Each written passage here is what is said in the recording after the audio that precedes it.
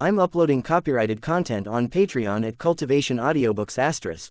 You can follow and request any novel you'd like. Please like, follow, and comment on the videos of this YouTube channel. It's free for you and a great motivation for me. Chapter 333.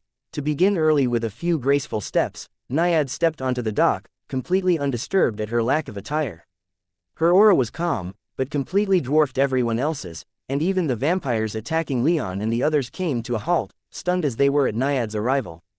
As she approached Elise, Alex, Valeria, and Asia, the four ladies quickly switched their attention away from the vampires and brandished their weapons at Naiad, but the river nymph queen couldn't have cared less, and walked right past them doing nothing but releasing her aura. With Naiad's mountainous aura pressing down upon Elise and the others, none of them could so much as move, let alone stop Naiad from strolling past them like they weren't even there. When she finally came close to Leon, she whispered into his mind, "You seem to find a great many ways to get into trouble, boy." Leon fought the urge to flinch, but he had no response for her. He was now caught between three extraordinarily powerful vampires who had been pushing him, Emily, and Jordan back with seeming ease, and a river nymph queen whom he considered a potential enemy. His heart felt like it was beating a million times a minute from panic, his eyes were wildly shifting between Naiad and the vampire he'd been fighting, and worst of all, most of the people he cared even a little bit about were still in danger. "Who are you?" Emily asked, asking the question everyone, including the vampires, wanted to ask. She would have been more demanding, but she couldn't identify Naiad's power, so she decided to err on the side of caution and temper her tone. Naiad briefly smiled at Emily but didn't respond. Instead, her next question was directed at Leon, and since she was speaking directly into his mind, none of the others could hear what she was saying. Needless to say, there was quite a bit of confusion running through their minds. "Are these creatures your enemies?" Naiad asked, tilting her head vaguely in the direction of the vampires. Finally finding his tongue, Leon replied, "Of course they are. Attempted murder is not usually the pastime of good acquaintances. Don't get uppity with me, I don't know how your society works." Naiad shot back with a mischievous glare. "In that respect, I'd say that it always pays to confirm with those you know about who any potential enemies might be." With that, Naiad snapped her fingers and the river resonated with the sound. Clearly, she was working some kind of magic, but no one knew what it was, especially since she hadn't spoken any of her thoughts aloud. Everyone reasonably assumed due to Leon's spoken part of their conversation that Naiad wasn't planning anything good for the vampires, and said vampires quickly assumed more defensive postures and backed away a few steps from the river. No one took advantage of this, though. They were too busy watching Naiad with increasing worry as they waited for whatever she was doing to come to fruition. They didn't have to wait long. Second later, the river far away from the shore rose like there was something unspeakably massive swimming through it, and it was rapidly approaching Leon and Elise's private dock. If anyone cared to look, they might have seen this raised water pushing past startled boats in the distance and a few nobles whose estates were also riverside and had come out to see what all was happening. But given their current circumstances, no one was so circumspect, and their attentions were focused almost completely on Naiad and whatever seemed to be approaching. As the mass of water approached the dock, it quickly took shape, splitting into a huge maw with 3 rows of vicious fangs that could swallow a one-man fishing boat whole, a reptilian head that had a pair of curved horns that were each as long as Leon was tall, and a long snake-like body that had a row of curved sword-like spikes running down its spine. "A river dragon?" Valeria rhetorically asked in abject shock. She was the only one able to talk with this monster made entirely of water bearing down upon them. In fact, it was distracting enough that no one even processed what she said. Even Leon struggled to maintain control over himself and fight the urge to run. Elise, Alex, and Asia all took hesitant steps backward, while Valeria, Emily, and Jordan readied themselves for battle just in case. Leon, however, turned to look at Naiad, and found that she had taken another couple of steps forward, and her face was now inches away from his own. She stared into his eyes and wore a smile of such abject pride and confidence that Leon managed to remain calm despite the incoming serpentine dragon. The dragon rose out of the water, glittering in the silver light of the rising moon, and floated in the air above the river. It glared at the 3 vampires and began to rapidly fly in their direction, its nearly 200-foot-long body slithering through the air like a snake. "Run!" the 7th-tier woman shouted in terror as the dragon quickly closed the distance. All 3 vampires ran, and being powerful mages, they could run extraordinarily quickly. However, they didn't even manage to get halfway back to the villa before the water dragon crashed down upon them, crushing them beneath its titanic weight. What was more, the water that made up the dragon's body invaded every opening it could find, flooding the bodies of the vampires and utterly ravaging their bodies from within. The water was so intense that even after mortal wounds had been inflicted, Aemon was unable to destroy them with demon fire and take their power for himself before they died and their contract with him broke. After the dragon hit the ground and its body returned to water, there was nothing left of the vampires except a few scattered entrails. All the rest was washed back into the river with the dragon's water after their bodies burst under the strain of Naiad's magic power. Silence descended upon the observers in the aftermath of the battle. There weren't any serious injuries that needed tending to, as even though Leon, Emily, and Jordan were on the losing end of the fight, they had still been wearing armor that protected them quite well. Consequently, everyone stared at the naked Naiad in a mixture of fear, gratitude, and uncertainty. Everyone was waiting for her to make her move. And yet, she just stared at Leon with an expectant look, and after a couple seconds he got very nervous and averted his gaze. He glanced around and noticed that it wasn't just the other 6 who were staring, many other nobles and fishermen in the distance were intently watching his property. A quick glance backward confirmed that his neighbors were doing likewise. "Let's get inside," he suddenly said. Leon's voice was enough for everyone to get moving, though all 7 kept a close eye on Naiad, and those who could kept releasing their magic senses to keep an eye on their surroundings in case there were any nasty surprises that they had yet to encounter. Leon also verified that Anzu was perfectly fine in his stable, though the poor griffin was still going a little crazy from anxiety and seemed to be trying to tear down the door and get outside. The villa had been completely trashed. Most of the furniture in the living room had been obliterated in the fight, and the doors had been lost in a mass of splinters on the ground. There were small fires here and there, though thankfully none of it was demon fire, and much of the northern wing of the villa had been left blackened and severely damaged. Since there wasn't much in the way of structural support enchantments, the damage to the walls and roof from the fires was enough that the roof was even starting to sag a bit, and the outside was littered with shattered red ceramic tiles that had been thrown off of it. There were no corpses, though. Aemon had taken his due with fire, and the vampires that had been killed in the villa were now naught but ash on the wind. Why the hells is it taking so long for the local legion to arrive? Alex bitterly complained when she noticed that, even after such a loud and flashy battle that had lasted for almost 10 minutes, the villa had received no official government attention so far.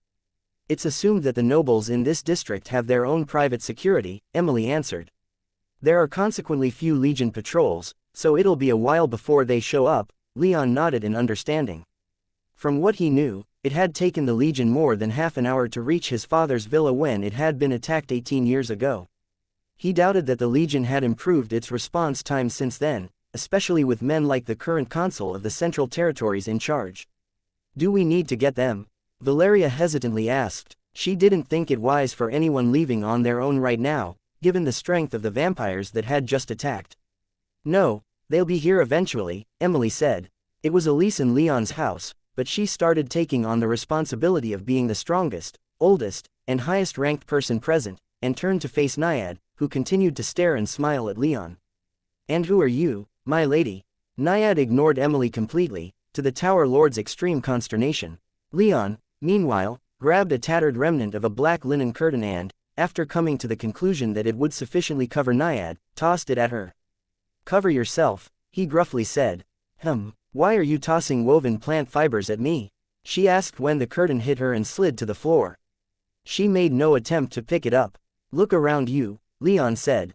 "One of us doesn't seem to belong, do we?" Naiad, perhaps for the first time, finally gave the others a proper look, but it took a few seconds for it to click that they were all wearing clothes or armor. Still, she didn't try to take the curtain and cover herself. Before she could respond, though, Elise asked, "Is she talking to you, Leon?"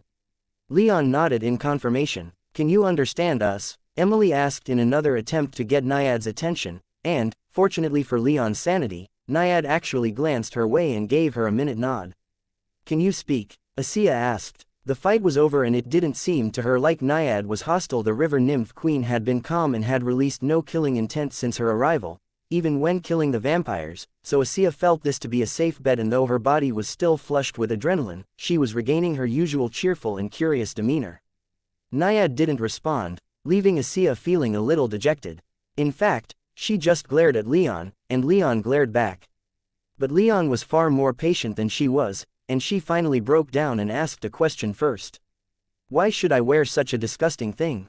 Naiad demanded to know. Because you're in human society now, and we wear clothes, Leon hissed back, missing the point. They wear such colorful and flattering things, Naiad said, waving her hand at the other ladies in the room, and you give me dead plants. It's that our animal skin. Leon retorted. Then the skin, Naiad said with an almost triumphant smile. Leon rolled his eyes, then asked the rest of the room, does anyone have anything of leather for this narcissistic princess? Emily, somewhat entertained with Leon's obvious consternation, summoned some clothes for Naiad that the river nymph queen found adequate, though they were a bit small in some places. Once Naiad was dressed in a simple black woolen sleeveless shirt and tight dark brown leather pants, Leon and Elise managed to scrounge together some chairs for everyone to use while they waited for the Legion to arrive. Leon worked slowly, though, knowing that he'd be facing a deluge of questions once he was finished. He even took a quick trip out to the stable to calm Anzu down, which, thankfully, wasn't too difficult. Anzu only had to see him to immediately calm down and stop tearing apart his stable. While he was out there, Elise came out to check on him. We can deal with our personal issues with her later, she quickly said without preamble, as they didn't have long to discuss this, but how should we explain to the legions who she is? All it will take is a single 6th-tier knight seeing her, which I think is quite likely, and it will be known that there is an astonishingly powerful woman here where an intense battle was just fought. No idea, Leon said. I suppose I could talk to Trajan about it, but I don't think we can keep this from spreading. Elise frowned, but she said, hopefully His Highness can help us out here, although, it's possible my mother might have something that can help. Should I ask her? That might be for the best, Leon answered, and the two went back inside. As soon as everyone took their seats, Xianxia, now fully recovered at least, so it seemed, asked Leon, so, how do you know this woman? And where did you meet her? How strong is she? What, please, that's enough, Emily said in a reprimanding tone. This woman saved our lives, the least we can do is to ask her directly, not go through Leon even if he has to translate or speak for her. The Tower Lord then turned to Naiad, who was now paying her a modicum of attention, and said, thank you for your assistance, we were in trouble there before you intervened. You didn't have to, and we are all grateful for that. Is there anything I can do to assist you in return? Naiad glanced at Emily and simply shook her head. It wasn't her that the river nymph queen had business with. Do you have a name? Elise asked, her expression hard and vaguely hostile, though she spoke in a polite and welcoming tone. She sat right next to Leon, close enough that anyone with even passing knowledge of human culture would understand as being too close for them to be just friends. Elise had a good idea of who this woman was, and she wanted Naiad gone as soon as possible, despite what the nymph had just done. This wasn't lost on Naiad, and she gave Elise a genuine smile and said to her, you need not fear me, girl. I only want what has been promised to me. I don't intend to steal anything or anyone from you. Elise frowned at the voice entering her head, but she wasn't entirely surprised, and it only made her glare even harder at Naiad. Hey, Leon, introductions, Xianxia practically shouted. Leon sighed a bit, seeing no way out of this.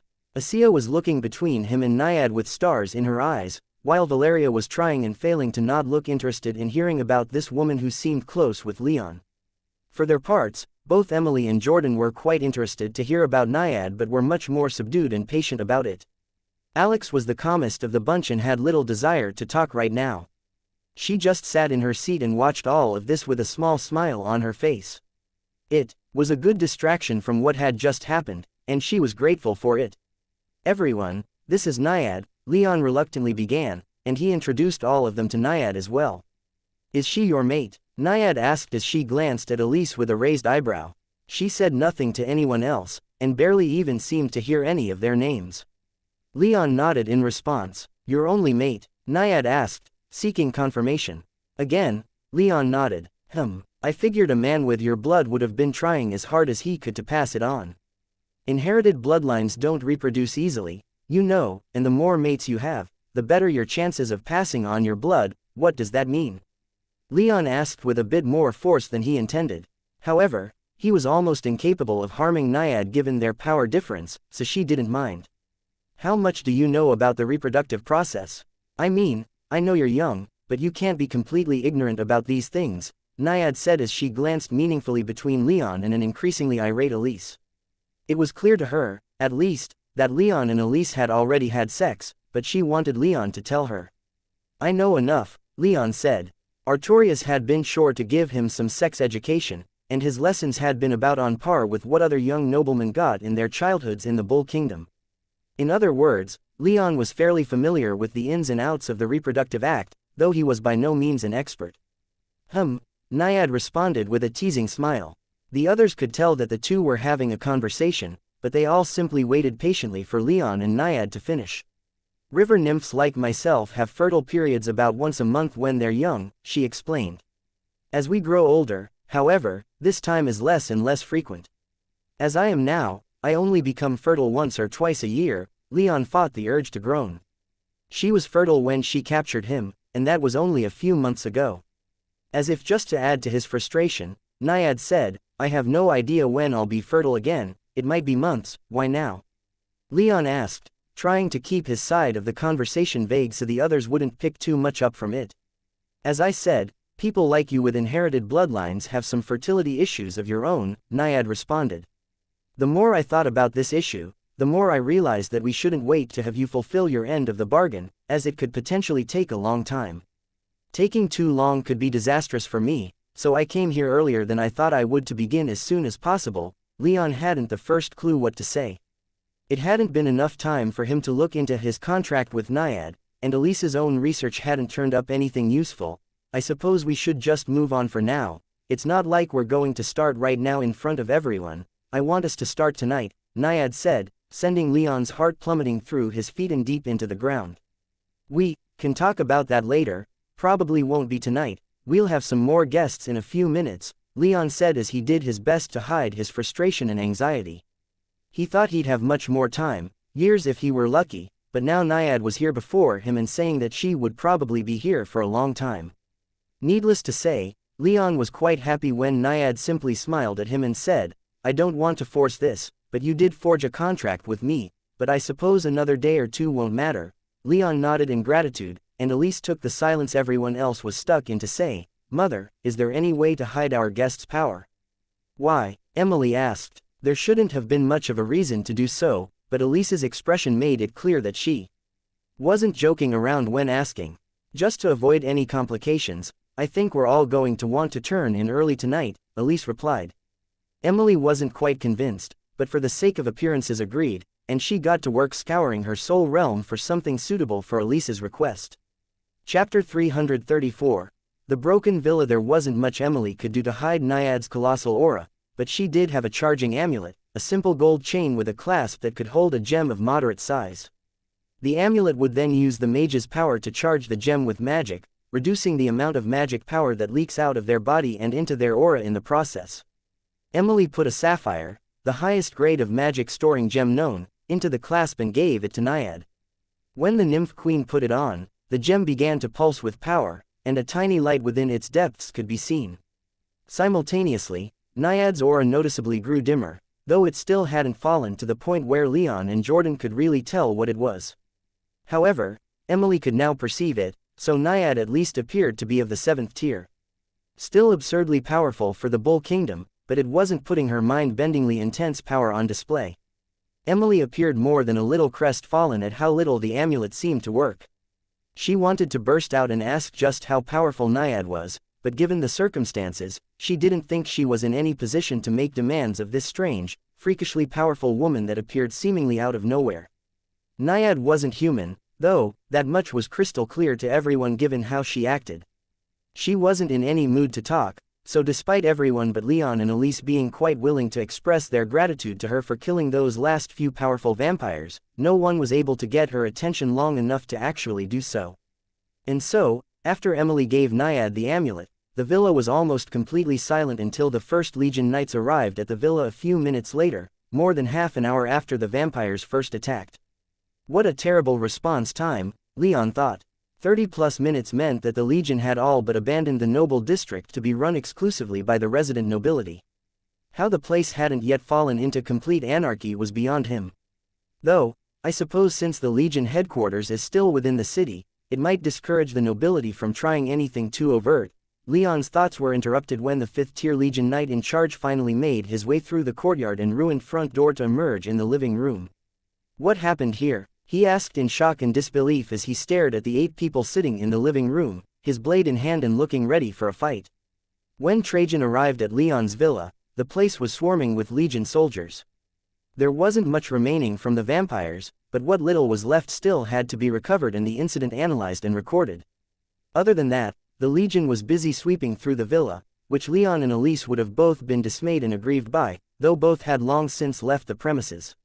Seeing the place being ransacked, Trajan had to clench his jaw not to immediately start shouting in anger, but the knights he had in tow weren't so controlled. Minerva and several of Trajan's other 5th and 6th tier knights went around ordering the Legion knights to stop.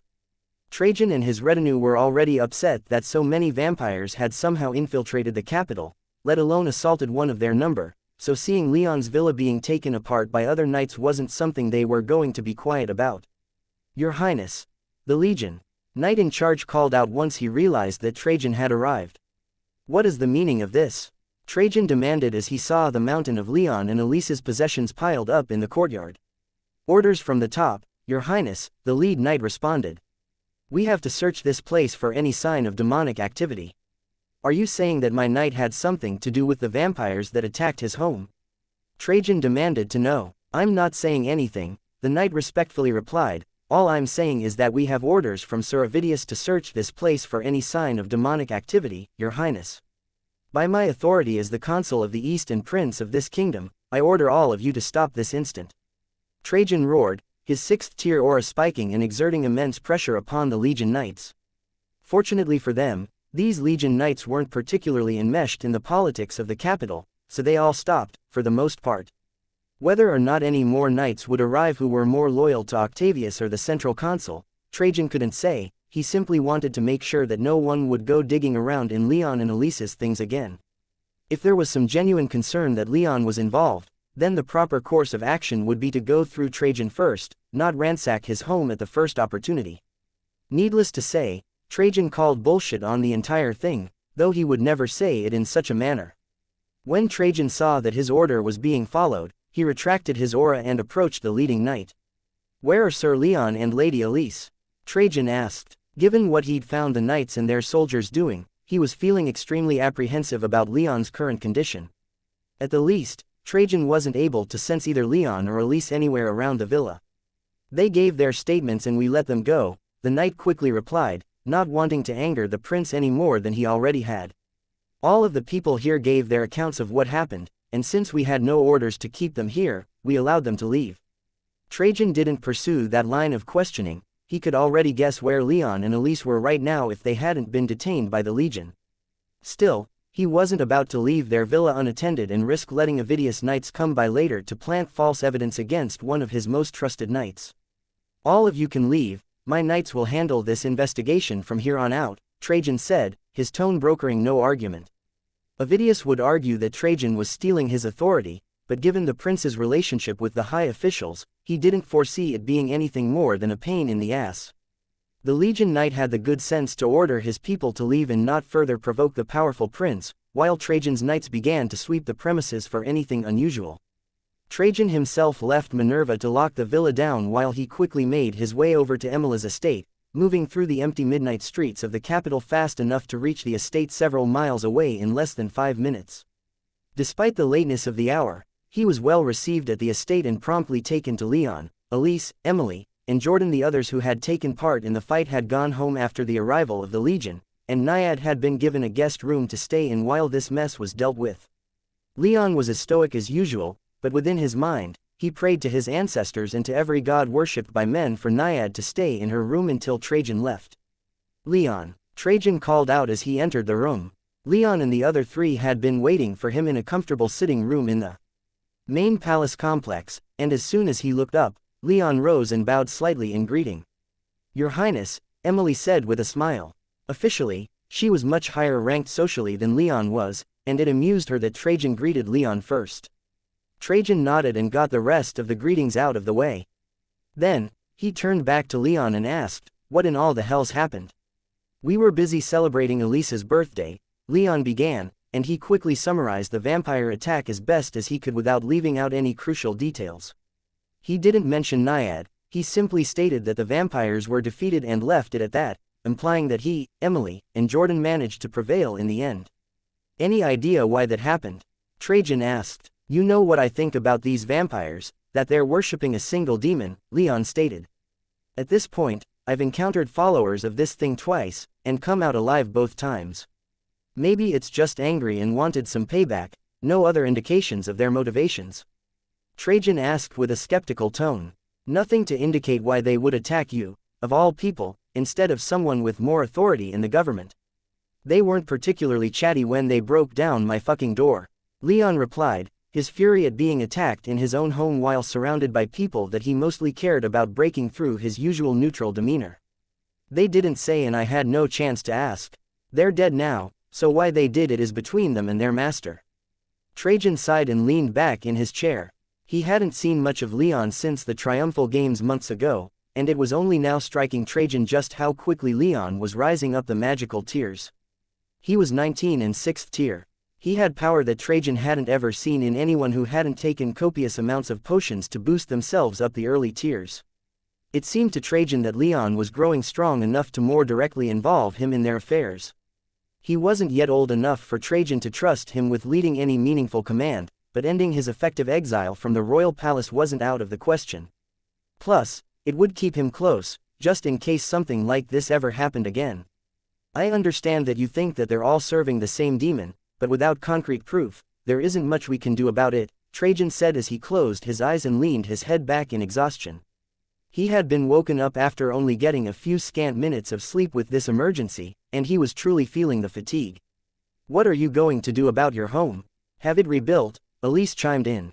It won't be too long, a few weeks at most. I also have a few ideas about the enchantments we can put up within it, Leon confidently stated. Gonna turn that place into a damned fortress. What about until then? Trajan asked. They can stay here, as they've been doing prior to this, Emily said.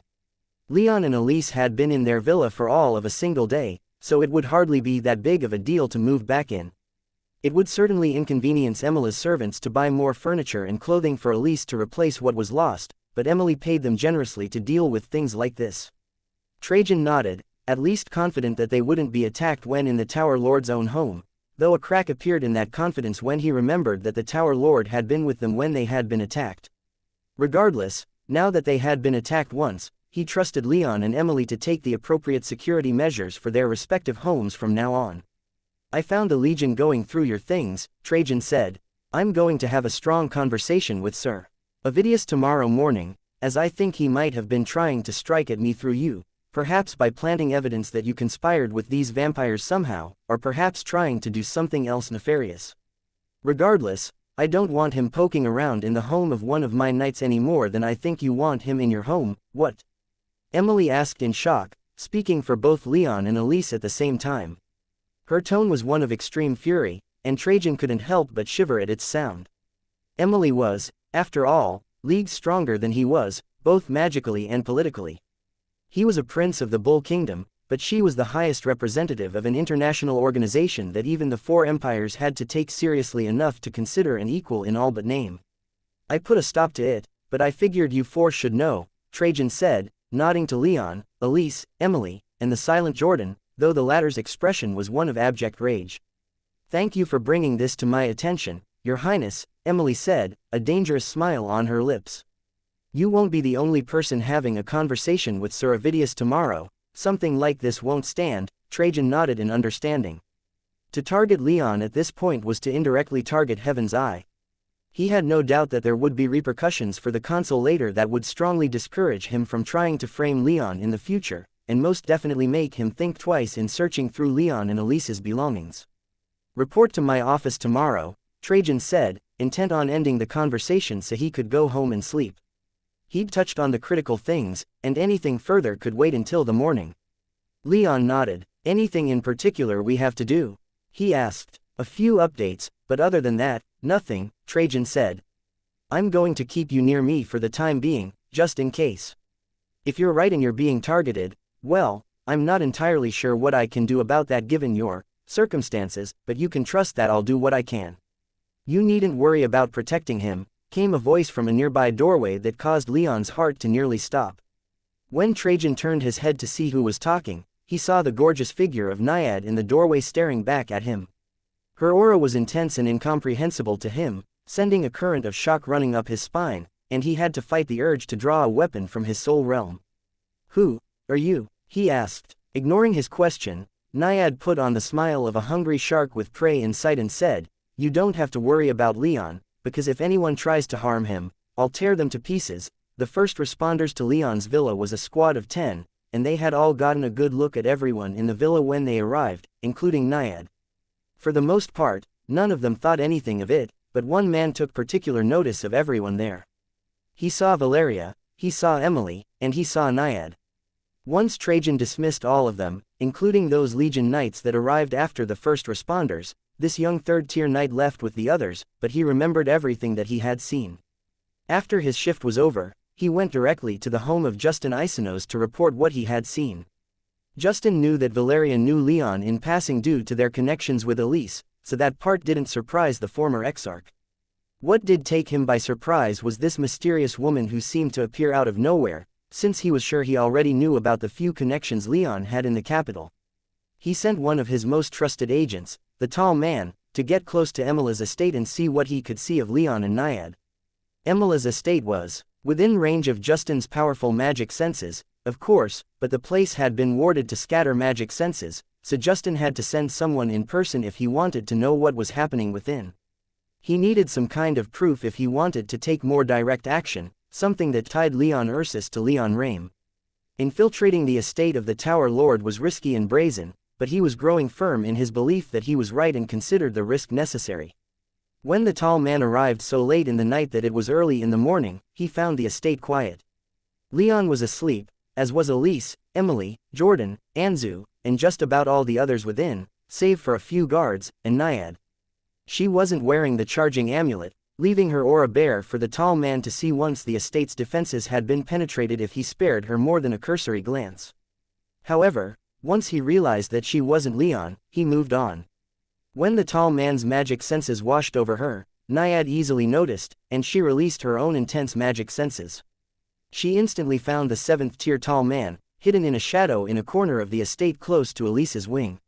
Naiad was in the main estate building, but once she started moving, she reached the tall man's location in a matter of seconds, only slowing as much as she needed to avoid ripping doors from their frames.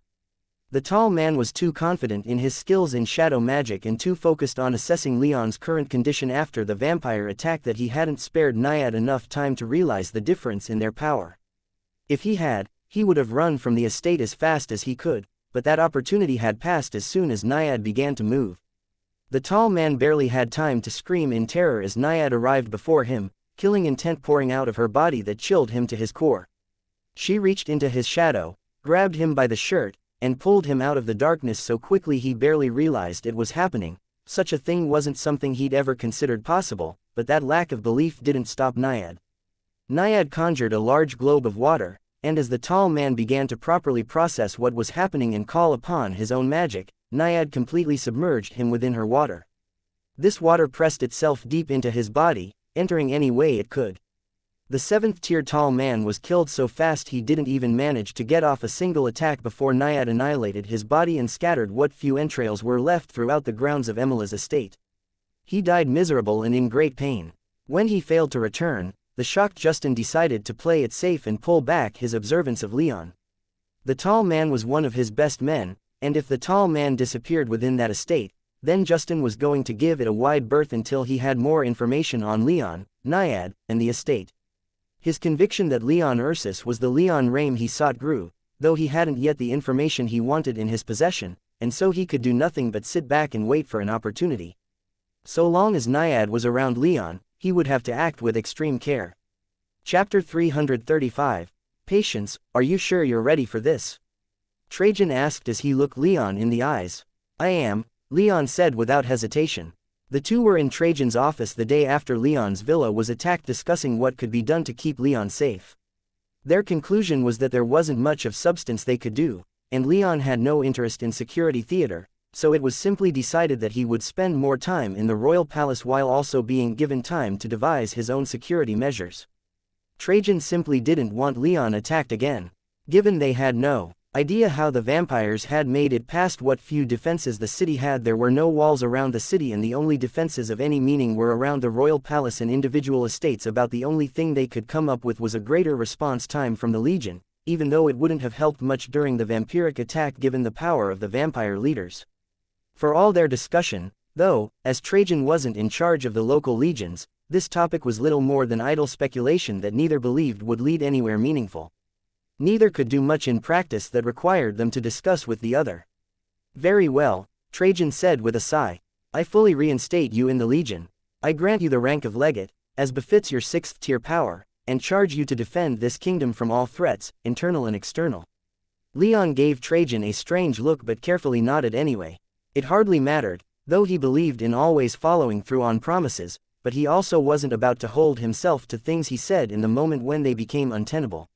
He wanted to live his life by ear, and not to tie himself down to a kingdom he cared little for, even if there were those whom he respected that cared for it a great deal.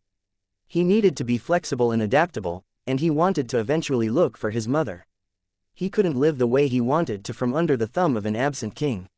Or maybe he just felt that way now because his words had backed him into a corner with Naiad, he couldn't say. All of these things crossed his mind as he slowly nodded to Trajan. Leon said no more, and Trajan, realizing that that was as good a pledge of loyalty as he was going to get from Leon, sighed again.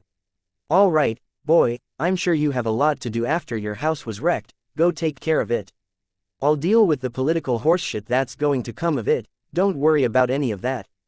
"Thank you, Trajan," Leon whispered, and he departed from the office, sparing only the time to give the prince one short bow after reaching the door. He considered himself lucky that Trajan hadn't asked much about Naiad. The only information that Trajan knew about her was that she was an incredibly powerful mage, who was now in Leon's corner, and Leon had expected some kind of interrogation on Trajan's part into who Naiad was. But the prince reined his curiosity, trusting in Leon's judgment and feeling some comfort in knowing that someone of Naiad's power was near the younger man and that she was clearly willing to use that power in his defense. Of course, the prince fully expected more information on her in time, but for now, with all the political instability in the capital that demanded his attention, he was willing to indulge Leon's natural tendency towards secrecy for a little while. With that over, there was nothing more that Leon wanted to do than to go back to Emila's estate and get to the real work he wanted to do. Just the day before, he had been planning on meeting with Anzu's Heaven's Eye Beastmaster and begin Anzu's war beast training. Now that his home had been attacked, though, he had other priorities. Heaven's Eye was going to have the villa completely rebuilt in a week, and probably more than that besides, so Leon had 7 days to come up with the defensive wards he wanted. Already, he knew that there would be walls put around the entire villa and its property, so Leon wanted mostly the same enchantments within them that prevented people from jumping over them, plus more than a few earth enchantments to prevent any future attackers from simply knocking the walls down or tunneling beneath. There were also alarms, weak magic fields to disrupt invisibility, and a whole host of others. Besides those, he could let the Heaven's Eye people handle. His concern was the gate and the villa itself. While studying the magical arts of House Rame, he'd come across quite a few intriguing wards that he wanted to try, such as a series of lightning rods spread across the property that could strike interlopers with enough lightning to render them into a charred skeleton. He also knew of one that would do a similar thing to anyone trying to break down a door that he planned to put on the main gate. There was even one tantalizing enchantment with more offensive capabilities, that could hit someone from more than 100 feet off the property with a bolt of lightning. He didn't think Elise would go for most of the enchantments he had in mind given the infrastructure requirements would cut into her garden, but after being attacked in his new home, he still planned to transform the place into a fortress that could hold off an entire legion if need be. No one else save for him and Elise would have such unfettered access to his property after he was done. The more he thought about what he wanted, the more his mind turned to his and Artoria's compound in the northern vales and the obelisk that had stood in their courtyard. In that compound, he and Artoria's had been surrounded by ice wraiths, banshees, and other creatures of the forest that would have loved to turn them into a tasty meal. Leon had begun to have similar feelings of being surrounded by enemies, and he wanted his home complete as soon as possible. In the time it took Leon to think of all this, he had left the royal palace and returned to the streets of the capital. He didn't notice anything strange during the walk through the noble district, probably since there were so few people living within, but once he returned to the more populated western districts, he started to feel countless eyes upon him. As he glanced around, wondering just who it was that was staring at him with such intensity that he could feel it, he found that nearly half of the throngs of people in the streets around him were staring. These were relatively crowded streets, but not so much that Leon was lost in the crowd. He could easily be seen, and after his performance in the triumphal games, just about everyone in the city knew his name, and a great many even knew his face. Since he had barely left Emila's estate in the 2 months, and when he had taken a Heaven's Eye carriage, so he hadn't realized just how famous he was in the city. Along the entire walk back to the estate, he attracted stares and left excited whispering in his wake. By the time he made it back to Emila's estate, his heart was pounding from the anxiety of having just about every step he took observed by hundreds of people at a time. After Emila's servant let him in, he had to take a few seconds by the door to catch his breath and calm himself down. Unfortunately, at this moment, Naiad came strolling out from a nearby room. "You're back," she said into his mind with a wide smile on her face. "I am," Leon acknowledged as he did his best to spare Naiad only as much of his attention as was absolutely required. Disregarding Leon's curt attitude, Naiad approached him and said, "We should talk." "Yes, we should, but I'm not in a talking mood right now," Leon stated as he pushed past her to walk further into the estate. "I'm in a talking mood," Naiad said as she grabbed Leon's arm with a grip like steel. "We need to talk," she repeated. Leon fought the urge to glare and gave Naiad a proper look for the first time that day. Emily had a tailor stop by in the night with some clothes for the river nymph, so Naiad wasn't continuing to wear Emila's clothes. She was dressed in a simple outfit, a long-sleeved cotton shirt and leather pants, both monochrome blue with no embellishments. Leon guessed Naiad must have set aside her demands not to wear dead plants since he remembered her turning down the linen curtain the previous night. Though to be fair, it was a curtain, and he could understand her reluctance to wear it. Naiad's face was serious, no playfulness could be seen in her at all. Her lake blue eyes were narrow, and her mouth was turned into a slight frown. Gone from her bronze face was the hungry look that Leon had come to expect from his short encounters with her, and that unnerved him a little. What could be such an issue that someone as powerful as her is so solemn? Leon wondered, and he decided to take a chance and relax, allowing Naiad to steer him toward her guest rooms and away from the estate's servants. Once the door to her sitting room was closed and they were alone, Leon braced himself for whatever would come, expecting her to try and push him down, but instead, she carefully sat down in a nearby chair and said, "I killed a man last night. He infiltrated this estate, I found him and killed him. I guessed he was after you." Leon's eyes went wide with her first statement, and he only grew more agitated with the two following it. "What?" he almost shouted, barely managing to contain his voice. He wasn't sure if there were noise-canceling enchantments around guest rooms, but regardless, he felt it would still be a bit inappropriate. "Why is this the first I'm hearing about this? Have you told this to anyone else? Elise, Emily, did they know that you killed someone in their home?" "You're the first I've told," Naiad said, her serious expression finally dropping into a more normal smile. "I owe those other two nothing. You're the only person I have any obligation toward. Emily has given you clothes and a roof to sleep under," Leon said, his expression darkening. "More like clothes that I've been forced to wear and a bed I've been forced to sleep in," Naiad said. "I'm perfectly fine without either. There is a very nice-looking pond that I would have preferred to sleep in." "Whatever, sleep in the pond if you want," Leon said, resolving to speak with Elise and Emily about the intruder immediately after this conversation was over. "Who was this person you killed?" "I don't know, nor do I care," Naiad replied. "He had powerful darkness magic, though. He was hiding in a shadow when I saw him." "If he was hiding in a shadow, how did you kill him?" "Darkness mages are supposed to be intangible when in their shadows. Channel enough magic into your fingers and your fingers will reach them," Naiad said as she closed her eyes and smiled in pride, causing Leon to stare at her for a moment as he contemplated the simplicity of her answer and the experience of fighting the vampire Bran, who had seemed so untouchable in his shadows. "Nothing else you can tell me about this guy?" Leon asked, deciding moving was better for his sanity in the short run, though he was going to see if he could find a way to practice this shadow-grabbing technique. "He was a 7th-tier mage," Naiad said as she scrunched up her face in thought. "Was he a vampire?" Leon asked, his mind turning back to Bran, the last darkness mage he'd fought. No, he was human through and through, Naiad said.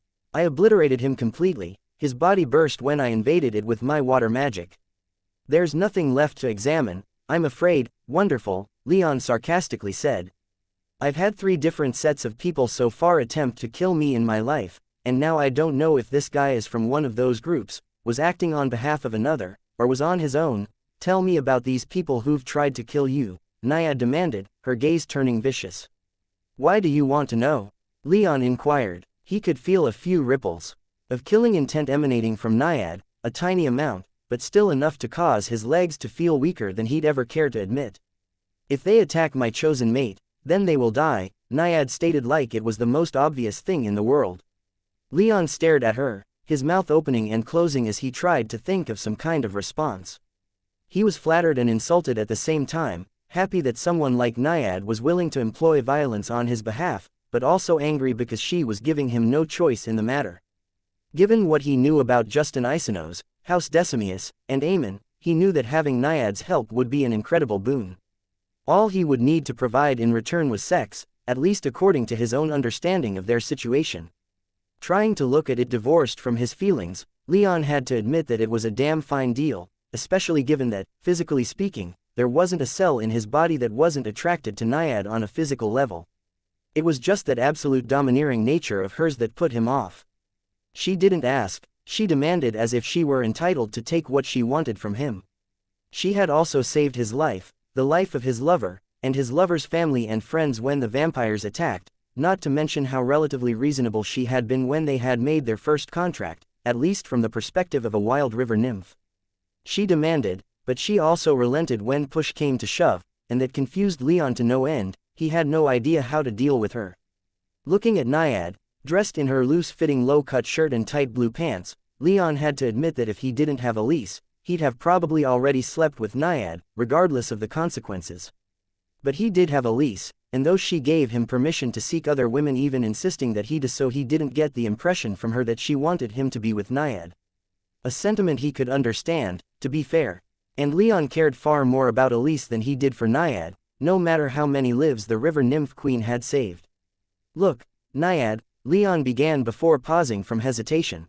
I suppose that I'm willing to fulfill our contract under specific circumstances, whatever those circumstances are. They don't matter in the light of our contract, Naiad said. She was a patient woman, for what a civilized human would call a monster, but Leon's constant refusal was trying that patience. In the wild, her kind would just take what they wanted and treated mating much less seriously than many humans did. In her mind, she had been nothing but reasonable with Leon. Now, the time to pay that debt had come due. He had sworn to give her a child at the moment of her choosing, and she had planted her magic upon his monoglyph as a result.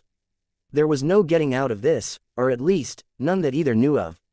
I get that you have the power to take what you want, Leon said as he slowly slid away from Naiad.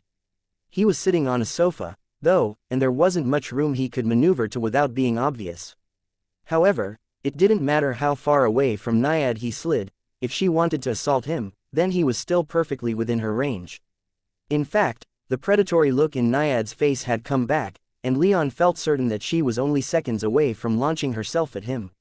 I have Elise, and I don't want to do anything that will harm her, Leon said, trying to continue, but he was interrupted by Naiad. It's just mating, your other mate isn't even here, there's no way this would harm her. It would if we're not up front with her, Leon said, calling upon his magic power as he felt the air around Naiad start to churn and writhe with magic power. I love her, and I can't betray her by having sex with someone without her. This gave Naiad some pause. She had started to lean forward, her hungry gaze slowly morphing into one of thought and contemplation. So, she quietly said within Leon's mind, you will stop resisting if your other mate participates. Yeah, that would be fine, Leon sputtered in surprise as he tried not to cringe his bones into dust from her phrasing. If he were to be honest, he didn't think he could handle Elise and Naiad at the same time, not that he had been intending to try, he just wanted this whole thing over and done with while incurring as little pain and mess as he could manage. And he hated with every fiber of his being that this was something that Elise now had to endure, as it was his mistake that brought this on. HMPH, Naiad said as she straightened up. Then I will speak with your first mate. Regardless of how this turns out, I will take my due. If I don't, then a Gorgon I will become, and that will not happen. Chapter 336. Elise in Naiad. Naiad was determined not to let Leon go, and her time was running out. She could feel her magic power slowing, which was why she had decided to call in Leon's side of the deal rather than wait. Normally, her magic power flowed through her body like a river, speeding up as she grew more and more powerful. However, she had noticed that that river of power had been slowing down for some time and only continued to decelerate at a faster rate as time went on. In other words, her water magic was starting to become more and more like slow, stone-like earth magic, indicating that her transformation from a river nymph into a Gorgon had begun. Right now, her skin was still smooth and flawless, without a single snake-like scale to be found, but that was only a matter of time, whether months or years, she couldn't know for certain. When Leon had been brought to her by her lesser nymph, it had been like she had seen a light at the end of the tunnel, a way out that didn't require her to expose herself to the world at large and run the risk of being killed for not being human, an all too common occurrence, given that lesser nymphs had the tendency to consider humans prey. When Leon had refrained from mating with her, though, it had taken her completely by surprise, and she ended up relenting to his human notions of love and sex rather than the wilder and far less consensual river nymph version. She set off from her underground cave a little over a week before arriving at Leon's villa, leaving her lesser nymphs to be taken in by other naiads she didn't intend to return for a long while. As she left her cave, she had the conviction to take her due, regardless of Leon's protestations, but she moved through several large human settlements on her way to the Bull Kingdom's capital, and she hadn't been able to stop herself from stopping to observe the people, to ascertain the truth of what Leon had claimed. At first, what she saw had infuriated her. She had followed a group of Legion Marines that had disembarked from a Legion warship in Armenium and gone to a brothel. Taking this as proof that Leon had lied to her about humanity needing time and trust to mate, she grew so angry that the water around her roiled and churned and capsized half a dozen small fishing boats in her vicinity. She left Armenium furious, intending to push Leon down, take what she felt was hers, and kill anyone in her way. She would stay as long as Leon failed to impregnate her, continuing until the deed was done and she no longer had to fear turning into a Gorgon. However, as she sped through the Gulf of Discord at a blistering speed, her anger cooled, and reason returned to her. She had only witnessed a single instance of human mating outside of when her lesser river nymphs would mate with Talfar fishermen, and she decided to see if she could see more. Just for educational purposes. It wasn't because she was simply curious about sex, that wasn't it at all. At least, that was what she told herself.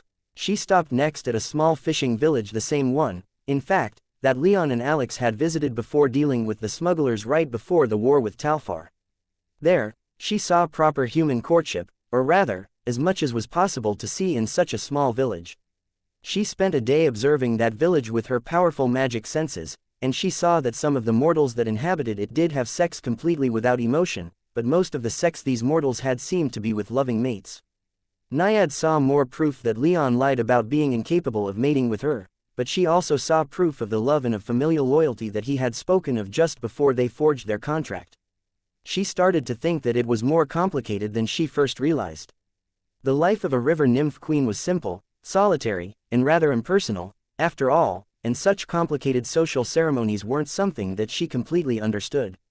Still, Naiad was more than intelligent enough to realize that maybe Leon wasn't lying to her about human mating rituals after all. By the time she emerged from the Naga River by Leon's home, concealing her own presence along the way so that Leon wouldn't be able to use their connection and know that she was coming closer, she had resolved to wait as long as Leon needed, though she wasn't going to leave him alone during that time. Throughout her journey from the western regions of Talfar to the center of the Bull Kingdom, though, not once was she tempted to simply write Leon off and mate with someone else more easily tempted. She was a Naiad, and after seeing Leon's power, no other partner could compare. She was determined to give her daughters Leon's lightning, and there would be no settling for men with lesser, more human blood.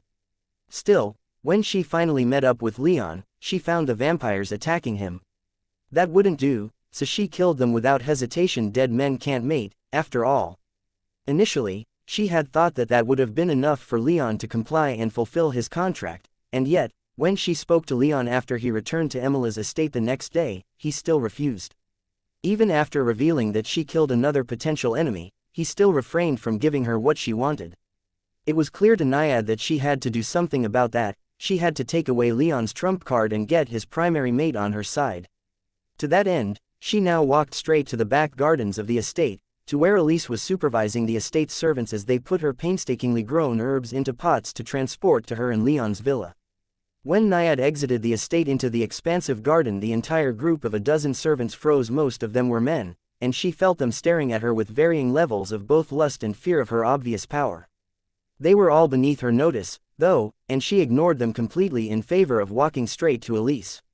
For her part, Elise rolled her eyes and barely managed to conceal a scowl upon Naiad's arrival and ordered the workers to get back to it. The order was hardly followed to the letter, as it was clear that many eyes were still following Naiad as she walked over to Elise, though for the most part the two ladies were left alone. "Let's talk," Naiad said into Elise's mind.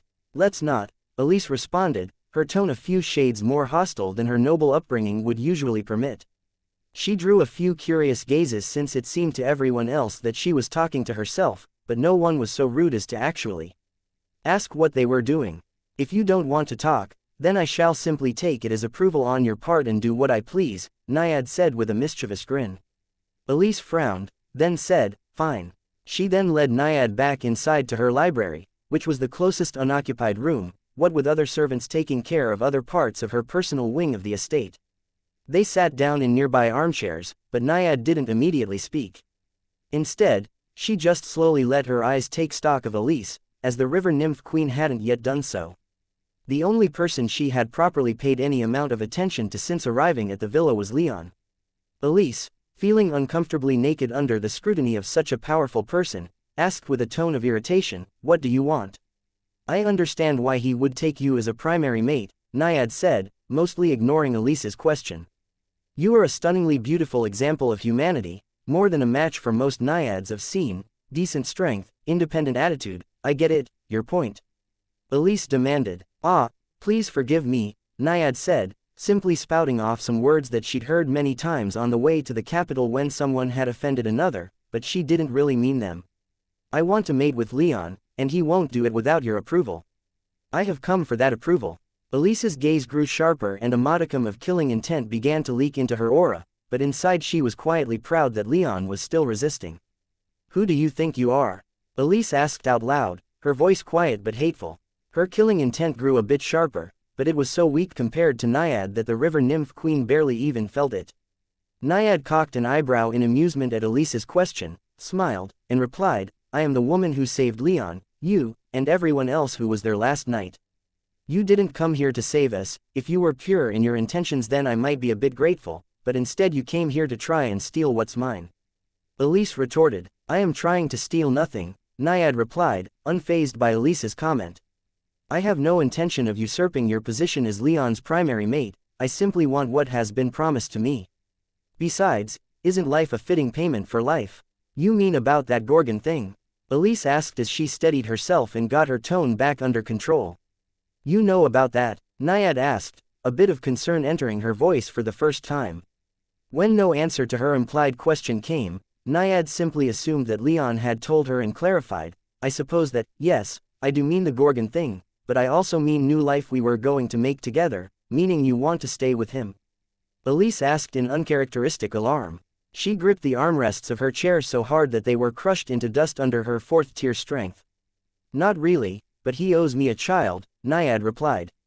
"As I said, I have no desire to supplant your position, just that Leon gives me the life that he owes. I don't mind if you join us while that happens, too. While I'm here, I'd even help you two defend yourselves from interlopers, and given what I've seen so far, you two need the help, why him?" Elise asked in a commanding tone, quickly calming her alarm. "You could have anyone, so why him?" "You could have anyone, too," Naiad shot back. "Why do you like him?" Elise stared at Naiad, not intending to reply. "Whatever," Naiad said. She hadn't expected a reply, but gave Elise the opportunity to, anyway. "I suspect that whatever might have initially attracted you to him was the same that piqued my interest. That powerful blood, I can't help but want that blood for my own daughters, and there is no other blood that I have seen that can compare." "So, you don't love him?" Elise asked with mild disapproval, ignoring the bit about Leon's blood. "You insist upon him so much that it seems like infatuation to me." "Ha ha ha," Love, Naiad thought with more than a bit of scorn. There wasn't room for love in the wild, and she had never once considered the possibility of falling in love with someone. However, she was passingly familiar with the concept from stories from her own mother and from her weeks spent observing the citizens of the Bull Kingdom on the way to the capital. Love is a strange thing to me, and I'm not sure if I even know what it is. That being said, judging from what I do know about the concept, I can say with reasonable certainty that, no, I don't love Leon. His blood, however, is something that I can't, under any circumstances, pass up. As she said this, Naiad smiled and sat back, as if she were proud of what she had just said. It was true that she thought about Leon a lot since he had first been delivered to her, but occupying her thoughts wasn't the same as love.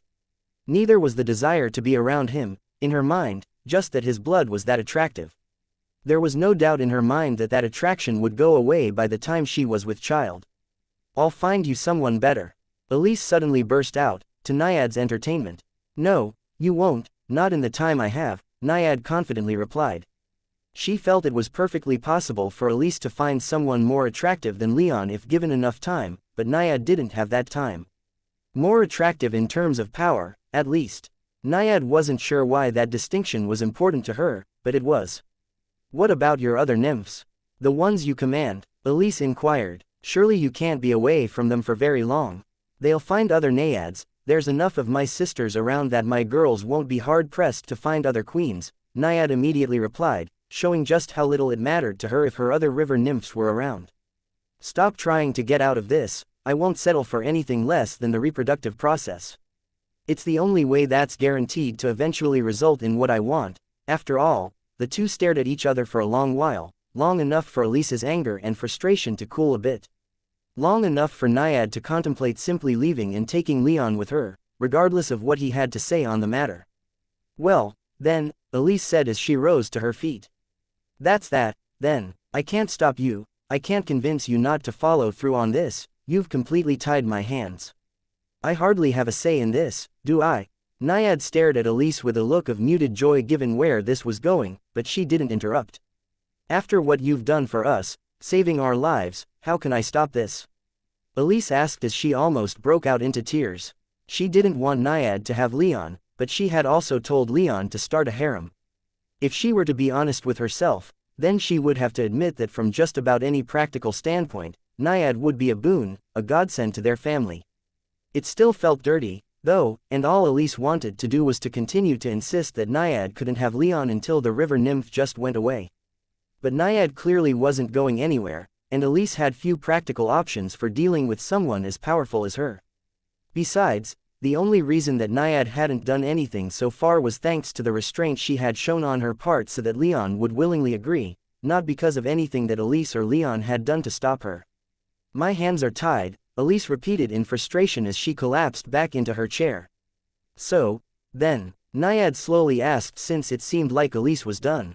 Do what you will, Elise bitterly said as she stared the river nymph in the eye. So long as Leon doesn't object, then you have my permi. As Elise said this, Naiad's face lit up in unabashed joy as the final obstacle between her and Leon cleared away. She interrupted Elise's statement by springing to her feet, grabbing Elise by the hand, and dragging the surprised young woman out of the room. What are you doing? Elise demanded to know. It's only appropriate for the principal mate to go first when the harem leader takes another mate, isn't it?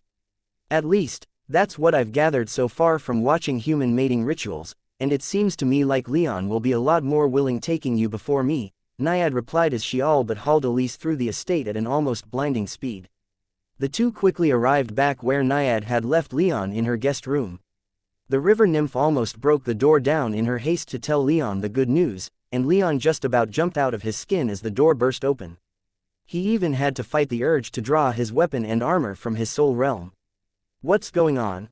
He asked in shock as he saw Elise just behind Naiad, her clothes in relative disarray and her long red hair a little messy from how she had been pulled through the halls. It's time, Naiad excitedly announced. Your first mate has assented, so it's time. Leon looked to his lady for confirmation, and Elise slowly nodded, but she wasn't quite able to meet his eye. That was it, then. If she had agreed, then there was little need to continue holding back. She had been his biggest reason for continuing to deny Naiad, and now she had seemingly acquiesced to Naiad's demands. He did his best to relax and mentally prepare himself for whatever came next. There would be no more arguments on his part. "We're doing this now," Naiad said as she used her other hand to take a hold of Leon's arm and impatiently dragged both him and Elise into her bedroom, her forcefulness somehow taking Leon completely by surprise despite how she had acted until now. Naiad immediately began to pull her clothes off her body as fast as she could, but Leon and Elise were far more bashful, far more nervous about this than the river nymph. Leon bought a little bit of time by closing the door that Naiad had left open, but that only gave him and Elise a few seconds to get comfortable with the situation. Elise closed her eyes for a few moments, took a couple of deep breaths, then stripped down, with Leon not far behind her. She then laid down on the bed, putting her well-endowed and finely toned figure on display for Leon and Naiad, a slightly strained smile on her lips wordlessly inviting Leon to take the lead as Naiad watched in muted fascination. The river nymph queen had assured Elise that she wasn't trying to take Leon away from Elise, and this was her opportunity to prove it. So, she lay down next to Elise without a stitch of clothing on and watched as Leon approached the side of the bed. Once he took off the rest of his clothes, Leon hesitated. He could feel Naiad's eyes roaming up and down his body, and it was a bit difficult to get into the swing of things when under such close observation. But, when he focused on Elise, everything seemed to drift away. His anxiety disappeared in the green of his lover's eyes, and when Elise held out her hands to him, Leon took the last step and joined the other two on the bed. Chapter 337. Current situation. Months after making his contract with Naiad, Leon began to fulfill it. Naiad had finally convinced him to have sex with her, and it only took having Elise there as well. Of course, this meant that Leon started first with Elise, which Naiad could understand as she was his first mate. Still, she couldn't help but feel a bit of impatience since her sanity and continued existence as a river nymph was on the line. So, for the first few minutes, Naiad simply laid on the bed, watching Leon and Elise do their thing. They were a bit bashful at first, with little more than kissing and some light touching since Naiad was watching so intently, but eventually, they started to ignore her and go after each other much more vigorously. Some of their moves even made Naiad feel a bit embarrassed despite her own readiness to mate, but not once did she look away. After bringing Elise to climax, Leon turned to Naiad. She braced herself for what was to come, expecting that she would be joining with Leon with the same intensity as he had when he made love to Elise, but with Naiad, Leon took things a bit slower.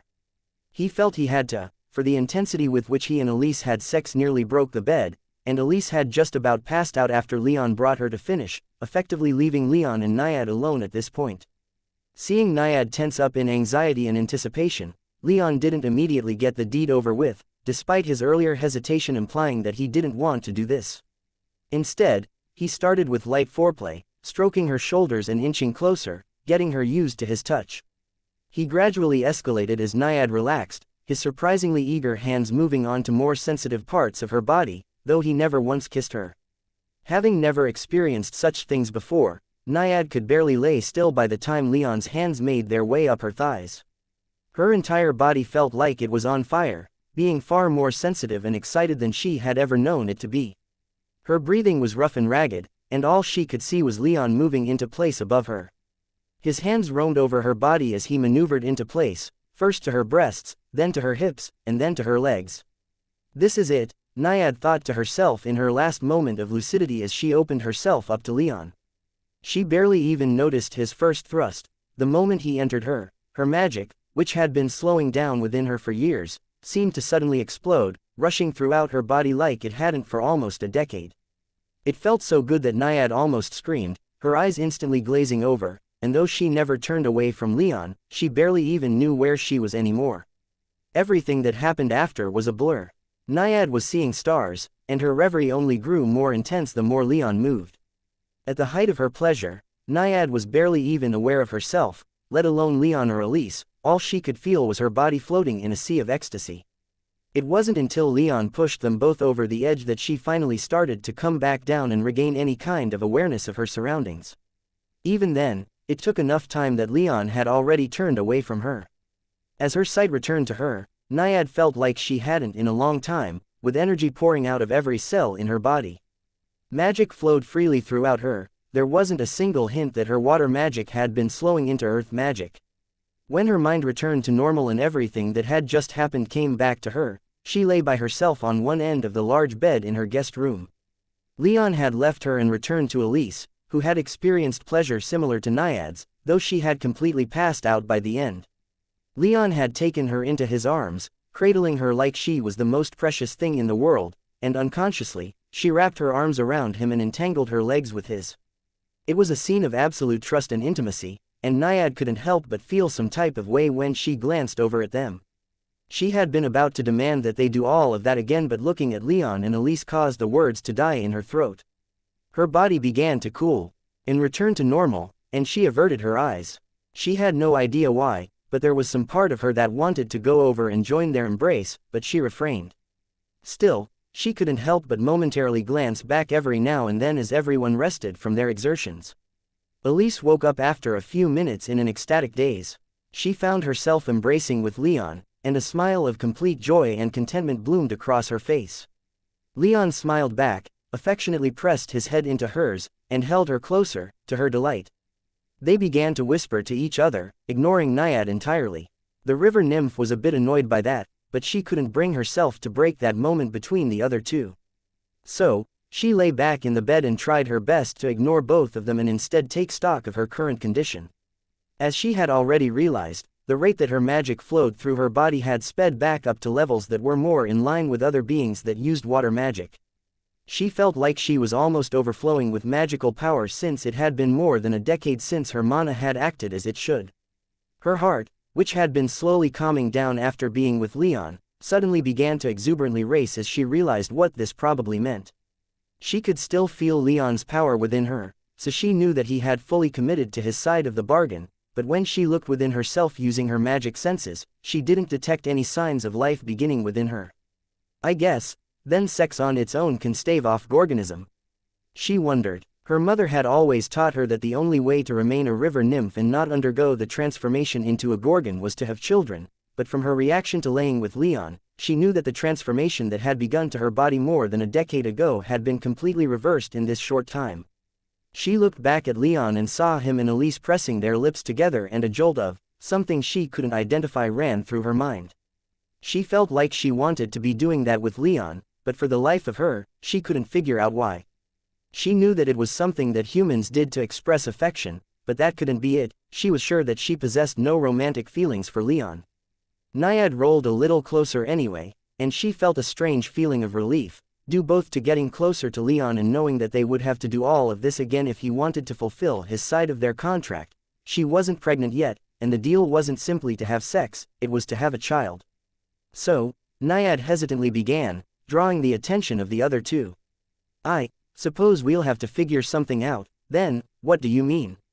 Elise asked with slightly less hostility than usual. The deed had been done and doing it a second time wouldn't be as bad, at least in her mind.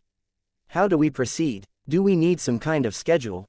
Naiad asked, eliciting strange looks from both Leon and Elise.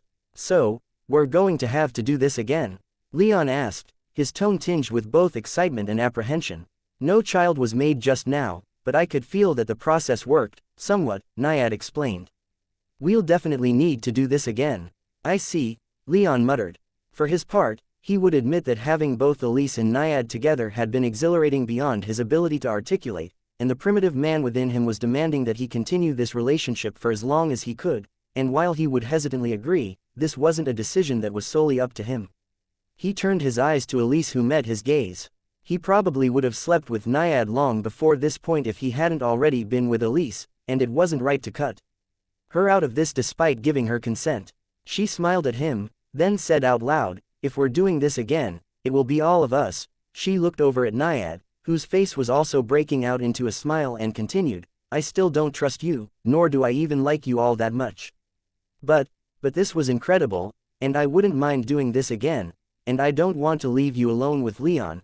Cutting Elise's ramblings off, Leon said, I think we would all like this to continue, at least for the time being. No. The two ladies nodded at him, though Elise's was far more hesitant than Naiad's. Good, Leon said, and he looked back at Naiad. I would like to, as well. I'm not entirely sure what everyone wants from this, or how this will end up, but I would like to continue. See what happens. Naiad wants a kid, though, so we know what she wants out of this, Elise said. This'll be temporary. I think, you're going to leave once you get what you want, aren't you? Elise's brilliant green eyes bored holes into Naiad, and Elise was smiling with the certainty that Leon was hers and that his and Naiad's relationship was only temporary. An ephemeral thing that she could enjoy for what it was for as long as it would last.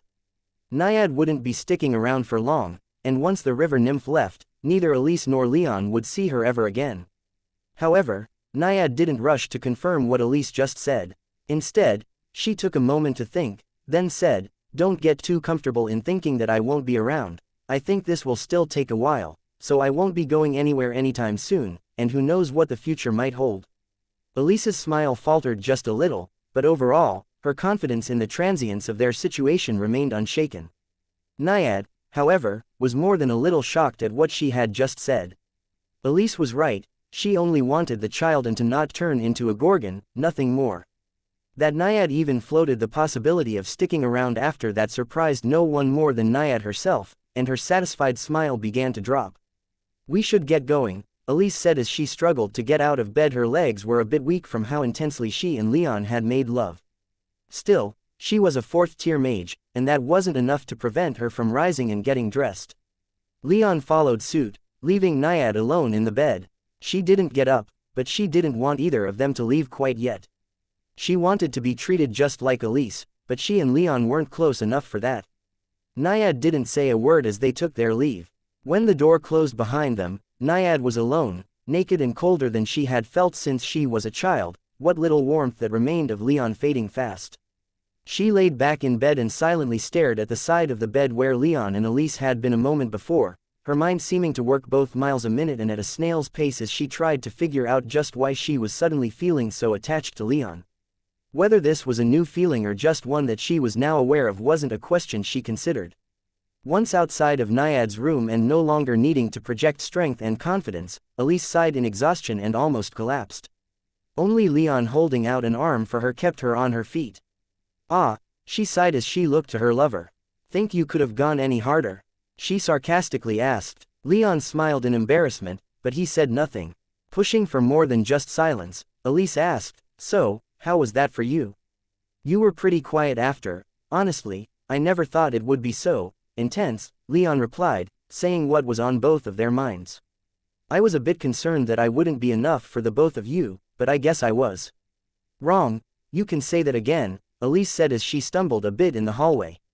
Fortunately, it was early in the afternoon and most of the work that the servants do in the estate was finished by noon, so there wasn't anyone around to see her in this state. "How long were we in there?" "An hour or two," Leon guessed. That both lost track of time came as no surprise to either. "I have to say, though, if every time is like that, then I'll find it much harder to object to her presence here," Elise stated. "Especially if she is going to add her power to ours, then what else is there to say? Is she starting to rub off on you?" Leon teasingly asked. He wouldn't insist that Naiad stay if given the option, but with Elise now openly expressing some acceptance, his own desires to not have the river nymph around were rapidly disappearing. "I still don't like her," Elise replied in a satisfied tone. Gone was her usual anger when it came to matters concerning the river nymph queen, leading Leon to doubt how truthful Elise was being. "However, I don't think either of us can deny that what just happened was amazing." "Got me there," Leon said, almost shrugging until he remembered that Elise was still using his arm to help herself walk through the halls. "So, what do you really want to do about this?"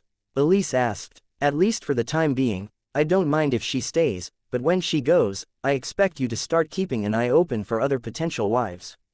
"Still going on about that, huh?" Leon asked as he averted his gaze and suppressed a smile. "Of course," Elise cried. "I can even help you get started." "Do you think I need that help?" Leon asked with a laugh. "Yes you do," Elise responded. "How about Valeria? What do you think about her?" "I, for a fact, know that she likes you, and I wouldn't mind if you got together with her." She trailed off at the end once she realized that Leon had stiffened when she brought up her silver-haired friend's name, and at first, she thought that it meant that Leon did like her. However, when she glanced at Leon's face, it was one of stony rejection. "She's a fine woman," Leon neutrally said. "I'm sure she'll make someone very happy, someday. Just won't be me." "Oh," Elise muttered. She filed it away for later, as there seemed to be something that Leon wasn't telling her. However, Valeria was one of her closest friends, and she wasn't about to give up on Val becoming her sister-in-law just yet. Once they reached Elise's wing of the estate, Leon helped Elise back to bed where the latter collapsed. Leon wasn't in such a shape, so he returned to work on the defensive wards he planned to add to their villa. Neither realized that the entire way back, Naiad had watched them with her magic senses, a tight, unfamiliar, and deeply uncomfortable welling in her chest. There was nothing wrong with her, physically, as she confirmed multiple times with her own magic senses, but still, seeing Leon and Elise just leave after everything the three had just done hurt far more than Naiad ever thought it would. Chapter 338, Foundations of the Mind Palace. After finally sleeping with Naiad and Elise, Leon spent quite a bit of time working on his defensive enchantments, but after a couple of hours, he had to call it quits. He packed up his things, left Elise's wing of the estate, and went straight to one of the estate's private meditation chambers. These rooms were small, dark, and warm. They weren't nearly big enough to properly practice magic in, but they were cozy and quiet.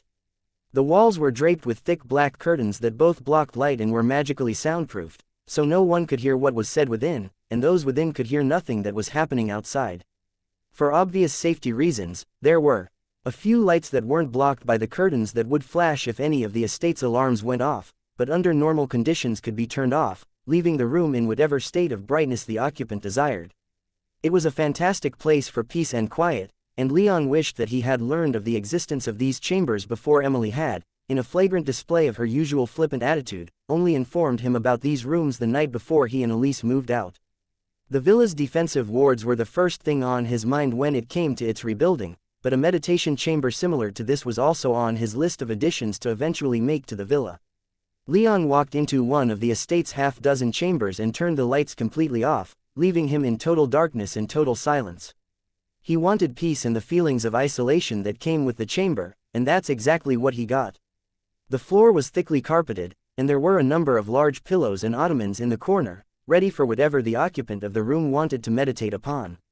Leon took one of the ottomans, placed it in the center of the room, and began to meditate upon it. For about 5 minutes, Leon enjoyed the quiet and the dark, and he took the opportunity to relax in anticipation of the work ahead of him. He cast himself into his soul realm, opening his eyes in his magic body upon the throne of black granite in his throne room. The place had changed in the weeks since he had first begun to work on it. His soul realm was as large as the invisible boundary of the mists of chaos, forming a sphere of open space around the island. His work after building a vault to store what he had absorbed into his soul realm had focused mostly on using these primordial mists to expand and build upon his island to fill in this open space. He had been thinking long and hard about what he wanted his mind palace to be, and his foundations were just about laid. The island had become a mountain, 1,000 feet tall, floating in the void of his soul realm. The island itself was half a mile in diameter, a little more than half of what his soul realm's diameter as a whole was. The mountain was bare, gray rock, an ugly sight, but it was just the beginning. At the top was a flat space for Leon's marble platform and throne. The dirt, grass, and red and white tiles that had once edged his island were still there, but now they had mostly been lost amongst the crags and boulders of the mountain. Still, Leon knew where the tiles, at least, were. He had a feeling that since they had been there when he had first entered his soul realm years ago when he awakened his blood, that there must be some significance to them, so he kept them around. But he didn't enter his soul realm to ponder the origins of the tiles, he wanted to finish up work on the mountain. However, as soon as he rose from his throne, he felt a pair of eyes upon him. About 50 feet down the mountain there were comfortably large steps cut into the mountain, allowing for easy, logical access from the top to the bottom. Was another platform where Zaffin had taken residence. The demon's burning yellow eyes stared at Leon, making the young mage feel like Zaffin was smiling at him. Leon jumped straight up, but he didn't return to the ground. He could fly in his soul realm as easily as he could walk, and it hadn't even taken much time to figure out. All he had to do was will himself to fly, and it didn't take that much willpower. In his soul realm, he was the lord and master of all he surveyed, and flight was hardly a taxing power within. However, it felt unsatisfying, more like the entire soul realm was moving around him than he was flying through it. His hair barely blew in the wind, his organs didn't shift with his acceleration, and his clothes didn't wave. Leon could fly around in his soul realm, but he barely even considered it flying. Now, If only he could replicate it outside of his soul realm, in a place where he could truly feel the wind in his hair and smell the outside, then he would be happy. But to do that, he'd need a greater mastery of wind magic than his pathetic skills could muster. Needless to say, Leon was intending to put in some time studying wind magic in the near future. Flying down to the demon's platform where Zaffin had been staring at him, Leon asked in an annoyed tone, "What seems to be so funny, demon?" "I see you've begun to build your harem," Zaffin said, his voice filled with pride and taking Leon by surprise at how mirthless it was. Zaffin was being serious. "Huh?" Leon asked in confusion. "Adding such a powerful woman to your harem was a wise choice. I'm glad you got over your hang-up and lay with her," the demon replied. "It's a fine first step on your road to becoming a great mage." "That's just the first step, to you?" Leon asked incredulously. "It wasn't any other achievement, it was sleeping with a woman who forced her way into my life and manipulated me into bed, that was my first step." "Yes," Zaffin answered without a trace of irony. However, before he could respond, a thunderous voice boomed from the throne further up the mountain. "Great deeds can rarely be accomplished alone, boy," the voice said, and when Leon turned to see the source, he was unsurprised to see the Thunderbird staring back at him while she was perched atop his throne in her bird form. What was surprising was hearing her voice out loud rather than in his head. Her beak wasn't moving, but her words were still audible and thunderously loud. However, finding people worthy of unconditional trust can be a great challenge. In that respect, family is irreplaceable. Adding a powerful being to your family regardless of how it is done will always be the best way to strengthen you and your people aside from gaining magical power, of course. And don't think too hard upon that. Manipulation, we all manipulate each other in one way or another. This woman was suffering, so hers was more blatant than most, but she's hardly the only person who's manipulated you into their bed. Is that why neither of you were particularly helpful when it came to dealing with her?" Leon sullenly asked. As pleasurable as it was to have sex with Naiad, Leon didn't love her, and he didn't think he was going to be asking Naiad for sex anytime soon. If she wanted to press the issue, then he'd comply, but he wasn't going out of his way for her. "Such notions of love are admirable," the Thunderbird said, knowing exactly what was going through Leon's head. "But practicality shouldn't be discarded. This Naiad woman is quite powerful, and if all it takes to keep her on your side is to mate with her, then it's hardly a taxing thing, and you need her strength if you want to survive long enough to rebuild the clan, and she can even help on that front." Leon rolled his eyes, but he didn't respond. He hardly thought he was about to win an argument against a pair of beings as ancient as the Thunderbird and Zaffin, let alone beings as strong as an ascended beast from the primal age and a lord of flame, so he changed the subject. "I was attacked by vampires again. I'd be willing to bet my shiny new left arm that it was Eamon again," Leon confidently wagered to Zaffin. His statement, though, caused the Thunderbird to cock her head in confusion and curiosity. She meant it when she told him that she didn't monitor every waking second of his, and she had no idea that he had lost an arm. "Were you?" Zaffin whispered. He had long since stopped watching Leon's daily life, as he had much more important things to focus on, like his own healing. Even the tempest that was kicked up in Leon's soul realm as he drew upon his stored magic power wasn't enough to pull the demon out of his healing days. Leon sleeping with Naiad, though, that Zaffin noticed. Figures, Leon cynically thought to himself. Eamon never waited around when it came to his enemies. When he saw an opportunity, he would strike, Zaffin said. "I believe it likely that he'll try again. He's had 80,000 years to infiltrate this plane and search for me. Now that he's found me, he won't stop until I am finally killed. Even more reason why you should do what you can to accept that woman," the Thunderbird added. "She'll be a great boon if you ever need to defend yourself against beings as distasteful as demons and vampires again." Zaffin momentarily glared at the Thunderbird, but he didn't say anything. He hadn't the ability to argue with the Thunderbird, so he refrained. "But there is a greater boon that you need to seek, that of power," the Thunderbird continued. "You use lightning and fire, but there are other magical elements that you must learn of, namely water and wind. I suppose those elements would be useful if I ever want to match your feats and control the weather," Leon said with a smile of great anticipation. He was greatly looking forward to learning as much about his clan's magic as he could. "You are aware of how lightning and fire mana is formed, but what about water and wind?" the Thunderbird inquired. "Not a clue," Leon responded.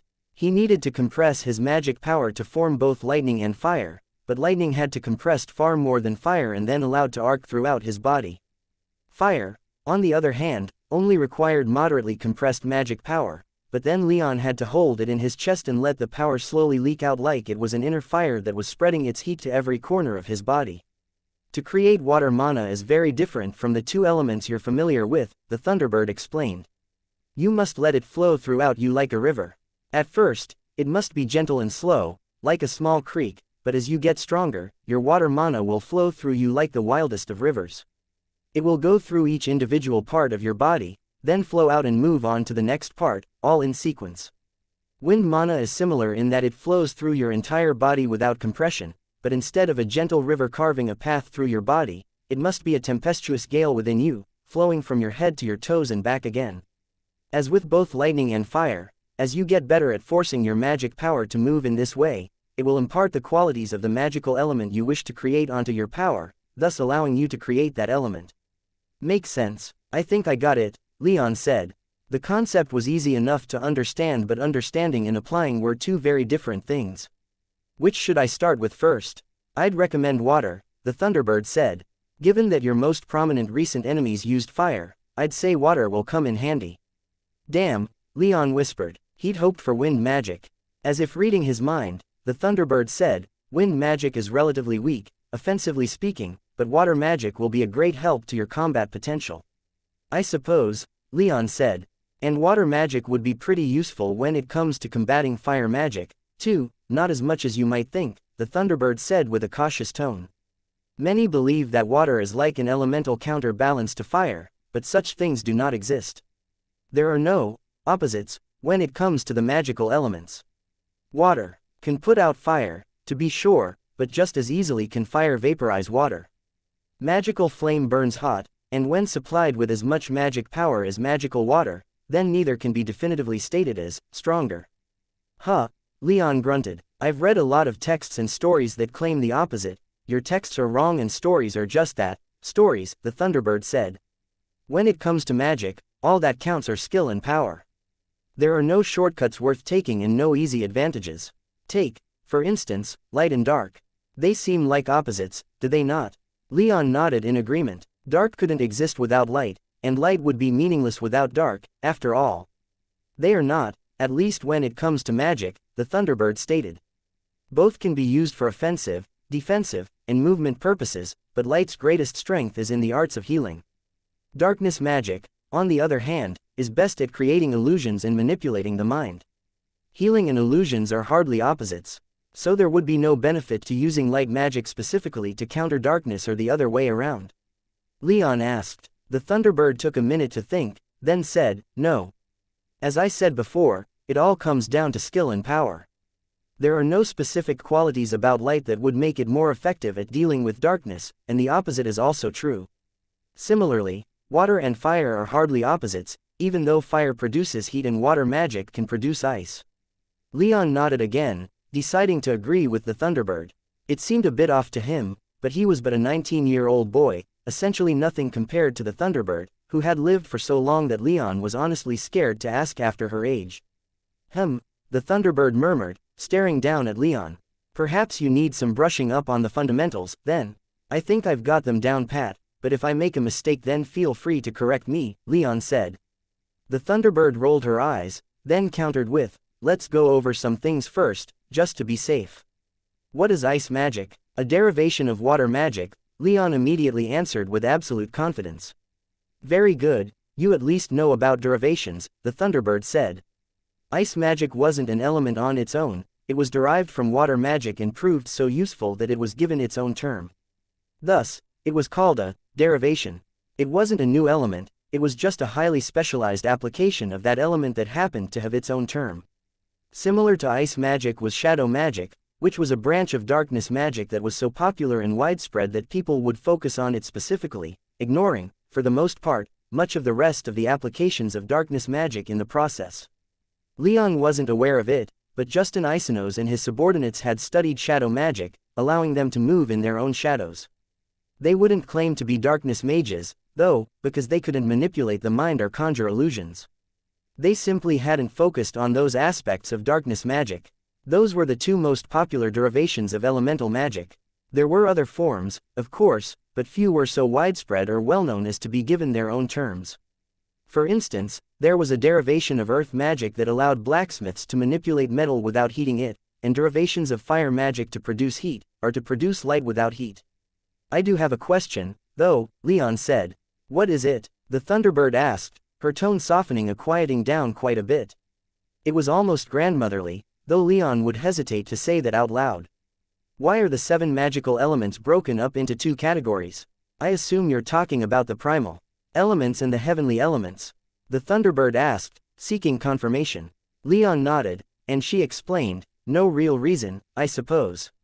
Light, darkness, and lightning can be combined to create spatial magic, so there's that, but ultimately I think it was just a lot of very important people with fragile egos who wanted to extol the virtues of their own chosen element to make them feel better about choosing that element to specialize in when they began their studies into the magical arts. Leon scowled a bit. He'd been hoping for something more esoteric or cool, but he supposed it wasn't the most unheard of thing. How about combined applications of magic? The Thunderbird asked. Enchantment-based, can't be done in the body, Leon muttered, still disappointed by the Thunderbird's answer to his question about classifications. A living being could only utilize a single element of magic at any one time. Someone like Leon who focuses on more than one could learn to alternate quite quickly, but he was still limited to lightning or fire, not both. The same, however, couldn't be said for enchantments. An enchantment, if properly made, could feature all 7 of the magical elements, or any combination thereof. Something like nature magic, which was a combination of water, earth, and light magic, fell into this category. It wasn't a kind of magic directly cast by a mage, it required a firm grasp on that school of enchanting to utilize. The spatial magic that the Thunderbird mentioned earlier, which combined darkness, light, and lightning would also be a combined application, requiring knowledge of enchantment to perform.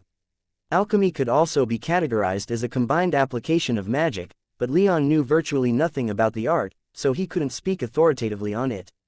The Thunderbird clicked her beak in mild approval.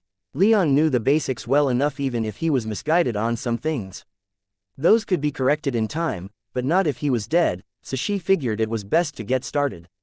Very well, you're not in school so we can end the quiz here. Thank the ancestors, Leon said, eager as he was to get to something new. Now then, water magic, the Thunderbird said, her lesson on water magic finally beginning. Chapter 339, Thoughts of Vengeance. Leon, Elise, and Naiad's lives returned to something that resembled normal in the weeks following the attack on the villa. Naiad didn't coerce them into sleeping with her again, but she refused to leave, so when Leon and Elise's villa was finished being rebuilt, she ended up moving in with them. Given how their villa had been destroyed, neither Leon nor Elise said much in protest. They had already had sex with Naiad, so it made little sense to reject her presence and accompanying protection now. For a few days, Leon and Elise took the time to get truly settled into their new home, with Elise making sure her garden of magical herbs and other plants was well maintained while Leon surveyed the work of the Heaven's Eye workmen, making sure that the defenses of the villa were properly made. He also made sure that the trees and bushes that encircled the property and blocked the villa from prying eyes didn't have any holes or weak points, and he was happy to find that everything was functioning as it should be. The lightning wards were up and running. Only a profoundly powerful mage would be able to breach their walls, and no one, regardless of power, would be able to sweep the villa with their magic senses from the outside, though those inside could still use their own magic senses to see outside, which was a feature that Leon didn't know existed, and he resolved to study this particular enchantment very closely. They were obviously a cut above the standard Legion camp enchantments. That prevented spies from without seeing what was within, and if Leon could find some way to make this enchantment portable, well, it's worth some study, Leon thought to himself. Leon and Elise were truly cut off from outside surveillance within the villa, and they enjoyed it to the fullest.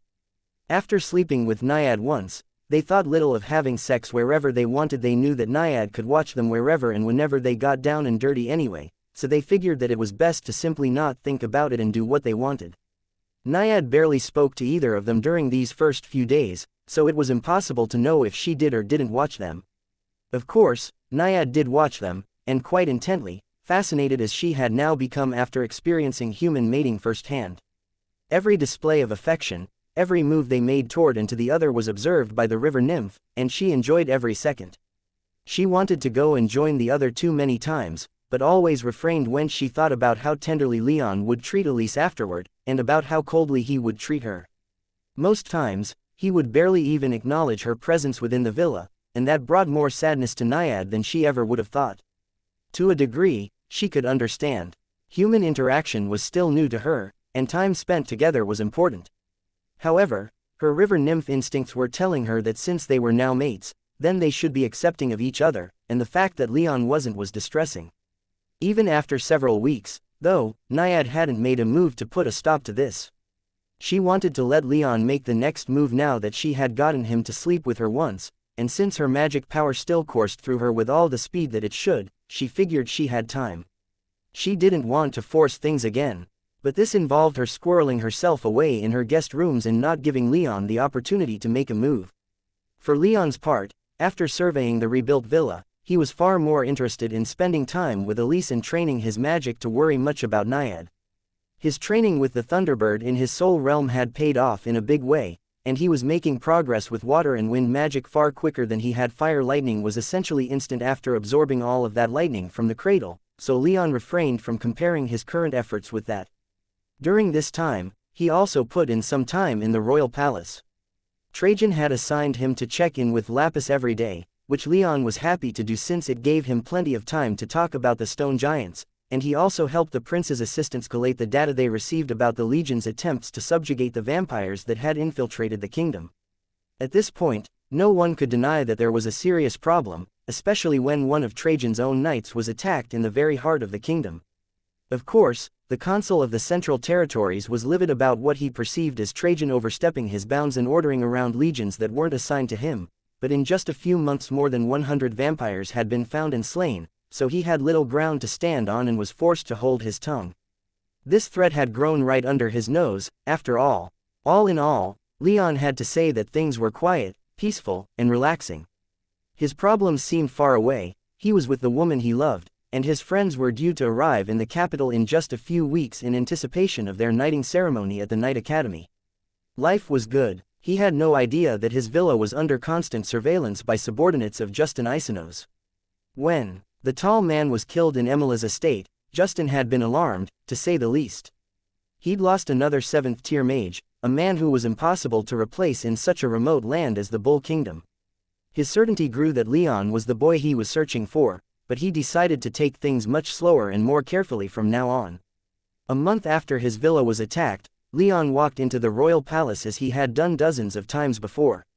He expected that the day would be the same as it had been for weeks, meeting with Trajan and discussing the vampire threat, meeting with Lapis for a few hours, then returning home and either training or studying runes.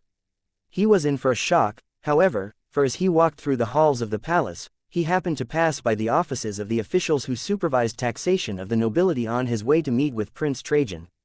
The hallway he took passed right through the atrium attached to the taxation offices, and when he glanced over at the front desk, he saw someone he hadn't thought about in more than a year, Tiberius Decimius.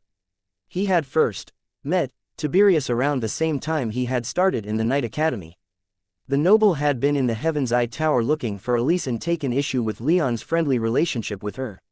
Afterward, Leon hadn't thought much about the young nobleman, but Tiberius went out of his way several times to antagonize Leon, culminating in a pair of his family's assassins attempting to murder Leon on a galley as he made his way north toward Fort 127 after entering his squireship. He had acquired his invisibility ring after defeating these assassins. After telling her about this, Elise had retaliated against Tiberius' family, essentially blacklisting them from all Heaven's Eye services that she was able to. Leon had never really followed up on that, but neither had he let go of his own personal desire for revenge against Tiberius. The nobleman didn't notice Leon, and Leon quickly continued down the hallway. He didn't wonder why Tiberius was waiting by the front desk to the tax offices. All he thought about was killing the man. The assassination attempt Leon might have been able to forgive, as it was only directed at him, but Tiberius had also harassed Elise, though that mercifully stopped after Elise blacklisted his family.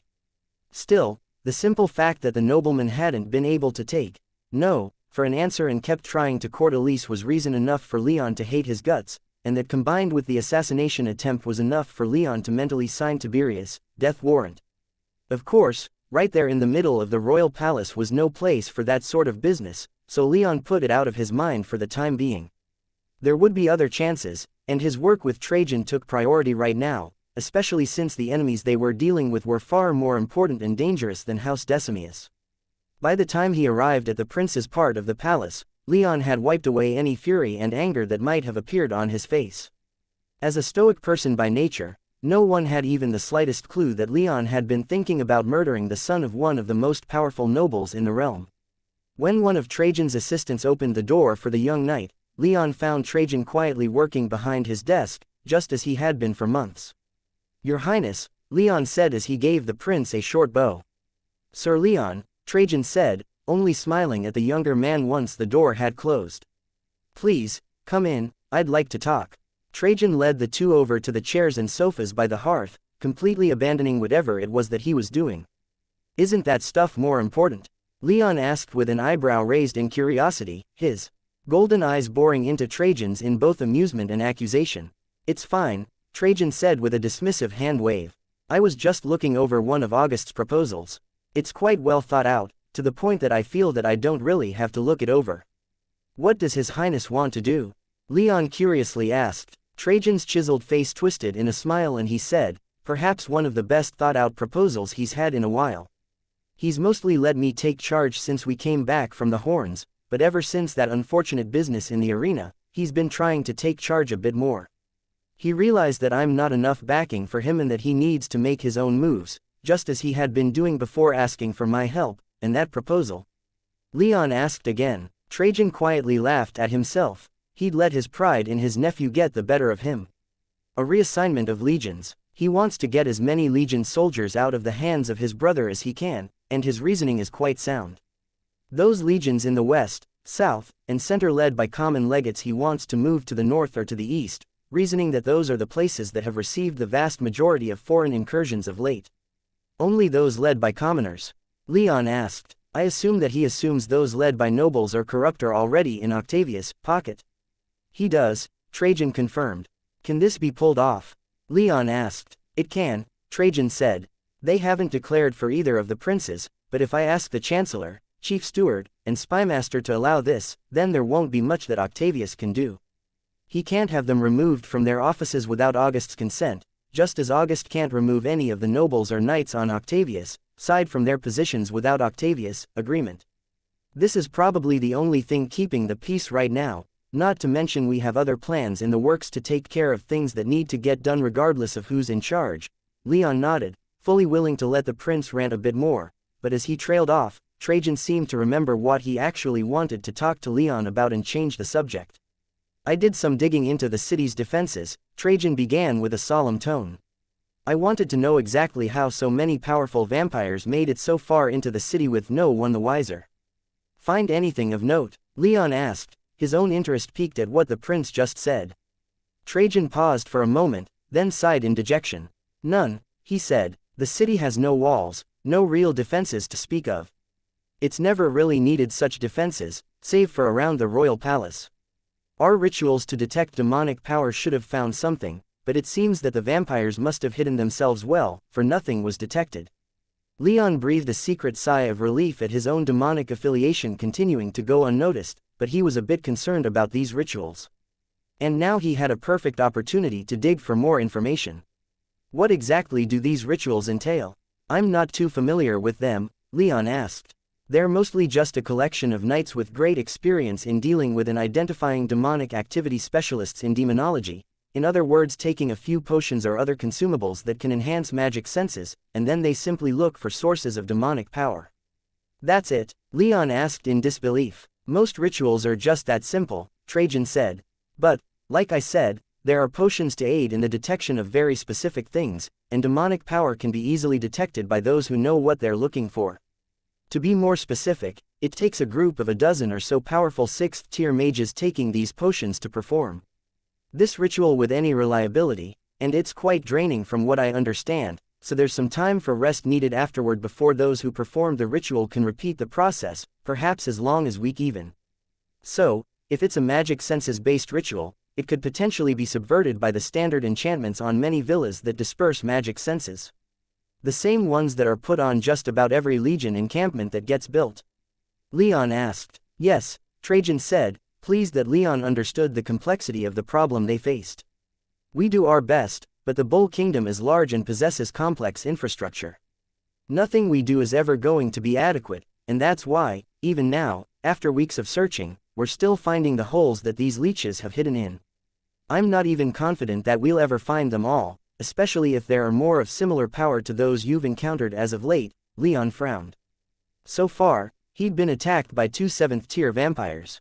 One would be enough to upset the balance of power in a state like the Bull Kingdom, and he'd been lucky enough to encounter 2. Who knew what else might still be out there, hiding, waiting for an opportunity to strike? Who knew how many might even still be in hiding, hunting down Zaffin, and him by proxy? It was a disturbing thought, to say the least, and Leon's frown grew deeper.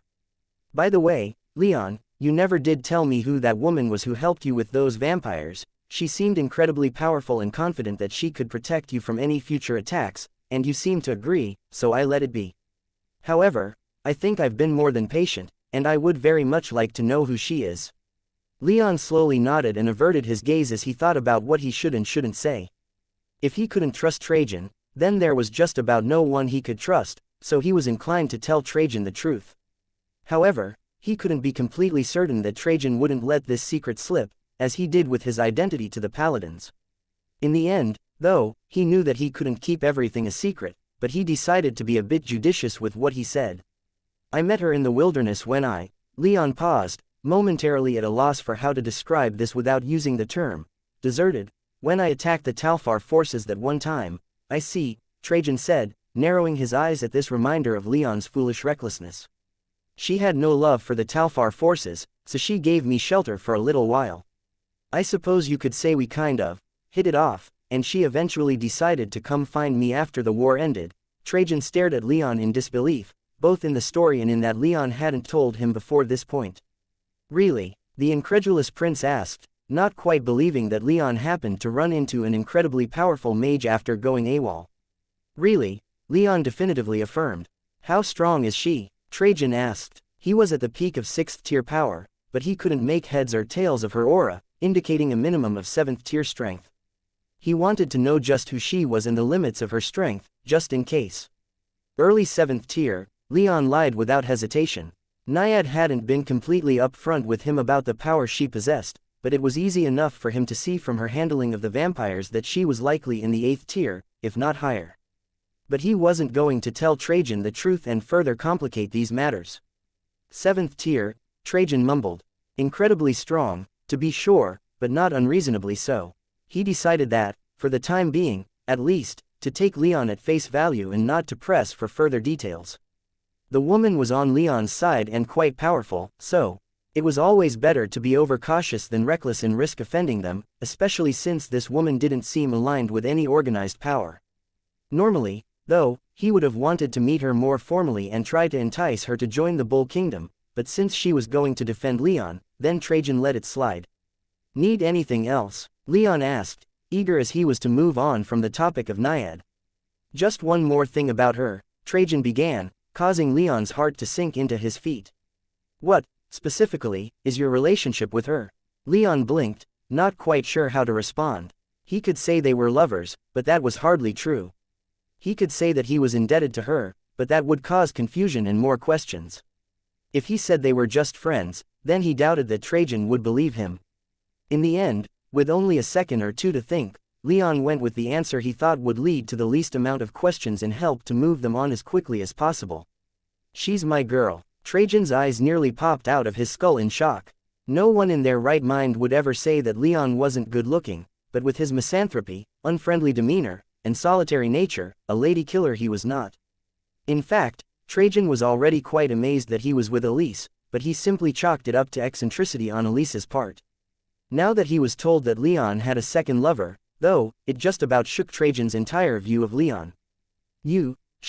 How did, really? Trajan sputtered. Yes, Leon answered, again without hesitation. He looked Trajan in the eye, his golden eyes not wavering an inch from Trajan's shiny black orbs. He was a realist and knew well enough how he came off to most people, but it still took a bit of work for him to not be too offended by Trajan's obvious incredulousness. Trajan nodded and opened his mouth, but no sound came out. He blinked in surprise, and after several long seconds of astonished silence, he finally managed to say, "Well, well done." Leon smiled awkwardly and nodded along with Trajan. The awkwardness was extended for almost 15 seconds as Leon remained silent and the prince wasn't quite sure how to move on. So shocked was he that he didn't even realize that Leon hadn't even told him what her name was. Finally, though, after both almost felt like they were about to die of old age from how long they had been sitting there in silence, Trajan just rose from his seat and said, "Follow me. There's something I want you to attend." Leon got up as well, asking, "What is it?" Trajan paused at the door, then turned to the younger man and said, "I want you to be a witness for the awakening of August's blood." Chapter 340, Waking the Bull-Eye, You What? Leon asked in disbelief and some muted anger as Trajan paused at the door. Trajan stared at the heavy dark red oak door, enchanted to prevent both any unauthorized entry and to help keep their voices from leaking out into the room on the other side, where several dozen secretaries and assistants to the prince were working. If he were going to explain himself before dragging Leon to this ceremony, then it had to be now, Trajan knew. After several seconds of staring at the door, Trajan softly explained, "This kingdom is 5,000 years old. It was born in the fires of war, when my ancestor, the eldest son of the sacred bull, the first bull king, conquered all of his neighbors." Leon nodded. Artorias had told him this story many times in his history lessons. The one exception to this was the Great Plateau, where your ancestors, the Thunder Kings, ruled, Trajan continued. "No matter how much we pressed, our men simply couldn't defeat you, not when your warriors were in such an advantageous position." Leon smiled. Hearing of the dogged tenacity of his forebears brought an unexpected welling of pride in his chest. When the conquering Bull Kingdom army had come to their doorstep, they fought for their land, at least for long enough to gain favorable terms in the subsequent peace. Even after millennia of decline, after falling from one of the most powerful clans in the Nexus to mere regional petty kings on the edge of a lower plane, it took a great deal to make Leon's ancestors admit defeat. But Trajan wasn't done. He hadn't even gotten to his main point, yet. "Still, your loss was inevitable. The Great Plateau had only a fraction of the population and the Thunder King of the time hadn't the confidence that his children could continue the fight after he was gone. So, after decades of the Great Plateau being under siege, he negotiated the surrender of his forces in return for extremely favorable terms. Given how fierce the resistance was, the first Bull King agreed to just about all of them to bring an end to the war. These privileges included your family remaining the lords of the Great Plateau, though their title of Thunder King would be replaced with that of Archduke. In terms of noble rank, House Rame was second to none but House Taurus, the royal family. They were wealthy, with tax exemptions, huge amounts of land with vast mineral resources, and a soaring population in the centuries after the unification of the Bull Kingdom. What also came was a great friendship between the last Thunder King and the first Bull King. These two rivals fought so long against each other that respect was inevitable. As a result, the first Bull King gave one more privilege to House Rame. A member was always present whenever a member of House Taurus blood was awakened. For my royal brother, that was Archduke Kairos, and for me, it was Kairos, father, Matthios Rame. I'd never heard about that before, Leon admitted with more than a bit of surprise. He supposed he could understand since House Rame's own far older and more venerable inherited bloodline gave them quite a bit more knowledge on bloodline awakening than House Taurus, but Leon didn't think that House Taurus knew about House Rame's own bloodline. At least, it didn't seem that Trajan or any of the other princes knew. Leon didn't know about the Bull King himself. After 5,000 years, though, he could understand if House Taurus knowledge on that subject was lost and why House Rame wouldn't be too keen on reminding the Bull Kings about their power. For 5,000 years, every Bull King after House Rame negotiated their surrender to the Bull Kingdom has had a member of House Rame there to assist with the ritual, Trajan stated. There has only been one exception, Octavius. Lord Alexander Rame was there to help with Prince Herculanus' ritual, my brother's eldest son, but after Herculanus' renouncement of his claim to the throne and the apparent extinction of your noble house, there was no longer a member of House Rame to assist with the ritual when it came time to awaken Octavius, blood about 10 years ago. And you want to fix this by having me present? Leon asked. You want to appeal to this tradition? It doesn't seem to me that it's widely known that this was a thing, and besides, I'm not about to go shouting my identity from the rooftops, so as far as most people are concerned, I'm just a Valeman. In that respect, I don't see how my presence would be of help in any way. There are those who know, Trajan said, reminding Leon of when he told the bronze and brimstone paladins about him. And in those cases, your presence would add legitimacy to August's claim.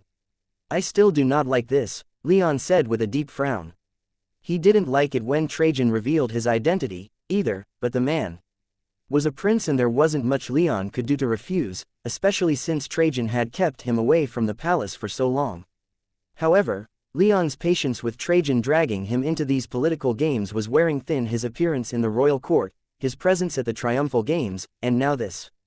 Admittedly, the first wasn't exactly because of Trajan, but still. This will be a private affair, I assume? Leon asked, not quite up to flat-out refusing the prince, despite everything. Of course, Trajan replied.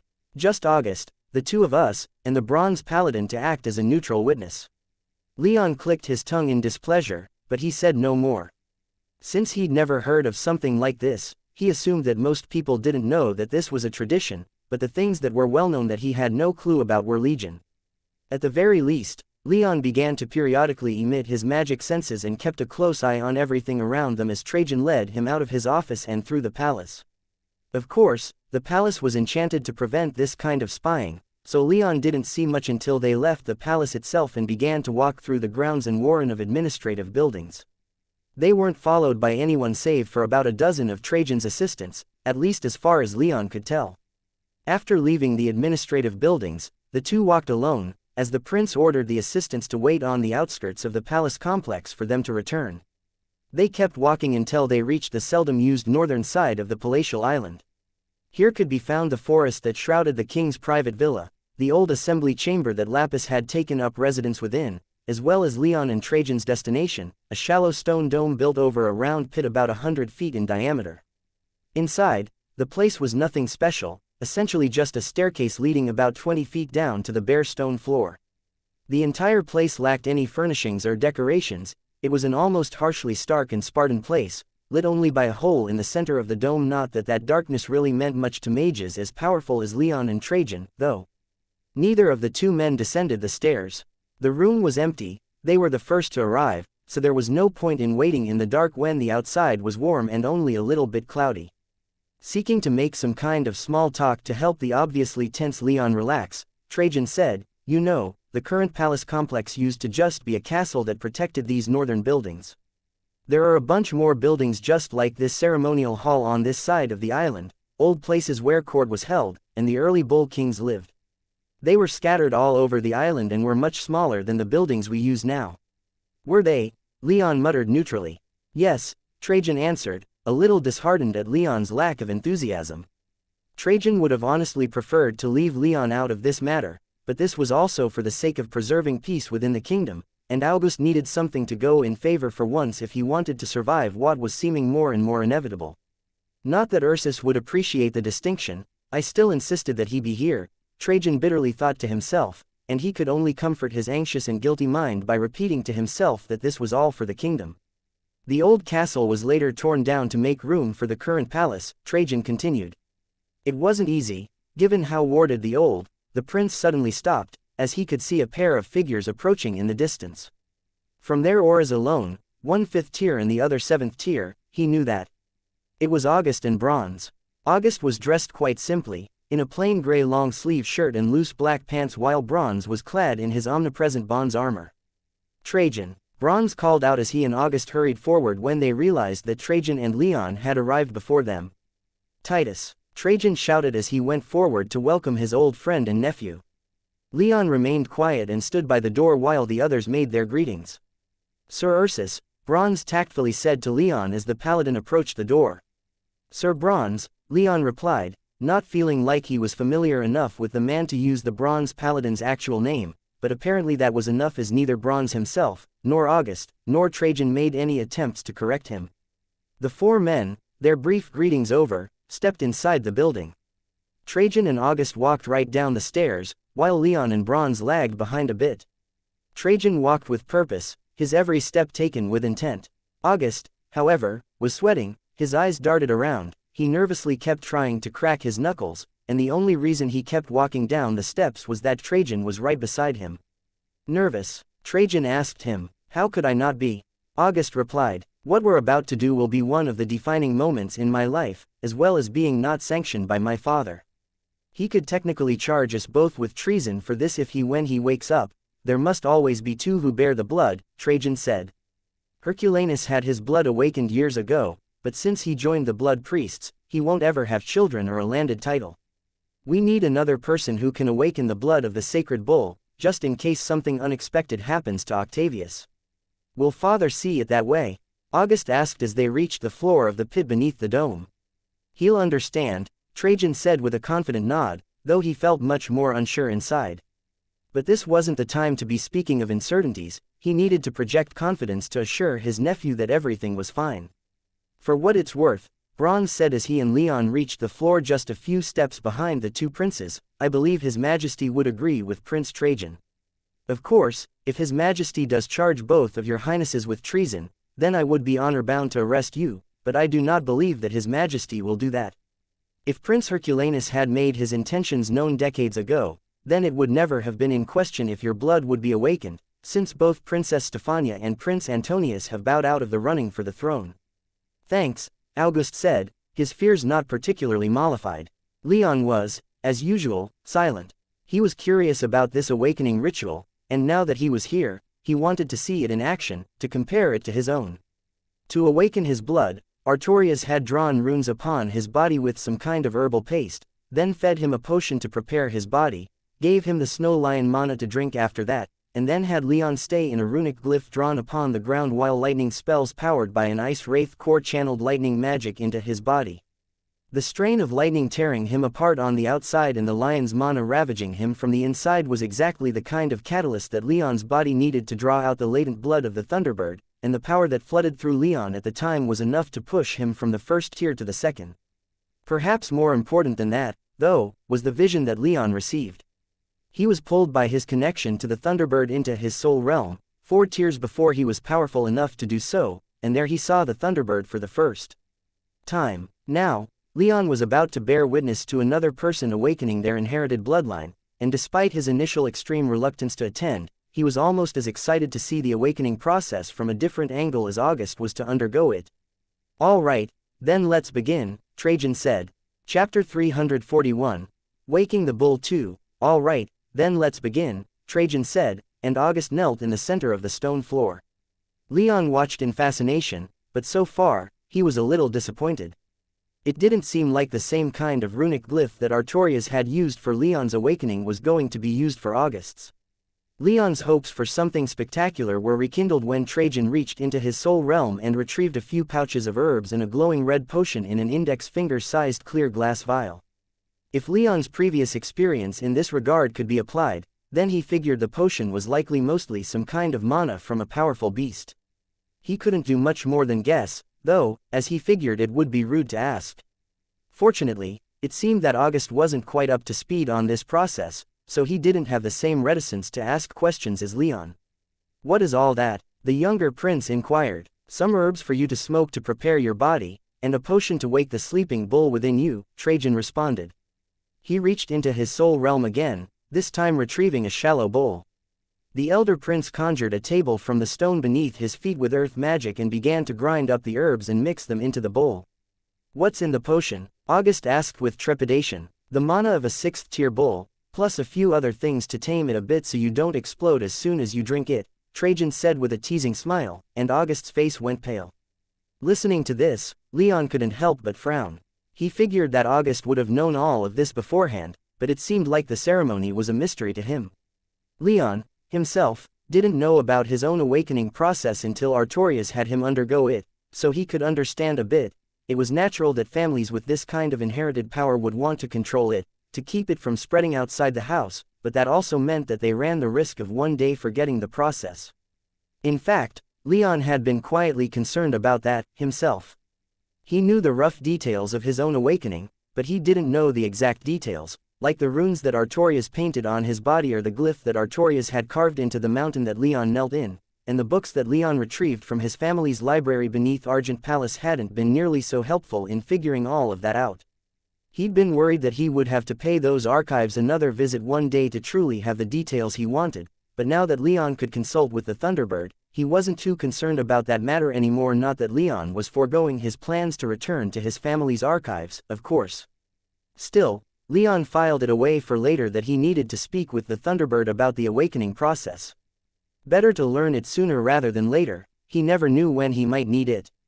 He was only 19, but he already had one river nymph trying to reproduce with him, and he had no idea when Elise might want kids, too. "Everyone ready?" Trajan asked the room, though the question was mostly intended for August. "I am," the younger prince replied. Bronze and Leon both nodded. "Leon, come here," Trajan commanded, and Leon walked toward him, his face betraying none of the curiosity he felt. "Stand by August. You don't need to keep a hold of him, but be ready in case he collapses." Leon understood and went to stand just behind August's shoulder. He guessed this was a symbolic thing, a rame being there to hold the royal whoever in case they fell during awakening.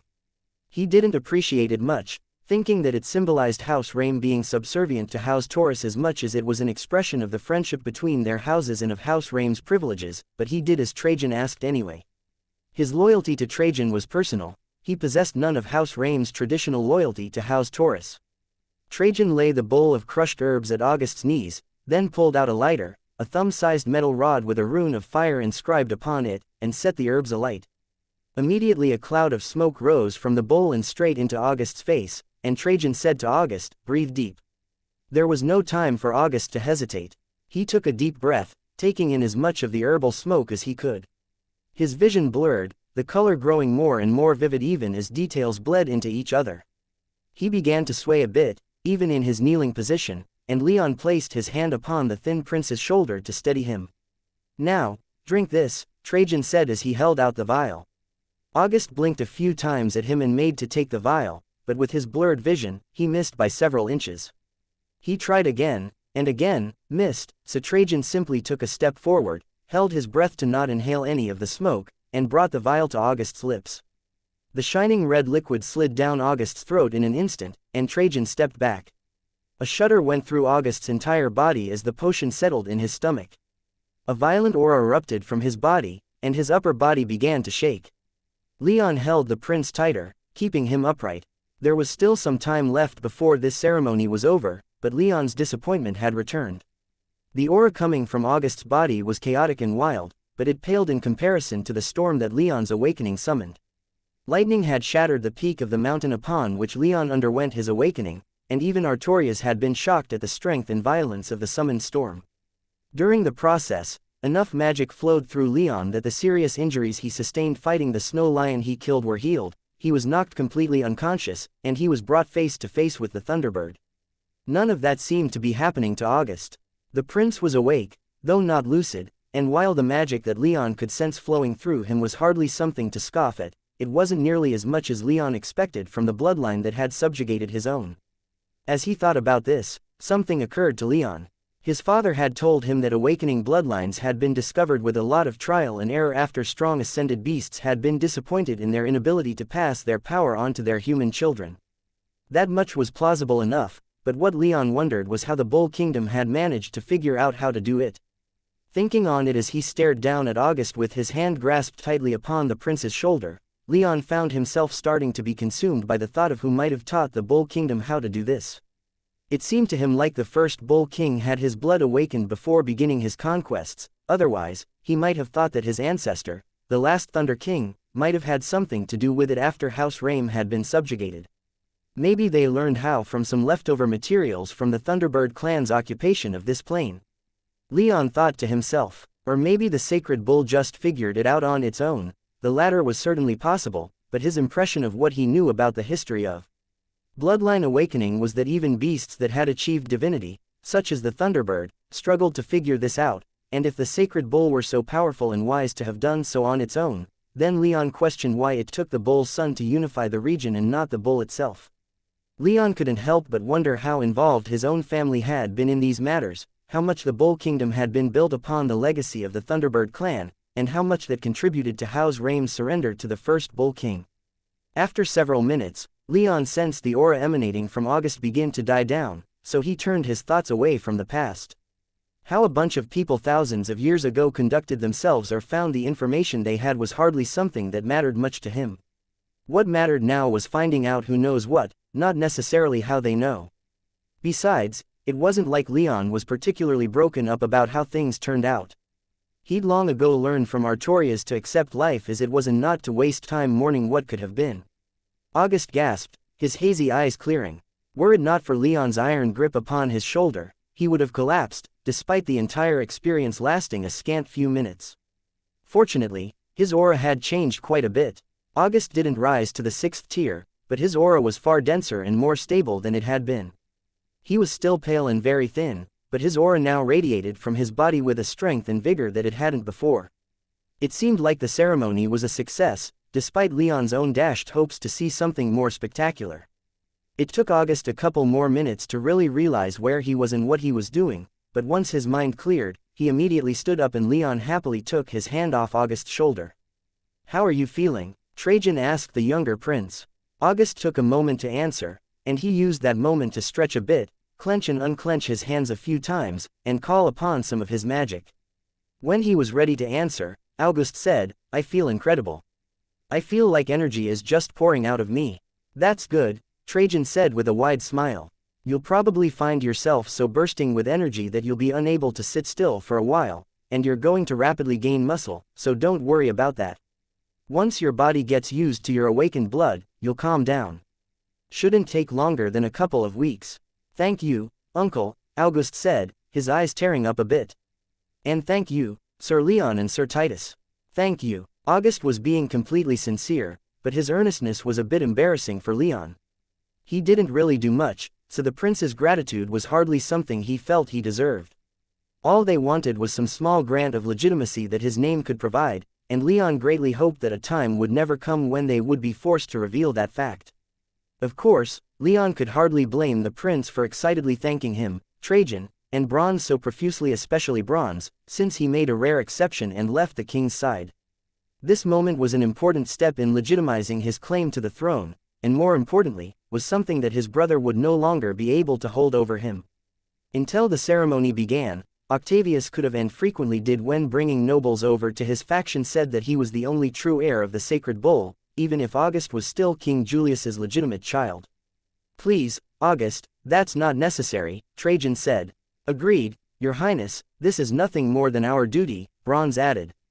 "If it was your duty, then you wouldn't be here," August replied. "You didn't have to act as a witness, and for that, I will be eternally grateful." "Did you see the sacred bull?" Leon suddenly asked, bringing the rest of the congratulations, thanks, and humble denials to a merciful end. The other three stared at him completely taken aback at the bluntness of his question, especially while the prince was still thanking them for exerting the titanic, gargantuan effort to simply be present. Yes I did," August said, his expression turning significantly more morose and somber. "We spoke for quite a while. How did you know about that?" Trajan asked, his eyes narrowing in concern and muted anger. He didn't think anyone knew that the descendants of the sacred bull could speak with their ancestor, and it could represent a huge security breach if Leon had heard of it. "My father told me of it," Leon readily replied. "He said that he once asked His Majesty about this matter and that the king told him all about the vision he had when he awakened his blood." "I see," Trajan said, relaxing somewhat but not quite calming down completely. King Julius could, of course, reveal all that he desired to whomever he wished, but these were private matters of House Taurus, and Trajan was a bit disturbed thinking about how many other people his brother may have told. "I'm surprised my royal father would speak of something so delicate and private with anyone, even with his best friend's son," August murmured. Bronze, for his part, was completely confused, as he had no idea this was a thing that happened. However, he expertly played it off and asked no questions or let on about his confusion at all. Wearing a full face concealing helmet definitely helped in that regard. "Was it a worthwhile chat?" Leon asked, somewhat jealous that their ancestor spoke to them during this process, while he had to ascend to the 6th tier to earn similar treatment. "It was, or at least, the parts that I can remember were, I think," August rambled. "I think those herbs might have messed with my short-term memory a bit because a lot of it is jumbled and hazy, but I do remember seeing our honored ancestor and speaking with him for a long time." Trajan nodded, but he said nothing. He didn't want to discuss something so private in front of Bronze or even Leon, so he decided to change the topic. "We ought to return to work, now, nephew," he said with some stiffness to his voice. "Right," August agreed. They had plenty of work ahead of them, and while it would have been nice to get some rest and process what had just been done, August knew that rest was a luxury he couldn't afford right now, especially with what he was planning. "Let's get to it," Trajan said, leading the other three back outside. Once there, Bronze parted ways from them and began to walk back to the king's private villa, while the other three made for the main palace complex. There were legions to assign and a military expedition to launch, both of which the two princes expected to meet a great deal of resistance. Chapter 342, Making Plans. Following the short ceremony with August, Trajan, and the Bronze Paladin, Leon checked in with Lapis and then returned home. He found his Heaven's Eye Beastmaster training with Anzu, getting the young griffin used to wearing a saddle. As soon as Anzu saw Leon, though, the griffin instantly abandoned his training and bounded over to Leon, nuzzling against his human and celebrating that Leon had come home. Leon laughed, played with Anzu a bit, then let the Beastmaster get the griffin back to training. Elise was working at the Heaven's Eye Tower, so the only other person in the villa was Naiad. Leon knew she was there, but she hadn't done all that much after sleeping with Elise and him, so he didn't pay her too much mind. If she wasn't going to come out of the guest rooms on her own, then Leon wasn't going to insist that she do so. But even with the run of the house, Leon wasn't quite sure what to do. He had seen something that he couldn't get out of his head, something that required his attention, and it wasn't the ceremony with August. Rather, it was what to do about Tiberius. Years ago, a pair of assassins working for Tiberius' family tried to have him murdered as he made his way toward Fort 127 after his time in the Knight Academy. Fortunately, there hadn't been any more attempts on his life, but one was enough in Leon's mind. Now that he knew Tiberius was in the city, Leon needed to figure out what to do about it. At the very least, he wanted to make another inspection of the villa's defenses and to warn Elise, but beyond that, he didn't know what to do. He could go to Trajan, but with the prince's work in the royal palace, Leon hesitated to put more on his plate. Whatever he decided to do, he'd much prefer to take care of this on his own, if possible. Of course, Elise had already gotten Heaven's Eye to retaliate for the initial attempt on Leon's life, which Leon assumed to be the reason why there hadn't been a follow-up attempts, but economic sanctions weren't enough for Leon. Hitting the Decimius family in the wallet lacked the catharsis that he greatly desired, that of taking vengeance by his own hand. But that would be highly illegal. So was trying to have someone assassinated, but Leon doubted that justice would be served even if he had more evidence than he did. Maybe Heaven's Eye would vouch for him, but Leon didn't want to rely completely on them. Vengeance would be had by his own hand if it was to be had at all. With a sigh, Leon walked into the recently completed meditation chamber just off the villa's training room and sat down in the dark and the quiet to think. When he got himself settled, he closed his eyes and cast his consciousness deep into himself. He opened his eyes and was greeted with the sight of his mountainous soul realm, illuminated with the bright mists of chaos that surrounded it. Zafin was busy with his healing meditations and the Thunderbird was nowhere to be seen, both things that didn't bother Leon any. He craved silence, to work in peace while he thought about the issue at hand. He'd been training in his soul realm every day with the Thunderbird, after all, and he was grateful to get some time to work alone. To that end, Leon took off from the marble platform and flew into the air. The mountain hadn't changed much in the past few weeks. Were it in the physical world, it would be impossible to climb, even to powerful 6th or 7th tier mages, with many sheer rock cliffs and long cracks and fissures running down every side of the mountain. It was essentially perfect in Leon's mind, missing only grass and trees on the lower slopes, and snow on the higher slopes. And that meant it was time to begin construction of the Mind Palace itself. Leon had been planning this for a long time, so he knew exactly what he wanted to do. What was more, in his soul realm, he was the master of everything, as the Thunderbird and the many books he'd read had repeated to him ad nauseum. It was his world, he was the lord and master. He only had to have the will and the world would bend itself around him with some help from the mists of chaos when needed, of course. With a wave of his hand, Leon cracked the mountain almost in half. An enormous fissure ran from the mountain's roots and ended about 2/3 up the mountain, though it wasn't long enough to cut through the entire length of the island. Leon waved again, and the fissure widened, forming a long ravine from one end of the mountain to the other, and the mountain's cap almost seeming like a steep bridge above the ravine. With one last hand wave, the surface of the mountain closed up, sealing away the ravine in all but a few select places. Leon's mind palace would be built in two separate sections.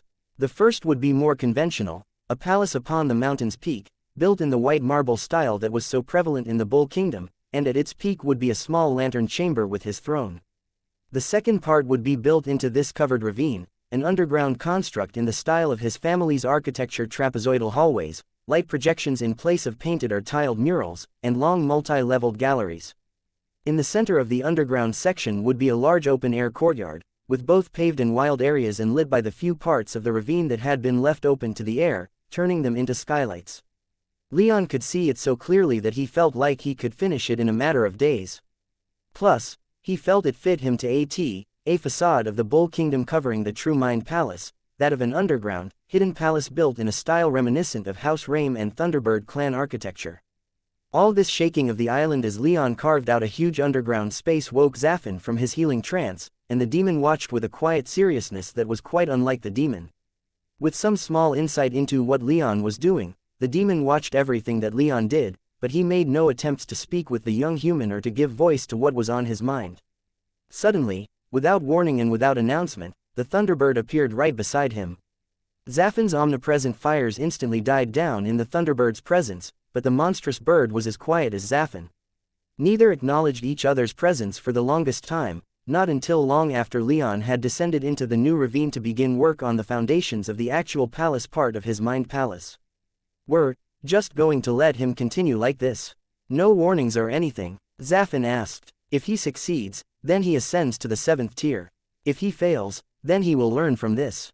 Everyone makes mistakes, it's fine if we let him carry on, since either way, he will benefit from the experience. Besides, it's good to let him do as he pleases, at least for now. It will make him take the advice of his elders to heart more willingly." Zafin frowned, but he didn't argue with the Thunderbird. She was millions of years older than he was, and it was her descendant that they were speaking of, but he wasn't happy about it. He felt like Leon needed to be reminded that mind palaces didn't need to be grand or complex things.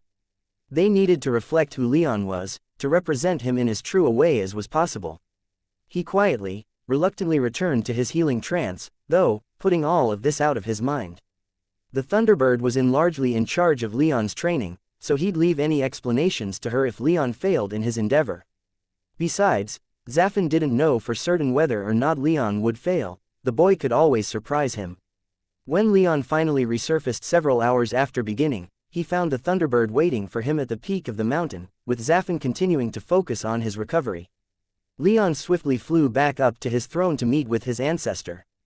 As he approached, the Thunderbird morphed back into her human form and stared at Leon as he approached in a way that somewhat disturbed her descendant. "So," Leon hesitantly began as he arrived, "what's up for today's training?" The Thunderbird, continuing to smile at Leon, asked him, "What is your mind palace going to be?" Leon gave her a strange look, then asked, "Why?"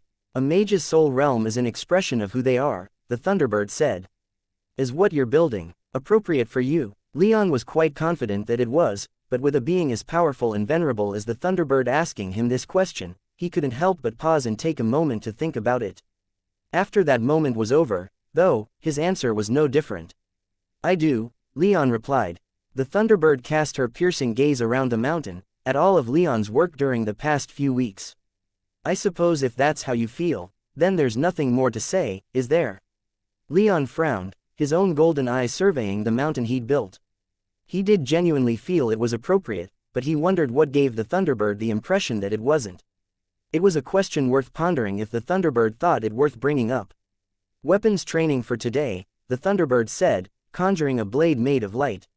This sight surprised Leon the first time he had seen it weeks before, but the Thunderbird simply told him that at her age and power, light magic was hardly unknown to her.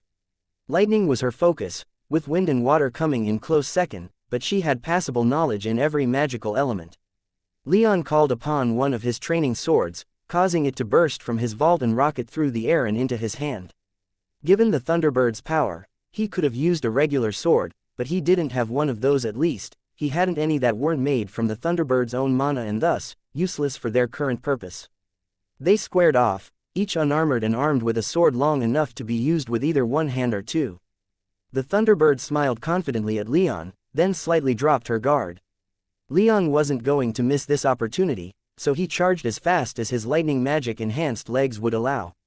He was so fast that he would have been a blur to mortal eyes, but to the Thunderbird, he might as well have been moving in slow motion. She was happy that he noticed the opening she made, though, even as she easily blocked him and pushed him back.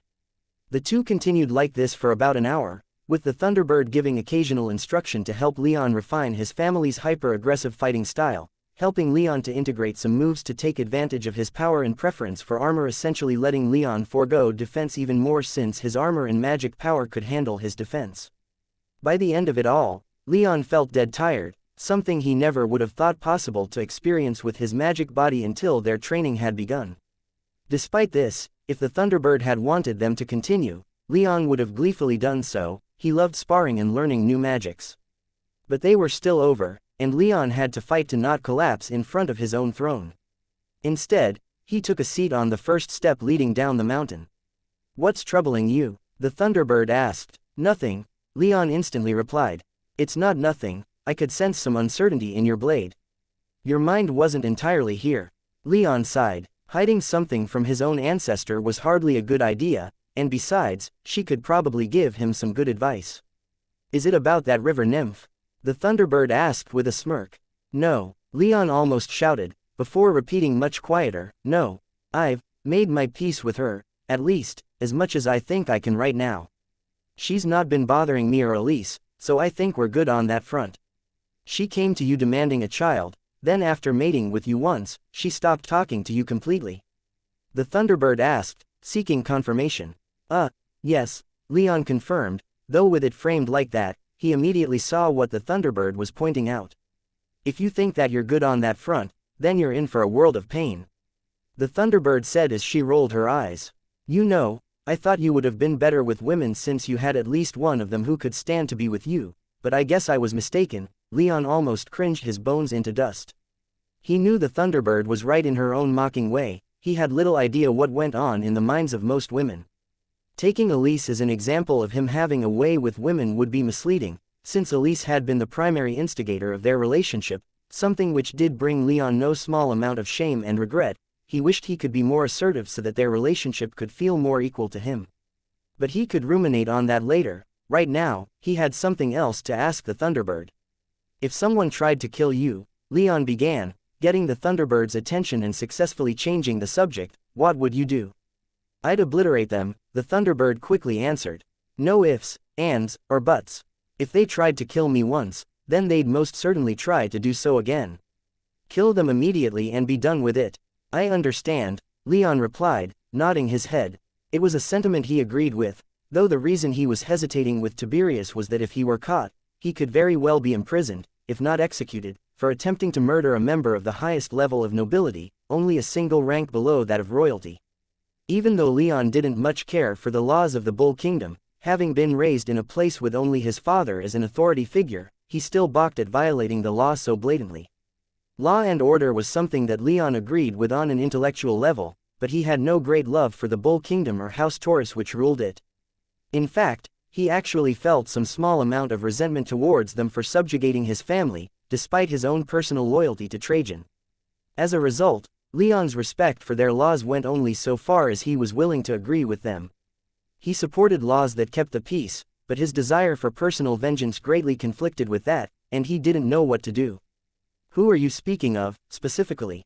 the Thunderbird asked. Leon quickly narrated the events upon the galley with the two assassins, and the Thunderbird's expression barely changed throughout.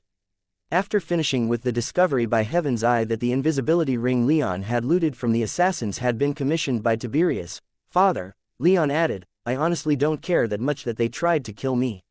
I'm not so hypocritical as to think that I'm untouchable and that while I'm so ready to kill, that others shouldn't be that way toward me. But as you said, they tried to kill me once, and they'll probably do so again, especially since I'm in a relationship with a woman that Tiberius has a history of unsuccessfully trying to court. In fact, I'd say that last bit went into the realm of harassment, though I suppose that would depend on Elisa's opinion." "A conundrum, I suppose," the Thunderbird said. "You have joined this kingdom, have you not?" "At least, for the time being. That would be fair to say, Leon replied. This kingdom, would it give you justice for the attempt on your life? Given his father is a duke, I doubt it. Then kill this, Tiberius, human, the Thunderbird said, her face splitting in a vicious smile. Leon nodded in agreement, but it didn't really address the main issue of why he was hesitating, which was that it was highly illegal and could result in severe repercussions for him, Trajan, and even possibly Elise. There's always a trade-off when joining a society, the Thunderbird said, noticing Leon's hesitation and lack of resolve to do what he wanted, that being to kill his enemy. A government expects your loyalty and your obedience. In return, you must expect protection and prosperity. Give and take. If one side only takes and does not give, then what reason have you to uphold the deal? Not being an asshole, Leon said with a morbid chuckle. My father raised me not to look only to force to solve my problems, to not reach for my blade at the slightest sign of a problem. But in this case, there's essentially no other choice if I want this bastard gone. He has tried to kill you once, and if nothing has changed since then, he will try again, the Thunderbird said, her tone quiet and serious. But your decision is yours to make. I have little power to aid you outside of your soul realm, so all I can do is offer my advice, and my advice is to end the threat as quickly and cleanly as you can. Leon hummed, agreeing with what she said. He sat in thought for 10 minutes mulling the situation over, and in the end, he rose from where he was sitting with a decision in mind. He was going to kill Tiberius. He didn't know exactly when he'd have to do some work before then to ensure he could pull it off, but his decision was made. Chapter 343, Naiad's offer killed Tiberius. That was the advice that the Thunderbird had given. There was no justice to be had in the Bull Kingdom for the young nobleman's attempt to kill Leon, not that Leon ever seriously considered seeking legal justice. There just wasn't enough evidence there, especially after he destroyed the bodies of the assassins with demon fire and told no one about the attack for weeks. All he had was the invisibility ring and Elise's word that it had been commissioned by Tiberius, father, and that wasn't enough for a court of law to convict one of the highest nobles in the land. The Duke of Orleanorum could always say that it wasn't his, or that one of his people went rogue, or that one of the rings went missing, or was stolen. No, if Leon wanted legal justice, then he would be left wanting with little to show for it, and it could even go against him. Bringing Tiberius' family to court would only announce that he was still around and still a threat. That his justifications coincided with what he already wanted to do was quite convenient, but Leon didn't devote too much brainpower analyzing that little detail. Better to just end Tiberius and be done with it, Leon thought to himself, echoing something that resonated within him that the Thunderbird had told him when he consulted her about what he should do. Permanently end the threat, that's what he wanted, not to be tangled up in what could be a years-long investigation and court case that he doubted would go his way. Still, even with his mind made up and his heart set on killing Tiberius, he still wanted to confer with Elise. Her family had already had Heaven's Eye retaliate against Tiberius' family, and what was more, Tiberius had been something of a nuisance to her before. Leon wanted her opinion as to what he should do next before he put thought into action. Fortunately, in the time that Leon spent in his soul realm, Elise had come home. Leon emerged from the meditation chamber just as his lover collapsed face first onto a couch in their living room after kicking off her shoes. Hey there, beautiful, Leon said with a smile and uncharacteristic cheer. Elise was so exhausted that she barely managed to look up at him and smile back. Long day? Leon asked. He'd somewhat lost track of time after working on his mind palace and training with the Thunderbird, but he was still a bit surprised to look out the window and see that the sun had set not too long ago. Elise slowly nodded, and after taking a few seconds to just lay there and relax, she finally spoke. Pretty bad day, all things considered, she said, her voice tired and husky as if she'd been yelling at someone for significant portions of the day. Leon moved closer and made to sit in a nearby chair, but as he did, Elise lifted her legs and made room for him on the couch, so he changed directions and sat down next to his lover. Tell me about it, Leon said as Elise stretched her legs back out over his lap. Leon pushed her black silk dress up a bit and began to rub her calves, eliciting a few giggles and moans from Elise, preventing her from beginning immediately. Stop it, that tickles. She cried with a wide smile on her face, and her upper body jumped up at his touch so quickly that it seemed like her fatigue had been completely forgotten, which was actually pretty accurate since, her being a fourth-tier mage, she didn't get physically tired that easily. Her fatigue was more mental and emotional than physical. Leon didn't stop, and he kept up giving her a rough massage while staring at her with a teasing smile. "All right," she shouted as she swung her legs off of Leon and stared at him, her playful smile betraying the serious look she was going for.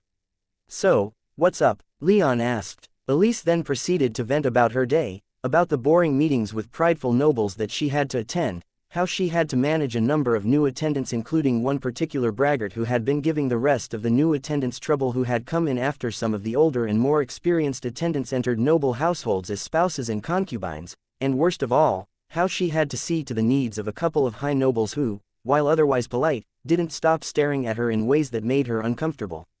The last part infuriated Leon, but he just sat back and let her express her frustration at having to work with these kinds of people. If she truly wanted those things fixed, if she thought that they were worth fixing in the first place, she had more than enough power and will to do so. But then, she got to a part that really caught Leon's attention. "We had a visitor today who asked for me," Elise said, her voice trembling in muted anger. "It was Tiberius. Apparently, he's back in the city." "I know, I saw him at the royal palace today," Leon said. "What was he doing there?" Elise asked with concerned curiosity. "Don't know, I just got a glimpse of him waiting around the area where the king's accountants deal with taxing the nobility."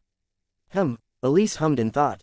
"The sanctions we placed on the Decimus family hurt their finances badly, but it didn't cripple them completely. Duke Decimus had to sell some land, but in almost 2 years, he's been able to mostly recover with the vast incomes he still has." "What was Tiberius doing at the tower?" Leon asked as he exerted a bit of effort to keep his killing intent from leaking out. "Asking around for me, it seems," Elise said, her face contorting in disgust. "After being told about it earlier today, I found out that he's been coming quite a bit recently and bribing one of our head attendants not to throw him out." Leon blinked and reeled a bit in surprise, and not just because Elise had apparently saved the most infuriating news for last. He'd gotten quite used to thinking that Heaven's Eye was above just about everything that normal people wanted, so he hadn't considered the possibility of one of their employees being corrupt. But they were still just as human as everyone else, it seemed. "Needless to say, I had that manager fired and blacklisted from all Heaven's Eye services as soon as I heard about it and repeated my instructions to have Tiberius removed should he show himself around the tower.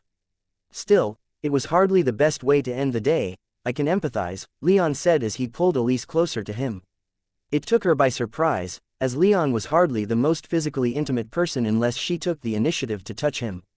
She liked it, though, and allowed herself to be pulled into his arms. "I've been thinking for a few hours," Leon began, but he paused there, not quite knowing how to continue. He assumed that Elise had the same feelings about this matter as he did, which was why she didn't open up with her information on Tiberius right away. After Tiberius tried to have him killed, Heaven's Eye responded economically, since they had a policy of non-interference when it came to local politics. The only reason they did as much as they did to retaliate was because of his relationship with Elise.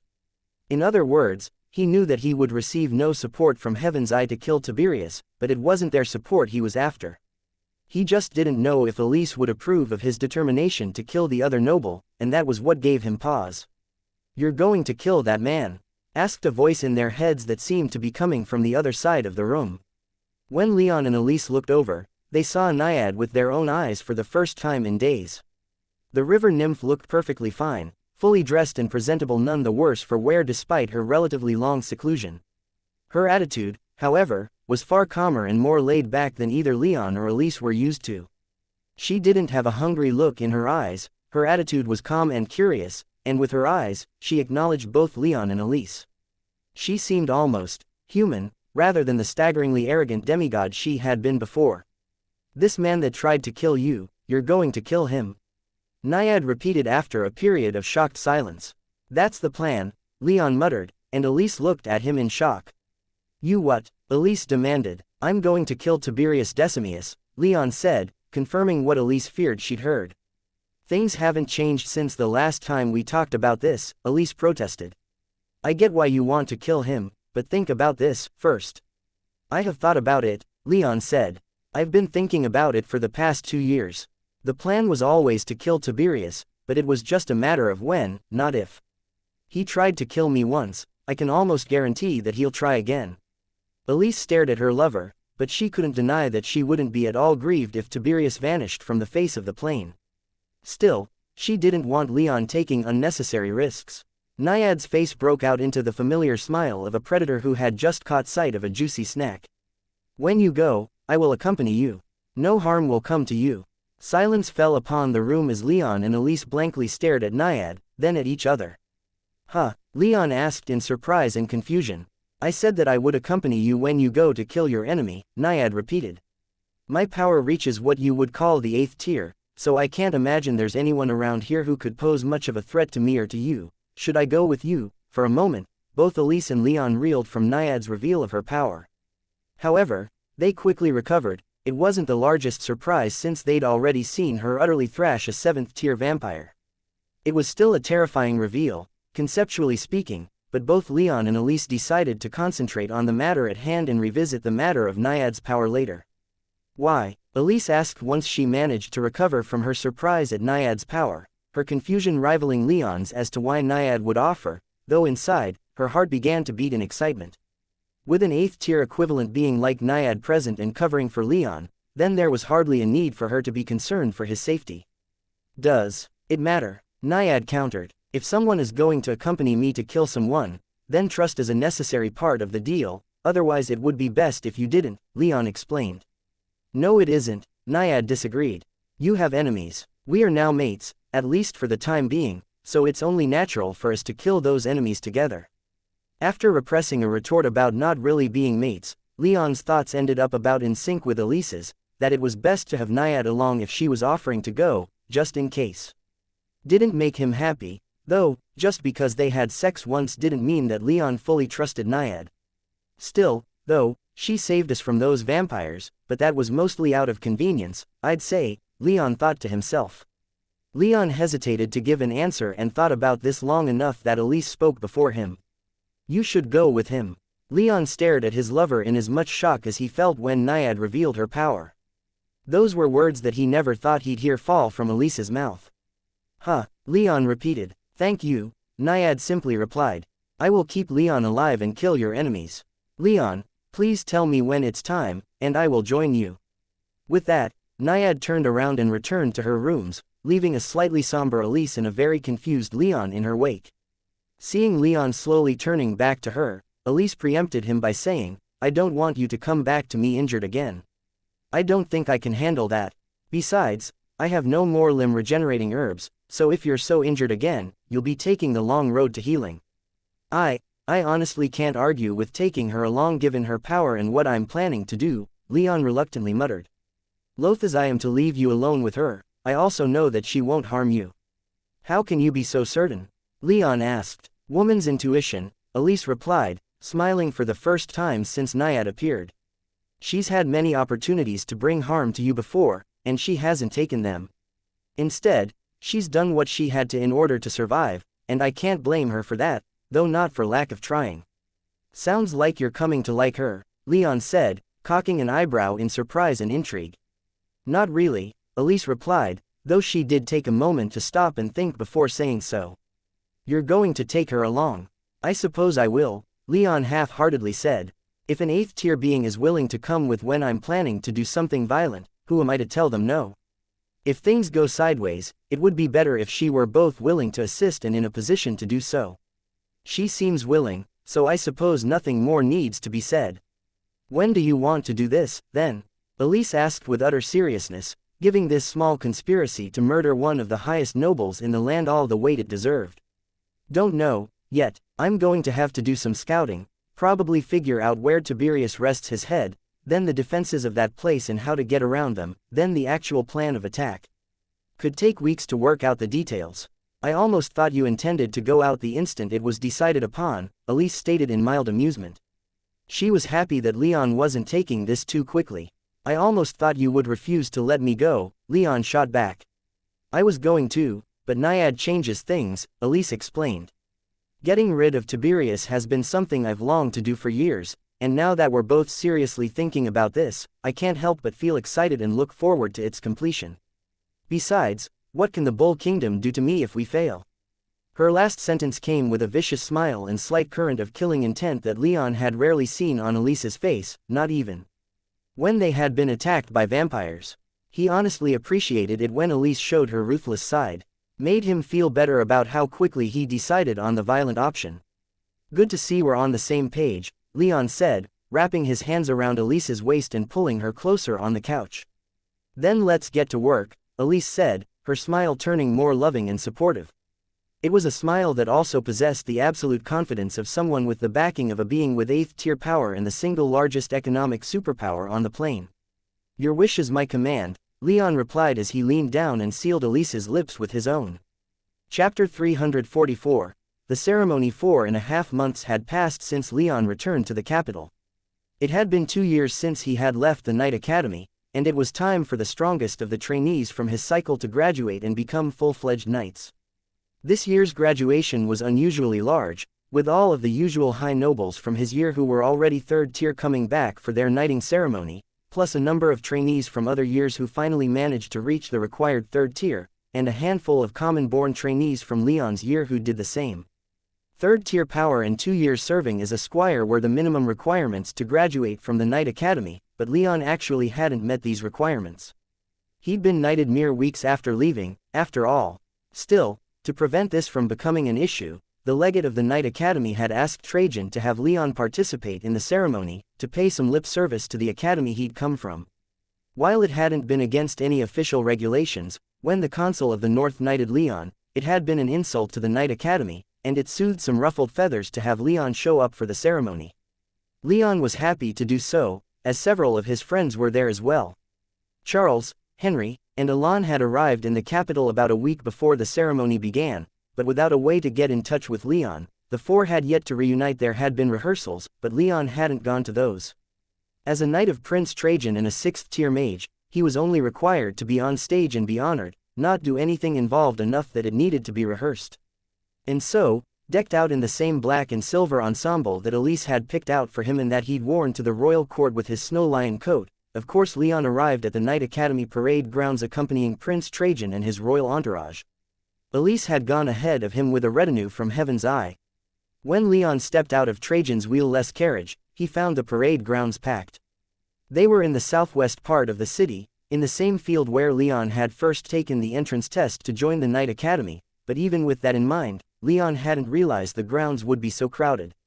The grounds were covered in thousands of seats, and there was a titanic stage on one side of the field, big enough to allow 2,000 or 3,000 people to stand upon it comfortably. After the graduation ceremony would come the commencement ceremony for this year's trainees who were going off to their squire's hips, so Leon had some passing familiarity with this scene. Still, for his commencement ceremony, there had been about 10,000 attendees. Now, he estimated there were easily 25,000 or 30,000 people filling the seats in the field. "Seems like this is the place to be, today," Trajan muttered with a hint of disapproval as Leon joined him. Being higher ranked than Leon, Trajan had left the carriage first. "There weren't this many people last time I was here," Leon observed. A misanthropic frown deeply etched onto his face. "Makes a bit of sense," said Minerva as she joined the two from another carriage behind the princes. "There are 3 princes attending this ceremony, so a lot of nobles and their retinues followed them here." 3 princes? Trajan asked in confusion. He thought that he'd have been the only member of House Taurus to show up. "Did your highness not read the report that was shared amongst us?" Minerva asked as the rest of Trajan's 200-strong entourage filed out and joined their prince and their 6th-tier legates. "I may have skimmed it," Trajan admitted. Prince Octavius, Squire, Gaius Tullius, was in the same year as Sir Leon, so he was obligated to come and knight Tullius. "Since both your highness and his highness were coming, Prince August felt compelled to come as well," Minerva explained. "Would have been nice if someone told me," Trajan grumbled in a manner not entirely befitting a prince. "Someone did tell you. It was in the report that apparently wasn't read," Minerva said, though she lowered her voice for the sake of not appearing to openly criticize a prince. They were surrounded by their own knights, but it was always best to be on the safe side in as politically charged a place as the capital, especially with so many courtiers and nobles in their immediate vicinity. Trajan cringed a bit at his own negligence but entered the parade grounds anyway. He was the first of the princes to arrive, so naturally he drew a lot of attention from most of the attendees. He smiled and greeted those who called out to him, but there were so many who did so that he could barely keep up as he walked toward the front of the seats close to the stage. Leon was right behind him, doing his best not to appear too noticeable. However, he did feel a few pairs of eyes on him, and when he glanced around, he noticed another reason why so many nobles had felt the need to show up to this rather mundane ceremony. Both Elise and Emily were in the front row, their heads turned around to see what all the fuss was about. Leon knew the former was going to be there, but he honestly wasn't expecting Emily to show up, as well. Leon and Elise locked eyes and smiled at each other, but they did little else. There was a long aisle splitting the seats down the middle, and Elise and Emily were sitting on the left side while Trajan and his retinue took the seats to the right. None of them save for Trajan, Leon, and Minerva sat in the front row, though, so as to save room for rest of the royal family and the highest of officials. However, Leon wasn't seated long before a young second-tier mage came running up to his group. The mage bowed to the prince and said, "Your Highness, there's a place reserved for you up on stage, if your Highness wishes it." "Ah," Trajan said, a little embarrassed. He hadn't attended the rehearsal, either, and in fact, had never attended a ceremony from the Knight Academy, so he hadn't realized they'd reserved a seat for him. The mage then glanced at Leon and asked, "Would I be right in assuming that you, sir, are Sir Leon?" Leon nodded. "Sir, there's a seat on the stage for you, as well." Leon scowled a bit. He knew that there was a seat there for him from the information he'd gotten a few days beforehand, but he'd been hoping to slither out of it. Unfortunately, it seemed that fortune would not smile upon him this day. "Damn it, damn it, damn it," Leon repeated in his head, the eyes behind him exerting tremendous pressure. Leon and Trajan rose and made their way up the stage and toward the seats, each with great reluctance. There they sat with about 10 minutes before the ceremony was scheduled to begin. As they sat there was a great deal of whispered speculation among the crowd concerning just what business Leon had up there, sitting in a place of such prominence. Many knew him by sight as one of Trajan's knights and the man that Elise was in a relationship with, but those in and of themselves were hardly reasons enough to sit with royalty. The crowd had little time to speculate, though as 5 minutes later, August arrived with both the Brimstone Paladin and Roland in tow, creating as much of a stir among the present nobility as Trajan's entrance. As August and his retinue of several hundred walked through the parade grounds, many legion knights and lesser nobles called out their greetings to him, though not nearly as much as responded to Trajan. When August reached the stage, he directly took a seat next to Trajan and quietly made his greetings, with Leon behind both of them. Roland and Brimstone then sat next to Leon, rather pointedly leaving only a single seat left for Octavius. The paladins exchanged smiles with Leon, though his was forced at best. No one spoke much with such attention directed toward them. Just as the ceremony was going to begin, with the legate of the Knight Academy literally waiting in the wings for Octavius to arrive as the ceremony couldn't start without him, the last prince finally showed his face. Much like with the two previous princes, Octavius' appearance seemed to electrify the crowd, and Octavius could barely walk for all the nobles that came forward to give him their formal greetings. Octavius failed to contain his smile of triumph at the response to his presence, and it took his retinue several long minutes to force their way through the crowd of nobles so the prince could ascend the stage. Octavius' smile grew cold when he stepped onto the stage, though, and saw that there was no room for either the Earthshaker or Sapphire Paladins left. Fortunately, it was only for a few seconds as a pair of first-tier mages sprinted out from behind the stage with 2 more chairs. Still, the second prince was not happy, though he didn't show it as he sat down next to August as if everything was fine and dandy. Finally, though, with the theater of the royal processions over and done with, the legate came out to the stage with a magical microphone, a metal rod with an opal powering a voice-amplifying enchantment in his hand. First came the standard ceremonies and speeches that everyone expected. Welcome to the Knight Academy, proud servants of the illustrious Bull Kingdom, honor to the ancestors, blah blah blah. Leon was practically bored to tears within 5 minutes and barely paid any attention at all, though he did his best to not make it obvious. The speeches were over in relatively short order, and once he and his people were finished, the legate stepped back to allow the trainees from the current cycle to take the stage. Leon was quite familiar with this part, as he'd done it just 2 years previously. The unit who won the FTX was right in the center, and the other 9 units were off to either side.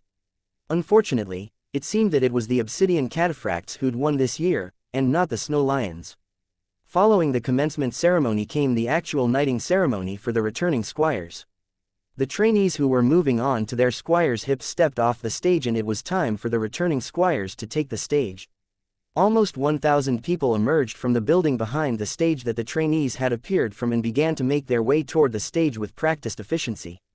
The noble squires came out first, and Leon recognized most of their faces.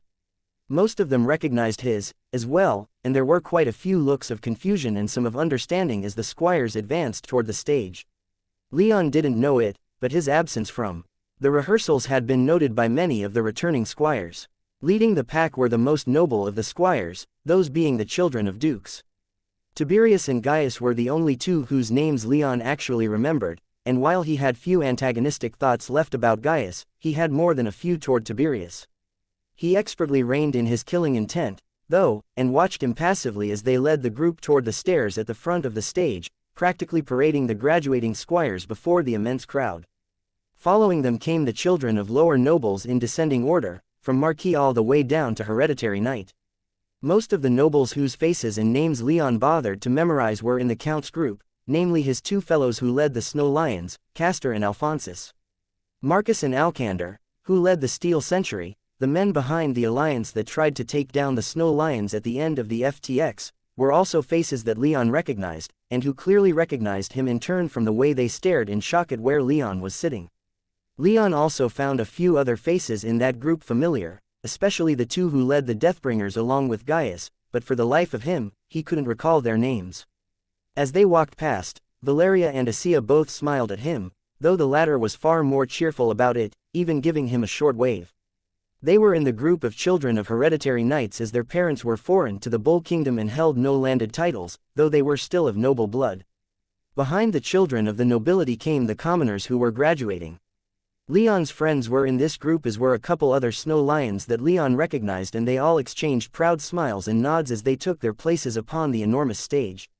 These young squires have served with faith and loyalty, honoring both their ancestors and the kingdom they call home, the legate said into his mic, his voice echoing throughout the parade grounds. Come, now, sirs and dames, and bestow upon them their just rewards. At that signal, the knights that the squires had been assigned under rose from their seats and made their way toward the stage. There was one for every squire, about 1,000 knights in total, with the most noble of the squires in front and the commoners near the back. Octavius similarly rose and made his way over to Gaius right at the front of the group of squires. The knighting ceremony passed quickly, with the squires taking a knee and their knights going through the motions. The knights listed the deeds of the squires during their 2 years, but with about 1,000 people talking at once, Leon wasn't able to pick out any details regarding anyone he knew. Once it was done, the newly made knights rose from their knees and stood proudly before the kingdom. They were to be the newest generation of leaders in the Bull Kingdom, and the crowd thunderously applauded their approval. Or they applauded for Prince Octavius, which Leon thought more likely, though there was certainly some genuine cheering in the crowd here and there. But these former squires and new knights are not the only ones deserving of honor, the legate stated, his rumbling voice quieting the surprised crowd. There's one more man who is graduating from the Knight Academy today. Leon immediately began to sweat and shake in anxiety as the legate turned his eyes in Leon's direction. That one look filled Leon with more dread than he had felt in a long time, and his face immediately drained of color. 2 years ago, Leon Ursus departed from this institution a 3rd-tier squire, and today he returns a 6th-tier knight. Chapter 345, Reunions. 2 years ago, Leon Ursus departed from this institution a 3rd-tier squire, and today he returns a 6th-tier knight, the legate of the Knight Academy said, his voice resounding through the parade grounds and the ears of the tens of thousands of people attending the ceremony. But these people didn't have the time to process their shock at such a rapid ascent in power as the legate wasn't done yet.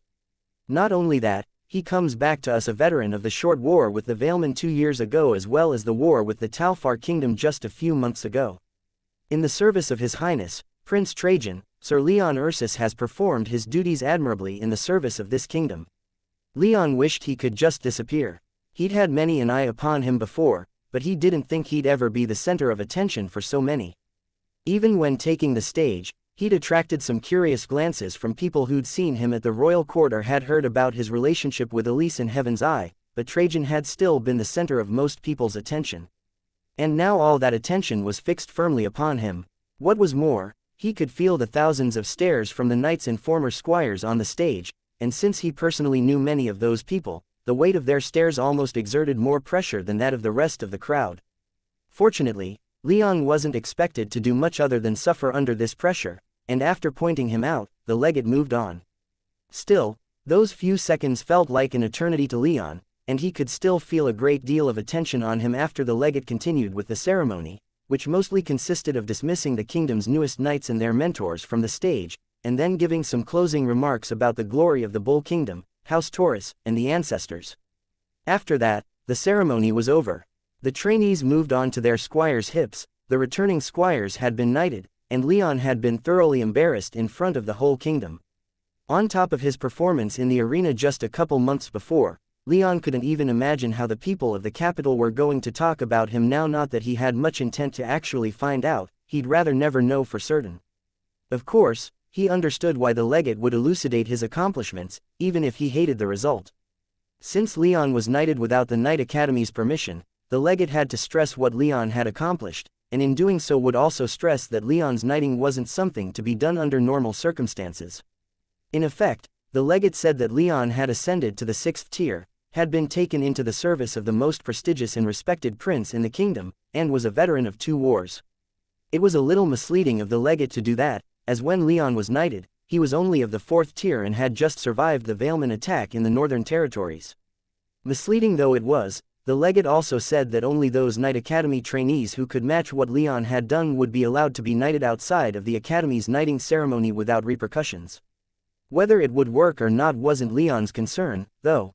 The ceremony was over, and the people were beginning to leave, and all he could think about was just how many people were still looking at him and talking about what he'd done in just 2 years.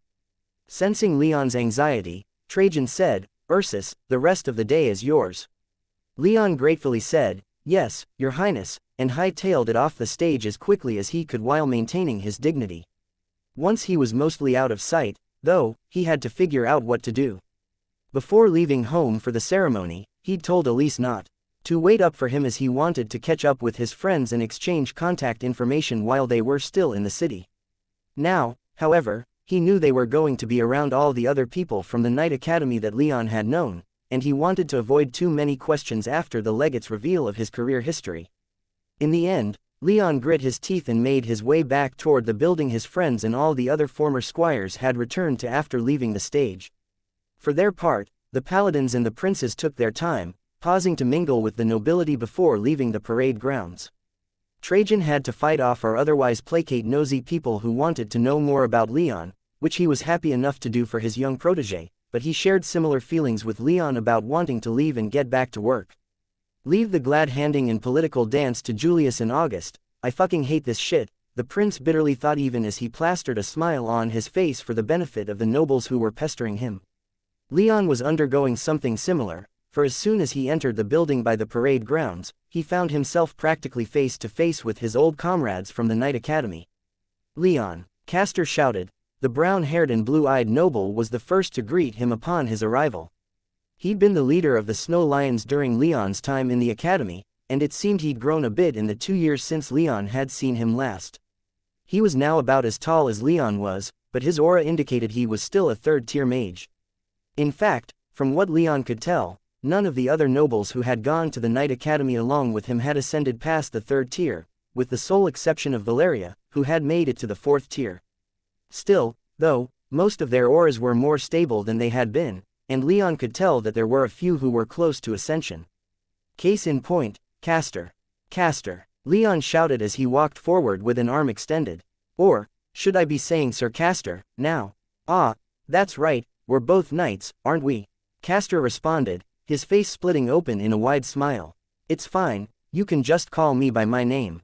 "Then do the same for me," Leon said, his own smile more narrow and subtle, but still apparent. The 2 old comrades grasped each other's wrists. They weren't necessarily friends, but they were still old comrades and quite friendly with each other.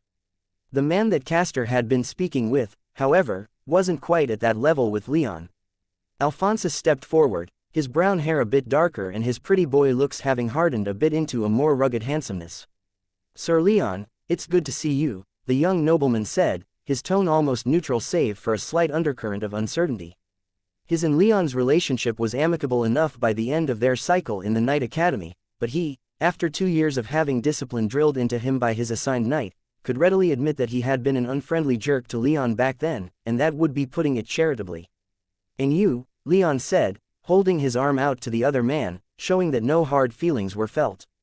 It wasn't that powerful of a gesture under normal circumstances, but given Leon's own aversions to physical contact, it spoke volumes about his feelings on the matter, as well as showed how much more open he had become after 2 years in the legions. The two young men grasped each other's wrists, though Alphonsus was a bit hesitant about it.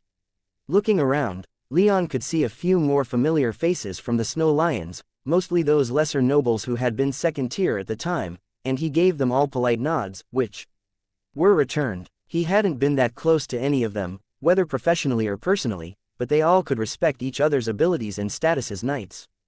But even though Leon enjoyed seeing them all again, these young nobles weren't who he had come back to see.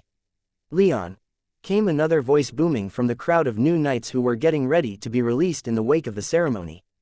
Unfortunately, Leon recognized this voice and knew that it didn't belong to someone he wanted to see, either. Alcander burst through the crowd, his massive frame somehow growing even greater in the past 2 years, though given that he had been almost 7 feet tall at the time, that extra size was mostly due to an increase in muscle mass, which 2 years ago, Leon wouldn't have considered possible given his already huge size at the time. Other than that, his square face, curly brown hair, and jovial yet challenging smile were all still exactly the same. "Sir Alcander," Leon said, choosing to stick with formal titles with everyone until told otherwise. "To shit with fancy titles," Alcander roared as he pulled Leon into a bear hug. Handshakes were one thing, but hugs were another entirely, and Leon gave the bigger man a light jolt of lightning in response. It wasn't enough to harm the third-tier nobleman, but it was enough to get him to stop and hold out his hand instead. "I guess it's true, then, you really are 6th tier, or at least, 5th tier, came a fourth voice.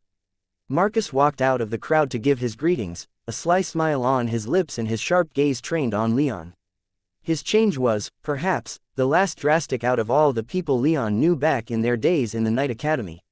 He was still a man of about average height, thin and unassuming, and other than the smile, his entire face was stony and rigid.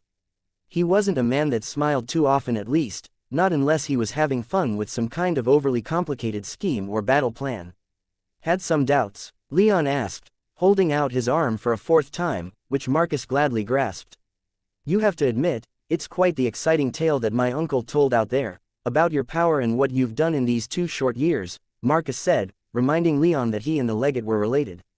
Marcus came from a family whose head possessed the rank of count.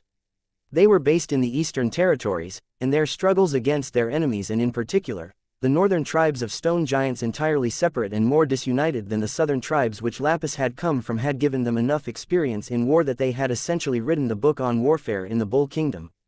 More than half of the legates of the Knight Academy were from Marcus's house, and their sons and daughters were all high-ranking knights in the royal legions, assuming they weren't administering a castle or garrison in their home county.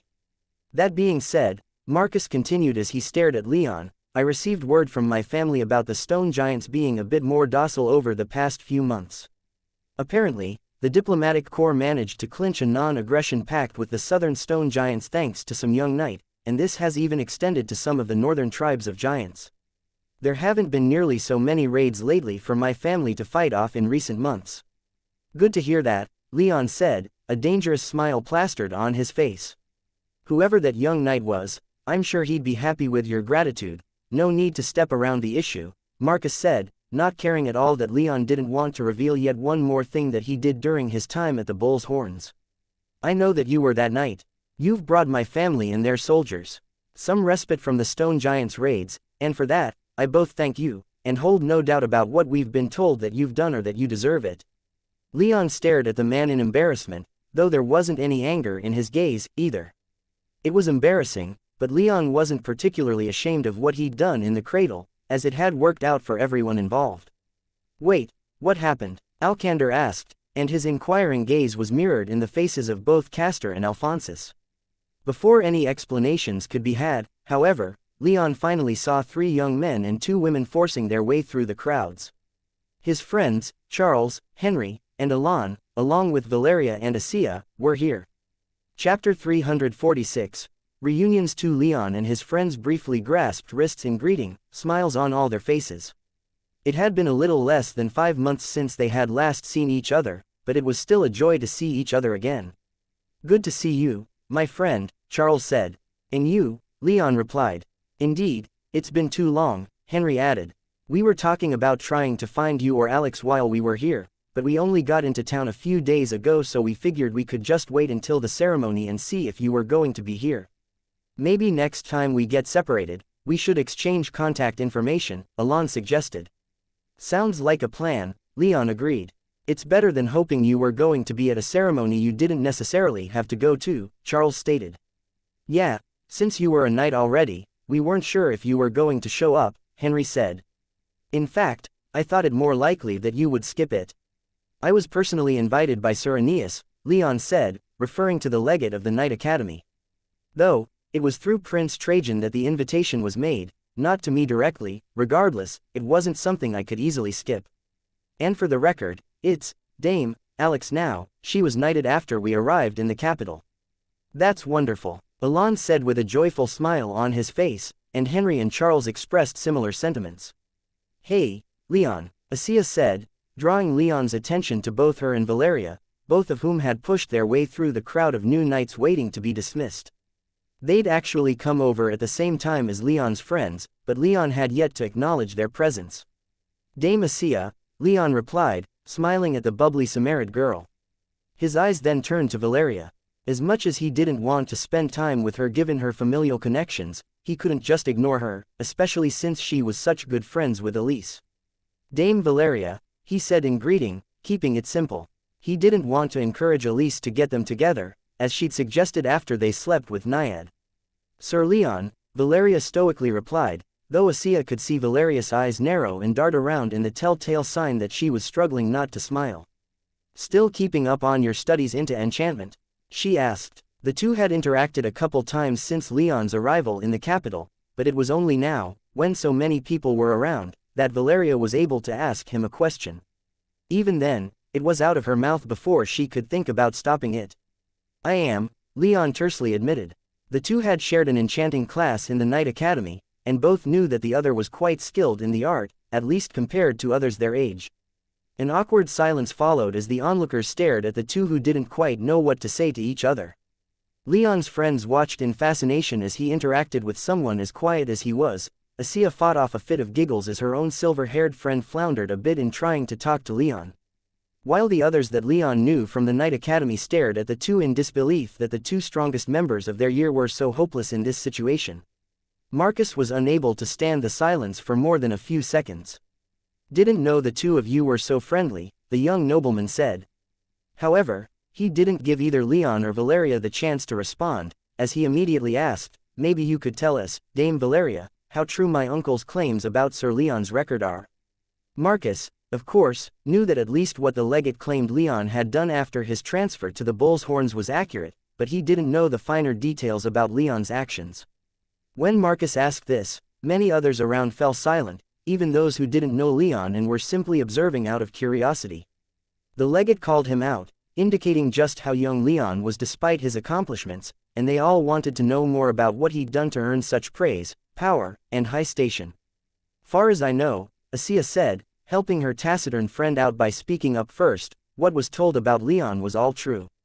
Indeed, we were there at the Horns at the same time as him, Henry added, completely disregarding the fact that most of the others were nobility and didn't appreciate him speaking up in their conversation. He was a knight now, and technically, he was noble as well.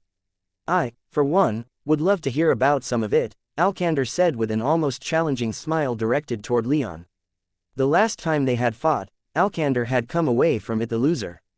He, Tiberius, and Gaius had all engaged Leon in the tunnels that the Snow Lions had fortified during the Knight Academy's FTX, and while Leon had eventually been forced to flee, Alcander had still been left stunned. For 2 years, Alcander had been training. For 2 years, he had been looking forward to returning to the Knight Academy and challenging Leon to a duel. Unfortunately for him, Leon was somehow now a 6th-tier mage, effectively putting him far beyond Alcander's own abilities. The young nobleman doubted he'd ever get a chance to redeem himself through fighting Leon again. Yes, Leon, why don't we all head over to my estate after we've been dismissed, and we can catch up properly? Marcus suggested, making it clear through eye contact that all of them, including Leon's common-born friends and the other newly made knights, were invited. Most of them agreed instantly, as partying with a nobleman wasn't just going to guarantee the quality of the party, it could also bring them closer to someone who would inherit lands and titles, though most of them were more interested in the former rather than the latter. The only two who hesitated were Leon and Valeria. If Leon had agreed, then Valeria would, as well. However, Leon wasn't the partying sort, and it took him a long few seconds of thought before he could respond. "Would it be all right if I brought my girlfriend?" he asked. "No problem at all, bring anyone you like, within reason," Marcus answered. "Very good, then I'll be there," Leon said. He was a quiet misanthrope through and through, but that didn't mean he couldn't attend a party for a few hours when it was being thrown by someone he held some respect for. Besides, Elise was far more social than he was, and he was sure she would be quite happy to attend the party with him. Not to mention there was the good chance that Tiberius would be present, and that meant Leon had an opportunity. He just hoped it wouldn't be too big. Unfortunately for him, what Marcus said next dashed those hopes upon the rocks. "Good to hear," Marcus said, and as he looked to Valeria, she, too, nodded her assent. She would also go. "I have some more invitations to hand out, but I'll see you there." Among the many thousands of people who had gathered in the Knight Academy's parade grounds, the vast majority were there for the princes. However, several thousand were friends and family of those who were graduating or moving on to squires' hips. Naturally, both Tiberius, father, Duke Euphemius Decimius, and Valerius' father, Justin Isonos, were in attendance. For their part, both men were stunned at the announcement of Leon's power and the inference of his age. Since the Knight Academy would only accept people aged 16 to 20, that meant after 3 years he was, at most, 23, even for Justin, achieving 6th tier strength was an incredible feat for someone so young. However, Justin already knew who Leon was, at least on the surface. He was a 19-year-old knight serving Prince Trajan, and quite possibly the Leon Rame he was searching for. He wasn't about to make any moves against Leon without knowing more about him, though, since one of his most powerful mages was killed when he was sent to check up on Leon following the vampire's attack on his villa. Euphemius, on the other hand, had little knowledge of Leon, and the legate revealing his name didn't jog his memory. The assassins he'd sent after Leon had been coordinated by his son, and afterward, Euphemius hadn't been updated at all. Not that he'd been waiting for an update for such a trivial matter, not to mention Elise's sanctions coming down upon his house several weeks later, taking up the majority of his time and attention for the past couple of years. All he knew about Leon was what the legate had just exposited for the entire kingdom to hear. The Duke was tempted to try and reach out to Leon and attempt to bring him over to Aurelianorum, but he doubted it would work. Leon was serving a prince, and that was a far more prestigious post than serving a mere duke. Euphemius had almost completely put Leon out of his mind by the time the new knights were dismissed and spilled out back into the parade grounds. In fact, it had been long enough that he had tried to make his way over to Elise and Emily. They had done serious economic harm to him, and he wanted to know why. He was unable to get close, though, thanks to the heavy Heaven's Eye escort that were with both ladies preventing the many people trying to get close to them from doing so. When he and Tiberius met up again, he was in a foul mood, though he did his best to conceal it. "What's wrong, father?" Tiberius asked after the two men embraced. Becoming a knight was expected of their family, and so such a small achievement on Tiberius' part passed without comment from either of them. "Nothing," Euphemius curtly replied.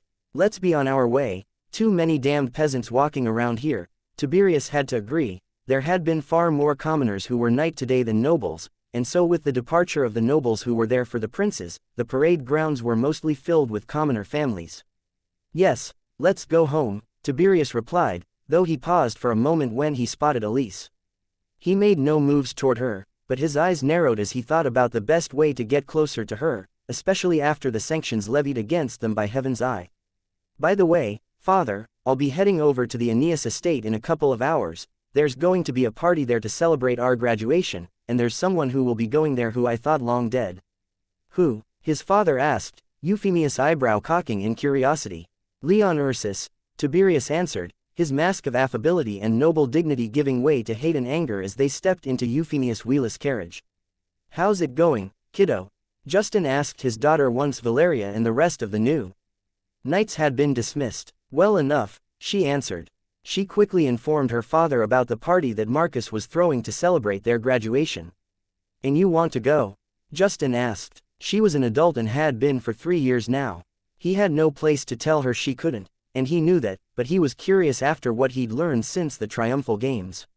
"I do," she said. "Are there going to be boys there?" Justin asked in a teasing voice, though his intent was anything but. He wanted to know if Leon was going to be there. He wanted to know more about the nature of Valeria's relationship with Leon, but he wanted to step lightly around the issue to keep his daughter from being unnecessarily hurt. "A few," Valeria admitted. "Anyone I should know about, as your father?" Justin asked, his tone growing ever more teasing as he tried to steer the conversation in the direction he wanted. "No," Valeria tersely responded. "How about any of your other friends?" Justin inquired. "Asia and Elise," Valeria said, her short replies not deterring her father in any way from pressing on. "Ah, Elise," he said. "That was her boyfriend who was sent into the arena a couple months ago by Prince Trajan, wasn't it?" "It was," Valeria confirmed. He's a friend, too. I trust him." "Do you?" Justin said, his tone taking on a more thoughtful quality, but before Valeria could give him a strange look, he quickly added, "I guess there is a boy there that I need to be worried about." "Dad," Valeria shouted in anger and embarrassment.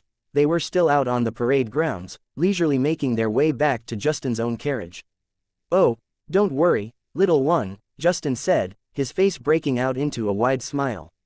Despite all the suspicions he had about Leon, despite the death of the tall man in Emila's home, he was still Valeria's father and he couldn't help but have a bit of fun at her expense, especially since she was now out on her own. "If you do get to know this boy better, please be sure to bring him around and introduce him. I think I'd love to meet him if you think so highly of him." "Will do," Valeria noncommittally said. That was the last she intended to speak with Justin about Leon, and she quickly changed the subject to the current state of affairs in the royal palace, which Justin, as one of August's stewards, was privy to. In the end, though, it wasn't Valeria who was left still thinking about Leon when the conversation was over, it was Justin. After he dropped his daughter off at the barracks for the princess's guard, he quickly returned to his home and cancelled all his other plans for the day, foisting his official duties that he was responsible for onto his assistants. He had a much more important duty to attend to: observing this party. Chapter 347. Ambush prep. If Leon took the time to stop and think about the problem, he'd probably regret agreeing so readily to Marcus's party invitation. It would likely consist of dozens, if not hundreds of other people, and he was rarely, if ever, in the mood to mingle. Still, Tiberius was probably going to be there as well, and that presented an opportunity. As soon as he got back home, he explained everything to Elise, who had gone back without him as they had agreed on before the ceremony. She hadn't gotten home so soon that she had changed, though, so once she agreed to go with Leon to the party, she didn't change clothes. She wore a tight red sleeveless dress made of blood red silk. Her hair was done up in a stylish ponytail that left much of the hair closer to her face loose enough to frame her features. Beneath her dress, she had indulged a new habit she had picked up after the attack on her in Leon's villa and wore black leather pants enchanted to provide excellent protection against physical attacks and more moderate protection against magical attacks. Her dress had been similarly enchanted, and she wore an onyx pendant studded with tiny rubies that had been charged with fire magic. If she wanted to, she could release 5 small fireballs using the power stored in those rubies. Once he'd learned of these enchantments, Leon had suddenly felt like an idiot and had a great many more ideas for his own future enchantment work, but he pushed those out of mind for a while. Just in case, though, Elise gave Leon a change of clothes for him to store in his soul realm. Elise didn't want to show up at whatever this party turned out to be and find herself overdressed. Leon, on the other hand, cared little for fashion and changed out of his black and silver outfit as soon as he returned home. He went for a much simpler look consisting of plain gray pants and a white shirt. If anyone took issue with that, he'd thought, then it was their problem to deal with, not his. Marcus had indicated to him that the party would begin 2 hours after the graduation ceremony. Leon's friends would show up at his villa a little early, and then they'd head on over. That still left Leon with about an hour to kill, but he used it wisely. First, he dove into his soul realm and evaluated the condition of his armor, weapons, invisibility ring, and stockpile of spells. He had a set of generic unenchanted armor made of leather and cloth that would hide his features while still providing some amount of protection courtesy of Elise. His invisibility ring had been completely repaired, and his spells were numerous enough that he could take on a small army if he had to. His primary set of black armor was in perfect condition, though it was too notable for him to use unless he absolutely had to. The only thing he needed to do once he returned to the physical world was to put his ring back on his finger. Other than that, he bit the bullet and decided to check in on Naiad. Leon walked over to the guest rooms that Naiad had been staying in, and as soon as he extended his hand to knock on her door, it opened, revealing the smiling river nymph. "Need something?" she asked. "I'm going to kill someone today, and you offered to help me," Leon replied. Naiad said no more. She was already completely dressed, in contrast to her usual state of being, and followed Leon back into the main living room. On the dining room table, Elise had laid out a detailed map of the noble district. The royal island in the center of the lake was mostly unadorned, in keeping with regulations stating that no map of the island could be held in private hands, but the rest of the district had every road, every estate, and every small river and canal upon it, save for those that might have been built in the past few months. "Ready for this?" Elise asked, her voice trembling a bit in anticipation and anxiety. Leon was used to death, but she wasn't, and Leon indicating that he was about to kill another noble didn't sit as well with her as she pretended. Still, it was Tiberius that Leon wanted to kill, and since Tiberius had tried to kill him before, then Elise was willing enough to end the nobleman's life that she wasn't going to try and talk him out of it. Especially so since he'd refused to leave her alone for years. "I am," Leon answered without hesitation. "As am I," Naiad replied, though she didn't think the question was directed at her. Regardless, Elise spared the river nymph any dirty looks and simply nodded. "Good," the fire-haired woman replied. For the next few minutes, Leon stared at the map. Elise had already marked their location, the Aeneas estate, and the Decimius estate. Over the past few weeks, Leon had taken to scouting out Tiberius' estate from afar, mostly watching it when he had some time and walking through the surrounding streets. He wanted as complete a picture of the layout of the district in his head as he could get. Unfortunately, much of that scouting was now useless since Leon intended to move the site of their attack. No longer would he need Naiad's help to kick in Tiberius' door. After those few minutes were up, Leon pointed to a certain spot on the map and said, "Here." The other two looked where Leon was pointing. It was perfectly discernible to Elise, but Naiad wasn't that great with maps, though she refrained from asking any questions. "Why here?" Elise asked. "Most remote location, and it's a good distance away from any of our estates," Leon answered. Most of the streets in the noble district were winding and not well traveled. They were used almost exclusively by the nobility and their servants, and as such were well insulated from the hustle and bustle of the capital's outer districts. The location that Leon picked was even more so than usual. It was a winding road that he figured Tiberius would have to take from his estate to Marcus's, or at least on his way back home after the party was over. On either side were expansive, relatively well-forested estates, giving the road a feeling of privacy and seclusion even though the road was wide and there was plenty of grassy space between it and the outer walls of the bordering estates. The road could still be seen from the estates, and it was more than within range of the strongest mages in the kingdom's magic senses, but that was what the generic armor disguise was for. There wouldn't be many people around to stop him and Naiad, and it was one of the most secluded areas in the entire noble district. In other words, it was perfect for the killing of a nobleman. "What should we do if the city's mages show up?" Naiad asked, her eyes locking onto Leon. "From what I've come to understand about humans, the kings of this land won't appreciate the killing of their subordinates in their own city." "They won't, but we won't be caught," Leon said. Legion patrols are rare in the noble district. Most estates rely on their own security. It took the Legion about half an hour to arrive at our estate after it was attacked, so I'd estimate we have about that much to accomplish our task. Shouldn't take more than about 5 minutes, but still, if it ends up taking longer, then we should bail. Naiad frowned. "What about the guards around these estates? Can we expect them not to attack us when we go about our business?" "They won't get involved, assuming they even notice in time," Leon said. "These estates are large, and it would take noble security a good few minutes to show up. If they do," Leon almost said that Naiad was free to kill them, but he thought better of it. Killing Tiberius was bad enough, he didn't want to add to that crime any more than he had to. Besides, those guards had done nothing to earn his wrath, and he could even understand if they wanted to intervene in his killing of Tiberius. "If they do, then we'll cross that bridge when we come to it." At that moment, Leon heard some whooping and amazed gasps coming from outside. His friends had arrived. He wasted no time and pulled the map into his soul realm. It was evidence and he didn't want to leave it lying around. Fortunately, Since ascending to the 6th tier, it was incredibly easy to pull things into his soul realm. Instead of wrapping it in his magic power and pulling it in that way, all Leon had to do was take hold of the map with his magic body and just pull it into himself. To be more specific, Leon's intangible magic body overlapped with his physical body, and all he had to do to draw something into his soul realm was to be in contact with it. If his magic body were to be projected for any reason, then it wouldn't work, though, as it needed access to his soul realm through his heart. He needed both his physical and magic bodies working together, otherwise he would be stuck with the much slower way he'd been doing it in the past.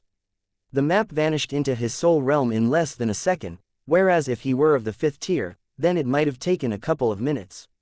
"Who are they?" Naiad asked, her tone sounding hostile as her voice resounded in Leon and Elise's minds. Her aura spiked and she glared out of the nearest window at Henry, Alon, and Charles. "Friends," Leon replied, and Naiad seemed to relax a little, though she didn't bring her aura back down to normal conditions. She was ready to use her magic at a moment's notice. Leon went over to the front door and walked outside into the peristyle surrounding the courtyard. His friends had entered through the unlocked main gate and were still in the front yard practically gawking at the villa and the vibrant garden that Elise had surrounded it with. Seeing him, the three were put a bit at ease. There were no signs in the noble district, so they weren't entirely sure they had the right place and ran over. "Leon, is this place really yours?" Henry demanded to know, his look one of awe. Leon responded with a smile and a head nod. "It's a beautiful place," Alon said. "Indeed, I can't help but feel a bit jealous," Charles added. "How much did this place cost? Does it matter?" Leon asked, an eyebrow cocked in amusement. "A bit," Charles said. "As a knight, don't I now have to keep these things in mind?" "No one's forcing you to," Leon replied. "Regardless, this place is amazing." Henry marveled. "Come on in," Leon said as he invited them inside the villa itself. Their appreciation of the place didn't stop upon entering the villa, with its marble floors and luxurious furnishings. It wasn't nearly so decorated as most noble homes or even the government buildings in the Bull Kingdom, but it had a simple, yet extraordinarily comfortable charm that the three couldn't help but respect and appreciate. And then they saw Elise and Naiad, and everything seemed to freeze. Even Alon, a man with 3 fiancées, couldn't help but stop and stare in abject shock. "Hi there," Elise said with a friendly smile and a wave. Their reactions were a bit extreme and it embarrassed her, but she covered it up well and gave them a friendly smile. It wasn't a new reaction for her, though she was far more used to it being played a bit less honestly, as nobles would sometimes exaggerate their own reactions to her appearance to try and curry favor. Naiad, on the other hand, barely looked at them, treating them like they were tiny beings below her notice. Alon was the first to recover, and he returned Elise's greeting with as much respect as he could. "Hello, my lady," he said, smiling at Elise and slightly lowering his tall and muscular frame in the slightest of bows. Charles was next, and he did likewise, giving Elise a warm greeting and managing not to make himself look too foolish. Henry took a bit longer, and he didn't conduct himself as well as the other two. Hi, he sputtered. He could barely even look at Elise, let alone Naiad, as every time he tried, he could feel the weight of their auras bearing down upon him. In terms of magic power, he was the weakest person there, and Elise's 4th tier and Naiad's 8th tier auras were immensely heavy. He wasn't able to gracefully handle that pressure. "This is Elise and Naiad," Leon said, walking over to both ladies and formally introducing them. He then did the same for his friends, though Naiad basically didn't pay any attention at all, though Leon felt certain that every movement of theirs was caught in her magic senses. She was too proud and too powerful to acknowledge them, but she never once truly ignored them. River nymphs were fairly territorial, after all. After introductions were over, Elise excused herself and took Naiad into another room, claiming that they had some last-minute preparations to take care of. In reality, after the extreme reactions Leon's friends had, she wanted them to talk things out for a few minutes before they all left for Marcus's party. As soon as the door was closed behind the two ladies, Henry's eyes went a bit wild and he turned to Leon and asked, "What in all the hells?" Leon gave him a strange look, silently asking what he was talking about. "Hey," Alon said, drawing Leon's attention away from Henry. "We all knew that Leon was dating a girl here in the capital, though that was years ago. This isn't that great a shock, is it? You know, I kind of expected her to not be real," Henry said. "I especially didn't expect to find two ladies here," In double, especially not two ladies who are fourth tier. I think I'm with this idiot, Charles said as he threw an arm around Henry and his other around Leon's shoulders, ignoring Leon's usual dirty look from unwanted physical contact. I think you've got some explaining to do, buddy. Chapter 348, the party. Leon told his friends about his relationship with Elise. They had already heard some things about her when the four were at the Night Academy, but since none of them had actually met her, none had expected to suddenly meet her at Leon's place. Leon hadn't warned them ahead of time, giving them only the directions to his place with the intent to catch up there, not at the Night Academy parade grounds. Apparently, not even the occasional reference Leon made to Elise back at the Bull's Horns had been enough to convince the other three that she was both real and still with him. Charles had once seen the two together, but it had been a long time since then. In fact, as Leon was quickly made aware once he finished telling the others about him and Elise, it wasn't so much her beauty and power that had stunned them in the beginning, though that was certainly a part of it. Rather, it was suddenly learning that Leon's girlfriend was a real person and not some esoteric concept that Leon could occasionally refer to. The more troubling explanation was Naiad. Leon hadn't the intent to tell the truth about her, that she was a river nymph queen and that she was a stunning 8th tier being rather than the assumed 4th tier. However, making something up on the spot wasn't really Leon's strong suit, so he gave a few vague details that they'd met when Leon had been transferred to the Horns and they hit it off after that. Telling people that he and Naiad were a thing was starting to become a habit, he noticed. Telling people that they had an intimate relationship made for a convenient excuse to not tell them much else and wasn't that far from the truth, as a matter of fact, but he still felt a bit iffy about it. He realized as he gave half-truths to his friends that there would come a time when he, Elise, and Naiad would all have to sit down and hash this thing out, preferably after he, Elise, and Naiad all spoke one-on-one. But an hour before Marcus Aeneas' party wasn't the time for that conversation. Hearing that Leon was essentially done with his explanations, Elise exited the guest rooms where she had been holed up with Naiad and asked, "How's it going out here?" "Just about ready," Leon had answered, and the other three were suddenly too nervous around her to say much. Her status as the daughter of the local Heaven's Eye Tower Lord tended to do that to people who were much farther down the social ladder than she. With that awkward silence, Leon hurried everyone out of the door. They were going to be a bit late as it was, so Leon, a person who hated being late with a passion, got them moving. They didn't leave through the front door, though. Instead, they left out the back and walked down to the river. Marcus's estate was in the northern quarter of the Noble District, whereas Leon and Elise's were in the southern quarter, but both were on the Naga River, so the two had decided not to walk or take a carriage. Consequently, Leon's friends found themselves once more shocked when they found a small Heaven's Eye yacht waiting for them at the private dock, though somewhat less shocked as a whole than when they met Elise and Naiad. Or rather, met Elise. Naiad didn't say so much as a word to them, and, picking up on Naiad's unfriendliness, none of the three wanted to ask too much about her. On the short cruise up the river, Elise took the opportunity to ask them about their lives. Alon, having 3 kids and 3 fiancées, had the most to say. He was renting a relatively large place in Arimenium, which he could only afford because 2 of his wives-to-be had taken jobs as well, with the 3rd staying home to watch over the kids. Now that he was a knight, however, they were about to have a lot more money coming into their household. Other than that, his kids were happy, healthy, and had become quite the handful now that they had learned to walk. Fortunately, having so many pairs of hands around the house made taking care of the kids relatively easy. Alon even mentioned that his family had come with him to the capital, and that he would likely be using the leave time he received after being knighted to take his family back to his and Henry's home village so he and his ladies could be properly married. As he said this, he gave Leon and Elise a strange smile, one whose meaning Elise clearly gleaned as she gripped Leon's hand a little tighter, but Leon didn't quite know what Alon was on about. It took a solid few minutes for Leon to realize that Alon was very pointedly not asking about Leon and Elise's future plans when it came to marriage, and Leon gripped Elise's hand a little tighter in turn. Charles went next. He'd broken up with Jean, his girlfriend that he'd met when he and Leon had first come to the capital before the Night Academy held its entrance tests for their cycle, and he hadn't found any other long-term girlfriends since. That put him in roughly the same boat as Henry, who was trying to rock the single life as much as he could. Unfortunately for him, though, he wasn't nearly as much of a ladies' man as he tried to portray. He had less luck than Charles in finding one-night stands, let alone a woman who could stand to be around him longer than a few weeks. By the time they arrived at Marcus's estate, the ice between Leon's friends and Elise had been thoroughly broken in no small part thanks to Elise's own aptitude for being social that she, as a noble as highly ranked as she was, possessed.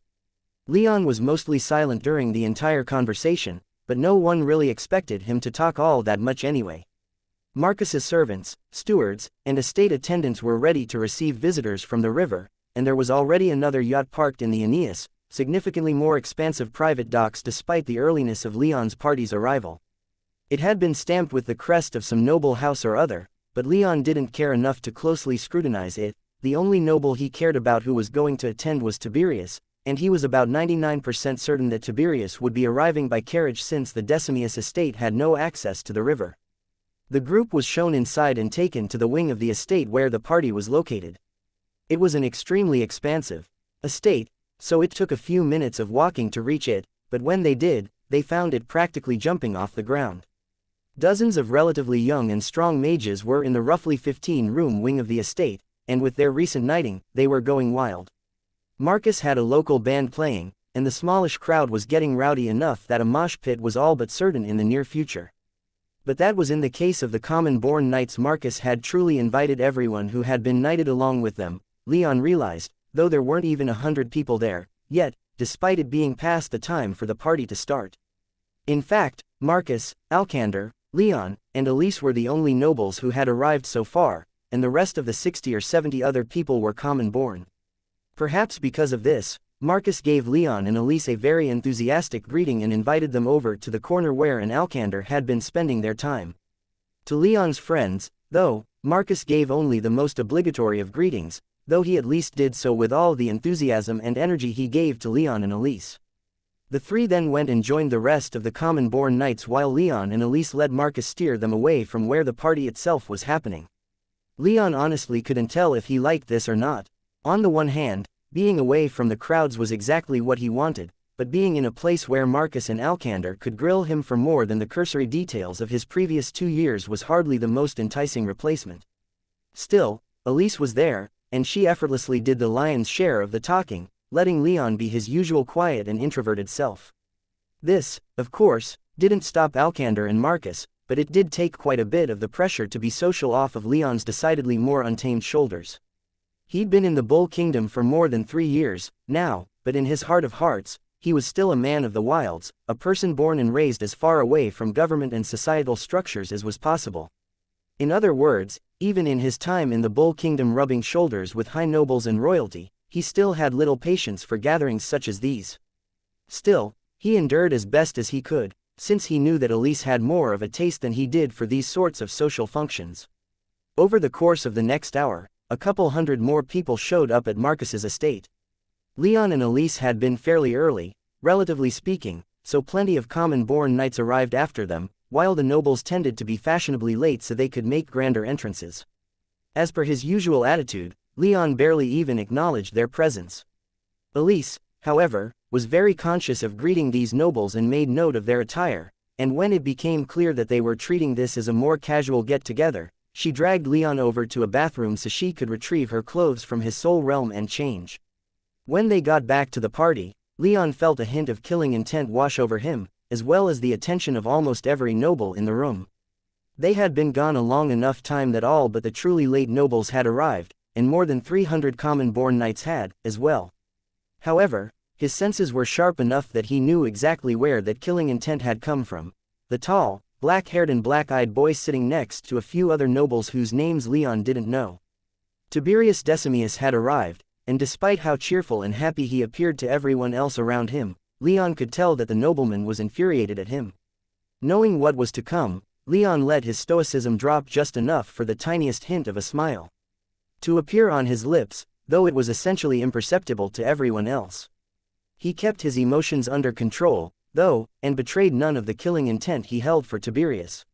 He was going to kill that man after the party, and he didn't want to give himself away with a stray wisp or two of killing intent reaching Tiberius' senses. However, Tiberius wasn't the only noble who had arrived in the 15 or so minutes it took Elise to change out of her fancy clothes. Both Valeria and Asia had shown up and Elise started almost dragging Leon over to them. She tightened her grip on Leon's arm and flashed him a tense smile. She had seen what he had, too, and she wanted to be as far away from Tiberius as she could. Seeing her strained look was more than a little curious. Leon knew that in terms of social skills, Elise had him outclassed. "Hey there," Asia said as Leon and Elise sat down next to her and Valeria. "Hey," Elise responded with a beaming smile. Leon, however, remained lost in thought. Was it something Tiberius did to her to make her so nervous? Or is it what I'm going to do? Or was she worried that I might give up the game too soon? Valeria nodded in greeting, and nervously shifted a bit in her seat as Elise subtly had Leon sit between her and her silver-haired friend. Once they were seated, a few more noblemen wandered over, including Marcus and Alcander. Fortunately, though, they had all had enough of hearing about Leon's exploits and began to brag about their own, possibly for the sake of some of the only women in the noble section of the decidedly male-skewed party. Marcus and Alcander had both been conveniently assigned to the same unit, a legion in the Central Territories. Obviously, neither had seen as much large-scale conflict as Leon had, but they had spilled a fair amount of blood in the 2 years since leaving the Knight Academy.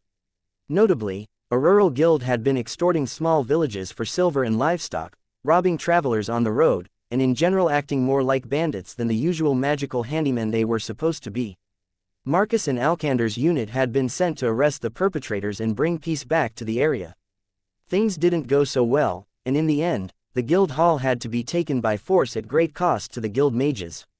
Much like Leon's experience with rebellious guilds, though, it was mostly the higher-ups in the guild that were to blame, and as soon as they were arrested or killed in the fighting, a majority of the surviving guild mages surrendered.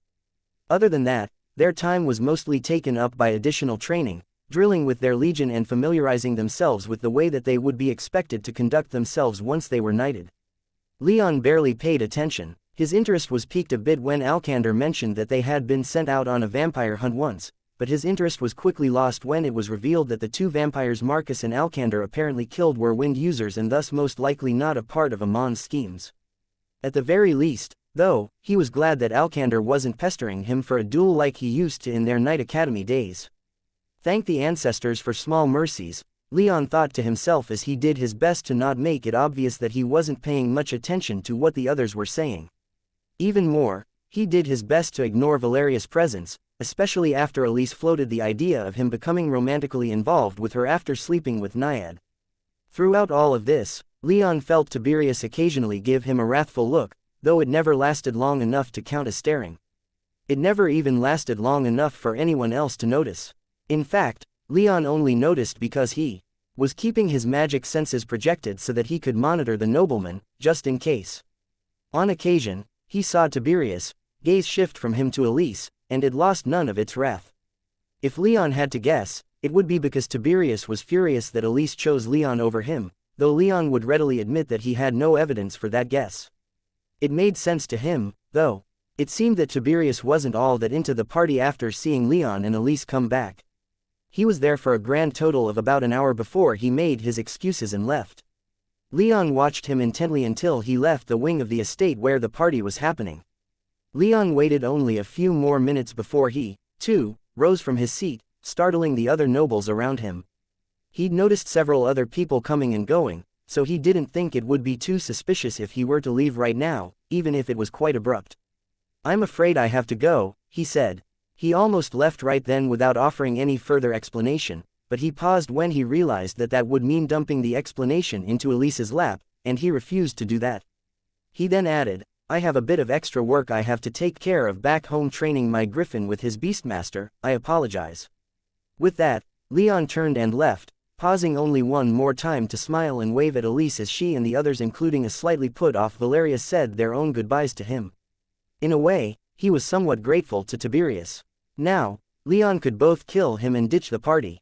Still, he felt Elise's angry eyes boring holes into his back as he walked away. She knew why he was leaving after seeing that Tiberius had also left, but it didn't stop her from being irritated that he was leaving just like that. He could apologize later. Right now, he had a nobleman to kill. Chapter 349. A taste of revenge to come. He'd left Elise at the party without any warning. They'd spoken about this, and Tiberius' early departure had taken him by surprise, but as Leon left the Aeneas estate, he couldn't help but feel terrible about it. He'd even left his friends, and though he felt bad about that, too, his regret was marginal at best compared to how he left Elise. Still, He had a job to do, and apologies could come later.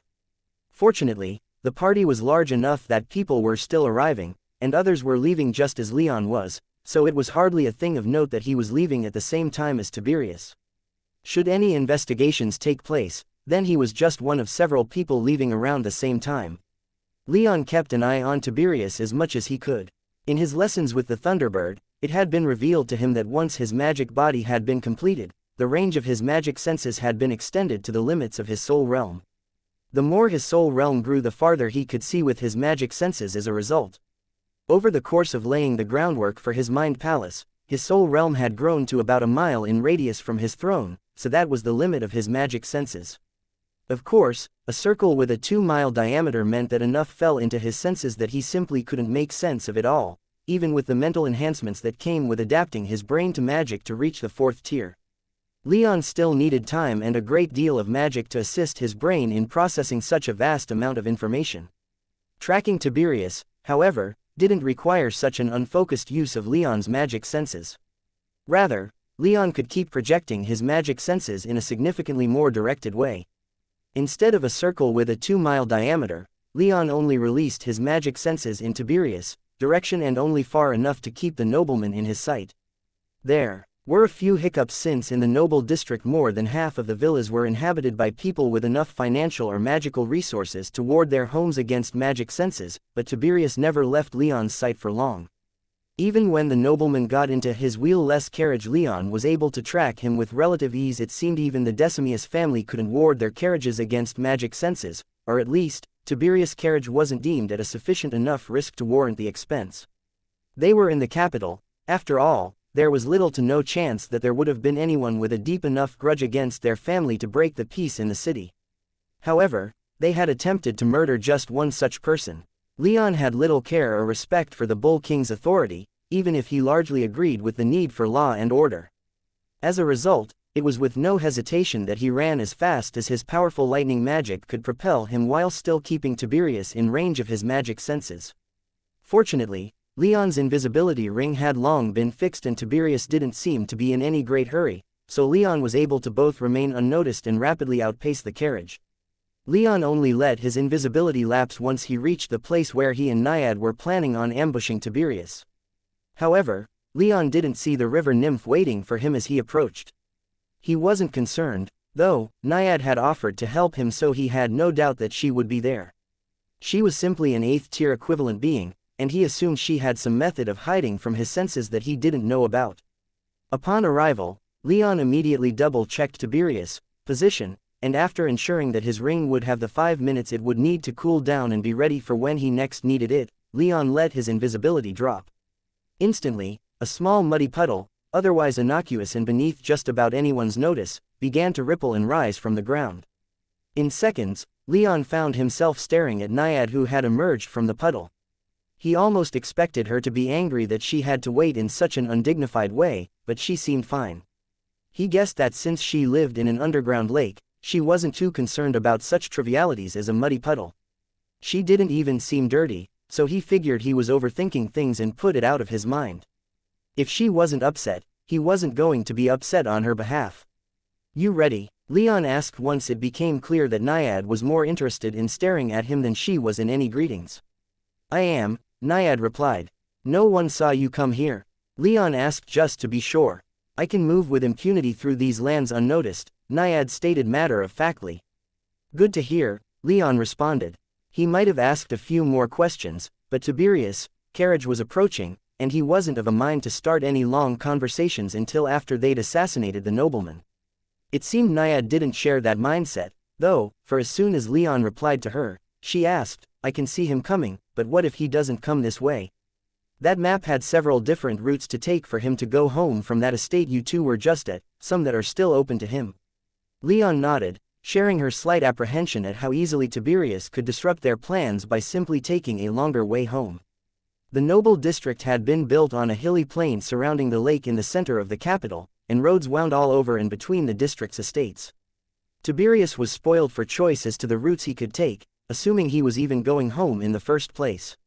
Still, Leon hardly considered it a problem.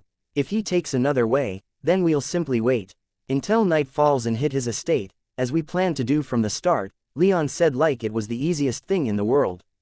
Given that the only response he got from Naiad was a head nod and a light smile, it seemed she agreed with his attitude. She was strong enough that she doubted any defensive wards on the Decimius estate would be able to keep her and Leon out if they absolutely had to get into the place. It didn't seem like it would come to that, though, since Tiberius' carriage continued to make its way toward them. Out of curiosity, do you know how many people are with the boy? Naiad asked. Not for certain, but given that it's only a single carriage, it can't be too many, Leon said. However, his gaze dropped for a moment to the ring on his finger that he'd taken from the corpses of the assassins Tiberius had sent after him in the wake of their departure from the Knight Academy 2 years ago. That being said, there could be a few invisible guards keeping an eye on their young lord, so while we can only see a single carriage, there could easily be more guards than we can see. I understand, Naiad said. As it is, I can sense 4 people, including that boy you want dead. I sense the same, Leon said. As the son and heir of a powerful duke, he'd expected Tiberius to have a bigger entourage, but the young nobleman had only what seemed like 2 guards and the carriage driver with him. Even in as secure a place as the capital, having an entourage or a retinue of knights was a symbol of prestige, but Tiberius lacked one that others of his social rank might consider appropriate. Leon's suspicion grew, and he felt like his answer to Naiad's question about the number of people on Tiberius' side was more accurate than he might like. Invisible guards hardly contributed to prestige since, well, no one could see them, but they still fulfilled a crucial function in keeping their charge alive. Let's assume that there are invisible guards, just to be safe, Leon said, and Naiad nodded her agreement. Her instincts were quite similar to Leon's own, both being products of the wild. Neither were going to assume anything that might leave themselves at a disadvantage, even with the titanic power difference between Naiad and Tiberius, 4th and 5th tier guard. I'll follow you, she said. If anything tries to harm you, I will kill them, so act as you please. It's appreciated, Leon said, a vicious smile spreading on his lips as he watched the carriage approach. After pulling his sword and the generic nondescript armor that Elise had picked up for him to conceal his identity out of his soul realm, he quickly channeled magic power into his ring, bending light around him and rendering him invisible. Taking her cue from Leon, Naiad melted down into water, becoming nothing more than a puddle on the ground. Just a few minutes later, the carriage reached the location Leon chose for the ambush. It seemed that Tiberius was returning home by the fastest route he could take, which only made Leon smile even wider. In such a secluded place, with trees blocking the view of the road from the distant estates, Tiberius and his people were sitting ducks. Leon didn't launch his ambush quite yet, though. This part of the road was long and winding, and Tiberius' carriage had only just entered into this corridor. Instead, Leon used his magic senses to ensure that they were alone. There were no people on the road besides him, Naiad, and Tiberius' crew, and to examine what kind of defenses the carriage had. He'd given it a cursory examination as Tiberius was leaving the Aeneas estate, but he had been in a bit of a hurry to reach the ambush point and so hadn't taken a closer look.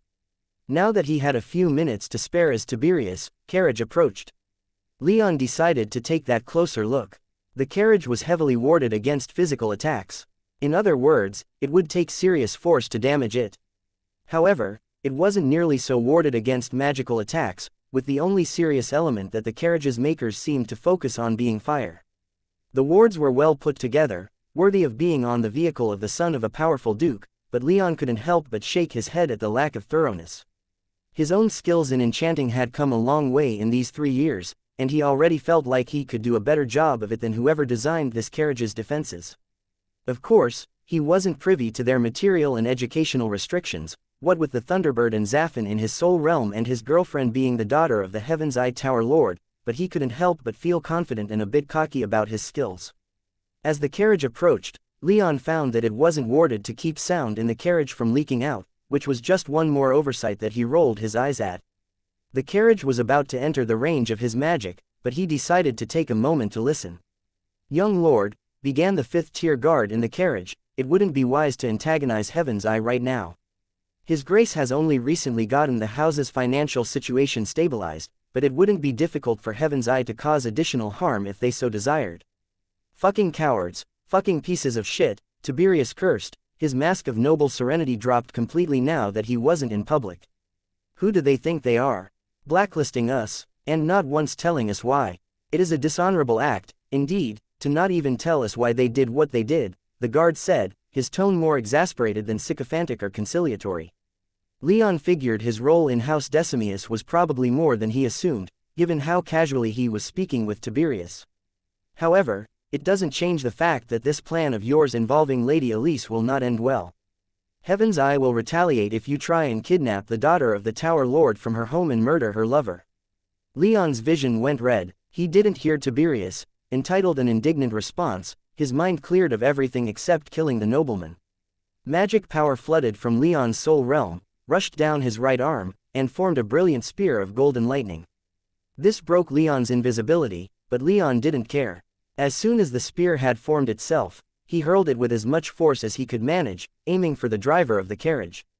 The lightning bolt rocketed across the few hundred feet between Leon and the carriage, exploding upon the chest of the startled driver.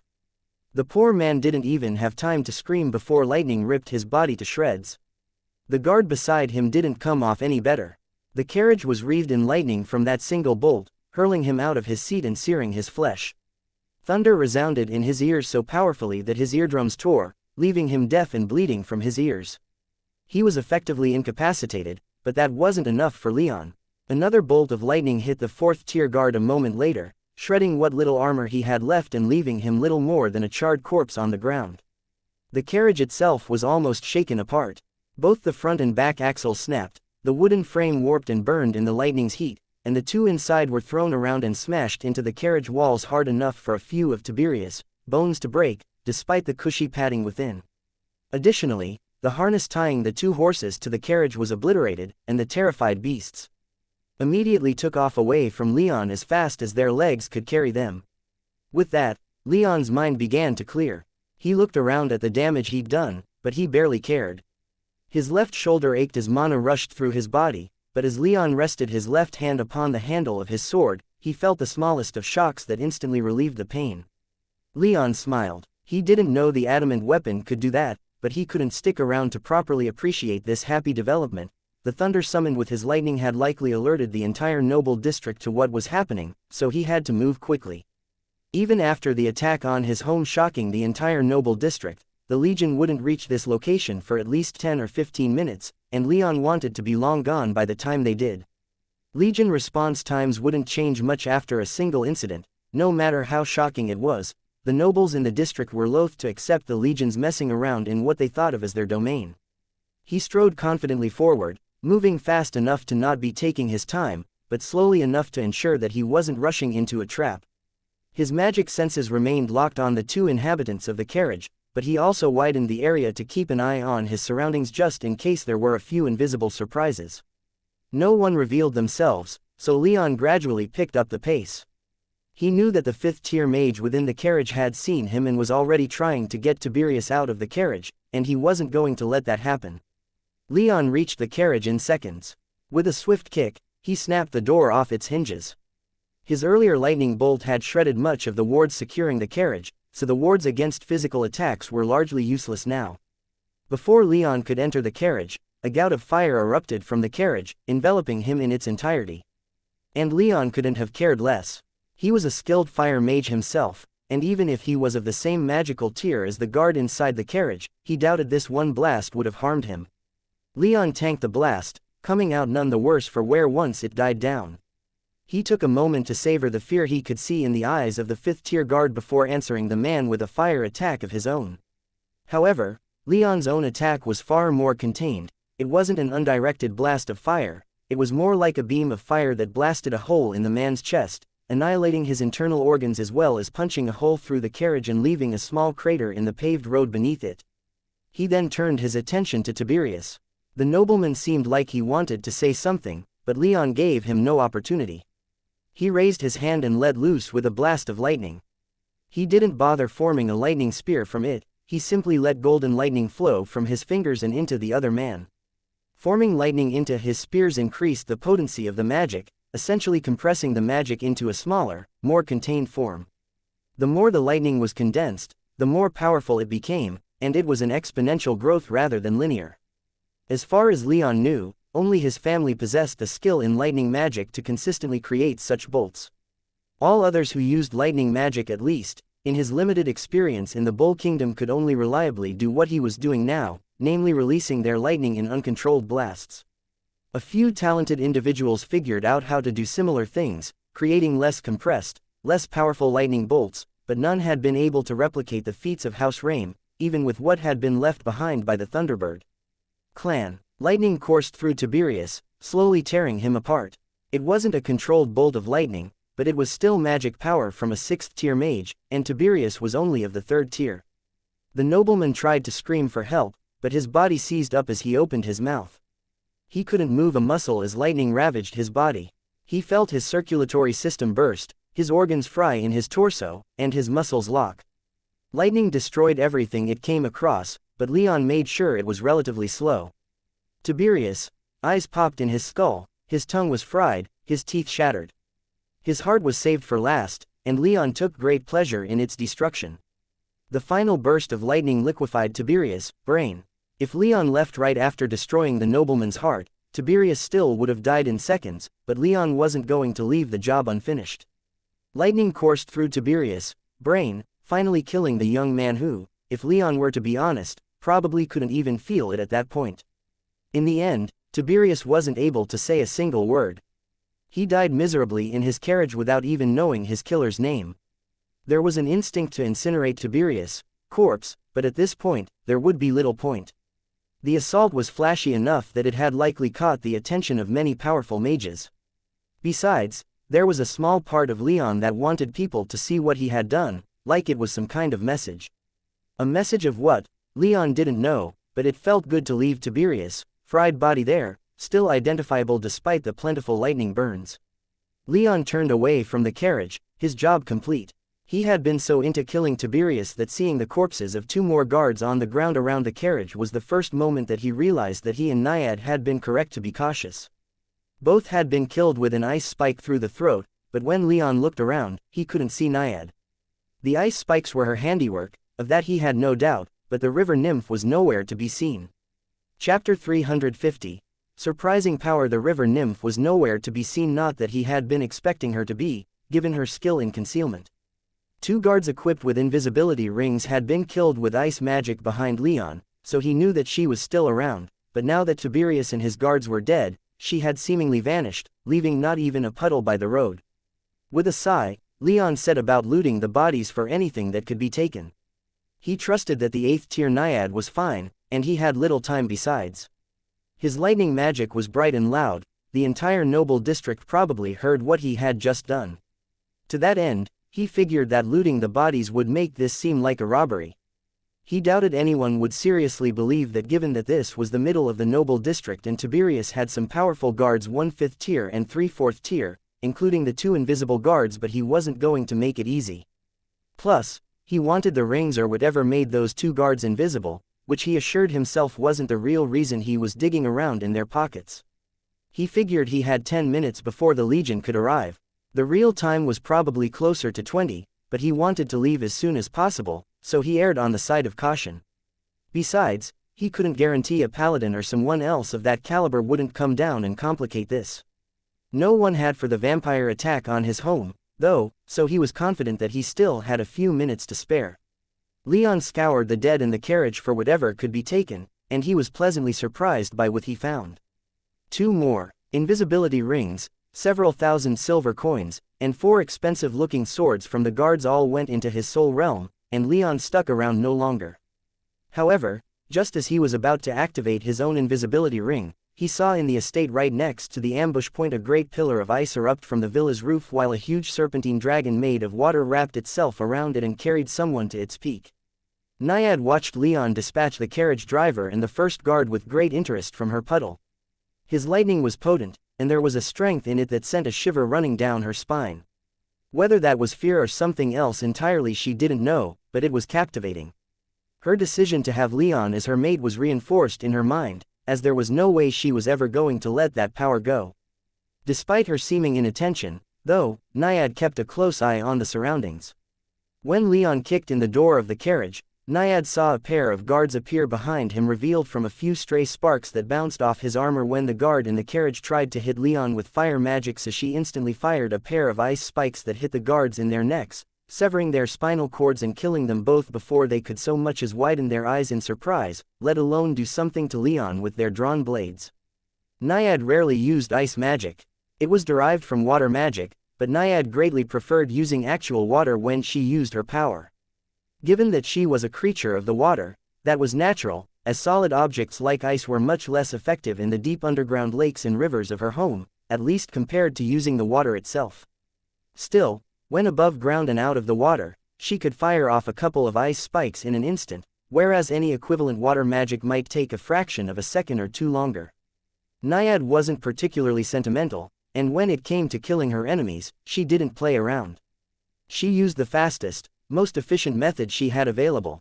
If her mouth hadn't become water, she would have smiled in pride at how quickly she killed those guards and in derision at how easily they fell.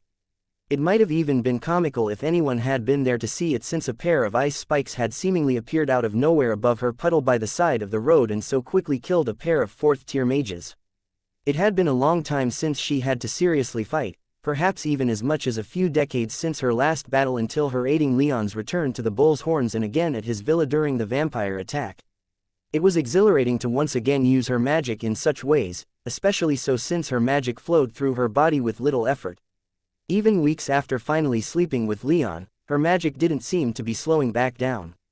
Under normal conditions, she might take that as a sign that either she was already pregnant, or that sex was all that was required to drive away her gorgonism, prompting her to leave Leon since he seemed to resent her presence. However, she could tell that she wasn't pregnant, and she wasn't going to risk leaving and feeling her magic slowed down again a few months or years down the road. She wasn't about to abandon Leon, only to later come crawling back. If she did, she might have to resort to force, and at the rate he was growing, that wouldn't necessarily work out so well for her. No, she fully intended to stay for as long as she could, for as long as Leon and Elise would let her. As she thought about these things, she suddenly felt a subtle wave of magic wash over her.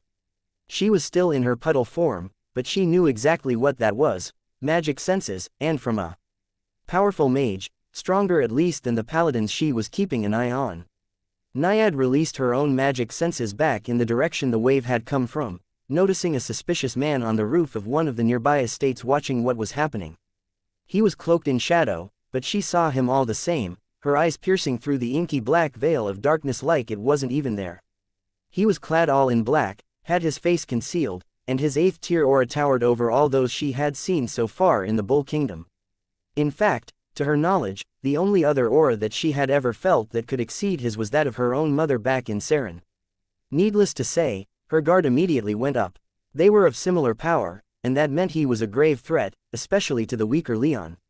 Naiad burst out of her puddle faster than even Leon's lightning magic could take him and sprinted through the trees, over the outer wall of the vast estate, and toward the mysterious watcher so fast she practically flew. Justin Isonos wanted to keep an eye on Leon. However, he ran into an issue regarding Leon's power, that being that no one he could send to watch over the boy at this point could do anything of substance without exposing themselves to his magic senses. It would take a powerful mage who could watch him without discovery and who possessed enough skills to not be seen in turn by Leon during their observation. Normally, Justin could have some of his weaker subordinates keep an eye on Leon's house from a warded location and have a few spies in the royal palace keep an eye out for him that way, but when Leon was on the move, Justin needed more than a bureaucrat or a weak mage hiding behind defensive enchantments. Unfortunately, with the loss of both the tall man after the vampires attacked Leon's villa and the loss of Timotheos years ago, he was left critically short-staffed in that regard. This left him with two potential subordinates, the blonde woman and the short man.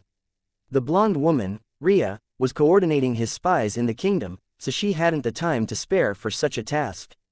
Alexandros, the short man, was on a mission in the Northern Vales personally continuing the investigation into the disappearance of Timotheos and his entire team, so he wasn't anywhere close to the capital to perform this task. And that left Justin himself. He was the only man capable of keeping an eye on Leon without serious risk of discovery, so he handed off much of his work in the royal palace to his secretaries and assistants while simultaneously vowing to hire more of these subordinates to free him up to do more of this kind of work, and took off for the Aeneas estate. The estate itself was quite well protected, but that meant nothing to a man like Justin. He easily infiltrated the place and kept Leon in sight for as long as he could. He was more than a little disturbed with how close Leon seemed to be with his daughter, but Justin kept his emotions under control. Valeria was a grown woman now, and Justin wanted her to live her own life and not be caught up in his own work. Still, he knew that he'd have to talk with her about Leon again one of these days, to warn her not to get too close to the young man, and maybe even to press for information.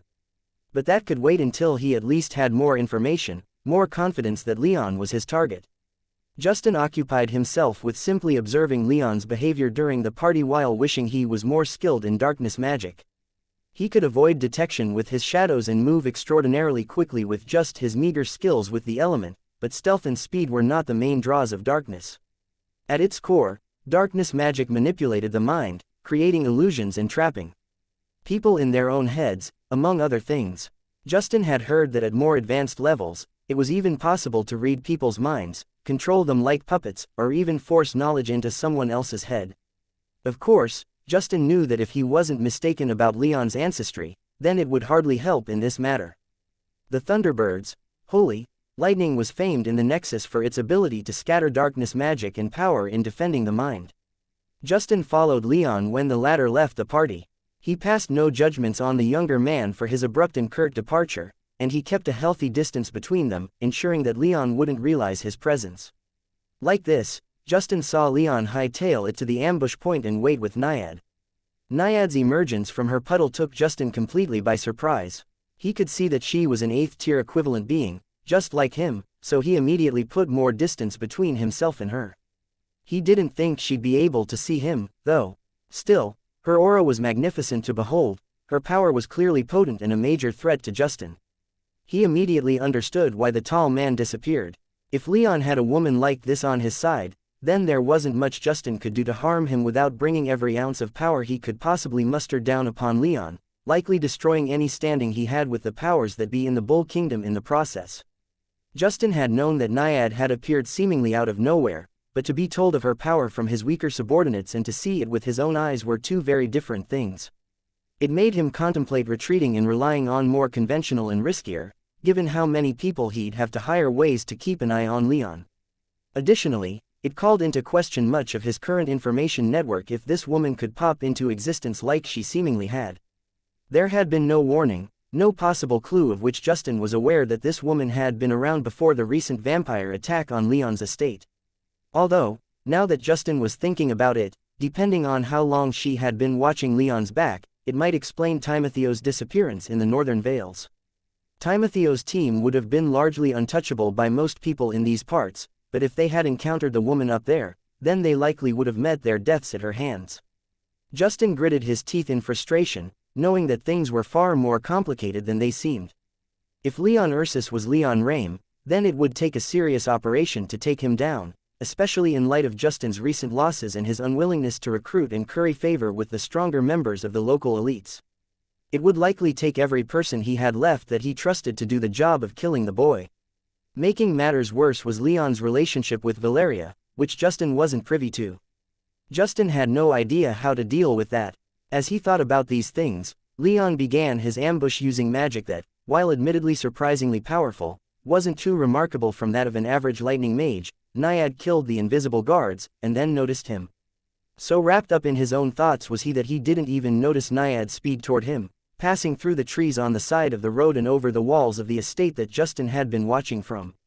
He didn't see her charge until she was right in front of him, preparing to reach into his shadow and pull him out of it. In a panic, Justin let loose with a quick blast of ice. It wasn't as powerful as it could have been, but it still obliterated the roof he and Naiad were standing upon and showered her in thousands of tiny blade-like ice fragments.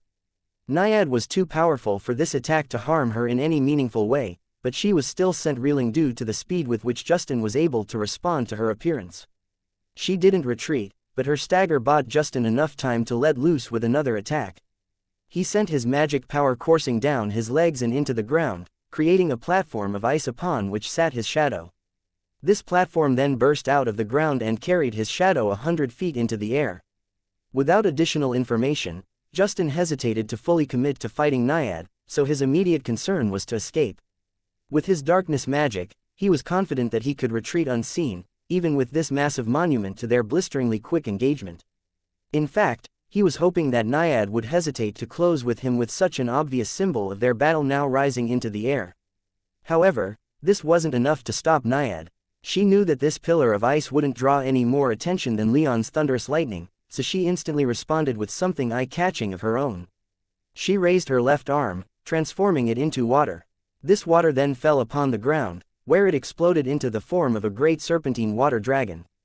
The dragon rose, wrapping its body around the ice pillar as it did so. Naiad stood upon its head, regenerating her left arm in the moment it took for the dragon to reach the top of the pillar. The top of the pillar was wide enough for both Naiad and Justin to stand a comfortable distance apart, but Justin hadn't yet emerged from his shadow. Still, Naiad's response to his magic and the water dragon wrapped around the pillar prevented him from escaping without leaving the shadow. His shadow had to remain somewhat connected to the ground. He couldn't use it to fly or to jump, so he waited for her to reach him. When Naiad stepped off the dragon, she did so with a wide, challenging smile and staggering confidence. She was ready for whatever Justin would use next, and her killing intent poured out of her, informing Justin just what she was willing to do if they truly fought. Justin had to grudgingly admit that Naiad had him beat in this area.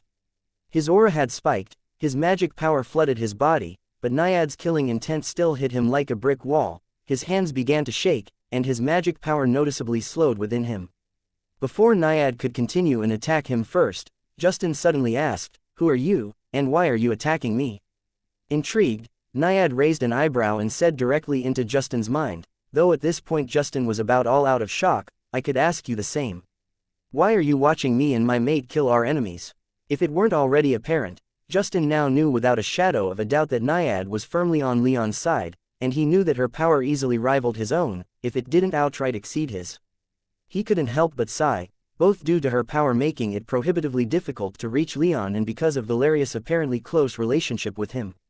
Still, Justin's power lay not only in the magical kind, and his mind worked lightning quick. "That young man is a friend of my daughter," Justin quickly and unthinkingly said. "I was only trying to evaluate him, to see if he's worthy of that relationship. If he were an evil person, I would want to know so I could protect my daughter from him." Naiad nodded in understanding, though she didn't lower her guard in the slightest. At their level of power, to do so when in such close quarters would be suicide. "Makes me nervous when you don't show your face," she said, her tone dangerous and threatening. What she wanted was clear. Justin weighed the risks of exposing himself here. About 5 minutes had passed since Leon had begun his ambush, but that was enough time for powerful eyes to turn in their direction. The last thing he wanted was to be seen here.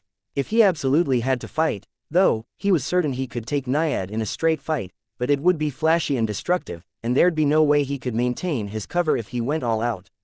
He acted immediately. He'd gotten too used to being essentially untouchable here and panicked when Naiad showed her dangerous power. With more time to think, he knew that his panicking mouth had already said too much, and to say any more would only compound that mistake.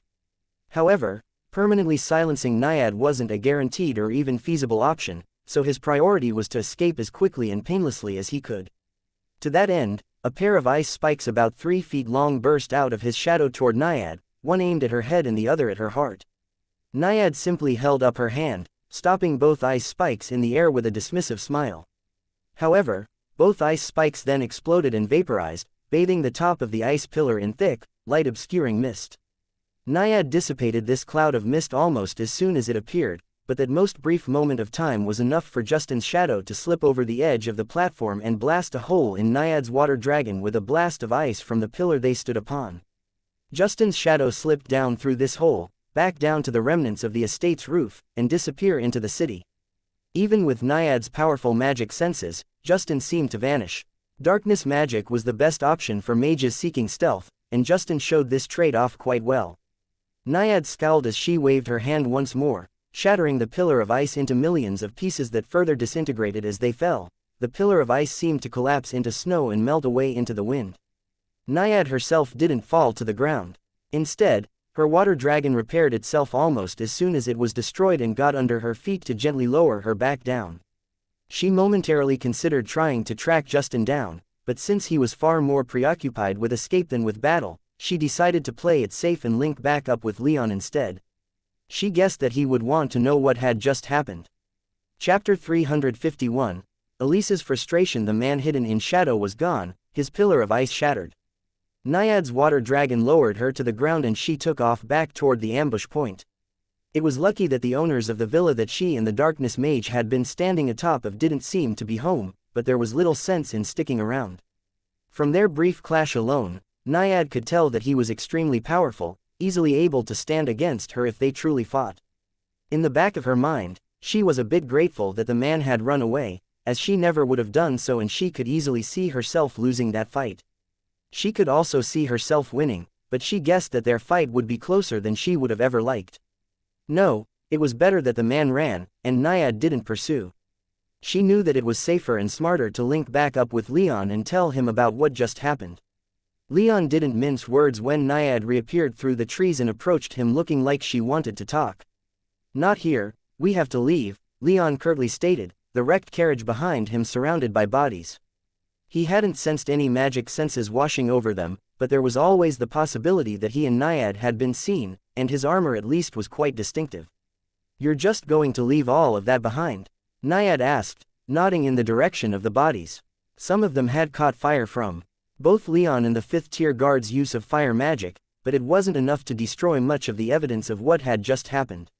"Not a lot of point, I didn't leave anything incriminating, and all of this has likely been seen." Leon was confident, but he was still in a bit of a hurry. He hadn't expected a battle to break out between Naiad and some random powerful mage, and he wanted to beat feet. The only consolation he had was that Naiad was a relative unknown in the city, and that it was extremely unlikely that anyone who might have seen them would recognize her. "Back home, then?" Naiad asked, effortlessly referring to Leon's villa as home, which Leon was in far too much of a hurry to notice. In fact, Naiad herself didn't even notice her ease with the term. Leon nodded and began to disappear, his ring flashing a brilliant green as his magic power flowed into it. Naiad didn't stick around, either. Her body collapsed into water, sank into the ground, and found its way to the Naga River, first through groundwater, then through the small rivers and canals that had been built throughout the noble district. For his part, Leon's route was largely on the road, but as he made his way back home, he happened to notice a large contingent of Legion soldiers rushing toward the ambush point. It had been less than 10 minutes since he had launched his ambush, and based on how long it took the Legion to arrive at his house following the vampiric assault upon it, he considered this almost insultingly good timing. I guess the Legion may have stepped up their response time, after all, Leon thought, a frown forming on his face. He was a bit torn between being grateful their response time was so bad, since it gave him the opening he needed to kill Tiberius, but on the other hand, he would have greatly preferred it if they had reached his home sooner so that he wouldn't have had to rely upon Naiad for his survival and the survival of his friends and family. Or maybe it was just because it was Tiberius who had been attacked this time and not him that accounted for the increase in response time. Invisible, it was easy to return home unseen and unobstructed. Leon had to dodge a few noble carriages and caravan-like trains of followers, but as was the norm for the noble district, the roads winding through the short hills were largely deserted. But Leon didn't take that as license to slack off, and he maintained his invisibility until he opened the gate in the wall that now surrounded his villa. Of course, his return to the world of the visible wasn't entirely by choice, as his home was, at this point, so warded that he literally had no way in without disrupting his invisibility. Leon scurried inside, swiftly shutting the gate behind him.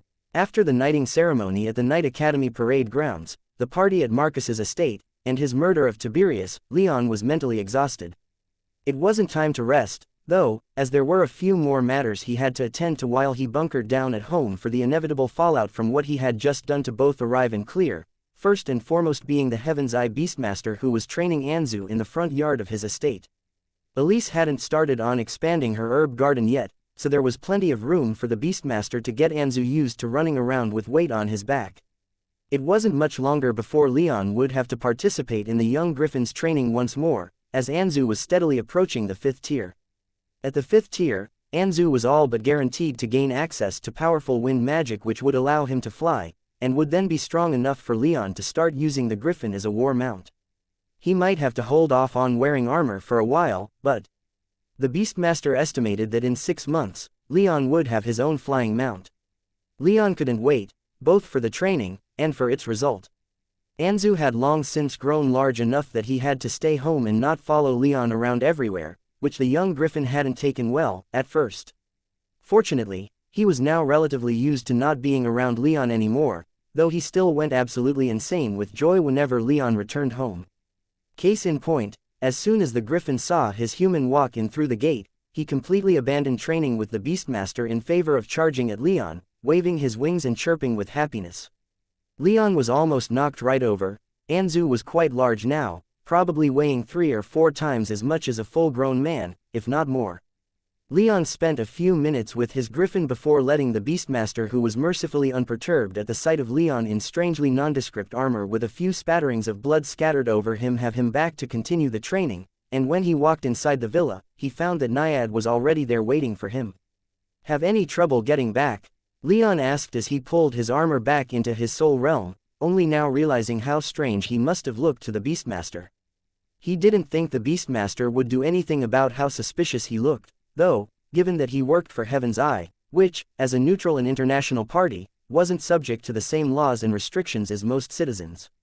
To expect a member of Heaven's Eye to report on someone like Leon, who was extremely well connected with the organization's leadership in the kingdom, was to expect that member to act like a fool. No private citizen would willingly make an enemy of Heaven's Eye if they could avoid it, no matter how suspicious their actions are. So Leon now had to count on, as he wasn't about to go out and threaten the Beastmaster or explain himself in any way.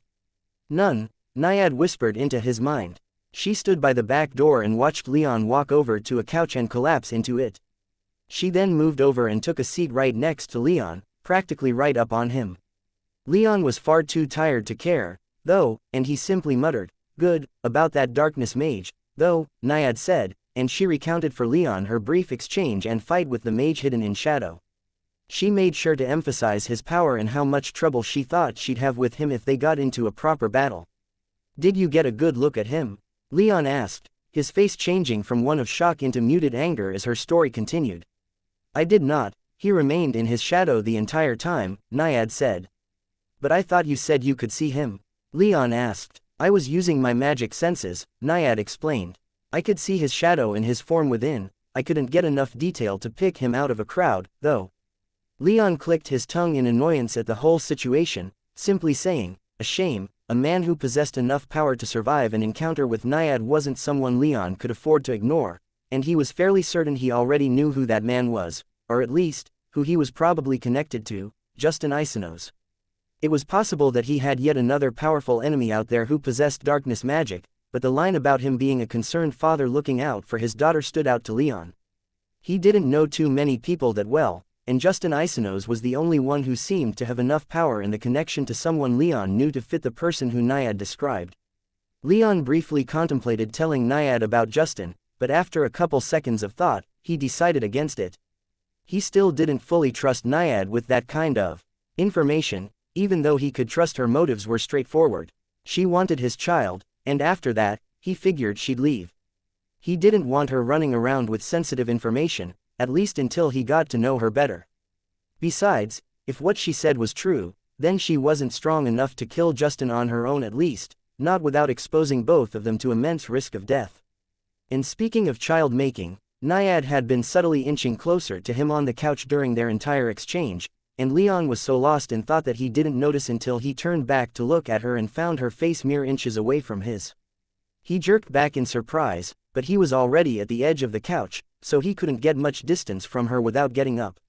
"What's wrong?" Naiad asked in concern, her deep blue eyes capturing Leon's and not letting him look away. Nothing," Leon sputtered in an attempt to not anger Naiad. For all that he didn't appreciate how she had inserted herself into his life, he couldn't deny that she was a powerful ally worth keeping around as long as he could. His embarrassment over the situation only grew when he felt awareness coming from his soul realm. He didn't know if it was Zafin or the Thunderbird checking in on him, but either way, he didn't much enjoy the audience. Naiad began, but she was interrupted when the back door was flung open from the outside, revealing a less than happy Elise in the merciful absence of his friends. However, Leon's red-headed lover looked positively pissed, obliterating any relief he felt at not having to explain anything to Charles, Henry, or Alon. Leon immediately rose to greet her, but she barely looked at him as she pulled off her shoes and made for an armchair. Once seated, she momentarily glared at both Naiad and Leon before asking, "Is it done?" "It is," Leon confirmed. "With a few complications, Naiad added, and she quickly repeated to Elise what she had told Leon about the mage she'd fought. Before Naiad could begin, though, Leon contemplated stopping her. With Elise's friendship with Valeria to consider, Leon hadn't yet told her about Justin Isino's connection to his family's downfall, and he didn't want her to poke too much into that. Ideally, he'd find some way to deal with the situation before things got too hairy, but as more time went on, he more and more came to realize that that wasn't going to be a good option for him. He needed to be open and upfront with Elise. He knew that, but he also didn't know how and when to broach the topic. So, in the end, he let Naiad speak unimpeded. Elise was, of course, disturbed at the thought of someone of comparable power observing Leon, especially since it seemed they were connected to one of her friends. Leon wasn't friends with any ladies other than her in her circle of friends, apart from Alex, at least to her knowledge. "I'll look into that later," Elise said with a scowl. "In the meantime, Naiad, could you please give me and Leon some privacy? I appreciate everything you've done for us in this regard, but we need to talk alone for a few minutes." Leon's heart sank. He'd heard it said that the guilty always know why they're in trouble, and in this case, he felt like the saying was accurate. He'd practically abandoned Elise at the party. They'd both known what he was going to do, but he knew that there had been an expectation that he would do so with more grace. Instead, he was rudely abrupt and thoroughly embarrassed Elise in front of everyone at the party. He could understand why she wasn't happy with him right now. "I suppose," Naiad replied. She felt like it was more important to discuss their opponents, but seeing the look on Elise's face convinced Naiad not to push the issue. She slowly rose from her seat and, with one last slightly regretful look at Leon, returned to her guest rooms. Leon remained quiet. He felt like it was best if he let Elise speak first, and if he were to hastily offer apologies before she began, then it would only make things worse. Elise, however, didn't say a word for what felt like an eternity. She stared at the wall after Naiad left, her face stony and impassive. Finally, after long enough that Leon was about to break his silence, she said, "You left me." "I did," Leon quietly replied, his voice dripping in shame. "Normally," Elise continued, her voice quivering in anger, "it's polite not to leave so abruptly. The people we were with took notice, and if they're questioned, then your name might come up in connection with Tiberius, since you left so soon after him." Leon nodded, not interrupting her despite her pausing for a moment. He was prepared to be questioned about Tiberius' death, but that they left a party at the same time was hardly damning evidence. Fortunately, their disputes weren't public knowledge, so Leon had no public motive to kill him.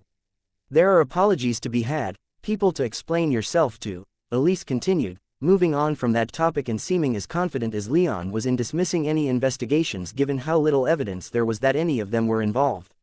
"I understand why you did it, but the way you left the party left much to be desired." "I understand," Leon whispered. "Do you really?" Elise demanded, her voice rising for a second before she got herself back under control.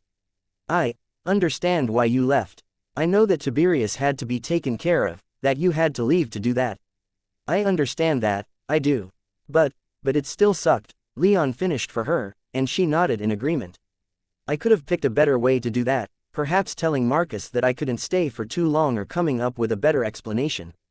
Been more polite when I left so that I didn't seem to be abandoning the party." "Yes," Elise said.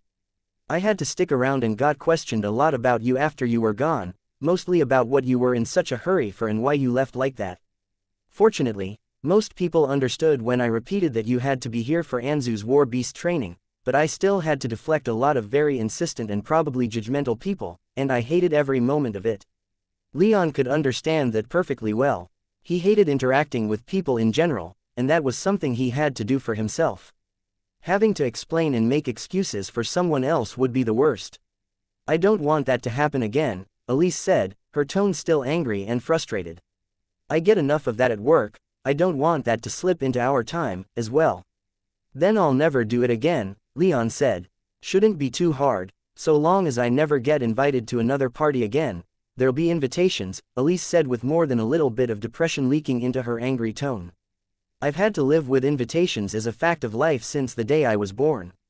We're just going to have to be very selective with whose parties we attend." "How about none?" Leon asked with a cheeky smile, and Elise couldn't help but giggle despite her anger. "I suppose that would work," she said, smiling for the first time since coming home. "We're going to piss off a lot of people that way," That's fine, Leon said. I don't plan on staying in the Bull Kingdom forever anyway. Elise's eyebrows shot up in curiosity and slight shock, quickly dulling her frustration and cooling her anger. For all that Leon had learned from the Thunderbird, he still hadn't been entirely forthcoming with Elise about his future plans. The most she knew was that he wasn't planning on staying in the legions for too long, maybe a decade or two at the most. My goals are a little higher, Leon said, smiling at his lady. Have you ever heard of the Nexus? Chapter 352, Political Trap. The events surrounding the death of Tiberius took the entire city by surprise. For a noble to be so brazenly murdered in the streets was unheard of in the Bull Kingdom.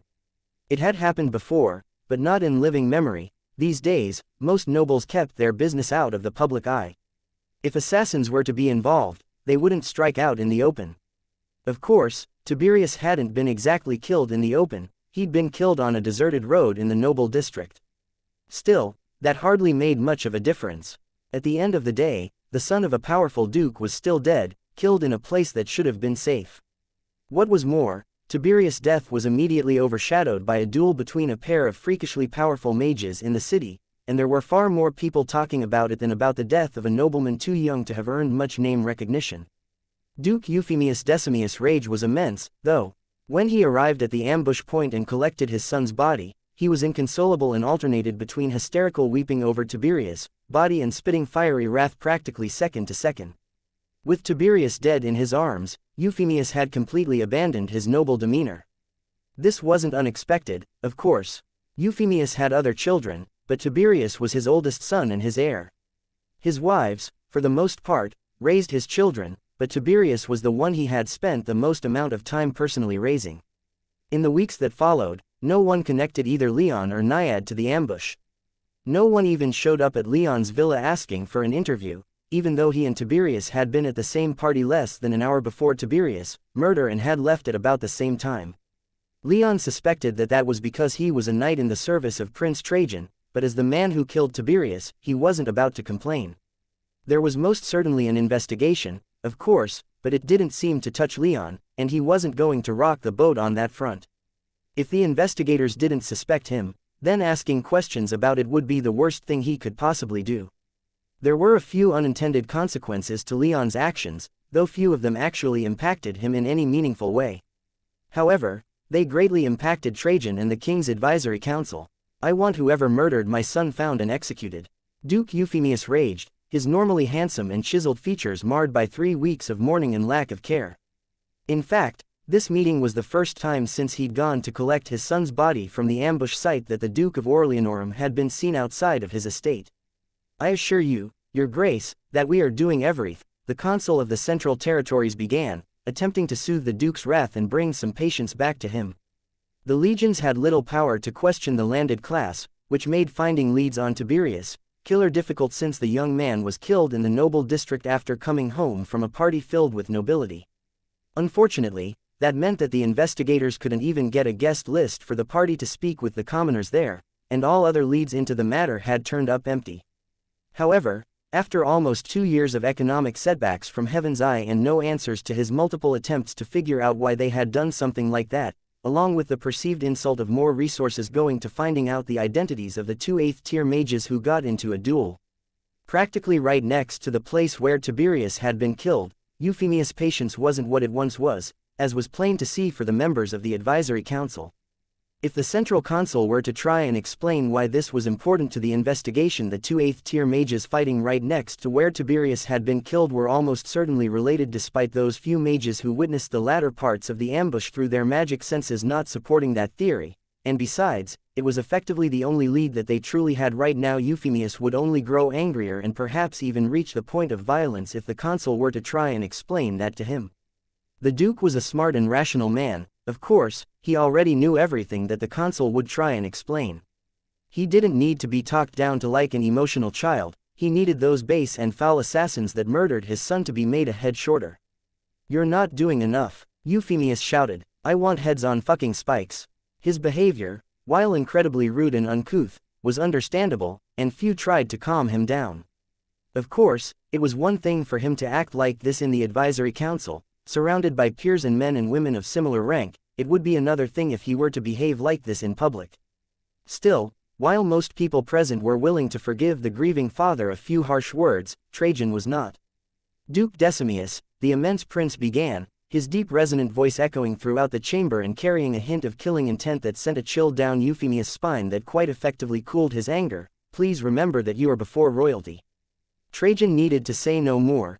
Duke Euphemius glanced around at the other lords and high officials in the room and, as if waking from a nightmare and realizing where he was, he quietly sat back down. He wasn't sitting at the main table as he wasn't officially a member of the council, though he was still of high enough rank to be permitted entry to the chamber, especially when the business they were discussing had to do with him and how the consequences of his son's death would play out. Now, then, Trajan said once Euphemius had quieted down, let's get to the constructive part of this meeting. Yes, August agreed, and Trajan seamlessly handed off the speaking role to his nephew, causing a few noble eyebrows to rise in mild offense, not the least of which being both Octavius and the central consul. In the past couple of months, there have been 2 high-profile attacks on prominent residents of the noble district. August had undergone quite the transformation after the awakening of his blood, as was plain for everyone to see. His body was more thickly muscled, his skin looked healthier, and he radiated youthful energy. It was obvious what had happened, and it made more than a few nobles nervous, since awakening the blood of the sacred bull did a lot to legitimize a claimant in the eyes of the loyalist nobility. Chief among those who felt the pressure of August's blood awakening was his rival and elder brother, Prince Octavius. Oh, Octavius interrupted, I have obviously heard about the murder of Lord Tiberius, but who was the second of these prominent residents? Sir Leon Ursus, August responded. His villa was violently attacked by a nest of vampires not too long ago. Surely you remember this. A northern barbarian who happened to receive a knighthood is hardly a prominent member of the nobility, no matter whose daughter he happens to be fucking, the elderly Countess of Lindines venomously stated, to the agreement of many in the chamber. Leon was a legate and a knight in the service of Prince Trajan, but his name alone was enough for these men and women to dismiss him outright. It didn't matter that he had a prince and the local tower lord on his side, though that was usually enough for people to watch their tongues where he was concerned. The Countess of Lindines, on the other hand, had a quality unique to those who were old or incredibly entitled. In short, people who didn't think they'd have to deal with consequences and spared nothing for the young knight. Trajan glared at her and said, while your opinion is valuable, my lady, it's not always appreciated. Civility is a noble virtue, is it not? Indeed it is, the Countess agreed, though her tone was almost sharp enough to cut the council table in half, but civility is wasted on the uncivilized. Before Trajan could respond, August cleared his throat and said, let's not get off track arguing over semantics and who is or isn't prominent. The fact of the matter remains that there was a large attack perpetuated by vampires on a member of my uncle's retinue, and a violent and deadly assault upon the party of Tiberius Decimus. This meeting has been called, in part, to address these issues and ensure that this does not lead to a rise of lawlessness within the city. As it is, I wouldn't be surprised if people were losing faith in this kingdom's ability to protect them. What I want to know is why in the name of the ancestors was a savage targeted by vampires? The central consul asked, ignoring much of what August just stated. What is he hiding that he warrants the level of violence they tried to enact upon him? I agree that this, Leon Ursus, warrants investigation, Octavius said. Perhaps we might find something that you don't want to find, brother. When August gave Octavius a blank, questioning look, Octavius continued with the smile of a spider who had just caught a gnat in its web. Our loyal members of the First Legion had even begun a preliminary investigation, but at the word of you and our dear uncle, that investigation was called off. What is it about Leon Ursus that you two don't want us to know? Leon Ursus is not pertinent to this discussion, Trajan said. The merits of launching an investigation into him is not for this council to discuss. What is our purview is how to deal with what very much seems like a rising tide of violence in the city. Yes, August said with some gratitude as he and Trajan quickly deflected away from the possibility of investigating Leon. Both knew his name and saw little benefit in letting it leak, at least for the time being. I propose that we increase Legion patrols in the Noble District. Our response times in these incidents has been appalling, to say the least. It took at least 15 minutes for our soldiers to arrive at the scene of Lord Tiberius' murder, and more than half an hour to reach Sir Leon's villa. Who's to say how long it might take them to arrive if any of your estates are attacked? No one said anything, but there were few smug faces around the table. The nobles quite enjoyed the lack of legion oversight in the noble district, even if it meant they had to rely upon their private retinues to protect their own estates. Then, call it to be voted upon, Trajan said, wasting no time with debate, which certainly ruffled a few feathers around the room. All in favor of increasing legion patrols, raise your hands. For most decisions, little more was needed than a simple majority. The sole exceptions being matters to do with foreign policy and warfare, which was to say matters dealing with foreign states in what little capacity that the advisory council was authorized to administer in the absence of the king and without calling the assembly into session. In this case, less than a quarter of those at the table raised their hands, and they were all common-born officials. Both the landed and landless nobles, who comprised more than half of the council, kept their hands down. The Countess of Lindines actually snorted in amusement at the sight of August's measure failing by such a wide margin, and Octavius gave his younger brother a condescending smile. "Brother," he began, speaking down to August as if the latter were a child, "such drastic measures need not be taken. A few scattered incidents are nothing to be alarmed about, it's best not to make a mountain range out of a few molehills." "Why not? As Duke Decimus may attest, there are lives on the line," Trajan said, eliciting a glare from the Duke. "Not enough to justify such a drastic and unnecessary change," Octavius replied. "So, then, are we to believe that the lords of this kingdom do not require protection from the legions?" August asked, his face one of stony impassivity. His attitude took Octavius by surprise, and the second prince felt like something was off here.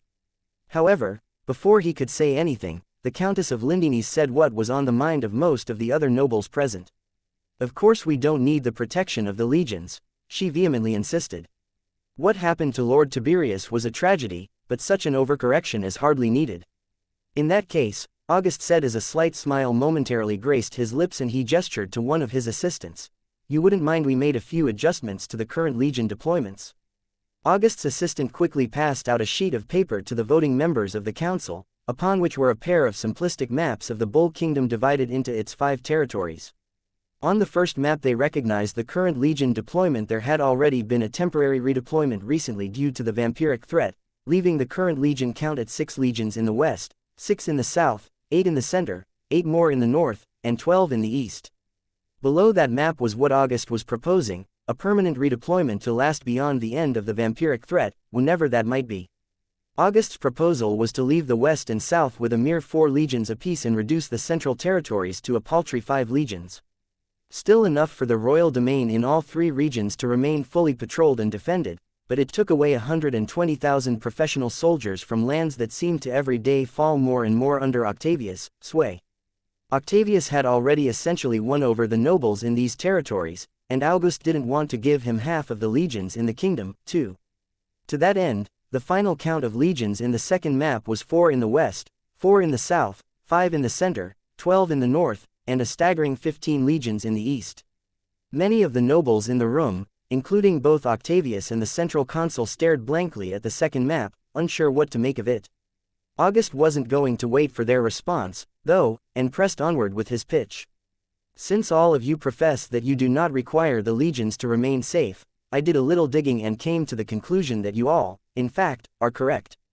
We can safely downscale legion presence in these regions and maintain the operations that we are currently running without trouble. However, the recent Valeman raid in the northern territories, the war with the Talfar kingdom, and the rise of vampires across the kingdom but especially in the sparsely populated regions of the north and east has shown to me that these legions are needed in these theaters far more than where they are now. Thus, I propose these redeployments. All in favor, raise your hands," Trajan said, not giving the nobles time to really think over the issue. He wasn't technically required to, and though it was incredibly rude, neither he nor August wanted Octavius to come up with some non-hypocritical way to keep those legions where they were. While this move had been in the works for a while, the real problem with it was timing. The nobles were loath to give up their privileges and resented legion oversight, so it was a pretty safe bet that they could successfully swing this and deprive Octavius of potentially 120,000 soldiers, but both Trajan and August doubted that the other prince would take this lying down. However, Trajan and August were banking on the nobles having more to gain from getting the legions out of their hair than they had in letting them stay so close to their lands. And with both Trajan and August among other government officials, including those not on the advisory council pushing for more Legion patrols in response to the violence in the city and the uncovered vampire threat, they felt it was a proposal that was quite likely to pass. Of course, these legions had been stationed where they had been for the express reason of keeping an eye on those nobles, and moving them away would tacitly increase the autonomy of the king's noble vassals, but in this case, August felt they would be doing much more good away from these territories than within them, at least until the conflicts between himself and Octavius had been put to bed. Octavius, of course, didn't raise his hand, and neither did the consul of the Central Territories. In fact, many nobles who would stand to gain from less legion patrols around their lands didn't raise their hands. However, many others who were more loosely aligned with Octavius saw the benefits of a smaller legion presence around their land, and in the end, the measure gained the council's approval with a little over half of the votes. Octavius' face was the very picture of serenity, but inside he was a mess of anger. He couldn't say anything to keep those legions where they were without alienating some of his support and potentially appearing to be a hypocrite, but he also greatly wanted those legions. With the council now approving the measure, though, they were now essentially lost to him for the immediate future. "There's another matter to discuss," Trajan said, pressing forward now that they had some momentum. "The Serpentine Isles," August said with a smile, "spit on the image of the Bull Kingdom with their recent disregard for the terms of their surrender more than 50 years ago. For years, now, they have failed to provide to the Bull Kingdom the tribute required of them, and that cannot stand. Thus, I propose we send the Third Fleet on an expedition to the Serpentine Isles and reassert their tributary status." Again, Trajan didn't give the other members time for debate. It had, however, much less potential for controversy, since piracy had greatly declined after the subjugation of the Serpentine Isles by the penitent paladin more than 50 years ago. Besides, most of the nobility's land was landlocked, and so they didn't worry so much about the fleets watching over them as they did about the legions. Everyone agreed that the earls of the Serpentine Isles needed to be brought back to heel before they turned back to piracy, which they all believed to be quite likely, as well as the need to maintain the dignity of the Bull Kingdom on the world stage. As a result, this measure passed with quite a few more votes than the previous one did, even though it deprived Octavius of a fleet. Still, though, with 13 of the remaining 14 fleets operating from the south and the west, the remaining one technically operated from the south but was based out of Arimenium, so he ended up grudgingly voting for it. It was hard to argue against maintaining superiority over the Serpentine Isles when he aspired to be king. He had to maintain the dignity and prestige of the Bull Kingdom, after all. With that, the meeting ended, with both Trajan and August feeling like it had been a resounding success. Octavius, on the other hand, had lost 7 legions in a fleet, at least for a while. He was not happy. Octavius slammed the door of his office shut so hard it almost broke the magically reinforced frame. He was alone, save for the Sapphire and Earthshaker paladins. With Gaius now a knight, he was essentially relegated to being one of Octavius' followers rather than his squire, though since he was acting as a hostage for Octavius to hold over his family, leaving Octavius' retinue wasn't really an option. Gaius was happy enough to leave Octavius' immediate proximity, though, even if he was still stuck as a knight in his service. The paladins were silent. They had been present in the meeting of the council, and they had seen this great loss. "I think," Octavius began before pausing in hesitation. After a couple seconds of thought, though, he seemed to regain his nerve. "I think that August is getting a bit too full of himself. My uncle, too. I think we might need to get rid of them both, and I think I have just the method for doing so." Chapter 353, Practice. Leon slowly exhaled, his chest rising and falling in time with the wind. Down below where he sat upon the throne platform, Zafin watched with great interest. There wasn't much wind in Leon's soul realm under normal conditions, but there was still more than in his own soul realm. However, now that Leon was quietly meditating with the Thunderbird in her human form sitting right beside him, it almost seemed like they were actually outside, sitting on the side of a mountain in the physical world for how real the wind seemed. The fire demon had to admit that it was a pleasant change of pace. The air in Leon's soul realm wasn't exactly stuffy, but it was a bit too still to be natural. To add in some decent wind made it seem a lot more lifelike, and thus, a lot more tolerable. Of course, if Zafin wanted to, he could probably get Leon to let him outside for a while, but that would be both incredibly risky in such a demon-phobic land and incredibly demeaning. Zafin wasn't a dog to be let out to piss in the grass before coming back inside. He was a lord of flame. He would deal with the very mild discomfort of his situation for as long as he needed to. Besides, the wind magic that Leon was learning was making him stronger, and the stronger Leon became, the easier it would be for Zaffin to recover. With the Thunderbird now personally training Leon, it seemed like Zaffin would be seeing some fringe benefits relatively soon. Up above, on the marble platform, the lantern chamber that would cover the throne had been built, but Leon and the Thunderbird were sitting on the platform landing at the tops of the steps outside of the door. It was best to practice wind magic outside, after all, for however much, outside, counted in Leon's soul realm. But that wasn't the point. Leon would practice with more seriousness in his villa's yard later, but right now he needed to get the proper technique down pat. He managed to get the hang of creating wind mana thanks to the Thunderbird's patient instruction, and now he was practicing its use. Perhaps it was the Thunderbird's blood within him, but the longer he thought about the concept of flight, the more he felt restricted with his feet firmly planted on the ground. He could fly in his soul realm, but it just wasn't the same. He needed to learn how to achieve real flight, and wind magic was the way to do that. To that end, he'd gone so far as to put his study of water magic on hold until he could liberate himself from the ground's tyrannical grasp. Right now, he'd conjured a small cyclone around him. It was a weak thing, barely strong enough to lift dried leaves off the ground, but it had been created with Leon's magic power. Since he was in his soul realm, that had the effect of summoning a gentle breeze to flow through the place, but that had little effect on his performance. A little bit more, the Thunderbird whispered as Leon started to struggle to maintain the cyclone. If you can't manage this, then flight will forever be beyond your reach. Leon held on. He'd only just gotten a handle on creating wind mana a week or so ago, so it was still quite difficult to maintain for longer than a few minutes at a time. Fortunately, the Thunderbird seemed to be more than a little embarrassed and ashamed at the lack of assistance she had provided in the past to the rest of the clan and was determined to fix that with Leon. In that spirit, she was giving him no small amount of instruction. Keep it moving, she commanded, closely observing Leon's cyclone.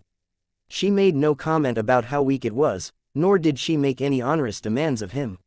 She just wanted to push him to use wind magic as long as he could. The more he pushed himself, the longer he'd last. But this was a new kind of magic for Leon, and he couldn't hold it for long. With a deep gasp, he released his hold on the cyclone and it spun away from his body, quickly dissipating into the air of his soul realm. The wind that had filled his soul realm correspondingly died down. Leon's magic body didn't sweat, but he was still exhausted and mentally spent. He had plenty of magic power left, but even so, he needed a few minutes of rest before he could try again. Not bad, the Thunderbird said as Leon collapsed onto the marble platform, which had essentially become a porch for the small throne room. Not great, either. Your father was much better with wind magic than you were when he died. He was 38, I'm only 19. Leon protested. Excuses are just that. Excuses, the Thunderbird said. Another circumstances don't forgive your own failures. You really have a way with words, Leon sarcastically grumbled. More motivating words have never been spoken. The Thunderbird shrugged and replied, you're doing fine enough, I suppose. You could be doing better, and better is what I want you to do. I'll get it, I just need more practice, Leon said. Don't neglect your other elements, though, the Thunderbird warned. Wind magic is incredibly useful, but you would be much better served. Yes, I know all that, Leon said, interrupting his ancestor. I'll never be good enough with wind magic to use it in a fight, because to become good enough I'll have to practice to the point of neglecting my training with lightning magic. Since my blood gives me a greater affinity for lightning magic, it's more efficient for me to train with lightning rather than wind. You're not wrong, the Thunderbird admitted. But I want to fly, and I'll train as hard as I need to in order to get there, Leon said, his eyes blazing with an intensity that was only present when he thought about getting vengeance upon those who'd destroyed his family.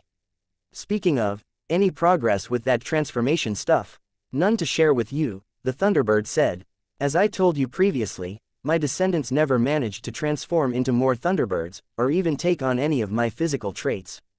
As a result, I'm working with essentially no information here. I can't even guarantee that I'll find a way, especially since I have no physical body to experiment upon. Are you asking to experiment on me? Leon asked, a smile tugging at the corners of his lips. Maybe I am, would you be willing to indulge me? The Thunderbird asked. Several minutes later, Leon found himself back in the physical world.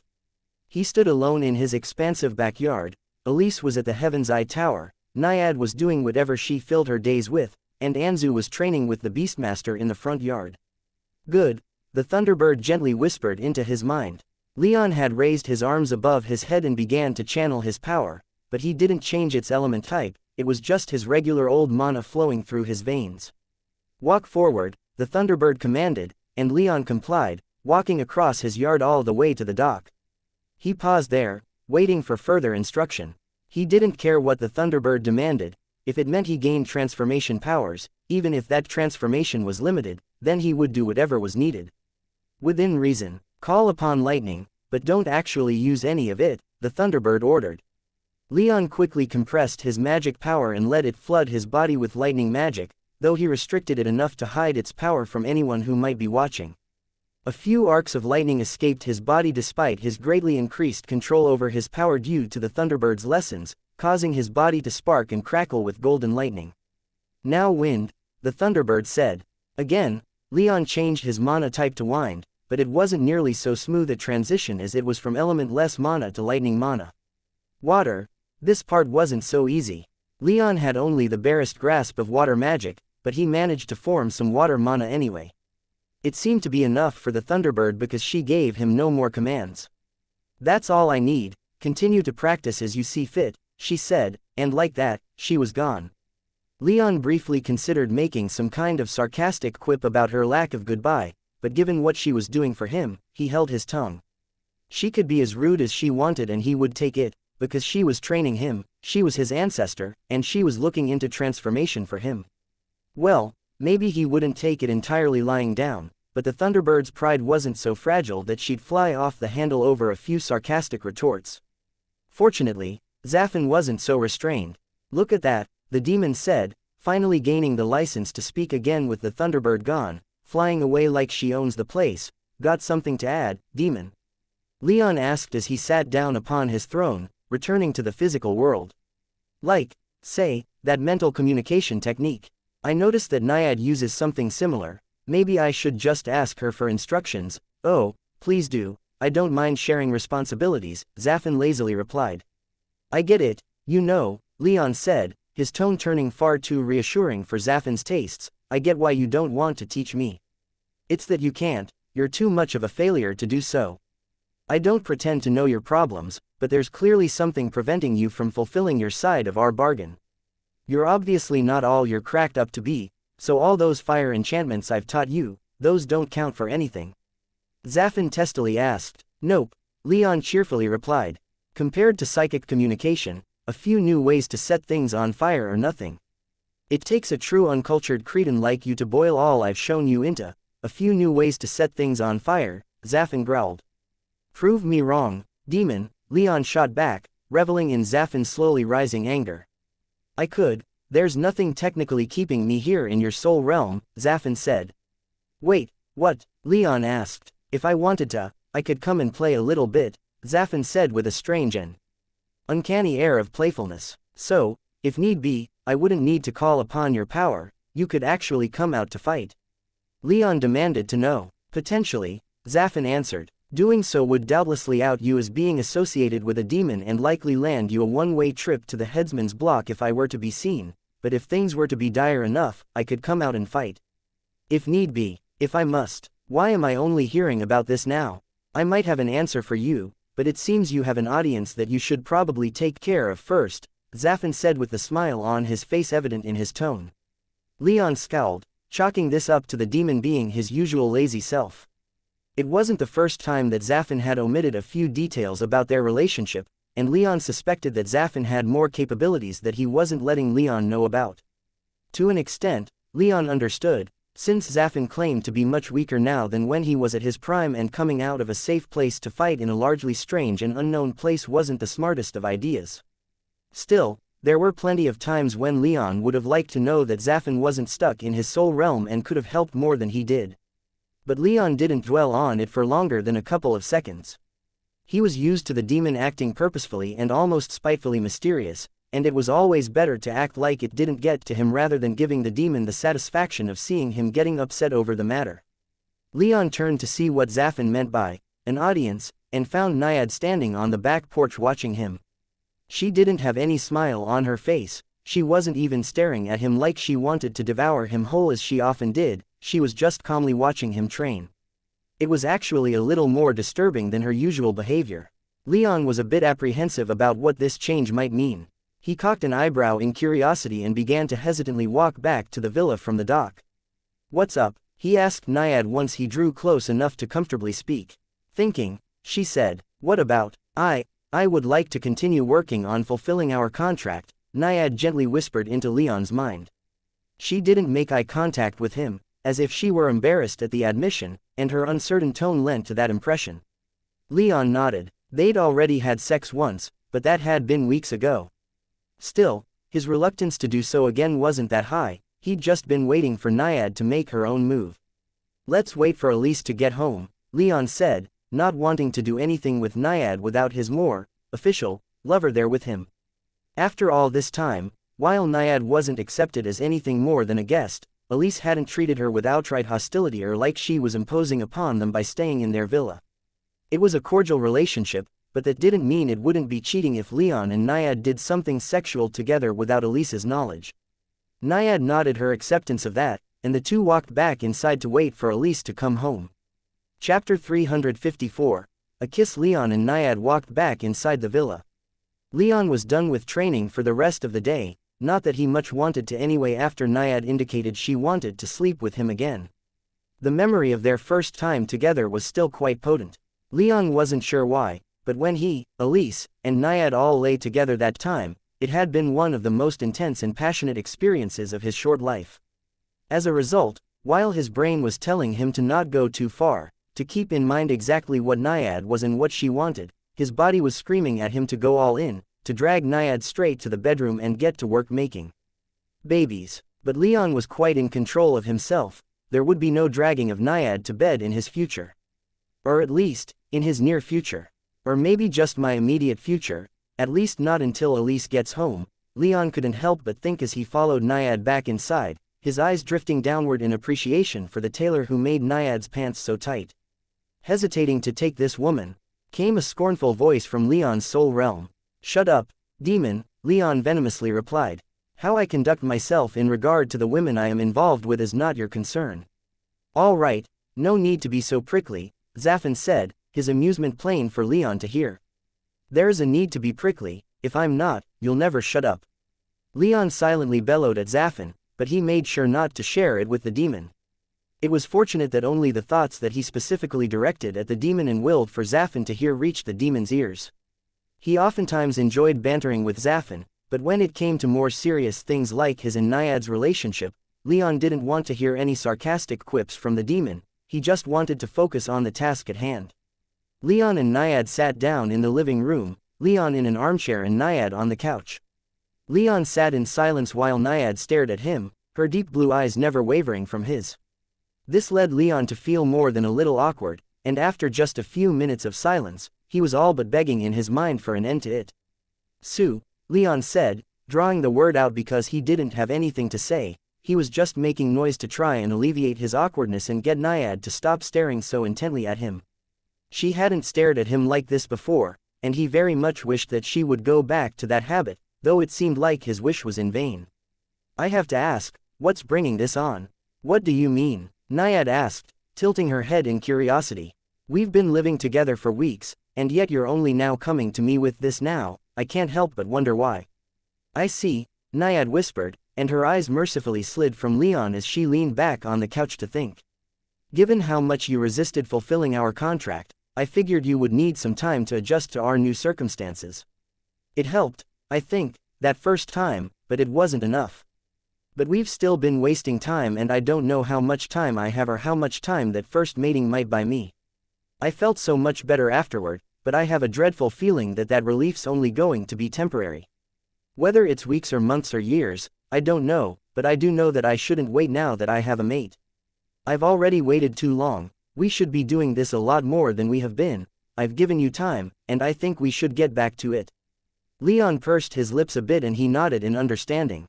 He knew why she was doing this, and he had long since stopped hating her for it. She didn't want to essentially die, to lose her mind to Gorgonism. If he were in her shoes, he couldn't honestly say that he would be doing anything differently. In fact, he couldn't even rule out the possibility that he'd be far more aggressive once he found a willing partner. That Naiad was being so accommodating and willing to wait was far more than Leon could ever hope for. Of course, there was a growing part of him that didn't mind Naiad being around. The longer she stayed, the more Leon grew used to her presence, even if all she did was stay in the guest rooms, only leaving to get herself food from the kitchen. "There is something I'd like to ask," Naiad began, and she began to look everywhere but at Leon, which the latter noticed. "I have seen many mating pairs of humans since leaving my territory, and I would like to ask about some of these customs I've seen. Is that what you've been doing all this time?" Leon asked. "Whenever you're alone in your rooms, you've been using your magic senses to watch the people of this city." "Yes," Naiad shamelessly and unhesitatingly answered. Most of the villas and government buildings in the city were warded to prevent such espionage, but the homes of commoners weren't so protected. If Naiad wanted to, she could watch a commoner family every moment of every day. "If you'd indulge one question before we get into more involved subjects, how far can you see with your magic senses?" Leon asked. "After reaching the 6th tier, I think you call it?" Naiad asked, continuing after Leon nodded in confirmation. "After ascending to the 6th tier, a mage's magic senses have the range of their soul realm. I am what you might call an 8th tier, so my magic senses can almost stretch across this entire kingdom." "That far?" Leon incredulously asked. He couldn't even begin to fathom how much information that was. He could already see almost an entire mile from himself, but just that much was already far more than he could ever hope to handle. He could basically only focus on one thing, like Tiberius' carriage, for instance, in that radius. Seeing everything within range was effectively impossible for him to do. The sheer volume of information overwhelmed even his magic-enhanced brain. "That's my range. I obviously can't see and process everything in that range," Naiad honestly answered, calming Leon's shock a bit. "That's still a terrifyingly long way," Leon said, wondering if he had ever been out of her sight after leaving her cave back in the Talfar Kingdom's western borderlands. "Anyway," Naiad said, steering the conversation back toward what she wanted to discuss, "I was hoping you could answer a few things for me. I don't pretend to be an expert on human love, but I'll answer what I can," Leon said as he braced himself for whatever questions Naiad wanted to ask. "Why do humans kiss each other?" Naiad asked, her eyes turning back toward Leon and her expression one of utter seriousness. "What purpose does it serve? Is it just an expression of affection?" Leon blinked in surprise. A question about kissing was certainly not on the list of things he was expecting to hear from Naiad, but he was certainly grateful it wasn't something more in-depth that she wanted to know about. Of course, that question could always come later, but Leon was grateful anyway. "I'm not entirely sure," Leon honestly said. "I can say it's certainly an instinctual thing, and I like kissing Elise, that's for sure. I'm not sure about practical reason, though. Perhaps it has to do with how our bodies get used to each other. Like we pass on diseases and whatnot between us, not that disease is really an issue for mages, but it's absolutely an expression of affection. I can't speak too authoritatively on exactly why, but it feels good to kiss someone you love." "I see," Naiad whispered. "Would you kiss me, then?" Leon frowned a bit. Perhaps stemming from his borderline wild upbringing, he wasn't the most physically intimate person around. Physical contact with people he wasn't familiar with was something he found quite uncomfortable. He had no problems kissing Elise, but she was his lover and he was comfortable around her. Naiad, on the other hand, he wasn't so close to, and he hesitated to fulfill her request. Given how reticent he usually was to fulfill her requests, though, Naiad wasn't too surprised when Leon took an unusual amount of time to respond. "I'm not entirely opposed to the idea," Leon said, measuring his words as carefully as he was able to with his heart hammering his ribs, "but you want to wait for Elise?" Naiad asked. Leon nodded. "It's a good thing that Elise has come home, then," Naiad said, turning her head towards the front door. Leon immediately projected his magic senses and saw what Naiad had already seen. Elise had just walked through the front gate. When Elise walked inside, she found both Leon and Naiad staring at her as they sat in the living room. "What's going on?" she asked, her tone one of both worry and playful teasing. "This isn't an intervention, is it? You're both making me feel a little self-conscious here. I would like to mate again," Naiad bluntly replied. Elise blinked in surprise, and she glanced at Leon. I wanted to wait for you, he replied with an almost apologetic smile directed at both her and Naiad, implying he had already agreed but wanted to be courteous to her. For that courtesy, she was grateful, but she was still a little surprised and shocked at how unromantic it was for Naiad to simply state her desires so plainly. Okay, Elise quietly responded, but the more she thought about it and the more she remembered how surprisingly incredible the last time they had lain together had been, the more into it she started to be. Okay, she said again, this time with much more enthusiasm. Let me take a few minutes to settle in and get ready. Naiad smiled in happiness and almost jumped to her feet. She managed to fight off the urge to drag both Leon and Elise to her bedroom. She was getting better at dealing with Leon and Elise's preferences, and she knew that she was still considered a guest in their home. It was better not to get too forceful. As Elise took off her shoes and grabbed a snack, she and Leon made small talk about her day. She seemed to move slowly, but Leon could see a few jerky motions here and there that betrayed her rush. She was pretending to not be too interested in sleeping with Leon and Naiad again. Leon felt like he could read a lot into why she was acting like this, but he didn't, counting himself lucky that she was allowing this at all. She had told him months ago that she wanted him to start a harem, since in the Bull Kingdom it was a social expectation that a noble of their respective ranks would have one, thus practically requiring one of them to have one to not embarrass themselves, but the issue of Naiad was one that he and Elise really needed to talk more about. After spending weeks with her in his and Elise's house, Leon was coming around to the idea of adding Naiad to the family, but as an equal part of the family, he needed to know Elise's thoughts on the matter. For all he knew, she was only willing to indulge the river nymph because she thought their relationship was temporary, and if he and Elise each made contradicting assumptions about Naiad's place in their lives and never reconciled them, then it would only lead to pain. Of course, it would all be meaningless if he got Naiad pregnant and she immediately bolted, but at the very least he and Elise would need to talk about what they would do if Naiad stuck around. After this, Leon thought with some hesitation. The longer Naiad stayed, the more permanent her presence would be, and the less they had sex, the longer she'd stay. It was best to definitively work out just where the river nymph stood with them and what their relationship would be with her once Naiad had what she wanted. At some point, he was also quite fine with letting things play out naturally for a while longer before making any demands that would permanently change all of their lives. With Naiad waiting on them, they could install forever. Once Elise made it clear to Leon that she was ready, Leon rose from his seat, Naiad's expectant gaze locked on him the entire time. First, Leon went over to Elise, taking her by the hand and pulling her out of her seat. The two lovers wrapped their arms around each other in a tight embrace and kissed. After several long seconds, they then parted and looked to Naiad. They walked over to the river nymph hand in hand, and Leon held out his free hand to her just as he had for Elise. Naiad cocked an eyebrow, but smiled and took it, letting Leon pull her off the couch. She expected that he would then take the two to his bedroom, but instead, Leon took a step forward and softly pressed his lips against Naiad's. The river nymph was so surprised that she froze for a moment, her mind going blank. She'd asked for a kiss earlier, but after Leon's subsequent response, she had thought it would take more pushing on her part to get one.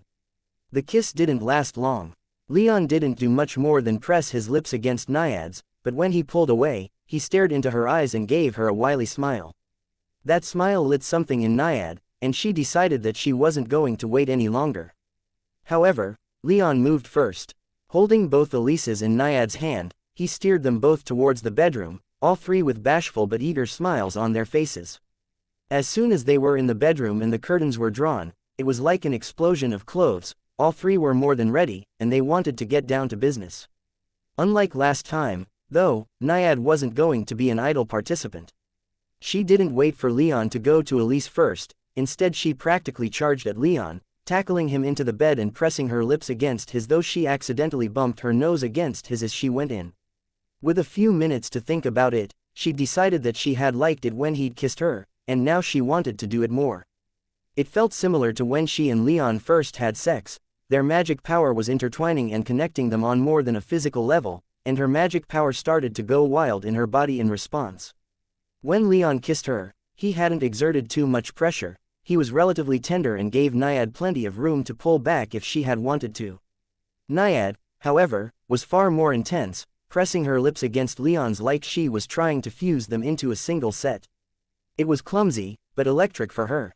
Elise wasn't going to stand there and wait her turn. Once Naiad and Leon were on the bed, she swiftly joined them, crawling over and pressing her face into Leon's neck. Naiad didn't seem to notice and didn't let up on Leon for what seemed like an eternity. When Naiad finally did become aware of Elise's movements a few moments later, the two women locked eyes for a brief moment, Naiad seeming to glitter in triumph at Elise for moving first. Elise smiled back, accepting the river nymph's challenge, and brought one of Leon's hands to her ample chest as she let one of hers slowly trace his chiseled abdomen underneath Naiad. Not to be outdone, Naiad broke the kiss and leaned back, staring directly into Leon's eyes. Leon was already set to go, so she positioned herself directly over his hips and angled him into place. Before she could drop her own hips, though, Leon wrapped his hands around her waist and tossed her down onto the bed beside him, opposite to Elise. He then rolled over on top of Naiad. A quick glance and a smile to Elise was all his fire-haired lover needed to know what he wanted, and she scooted a bit closer as well, taking a position beside the two. Leon kissed Naiad once more, teasing her lips with his tongue a bit before moving down to her neck. After snaking a hand beneath Naiad's back, Leon slightly lifted her and pressed their chests together. With Naiad's mouth now free and Leon holding her in place, Elise slid even closer, until her own face was mere inches from Naiad's.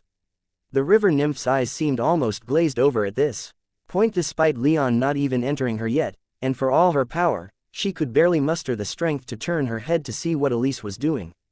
The first indication she got that Elise wasn't hovering near their faces for Leon, though, was when Elise leaned over and gently kissed her, doing little more than tenderly brushing her lips against Naiad's. Naiad had never looked at Elise as a potential sex partner. Her ideas of sex were purely for the purposes of mating, the indescribably pleasurable experience that was her first time notwithstanding. She couldn't make a child with Elise, and so Naiad had never truly considered the two of them doing something like this. However, with Elise's lips against hers and with Leon's lips against her neck and his arms around her, Naiad's body seemed to almost vibrate in joy. Her magic power blossomed within her, driving away any concerns that she may have had that her body was beginning to organize again. Her brain went into overdrive trying to deal with so much pleasure, and she barely noticed Leon and Elise's hands running up and down her body. She didn't notice Leon holding her even tighter and raising her further, allowing Elise's fit form to snake in beneath her. She didn't notice Leon gently setting her back down in Elise's arms, nor did she notice Leon's lips moving downward. Leon kissed his way down from her neck to her in Leon's opinion, at least delightfully large chest, pausing for a moment to lavish some attention upon her there. At the same time, with one hand on Naiad's chin, Elise turned the river nymph's head to the side where they could continue to kiss, while her other hand wrapped around Naiad's ribs just below her breasts and held her in place. Leon then raised his free hand and lightly grasped Naiad's other breast, drawing a light circle with his thumb around her nipple. After a few blissful seconds, Leon moved on from Naiad's breasts and continued his expedition south. He gave his red-haired lover's pale arm, tightly wrapped around Naiad's lower ribs, a few quick nibbles, then moved on down to Naiad's tight bronze abs. With his lips and tongue, Leon traced the river nymph's toned waist, while Elise moved both of her hands to take advantage of Naiad's recently freed breasts. So much stimulation finally began to elicit a few moans of pleasure out of the river nymph that were muffled a bit by Elise's own lips, and that was enough for Leon and Elise to pause for a moment. But only a moment. After giving Naiad's abs plenty of affection, Leon kept moving downward, his hand drifting down from her lower back to her butt as he did so.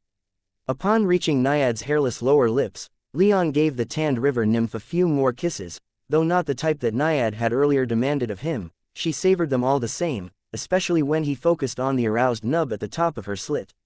Naiad was already quite wet and ready down there, but Leon spent plenty of time making sure of that fact, gently biting, sucking, and licking her lips until he was beyond any doubt, reasonable or not, that she was ready for the main event. It was only then that he straightened up and led Naiad back down onto the bed, fully entrusting the river nymph to Elise. For a moment, though, he and Elise's eyes met each other. Elise was still busy kissing Naiad, but she still gave Leon a smoldering look. It was just enough for Leon to know that this was all right to her, that there was no more reason for him to hesitate. Leon took a hold of Naiad's legs and raised them up a bit, setting them upon his hips. He then positioned himself at Naiad's entrance and slowly thrust into the river nymph. Naiad screamed into Elise's mouth from the pleasure and her body began to twitch. Her legs instinctively tightened, and wrapped around Leon's waist, preventing him from leaving her. Any semblance of awareness that Naiad had left was obliterated, and everything that happened next was a blur of pleasure and rapturous fulfillment. Chapter 355. A question of family. Naiad was completely out of it. She laid on the bed, barely conscious after her second time having sex with Leon and Elise. Perhaps it was because Elise was participating or because Leon was far less hesitant, but this time had been even more satisfying than their first. Leon and Elise, on the other hand, were still very conscious, and it took them almost an hour after finishing with Naiad before Elise collapsed into Leon's arms, straddling his hips and resting her head on his well-built chest while he leaned back on a small pile of pillows, his own arms around her to hold her close. Their breathing was heavy, their bodies covered in sweat despite the amount of magic power at their command usually preventing such a physiological response. The entire bed was a wrinkled, slightly damp mess, and feathers were strewn everywhere whilst in the throes of passion, Elise had accidentally torn apart a pillow she had braced herself against when Leon had taken her from behind. Even after the two managed to steady their breathing, for what seemed like hours neither could muster the energy to do much more than smile, giggle, and kiss each other. They had satisfied each other so completely that neither Leon nor Elise could blame Naiad for passing out. Elise was the first to break the silence. "That was incredible," she quietly exclaimed, but even then, she felt like her exclamation didn't quite do justice to the pleasure of the experience. "It certainly was," Leon said as he adjusted his position on the small pile of still intact pillows, Elise still lying on his chest with one of his hands gently stroking her shapely back.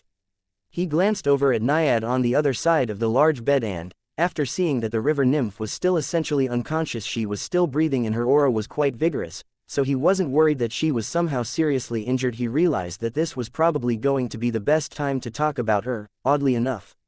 Most other times he would be worried that Naiad would be listening in on their conversation, so he would have had to find the time to visit Elise at the Heaven's Eye Tower or something like that. "I have a question," he stated with such an air of seriousness that it caused Elise to stiffen up, for which he was duly saddened. The few minutes directly after sex would normally be a time to rest after their exertions, but there was something to be said for serious discussions in the afterglow of good sex, so he didn't hesitate further. "What's on your mind?" Elise asked, her tone one of slight anxiety. "Naiad," Leon replied, explaining himself with the river nymph's name alone but continuing anyway. I don't think I'd mind if she were to stick around for a while." Elise adjusted her position, not quite getting off Leon but propping herself up on her elbows and off of his chest so she could look him directly in the eye without craning her neck. "What do you mean?" she asked, her eyes narrowed with the gravity of what Leon just said. "You told me you wanted me to start a harem," Leon said, speaking slowly and methodically so that he could clearly state what was on his mind. "You gave up on your right to have a harem with the demand that I start one of my own. If neither of us has one, then it would embarrass us within the noble circles of this kingdom." "I did say that," Elise confirmed, though her grim tone hadn't changed. "It's expected of us if we're to both be taken seriously. Naiad forced herself into our life, she demanded that I reproduce. With her she wouldn't have ever let me leave that cave. Or at least, I think she would have eventually just taken me by force. Given her physical state at the time, though, with the threat of transforming into a gorgon right around the corner and the loss of her mind that would accompany it, I can't honestly blame her for taking more drastic action. I can't even say that I would conduct myself any better were I in her shoes. Still, she was relatively patient even under her circumstances, and she let me go with nothing more than a promise. When she showed up again, she proved herself willing to kill to protect us. She proved herself willing to kill to protect you," Elise corrected Leon, with some amount of bitterness and accusation in her voice. "I suppose," Leon conceded. "However, that didn't stop her from saving us, your mother and father, and our friends from those vampires. And since then, she's continued to be nothing but patient and relatively supportive.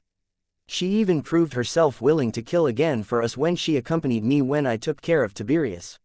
She's beautiful, she's powerful, she's rendered us great help on multiple occasions, and somehow, she makes our sex even better."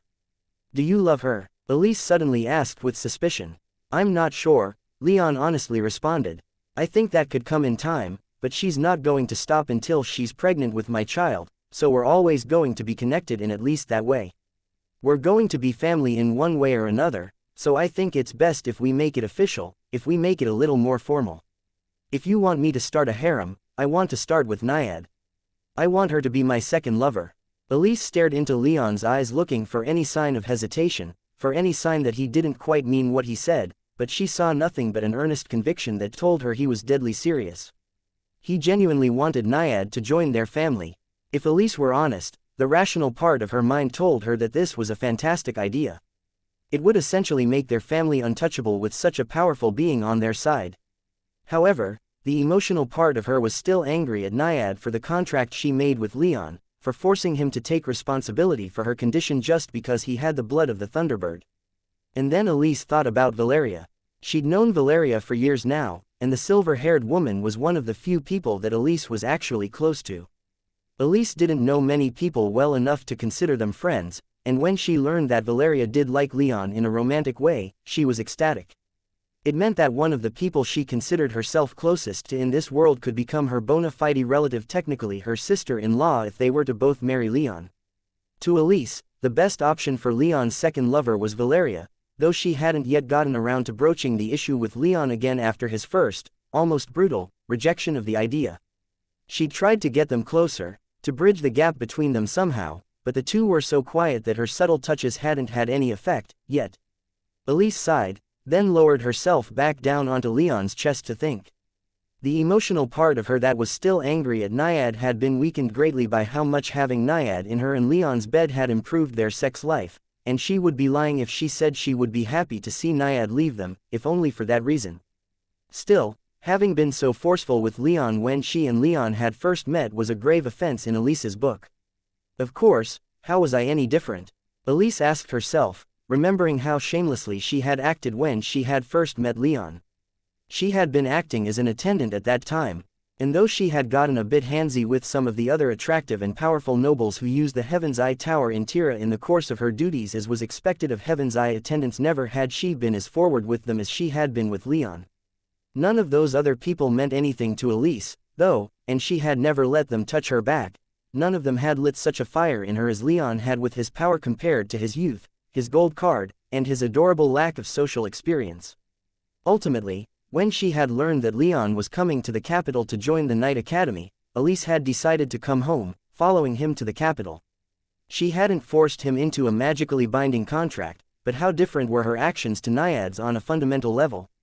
At the very least, given the fact that Elise had fallen in love with Leon almost from the get-go, she could hardly blame Naiad for wanting a piece of Leon, too. That much, at least, gave Elise more than a little pride in her choice of partners. It would have been a sad thing if no one else but her wanted Leon, as she would have been alone in her love. Elise's eyes drifted down toward the sleeping Naiad. The river nymph seemed like she was beginning to stir from her pleasure-induced repose, so Elise had the perfect excuse to kick this can down the road a little more. However, Elise decided not to. She wanted to respond to Leon's sincerity with her own. There are a few things I would want to discuss with Naiad first, in due time, Elise said, but I would tentatively agree with you. Naiad would make a perfect addition to our family. If you wish to invite her into it, to be more than just a guest in our home that we occasionally sleep with, then I will support you in it. I don't think I love her, but there is definitely some fondness for her growing within me the longer she's around, Leon quickly reiterated, Naiad's awakening having not slipped his notice. I think this is the best thing to do, especially given what I believe we're going to face in the future. Elise nodded, then turned her head back toward Leon, and the two lovers held each other a bit closer and kissed once more. The three of them were going to have to hash out a lot of things between them if this was going to work, but Leon had at least convinced Elise to give it a try. The world slowly faded back into her awareness as Naiad woke up. She was somewhat aware of Leon and Elise in the same room as her and that they were quietly talking, but about what she couldn't say. Her deep blue eyes cracked open, but even her eighth-tier eyes were momentarily overwhelmed by the light that poured in, and she immediately shut them again. The bed was soft and comfortable despite the exertions it had endured, so Naiad decided to just stay there for a few more minutes and relax. Her limbs felt like jelly anyway, so moving was out of the question. However, the more she examined herself, the more Naiad realized that her body was feeling the best it ever had. She was so relaxed lying there in Leon and Elise's bed that she almost felt weak, but her magic power flowed through her body faster than it ever had before, faster even than before she had started to feel herself organizing. It wasn't like she was stronger, though, more like, she couldn't think of the best way to put it, but healthier would be fairly accurate to say. She wasn't yet pregnant, though, that much she could tell, despite feeling a heat in her abdomen proving that it wasn't due to lack of effort on Leon's part. Leon and Elise. Naiad's thoughts turned toward them, and as the details of all they had done came back to her, she could practically feel their hands upon her. She couldn't help but squirm a bit as her bronze skin tingled in response, and she couldn't help but wonder what exactly was going on with her body. It was disconcerting enough for Naiad that she momentarily contemplated returning home and consulting with her mother about what was happening to her. She didn't think that this sensation was specifically bad, but the pleasure she felt being with Leon and Elise couldn't possibly be normal. Naiad opened her eyes once again, and this time she wasn't blinded by the afternoon light leaking through the curtains. Her body was rapidly returning to normal, leaving her feeling a bit cold but returning strength to her limbs, so she sat back up on the edge of the bed. Finally up came Elise's voice from behind Naiad. The river nymph turned around and found both Leon and Elise still there. She had been so caught up in the afterglow that she hadn't fully processed that they were still in the room, but Naiad took it in stride. She nodded. Elise was still on top of Leon, but she shifted a bit, pushing herself off of Leon's chest and over to his side with his arm around her and using his left shoulder like a pillow. Both of them were still completely naked, and this shifting put both of their bodies on display to the river nymph queen. Naiad's eyes were still a bit hazy, but she drank in the sight with a wide smile on her face. She'd never before been so attracted to anyone, but in that moment, to her eyes, Leon and Elise were the two most perfect people in existence. Naiad couldn't focus well on the details, but she didn't even try. If either of them noticed her look, they didn't react to it. Instead, Leon just held out his right arm to Naiad in an obvious invitation. After the trio's first time together, Naiad had awoken to find Leon and Elise cuddling and all but ignoring her. It had been a cold and sobering end to what had otherwise been an incredible experience. This time, however, it seemed that Leon was inviting her over to him, and it took no more than a second or two of hesitation for Naiad to shamble over as gracefully as her still somewhat numb body would allow. She took a position mirroring Elise's on Leon's right, with his arm around her and her head resting on his shoulder. She added to Leon and Elise's tangle of legs by wrapping her own around Leon's right, while she rested her right hand upon Leon's chest, right next to Elise's left. Naiad felt a bit awkward, lying there with Leon and Elise, but it was far more comfortable than she would have ever thought it would be. She had only just woken up, but it was so relaxing that her eyes couldn't help but grow heavy. In Naiad's mind, there couldn't have been a better way to bring this second time making love, not that Naiad would have used that precise term, to an end. It was as warm and comforting an end as it could be. And then Leon proved her wrong with a long, tender kiss to the forehead that just about stopped Naiad's heart with how unexpected it was. Naiad gently smiled and unconsciously pressed herself against Leon even tighter in response, telling him exactly what that meant to her. No words were said, but Leon pulled both Naiad and Elise a little bit closer and all three soon fell into a deep, comfortable sleep, with Naiad and Elise's fingers lightly brushing against each other's on Leon's chest. Chapter 356. Elsewhere, the continent of Eterna was immense, and the land of the Bull Kingdom was only a small, isolated corner of it. South of the Bull Kingdom was the Gulf of Discord, followed by the desert Samar Kingdom. The Samar Kingdom's southern border was demarcated by a series of low mountain ranges and wide rivers, beyond which lay the lands of the Halcyon Federation. The Halcyon Federation was an alliance of 9 duchies, 15 counties, and more than 30 city-states, all with various forms of government. Some of these places were feudal, some republics, some ruled by a caste of priests, and some ruled by a small number of wealthy and powerful families. What they all had in common was the Federation, their formal alliance that dictated matters of foreign policy and held powers of mediation over all members of the Federation. The hegemon of this alliance was chosen from one of the 9 duchies, elected by the counties, and confirmed by the city-states. The leader of that faction would then become the protector of the Federation, responsible for keeping the peace within the Federation and defending all those under its aegis from foreign aggressors. In return for this responsibility, the ruling duchy would then collect a tax from all Federation members. The tax was relatively small, but with so many members, it represented an immense amount of wealth. Naturally, there was fierce competition to become the protector of the Federation whenever it came time for a new election, which happened once every 10 years. Around the time Leon was transferred to the Bull's Horns almost 2 years ago, the time for elections came around. The delegates from all Federation members met in the old royal capital of the kingdom that had once existed upon that spot before being destroyed by the founding members of the Federation, and began the typical heated debates and campaigning that took place for the 3-month-long election. By the end of those 3 months, the previous ruling duchy was elected for the 5th time in a row. The rulers of this duchy, the Audiobasids, a family supposedly descended from sea serpents, had used their hegemony well and amassed enough wealth to continuously purchase, persuade, and bully their way to the spot of protector of the Federation. It was clear enough that the rights of the Federation members were slowly being taken away as this family asserted its dominance, and many of the rest of the influential men and women of the Federation were not going to have that.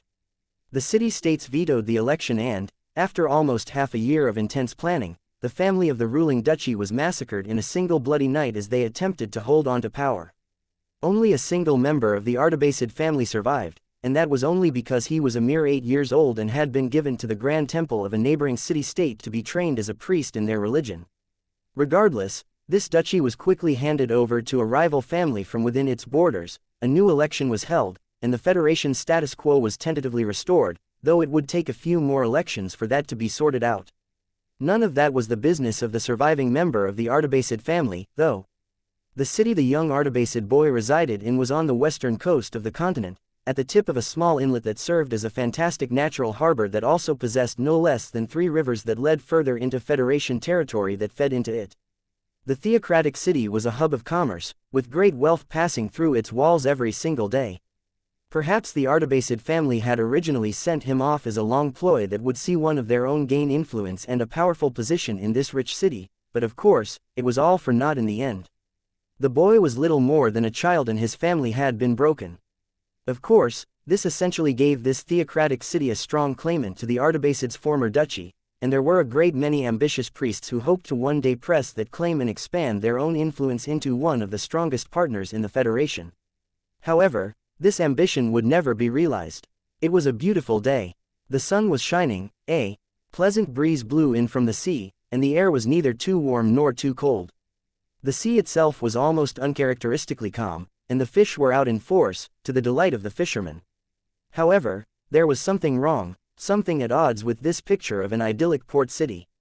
The fishing boats were out in force, but among them wasn't a single merchant ship.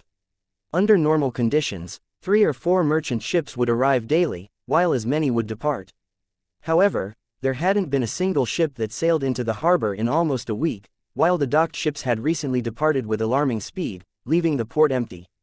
Almost a fifth of the city was devoted to the processing and taxation of goods flowing through this port, so that left a significant portion of the city quiet and relatively devoid of people.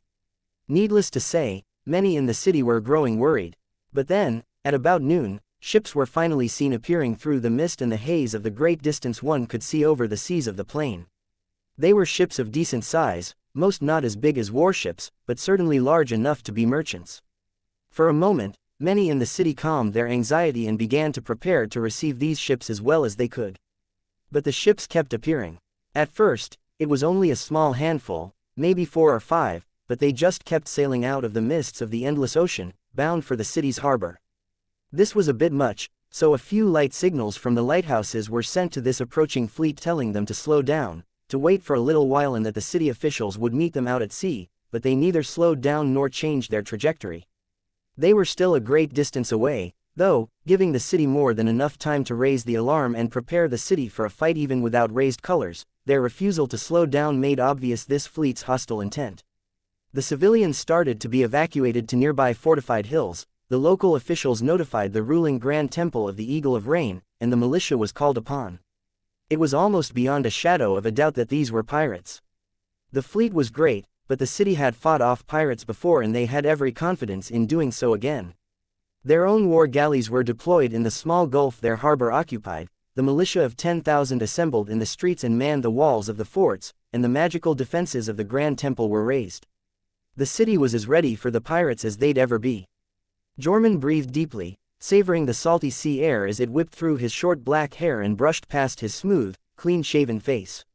He stood at the front of his ship, his eyes closed, and he waited for the fleet at his back to enter the port of Serpent's Fall.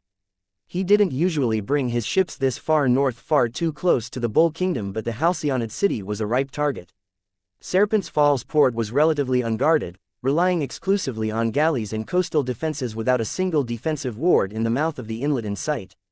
No chains, no magical cannons, Jormund smiled, his bright white teeth shining as the bright sun kissed his bronzed skin. He could feel his ship shudder as it broke through the waves of the endless ocean, its water engines propelling it forward. Even without sails there were still quite a few miles between the ship and the harbor, more than enough time for the sails to be raised. The sounds of the alarms ringing through the city reached Jormund's ears, despite there being more than 10 miles of open sea between the two. Jormund's smile grew almost condescending. Serpent's Fall's population numbered almost 100,000. And the fleet would be upon the city in minutes. There was not nearly enough time for the entire populace to drop everything and reach the safety of the hill forts or the Grand Temple. There'll be more than enough to take to satisfy them, Jormund thought to himself as he glanced over his shoulder at his 33-strong fleet. He had almost 10,000 people in his fleet spread among these ships. Most of these were from allied crews, but Jormund's 7 personal ships still accounted for more than 4,000 pirates, and consequently were the biggest ships in the fleet. Jormund's ship was the first to enter the harbor area. It was a long beast, more than 500 feet of strong, but flexible oak from the Serpentine Isles, and had half a dozen decks. There were 3 masts with furled sails and a pair of water engines in the back, fed by a truly massive sapphire that also powered other enchantments throughout the ship. For example, Jormund's ship came with a pair of fire cannons powered by that sapphire, weapons similar to the flame lances of the Bull Kingdom's largest warships, but much smaller and with significantly reduced range and power, which were installed in a pair of revolving turrets to either side of the central mast. As Jormund's ship barreled into the harbor, one of the defense galleys moved to intercept by blocking the watery corridor into the harbor with its own hull. The harbor itself was quite wide and open, especially with the fishing boats having mostly evacuated, so there was plenty of room for the dozen or so defense galleys to maneuver. The defense galleys were heavily reinforced, their wooden hulls being near impervious to magics weaker than the 8th tier. It should have made it highly resistant to ramming, which was why it presented its weaker flank to Jormund's ship. Jormund's helmsman cared none, though, and kept his course. Jormund himself, standing at the bow, didn't even move as his ship slammed into the defense galley and tore it in half. His ship cut clean through with barely any effort, and the water around it shuddered as another insidious weapon within was activated. The water corridor churned as water magic poured from Jormund's ship, tearing any sailor who fell into the water from the defense galley into pieces. In a matter of seconds, hundreds of militia sailors were killed, and the defenders of Serpent's Fall lost a galley. What was more, Jormund's ship was now in the harbor. 4 more galleys began scrambling to intercept Jormund's ship, while the remaining 7 angled toward the corridor. Jormund's other ships were following, and if the defenders were going to resist, then they had to do it where their smaller ships would have the advantage. They could move more adroitly in the wide corridor than Jormund's larger ships, so the corridor was where they wanted to fight. But this wasn't Jormund's first raid, and he had no qualms about using his weapons. He raised both of his arms for a brief moment, then let them fall in the direction of the 2 closest galleys. His fire cannons answered, but a moment later, their long metal barrels spitting great torrents of fire 200 feet long that completely enveloped the 2 closest galleys, annihilating them in an instant. Jormund smiled, the screams of dying militia sailors providing a fitting backdrop to his inevitable victory. This show of force was enough to get the other 9 galleys to hesitate. They weren't propelled by either magic or the wind, they had to be moved with great banks of rowers, and seeing a full quarter of their numbers smashed in a matter of 5 minutes caused them to lose heart and slow down. Their captains tried to keep them moving, to keep up the morale of the defending militia, but it was too little too late. By the time the galleys got moving again, Jormund's ships were upon them, lashing them with rope to board them or else just ramming through them with superior aged oak and bronze rams made in the Serpentine Isles. These galleys had no valuable cargo save for humans, who could always be sold in those countries that practiced slavery and had little value in their hulls, so Jormund's people wasted little time with them. On the galleys that weren't rammed to pieces, the officers were killed and the rest of the militiamen thrown overboard to be minced by the churning waves, so full of sharp blades of water coming from Jormund's personal fleet. Just like that, the harbor belonged to Jormund's pirates, and the rest of the fleet followed them in. Jormund's ship docked at one of the central piers, and Jormund himself finally stepped away from the bow to take command of his people. Those in his personal fleet would follow him to the gates of hell, of that he was sure, and they displayed that loyalty by waiting for him instead of charging immediately into the city. The rest of the pirates in the fleet were doing just that, but not Jormund's people. With calm, measured steps, Jorman led his people down the gangplank and into the city proper. There were large warehouses nearby that promised valuable loot, and a few stragglers still in their homes, but Jorman and his followers didn't pay them any mind. Jorman had only one thing on his mind right now: the grand temple overlooking the entire city from the largest of the hills that surrounded the city.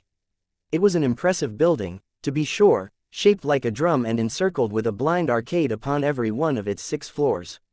The temple grounds were normally serene and perfectly maintained by skilled nature mages, while the entire place was encased in a thick stone wall that was even more heavily warded than the nearby forts. However, there were no towers in the wall, and not even a gatehouse protecting the iron gate. What Jorman found most intriguing about the temple, though, wasn't its architecture, it was that it had been built inside the mouth of a titanic serpent's skull. The serpent's skull was easily 100 feet tall, probably taller, and its jaw was propped open by its 2 massive fangs. In the center of the dead titan's forehead was a long, curved horn, as sharp as a finely sharpened blade. The entire skull gleamed white in the midday sun, not a trace of yellow discoloration to be found anywhere upon it despite the tens of thousands of years it had laid in that spot. There were, however, a few notable black streaks, winding vein-like burn marks upon the skull, evidence of the climactic clash that killed the massive beast in times long forgotten. Most who looked upon the skull wondered what it had looked like when it was alive, or where the rest of its skeleton was, how long it had been there, or what kind of power was able to kill such a beast. Jorman, however, only smiled and kept walking, his eyes taking on a strange shine in the city that lay in the shadow of that gigantic skull. It wasn't long before Jorman and his followers found themselves outside the gate of the Grand Temple. They hadn't met any resistance along the way, presumably because the militia in the city was either too busy fighting the rest of the pirates, or they had lost heart with the abject failure of the militia's navy. It didn't matter to Jorman, though he was mildly grateful that they weren't there to slow him down. Even when he reached the gate of the temple, wrought iron bars that had enough magic flowing through them that Jorman hesitated to touch them, the guards were light. Hilu! Jorman cheerfully bellowed as if his fleet wasn't currently sacking the city, as if the screams of those who failed to evacuate in time weren't reaching this far, his voice echoing throughout the immense serpentine skull and into the ears of the thousands of people who had managed to reach the temple before the gates were slammed shut. Anybody whom? I'd like to speak with someone about resolving our differences. There was a large bell by the gate, and one of Jorman's subordinate captains, a tall and incredibly muscular man with bright gold hair tied into a long braid that extended almost to his knees, walked up to it and gave it a few rings. It was certainly a strange sight to the priests watching from the windows of their temple, and it began a debate as to what Jorman intended to do. Jorman himself didn't care much what they discussed, he simply waited patiently for about 15 minutes, his subordinate captain ringing the bell every minute or so until someone of importance finally appeared on the other side of the gate. "For what reason do your heathen hands defile our sacred city?" the priest demanded with as arrogant a tone as he was capable of, but his voice quivered and shook, ruining the effect. He was almost 2 centuries old, a 6th-tier mage, and one of the most important priests in the entire temple, and yet before Jorman, he was fighting not to visibly shake. Jorman was strong enough that his aura was meaningless to the priest, indicating power stronger than the 6th tier.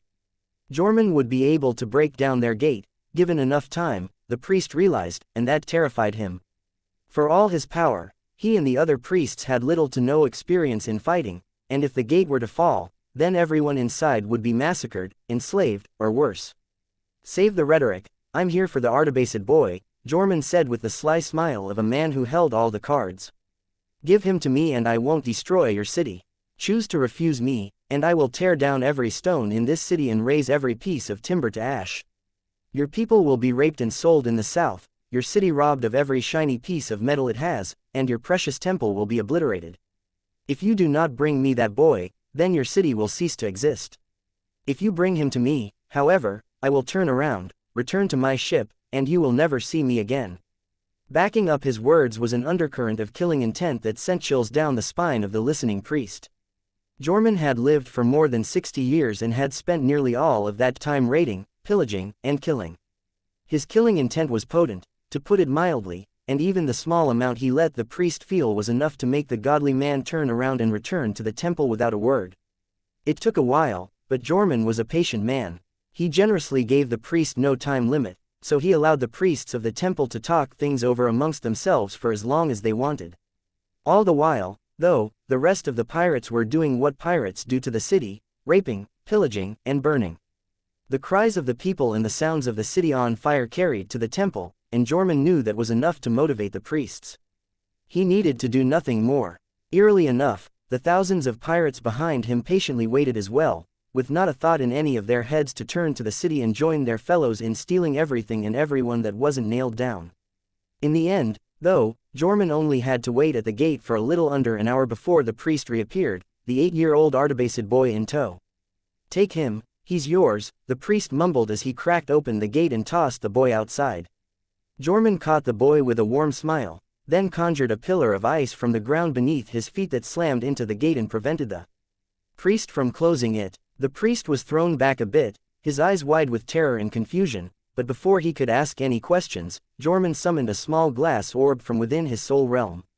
Hovering in the center of that orb was a single drop of blood. "It's okay, you can relax," Jorman softly said to the terrified Artibacid boy, his calm, smooth voice soothing the boy's understandably frayed nerves. He even crouched down to look the 8-year-old in the eye and patted his shoulder with fatherly affection. "No harm will come to you now." Jorman brought the glass orb closer to the boy, and when he saw the drop of blood vibrate, he smiled and dissipated the ice pillar keeping the gate open. The pirate gave the temple and the terrified priest a sarcastic bow, turned on his heel, and began walking back down the road with the boy in tow. The boy cowered behind Jorman as the pirate led him. Chapter 357. The Serpent. Jorman's ship cut through the waves as it led the way for Jorman's fleet to sail away from Serpent's Fall. The city was starting to vanish behind them, only 10 miles away but still beyond what even a 4th-tier mage could reliably see with any detail. Jorman, on the other hand, could still see the city quite clearly. It was even still in range of his magic senses, and if he wanted to, he could take in every street, every burning home, every corpse left behind by the pirates. It had been a profitable raid, with the holds of all 33 ships in the fleet packed with gold, silver, various enchanted items, and many human beings bound for slave markets. However, it wasn't the sacked city or the ships filled with looted treasure that caught Jorman's interest. Rather, it was the skull of the horned serpent, still perfectly visible at the top of the highest hill in the city. The grand temple of the Eagle of Rain built within the hill still smoldered, black smoke rising from its burned ruin obscuring a few details of the skull, but Jorman could still easily pick out most of the scorch marks on the great white bone. Those marks were made by terrible lightning bolts hurled by the gods, or so the legends claimed. Jorman wasn't a superstitious or religious man, but that skull was proof that it fell in some terrible calamity. A mysterious smile played at Jorman's lips as he watched the skull vanish into the distance, the 20 metal plates inscribed with water propulsion enchantments on his ship pushing them onward far faster than any normal wind-powered ship would be capable of. In fact, Jorman's 7 ships were rapidly separating from the rest of the fleet, so fast were they. Jorman didn't care if the other ships were outpaced. They were allied crews, not particularly loyal to him. They'd slowly trickle away anyway as more distance was put between them and Serpent's Fall, and he had no interest in babysitting them or getting them to stick around. He'd gotten what he wanted from the city, and he had no more use for those ships. Speaking of, Jorman thought to himself as he turned his attention away from the ruined city and toward the young boy that he'd taken from it. He was the last scion of the Artibacid family, one of the greatest noble houses of the Halcyon Federation. They had been one of the 3 leading ducal families that had ousted the monarchy centuries ago to form the Federation, but their own ambitions grew too great and they were massacred by their own enemies within the Federation. Now, this boy was all that remained. It was a lucky break that he yet breathed, for finding people with appropriate lineages was hard work. Jorman was painfully aware that even a few generations without bloodline awakening would be enough to render subsequent generations completely unable to do so, effectively ending it in all but name. The Artibacids were one such example. Old stories claimed their family came into being when a sea serpent learned to walk on land, take a human shape, and then took a human wife, but their power just a few years ago was entirely mundane. Their magics were no better or worse than anyone else's, and there was no practical evidence of any sort of ancient inherited bloodline that had been successfully passed down to their contemporary scions. At least, the Artibacid boy that Jorman had taken from Serpent's Fall exhibited none of the characteristics of possessing an inherited bloodline, and from what Jorman knew from his own research, neither did the boy's immediate family when they still walked among the living. The boy himself was in a guest room next to Jorman's cabin. When Jorman's magic senses fell upon him, He could see that even after a week in captivity, the boy was still quaking in fear. Jorman could hardly blame him, of course. The pirate lord knew better than most how badly it hurt to lose everyone in his life along with his home. Despite this sympathy, it didn't shake Jorman's convictions about what was to come next. With a sigh that was somehow mournful, nostalgic, and anticipatory all at once, Jorman tore himself away from the deck of his ship and descended one level. He'd been sailing with his crew for more than 30 years, some had even escaped the Serpentine Isles with him more than 50 years ago. They were incredibly loyal to him and didn't need him there to micromanage their every movement. They knew where they were going, and they'd steer the ship true. Jorman was free to indulge himself in distractions far more than just about any other captain ever could, for his crew had earned their autonomy. The second level immediately below the deck was mostly dedicated to the crew quarters, with the rank and file sleeping toward the bow while Jorman, the officers, and guests had their much larger quarters toward the stern. The Artibacid boy's cabin was next to Jorman's, where the pirate lord could keep an eye on his charge, and that was Jorman's destination. He gently knocked on the boy's door, and though he received no response, he still pushed the door open after waiting for a respectful amount of time. He could see into the cabin with his magic senses anyway. He knew he wasn't walking in on something he shouldn't be seeing. The boy glared at Jorman as the pirate entered his somewhat cramped cabin. It was roomy by the standards of the ship, but there still wasn't much space between the bed, the one dresser, the one desk, and wooden chair. A door to the tiny bathroom was in a back corner, with a toilet, sink, and shower. The boy was laying back in his bed reading a book Jorman had brought him the day before, and apart from the one glare, he didn't move a muscle as Jorman gave him a polite greeting. "Ben," Jorman warmly said, his plain face breaking out into a fatherly smile. Jorman wasn't a handsome man, nor was he particularly tall, but he was fit, his aura was immense, and he had an air of confidence that none could deny. He was attractive enough to put most people at ease, but Ben Artibacid couldn't have cared less. Ben himself was short, skinny, and dressed in rags. The people of the Halcyon Federation were dark-skinned, but he had been bleached quite pale from years spent in secluded prayer and meditations. He was well educated and about as intelligent as an 8-year-old could be expected to be. He was certainly smart enough to be terrified of Jorman and the situation he found himself in. After waiting a few moments for a response from the Artibacid boy, Jorman availed himself of the empty chair and sat down. "You've been quiet this past week. I would have figured you'd have opened up by now," Jorman said as if he were simply an adopted parent or similar authority figure taking in a willing charge, not a pirate who had kidnapped the boy from the only home he had left. Things were quiet in the cabin, with Jorman sitting, smiling, and waiting for Ben to speak, while Ben did his best to ignore Jorman's presence. However, after waiting long enough to be sure that Jorman wasn't going anywhere, Ben simply asked, "Where are you taking me?" Jorman's smile grew wider as the boy finally spoke enough to ask a question, and he happily responded. "There's an island in the southwest of the continent," Jorman explained. "It's located in the middle of a large lake filled with mist, monsters, and all kinds of unsavory things.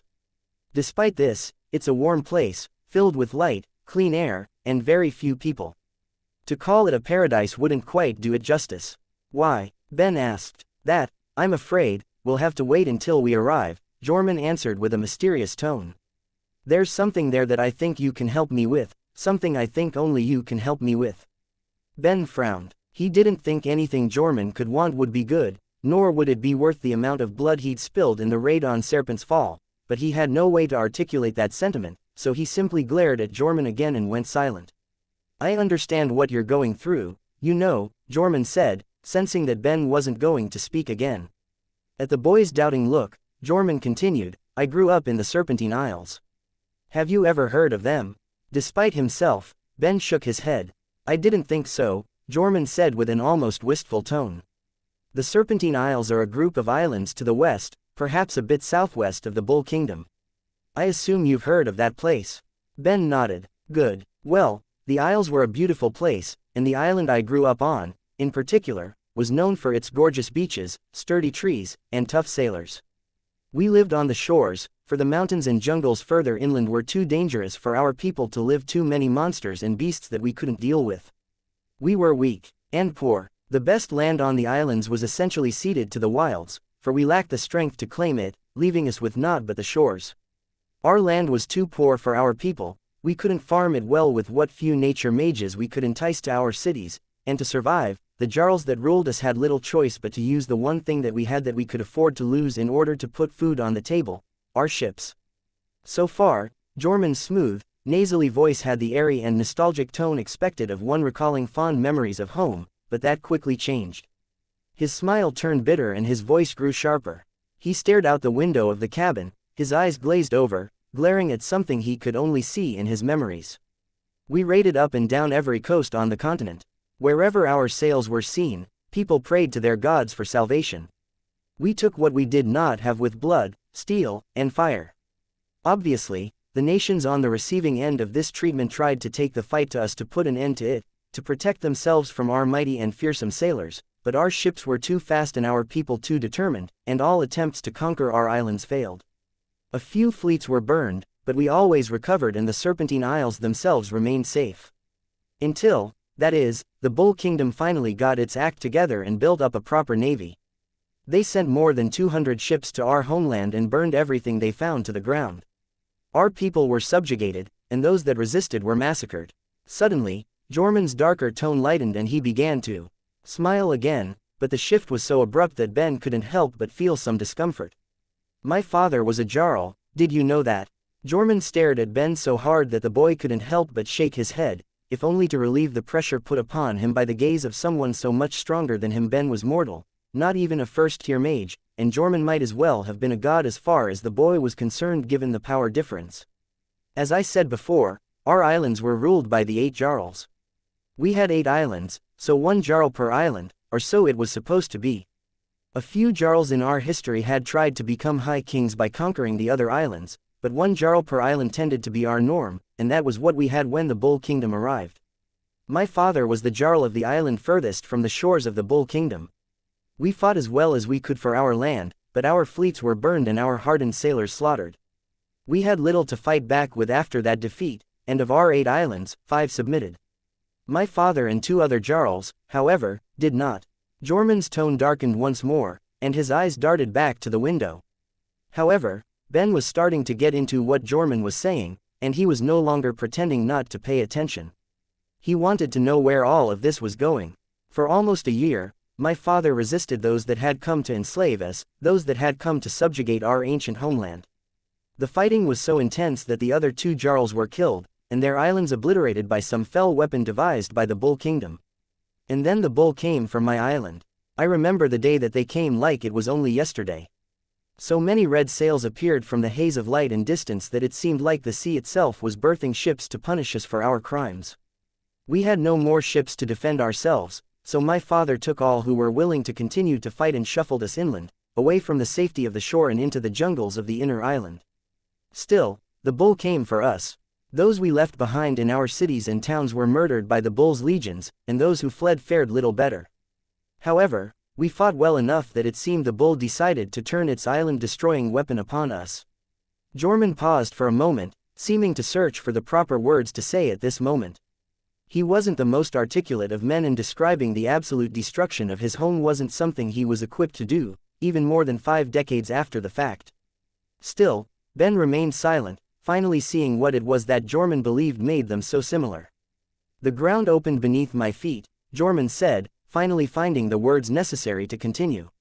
I was barely even your age at the time, and I was as weak as a newborn kitten. My father hadn't even started my training, yet. So I fell into the depths of the earth, and into the darkness waiting for me. From above, I could hear the screaming of my dying countrymen, I could feel the earth continuing to rend and the endless ocean rushing in to fill the cracks, and most of all, I heard the laughing of the bull's legions as my people died. Asking how Jorman could hear these things didn't occur to Ben, but he did have some questions. How did you survive? Ben couldn't help but ask. There was water at the bottom of the ravine that opened up beneath me, Jorman said, a smile blooming on his face with Ben showing interest in his story. Fortune favored me that day since the water cushioned my fall enough that I wasn't killed on impact, and I missed the stones and the spikes that many others fell upon. All around me, my home crumbled and shook itself apart, but I managed to climb out of that ravine despite my age. What I found when I reached the top of the ravine was heartbreaking, and it's not something I'll ever forget. Some of these details have escaped me with the help of time, you understand, but that sight, I will remember that with perfect clarity even on the day I die. What I found was bare earth, devoid of the jungle that had once covered the interior of the island. Massive portions of the island were in the process of falling into the sea miles in the distance, while the mountain at the center of the island bellowed fire from its summit. The ground kept shaking itself apart, and the sky had turned black from the mountain's rage. My father was locked in combat with the leader of the bull's fleets, and he was, only moments after I pulled myself back up, struck down by that man's fists. The island, however, kept breaking into pieces, and it eventually grew too much for the bull, so the Legion soldiers fell back to their own ships. My people, however, had no more ships of their own, and they all drowned. I was the only survivor. No one else got away. Ben asked, even his 8-year-old mind doubting Jorman's story. The only one I know about, Jorman admitted to the boy. I managed to remain on the fragments of the island, surviving on fish until a ship from another serpentine island that had been sent to look for survivors picked me up. I was the only person they'd found, they told me. And so, there you have it, Jorman concluded, giving Ben a smile filled with camaraderie. The story of my people. Of how my family fell. Ben nodded, his eyes filling with tears. It wasn't due to Jorman's story, though, that brought them on. Rather, hearing all of this was reminding him of everything that he had lost only a few years before, and those wounds were still raw. Listen, Ben, Jorman said, leaning forward in his chair to impress upon the young boy the seriousness of what he was about to say. The only goal I have ever had in life, the only thing I have ever truly desired, was to bring ruin to those who brought it to me. I have a plan, and for that, I need your help. Will you lend me your aid? If you do so, I will give everything I have to help you achieve your own revenge. What do you say? Ben wiped his eyes and looked back at Jorman, his bright blue eyes meeting the pirate's dark green. He'd likely never have another opportunity like this, and he wasn't quite savvy enough to realize any other options. So, he nodded. Ben wanted revenge as much as anyone else would for the deaths of his family, and if Jorman could deliver on it, then Ben was going to do what he could to help Jorman with his own revenge. That the pirate kidnapped him and sacked Serpent's Fall was entirely forgotten, lost in the recollections of Ben's own lost family, just as Jorman wanted. It took 3 weeks to reach the island that Jorman had told Ben about, the one in the middle of the lake.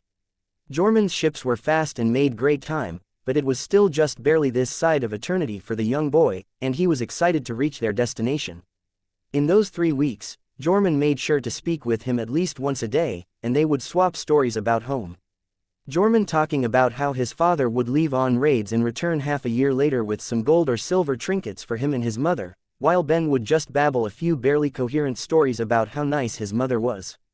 Not terribly interesting for Jorman, but the pirate listened anyway. Ben was even let out of the cabin on occasion, and now that they had reached their destination, he was gleefully staring over the deck railings into the lake below. The boy didn't see any of the sea monsters that Jorman claimed inhabited the lake, but he did occasionally see a few brief flashes of light beneath the deep black waves. The lake gave off a cloud of mist that he couldn't see through, though, and it had a quiet stillness that somewhat unnerved him. The waves barely made any noise as the ship cut through them, and the other 6 ships in Jorman's fleet quickly vanished into the mist. Still, Ben couldn't help but be elated that they had reached their destination, and he practically ran to the rowboats when it was time to come ashore.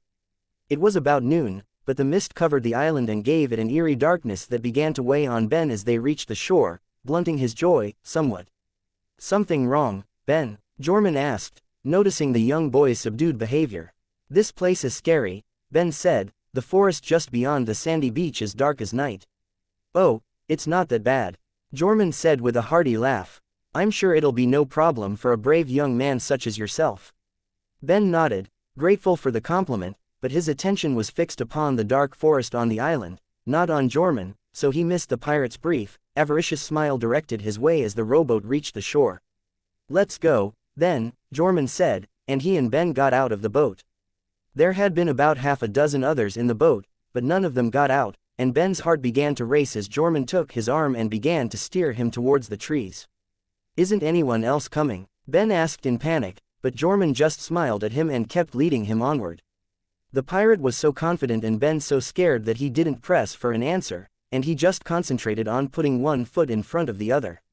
He kept his eyes locked on the ground, and when he looked up, he only ever looked at Jorman. They kept going like this for what seemed like an eternity. They must have gone miles inland from the shore, but Ben was far too scared to ask any more questions. It was dark in that forest, and he could feel eyes upon him, even if he couldn't see them beyond the veil of inky blackness within the forest. Every so often, he felt something cold slide along his body, as if some unseen revenant had brushed their cold, dead fingers along his skin, and it was only Jormun's presence that kept him from losing his nerve and running away. Not that he even knew where he was, anymore, and his only anchor to reality was Jormun's hand firmly wrapped around his wrist. Jormun eventually came to a halt in a small clearing, and by then, Ben was an absolute mess. He could barely see from the darkness and the tears in his eyes, and he wasn't even bothering to hide it anymore. He was sniffling and jumping at the slightest of sounds, his shirt completely soaked through from sweat, and any excitement that he once had for reaching their destination was long gone. In front of the two in the center of the clearing was a small pond filled with more black water surrounded by tiny crystals that emitted soft, white light. It didn't seem entirely natural, and Ben had no idea what it was doing here, but he was too scared out of his wits to question it. All he wanted was to get out of the forest and never return, to return to his home with his mother and father and curl up in his bed and sleep for a month. But his parents were gone, his home inhabited by others, and the only person left he felt he could rely on had an iron grip upon his wrist, keeping Ben from fleeing from the forest. "Let's get in," Jormun said with a warm smile, barely visible to Ben through the darkness thanks to the crystals by the pond. Ben, at this point, was practically frozen in fear, but Jormun didn't care. He just dragged the boy towards the pond.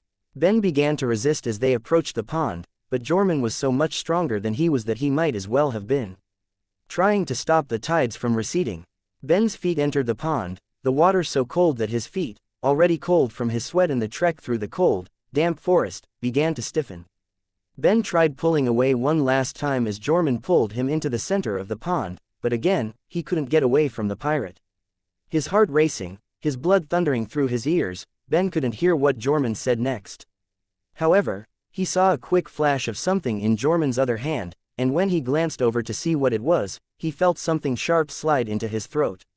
Ben sputtered, his mouth filling with blood. He had no idea what had just happened, but he felt such indescribable pain in his throat that he blanked on everything else. He tried to scream, but he couldn't, and when he looked at Jormun in terror, he saw the pirate calmly wiping blood off of his knife on his shirt. Blood poured out of Ben, and when the boy tried to stem the flow with his free hand, it did nothing. He couldn't make a sound, the wound in his throat preventing him from making anything more than a pained whimper as the strength left his limbs. The 8-year-old's body grew cold and he lost the ability to stand as his legs weakened. Drops of blood slipped from Ben's fingers, landing in the pond. They didn't dissipate in the water, however, instead keeping their form and glowing a bright blue. For some reason Ben's blood was normally crimson, just like everyone else's. Each drop of blood that fell into the black water was like a star in the night sky, but Ben was hardly in a state to appreciate it. Eventually, only a few seconds after Jormun slashed his throat or a few lifetimes, Ben wasn't sure as time lost all meaning the young boy slipped from Jormun's grasp and collapsed into the pond, all of his blood flowing out into the water. Jormun stepped away, letting Ben's body sink into the pond as if pulled under by some unseen force. The boy's blood continued to leak from him, glowing blue in the black water. Soon enough, Ben's body completely disappeared, vanishing into the pond as if the pond were bottomless. But his blood remained, drifting up to just below the surface. With a strange fascination, Jormun watched as the glowing blue blood twisted into ancient runes, shapes so aged that they had fallen out of memory. First forming one rune, then twisting into another after holding the first for a moment, and then another, and a fourth, until the blood had formed more than 20 runes in sequence, all but the last relatively familiar to Jormun from the 19 other sacrifices he'd made across the world. The water suddenly erupted from the pond like a geyser, accompanied by enough magic power that even Zafin or Naiad would have been fearful of whatever was in the depths of the pond if they had been present. But the eruption lasted only a moment, and then a silent serenity fell upon the clearing. Old magics that had been cast upon the pond were undone with that sacrifice, and whatever being that slept in the depths of the earth, bound by the power concentrated in that pond, seemed appeased. Jormun smiled, his job here done, and he turned to leave. However, just as he was about to leave the clearing, he heard a soft slithering in the grass behind him and a hiss in his mind. "Just one more, you know where," Jorman's heart rate finally began to accelerate and he spun around to see what was slithering through the grass behind him. He saw nothing but the empty clearing, but he knew who that voice belonged to. It was the same voice that had called out to him when he was alone on the shattered remnants of his home island. It was the same voice that had soothed him when his body had sunk beneath the earth after the island had been destroyed. It was the same voice that had assured him that he had dormant power within him, something that the voice could bring out. And now, that voice only needed one more seal removed before it could act upon the world once more. Chapter 358. Rabbit hole. Months passed in the capital, and soon enough, Leon had been back for more than a year. He and Elise had gotten settled into their villa, Anzu's training was going incredibly well, and things seemed great for Leon on almost every front. But Leon's schedule wasn't filled with relaxing leisure, rather his days were more often than not exhausting, with little time to truly relax. He had to go to the royal palace in the mornings and help analyze information about the vampires that were still being rooted out, as well as keep an eye on the investigation into Justin Isonos. The latter hadn't gone anywhere, as Justin seemed absolutely squeaky clean as far as anyone could determine. In the afternoons, Leon would spend a bit of time with Trajan going over what little if anything they had learned, and then he'd check in with Lapis.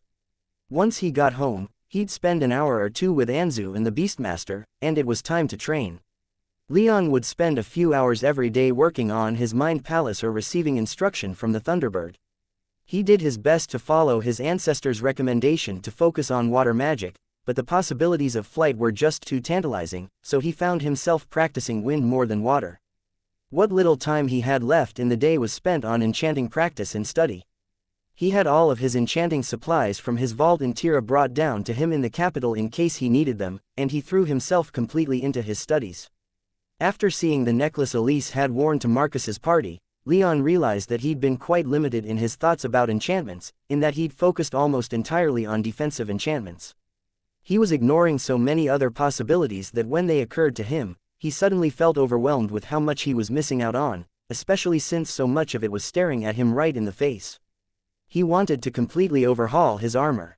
Most of the enchantments he'd placed upon it were designed to protect from fire-based attacks and facilitate his use of fire and lightning magic. However, the more he thought about it, the more he realized that he could do so much more, such as increasing his physical strength, his movement speed, perhaps even achieving flight or getting additional invisibility enchantments other than his ring. He even thought it possible that he might be able to increase his movement speed in water, maybe adding the ability to breathe when beneath its surface. The possibilities were essentially endless, and he wanted to know them all. To that end, he spent more time working on brushing up on his knowledge of enchantments than he did working on his mind palace. The biggest problem he had in that regard, though, was the material he'd commissioned his armor to be made of. Magmic steel, which comprised all of the metal parts of his armor, didn't take well to any enchantment other than fire, which had forced Leon to use the leather straps and skyflax padding for many of his lightning enchantments. This wasn't the best solution given how prone to tearing cloth could be, especially in battle, forcing Leon to find another solution if he wanted room for all of his other enchantments and not be worried about their fragility. The solution he came up with was to have a lattice work of thin silver strips attached to the inside of his armor which could hold the enchantments that the magmic steel couldn't. Additionally, Leon had a few silver arm rings made that he could wear beneath his armor, so that, like his invisibility ring, he could enchant some items that he could then use without wearing all of his relatively bulky armor. The more he did, the more Leon thought about his meager use of enchantments until this point, the deeper he realized this rabbit hole went. His work on enchanting was rapidly taking up much of his time, especially once he started thinking about the possibility of storing elemental attacks the way Elise's necklace that had started his descent into this mental mire could, which was why he needed the gemstones from his vault. He just couldn't figure out the best way to integrate them into his armor, assuming that's what he even wanted to do. Regardless, Leon had a ton of work left to do on that front, and it was some of the most satisfying work he did in the entire day. However, once the sun fell below the horizon, he had other priorities, namely Elise and Naiad. Elise still had a lot of work helping to administer the Heaven's Eye Tower, but Naiad largely lazed around all day. The river nymph didn't seem to mind this relaxed life, especially so after Leon, taking inspiration from the obelisk Artorias had built in their compound back in the northern vales, installed a few enchantments that doubled the amount of magic power in the air around the villa. For beings of their power, it didn't do much to help Elise, Leon, or Naiad, but it did make the villa's air more comfortable and invigorating to breathe. When it came time to go to bed, though, more often than not Naiad slept in Leon and Elise's room. Their second time together had practically opened the floodgates, and the three seemed like they simply couldn't get enough of each other's bodies. Leon was a rather family-oriented man. Growing up, he had no one but his own father around, and since coming south, he had little else but the stories of the fall of his family to motivate him onward. After starting a relationship with Elise, she became the single most important person in the entire kingdom to him, which was why he was so reluctant to sleep with Naiad in the first place. Quite simply, Leon was not a man that had sex casually. Naturally, then, the more that he and Naiad had sex with each other, the more he found himself starting to care about her, despite everything that had happened to bring them together. By the time he had spent a full year back in the capital, Naiad was already considered a part of his small family, whether he was willing to accept it or not. During this time, Naiad's fertile period came and went, and she was yet without child. It most certainly wasn't due to lack of trying, but with Leon's bloodline and with both his and Naiad's power, fertility issues were to be expected on both sides. No one was too upset by it, since it gave all three the opportunity to continue what they were doing without confronting what would happen when Naiad did get pregnant. As for Elise, she threw herself completely into training whenever she could. She made plenty of time for Leon, her friends, and work, but after Leon told her about his intention to go to the Nexus and reclaim what his family had lost so long ago, she realized that she needed to be much stronger than she was if she didn't want to be left behind. She didn't think Leon would physically leave her behind, and Leon was careful to reassure her of that, but she was determined to both accompany him and not be a burden in any way. Beyond that desire, the simple prospect of seizing divine powers lit a fire in Elise that hadn't been there before. With the Thunderbird helping Leon, and her own leveraging of Heaven's Eye's resources, apotheosis didn't seem like an esoteric concept, it seemed perfectly achievable to her. She only had to train hard enough to take it. However, ascending through the tiers wasn't nearly so easy, Leon's experience notwithstanding. All in all, things seemed great for Leon and his ladies. There was little he could truly complain about, assuming things stayed the way they were. But things never stay perfect forever. Leon, Trajan said, his face pale and gaunt from a year of trying to keep things together in the capital. Leon, in contrast, seemed healthier than ever, with his normally pale skin decently sun-kissed and his body perfectly sculpted from training to be exceedingly well-built, so much so that it was almost as easy to see Leon's musculature through his clothes as it was to see the much larger Trajan's. The prince couldn't help but feel some amount of jealousy at how obviously happy and healthy Leon seemed, but that part of him was minuscule in comparison to his pride in his young protégé. "Your Highness," Leon responded, giving the prince a respectful bow. "How are things going with you?" Trajan asked as he rose from his desk and waved Leon over to the sitting area. "It's been all business here for too long, we haven't had much of a chance to catch up." "They're going well enough," Leon said with a smile. "Well enough to marry Lady Elise?" Trajan asked with an eyebrow cocked in a teasing manner. Leon sputtered as he reeled from the question. He and Elise hadn't spoken about marriage quite yet, and Leon himself wasn't looking forward to the prospect. A ceremony wouldn't change how he felt about Elise, and it would be a massive pain in the ass, so he preferred to let the issue remain open for as long as he could swing it. "There's been talk around town lately about it," Trajan said. "Why?" Leon incredulously asked. He was a 6th-tier legate in the service of a prince dating the daughter of the Tower Lord, but he still thought himself to be nobody special given how politically inactive he was. But people still talked, if only due to his connection with Elise.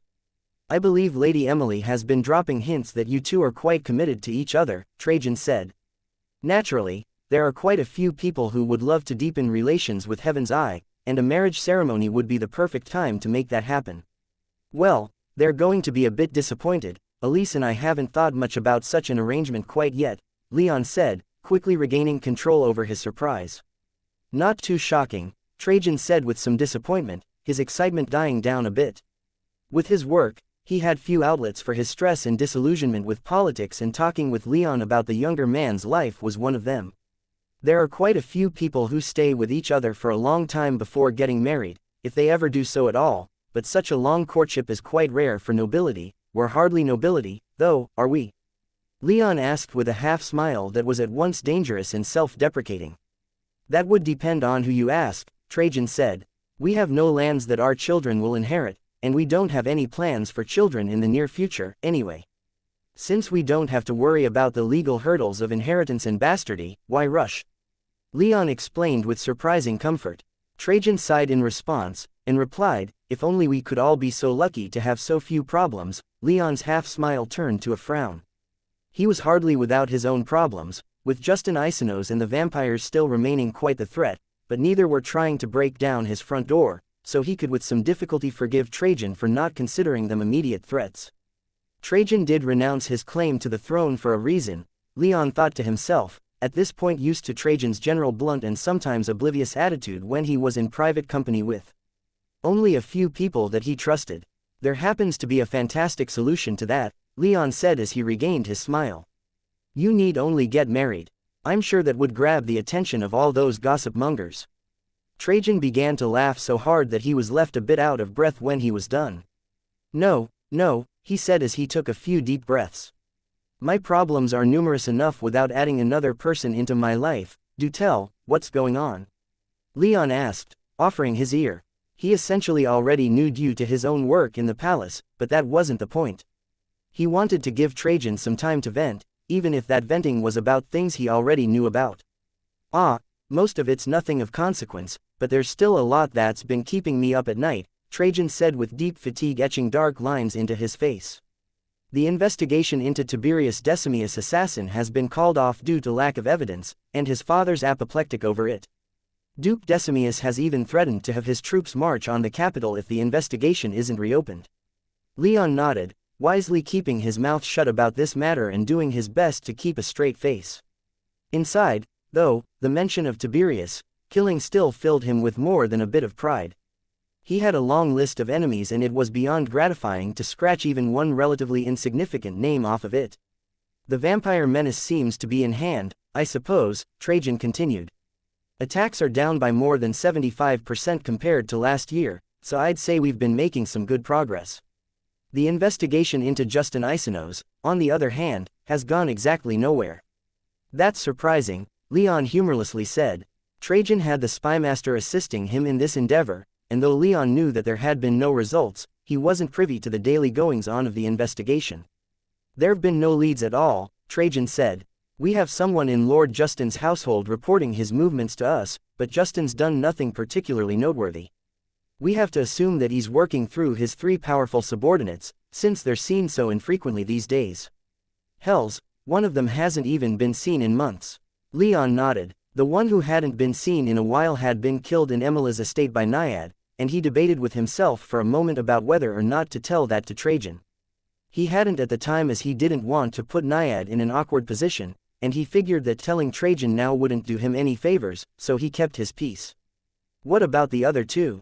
Leon asked. A few glimpses here and there, mostly in the northern territories or purchasing supplies here in the capital, Trajan said. All in all, nothing too outrageous that we're able to tell. Justin Isonos' finances are even in top condition, we can't find anything in them that are even remotely suspicious. In fact, they're so perfect that that's the only suspicious thing about them. That's unfortunate, Leon said. This person who you have in his household, are they in any position to provide us with, say, a map of his estate?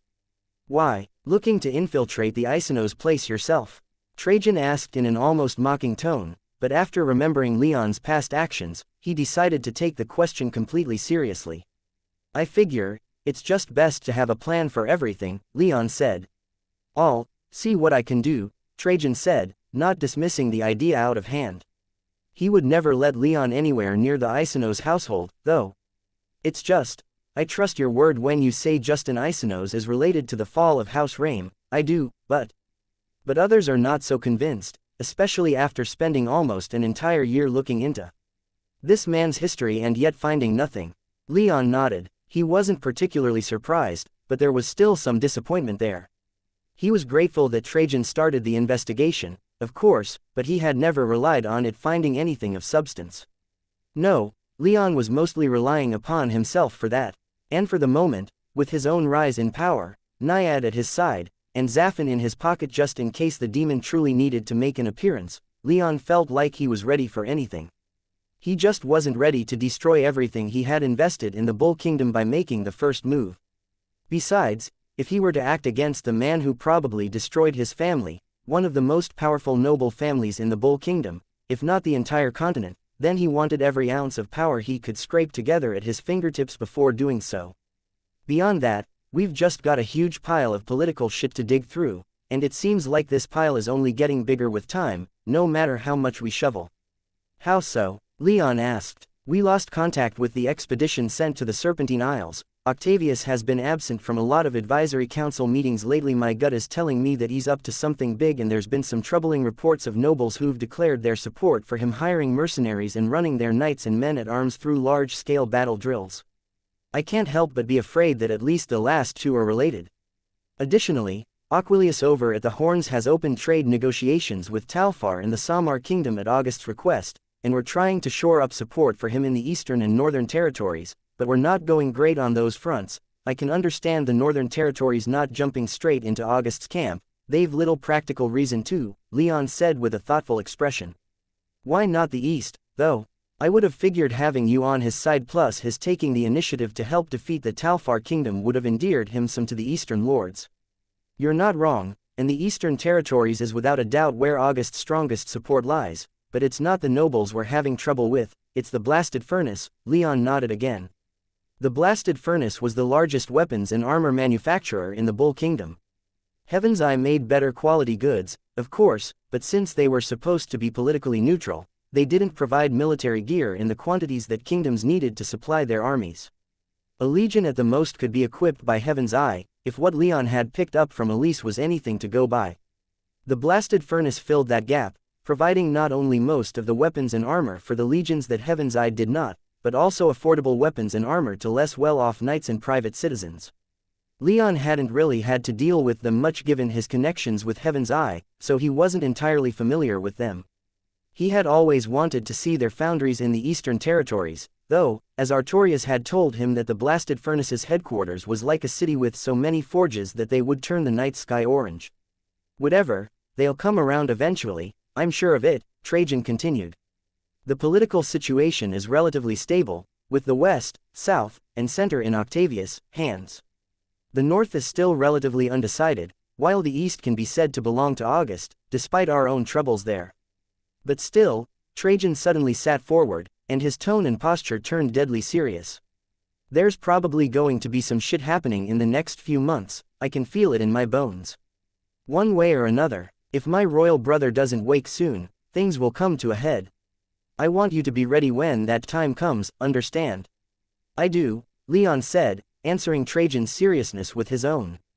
Good, Trajan said, leaning back into his chair. On a more cheery note, done anything interesting lately? Has your tinkering with enchantments borne any fruit?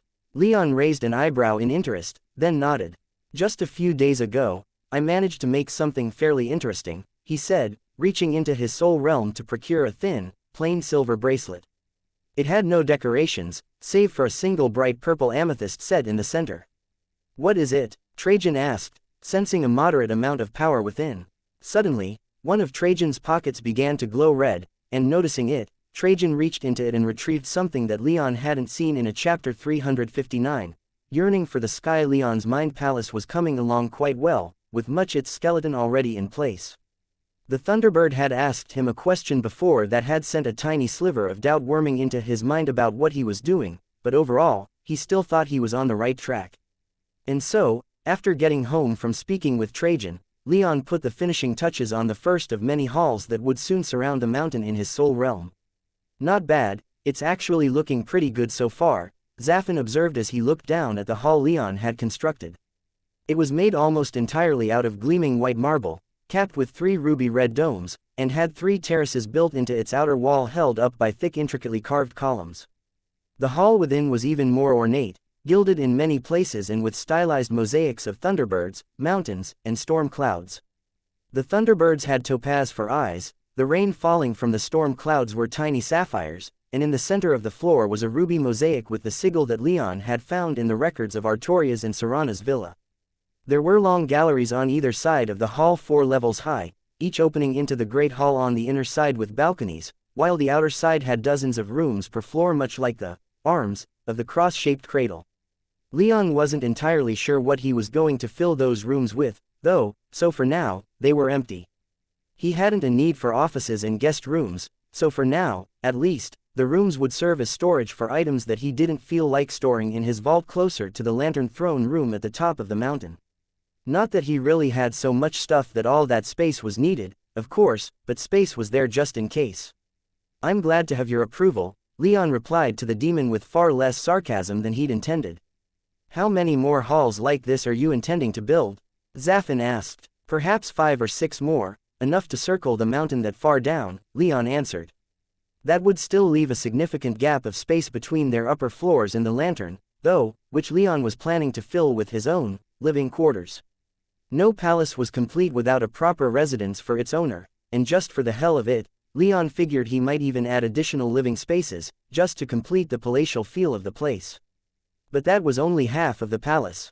Leon still had an entire underground section built in the trapezoidal style of the Thunderbird clan to get started on, and he was looking forward to that much more than the more conventional white marble and red ceramics of the Bull Kingdom. He settled into a sitting position on Zafin's platform to survey his soul realm, quietly envisioning where exactly everything would go, thinking about what kind of decorations might be appropriate, and other such concerns. I don't suppose I might get something a bit more suitable than this bare platform? Zafin hesitantly asked, waving a burning hand around at the simple stone platform Leon had carved from the mountain for him. Oh, I wasn't aware that you wanted even more, Leon said with an arched eyebrow. He hopped back to his feet and, before Zafin could respond, said, I'll tell you what, demon, teach me the method you used for mental communication and you'll have a deal. Still haven't asked that water girl about it, huh? Zafin grumbled. She gives me enough, I won't ask for more, Leon said, smiling at his demonic partner. In fact, I'd say she's provided me with a lot more of late than you have. I've given you plenty, Zafin indignantly replied, though if Leon could see through the orange flames covering his obsidian body, he would have seen Zafin's sharp features twisted into an almost comical grin. Sass is not enough, I need knowledge and power, Leon said. You haven't managed to increase your power since I brought you those gems more than a year ago, and neither have you taught me much other than a few disparate enchantments and spells. Teach me that communication technique, and I will find a place for you with reasonable accommodations. Very well, Zafin replied. His attitude was so lax, so completely informal that Leon was having trouble of late reminding himself that Zafin was a self-proclaimed Lord of Flame. Hardly matters what his attitude is like, though, so long as he delivers on his promises, Leon thought to himself. In fact, he much preferred this kind of Zafin to the much more prideful and boastful demon that he had been not long after being sprung from that prison in the mountains.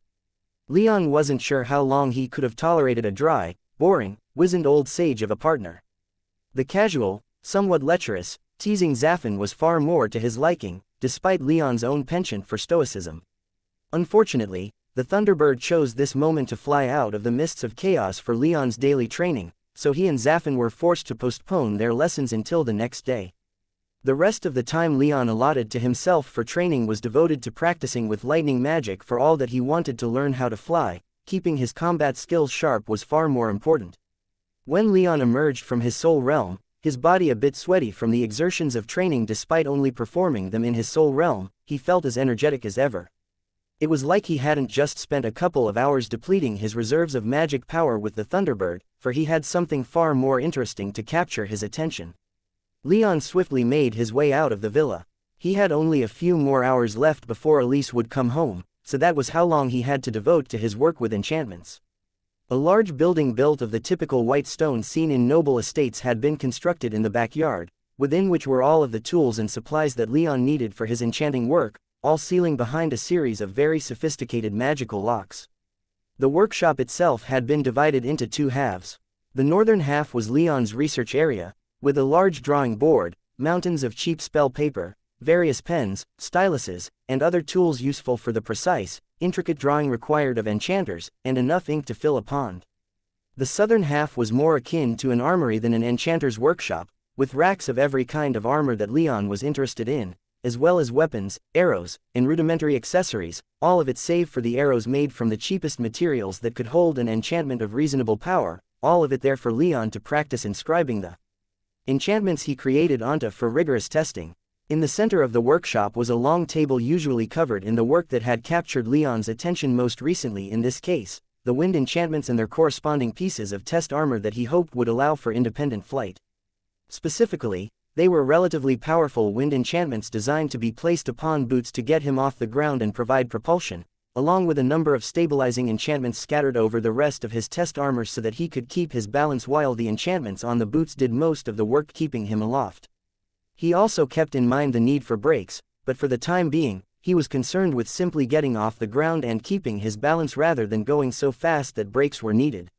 Near the table were a few shelves with some examples of what Leon had accomplished so far in the past few months, including several more wind blade bracelets just like what he'd shown Trajan a few hours before, a short sword that could burst into flame for about 5 minutes, a portable lightning rod that could fire off a single bolt of golden lightning with roughly 5th tier strength, and an amulet that could provide some small defense against fire-based attacks.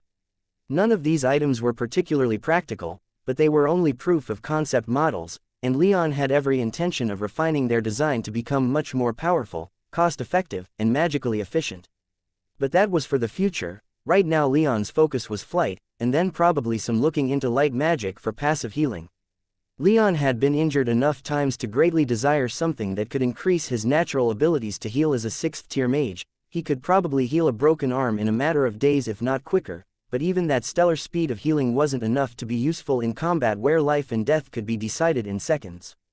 But still, flight was too great an attraction for Leon to pass up, and he already had the Thunderbird teaching him wind magic. Notably missing from both Leon's workshop and his Soul Realm vault were the 2 invisibility rings he'd looted from Tiberius' guards. He knew that to Heaven's eye, they probably weren't all that special, but they didn't seem that common in his experience. As a result, he'd given both Elise and Naiad a ring, despite neither specifically needing one.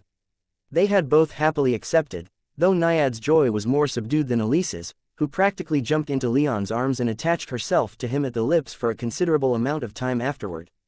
The 3 spent a passionate night together, and afterward, all 3 wore their emerald rings of invisibility proudly, despite the minor risk that such a thing might get back to Duke Euphemius Decimius, Tiberius' father.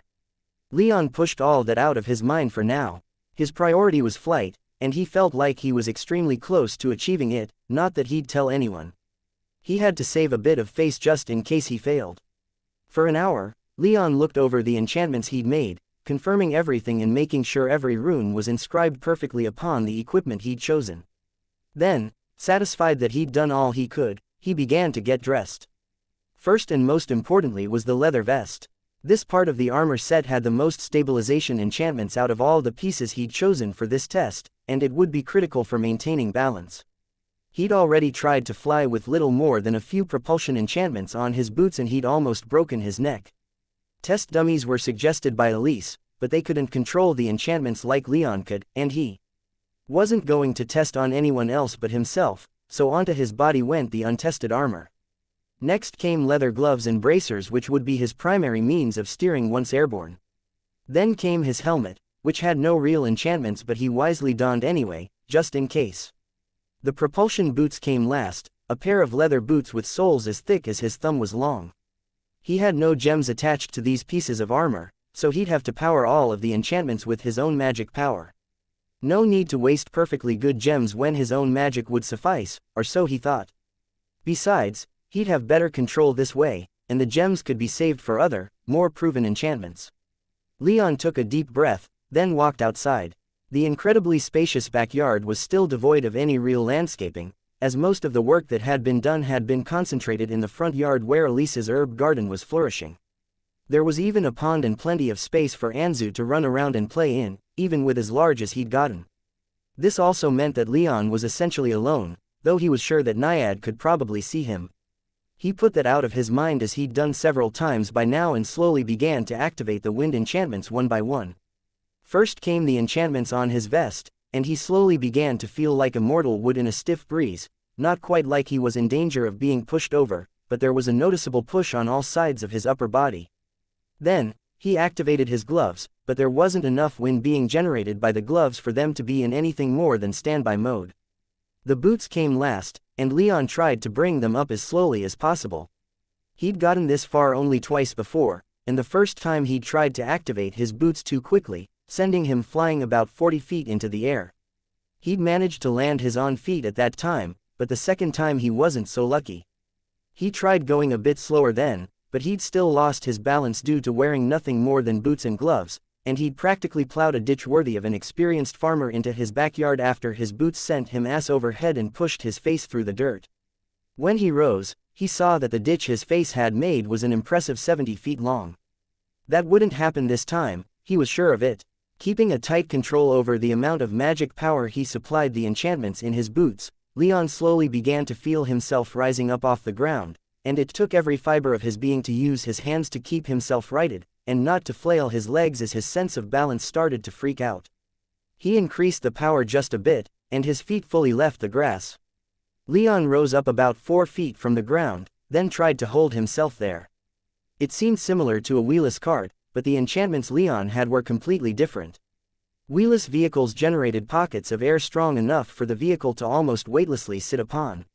Leon was just using the propulsion from his boots to stay aloft, rather than a dense air pocket. There were a few heart-stopping close calls, but Leon managed to keep his balance for 5 minutes, hovering there 4 feet off the ground. His heart beat like it was about to explode, blood roared in his ears, and the widest, stupidest grin made an appearance on his face. He was leisurely spinning in place, indicating an imbalance somewhere in his vest stabilizers, but that was but a small note in this obvious step forward. Leon felt ready to take another step, and after getting as comfortable as he could with his current circumstances, he began to lean forward, and his boots promptly slipped out from under him, sending him hurtling toward the ground. He barely managed to get his hands below him to avoid another face full of dirt and a second ditch in his yard, but he was still sent forward dozens of feet before he managed to right himself and hover once again. Leon set himself back down to the ground, letting his heart calm itself a bit. He was close, that much was clear. He just needed to tweak the enchantments a bit, work on his balance, and he figured he'd be right as rain. When Leon went back inside, he just so happened to coincide with Elise's return and Naiad's subsequent emergence from his guest room. "You did it," Naiad said before anyone else could offer any greetings. "You did?" Elise asked as she excitedly kicked off her shoes and ran over to Leon. Leon's face was still split open by his childish grin, but he shook his head and said, "There's still some work to do, but I had a very promising test today." Elise glanced out of a nearby window and said, "You didn't plow our land again, so it must have been a good test indeed." "I saw it, it looked like fun," Naiad said as she sat down on the couch. "You have to help us fly when you get it figured out," Elise said with almost as much excitement as Leon felt, and Naiad nodded her agreement. "I will," Leon said, his smile growing wider. "Just be careful." "Got it," Elise said, suddenly turning serious. "I don't want to come home and find out you've splattered yourself all over the roof." "Don't worry, I want to fly more than just about anything, but I am careful," Leon said. "More than anything, huh?" Elise said with interest, sending a quick look Naiad's way, which the river nymph shared. Before either could run with that line of thinking, Leon quickly clarified with, "Certainly not more than either of you, I did say just about anything." "Is this a Thunderbird thing?" Elise asked as she took a seat on the other side of the sofa from Naiad. Leon got the message and sat down between his two ladies. "I think so," he said with some trepidation. He'd told Naiad everything about the Thunderbird by now, so he wasn't concerned about saying too much in front of her, but he still hesitated because it still felt too much like bragging about what he had through the accident of his birth. "It's just that, even if I can jump 100 feet in the air, even if I throw lightning bolts and conjure fire, the simple fact that I'm essentially locked to the ground is something that I find frustrating to no end. Flight is just, well, I can't really describe the allure it has for me. I want to fly, and I'm not going to stop until I figure out a way for me to do so. Fortunately, I have the Thunderbird in my corner teaching me more about wind magic than I think anyone else possibly can." Elise nodded in understanding. She knew from Leon talking about the Thunderbird that his ancestor wasn't specifically teaching him about enchantments, but she was still teaching him a great deal about wind, water, and lightning, and that understanding had some application in understanding their corresponding enchantments. Whatever the Thunderbird was teaching Leon wasn't enough for him to figure out how to fly under his own power, but it was more than enough for Leon to start trying puzzling out other means to do so, a task which nearly all other enchanters had failed in accomplishing. "There are some problems I foresee, though," Leon said.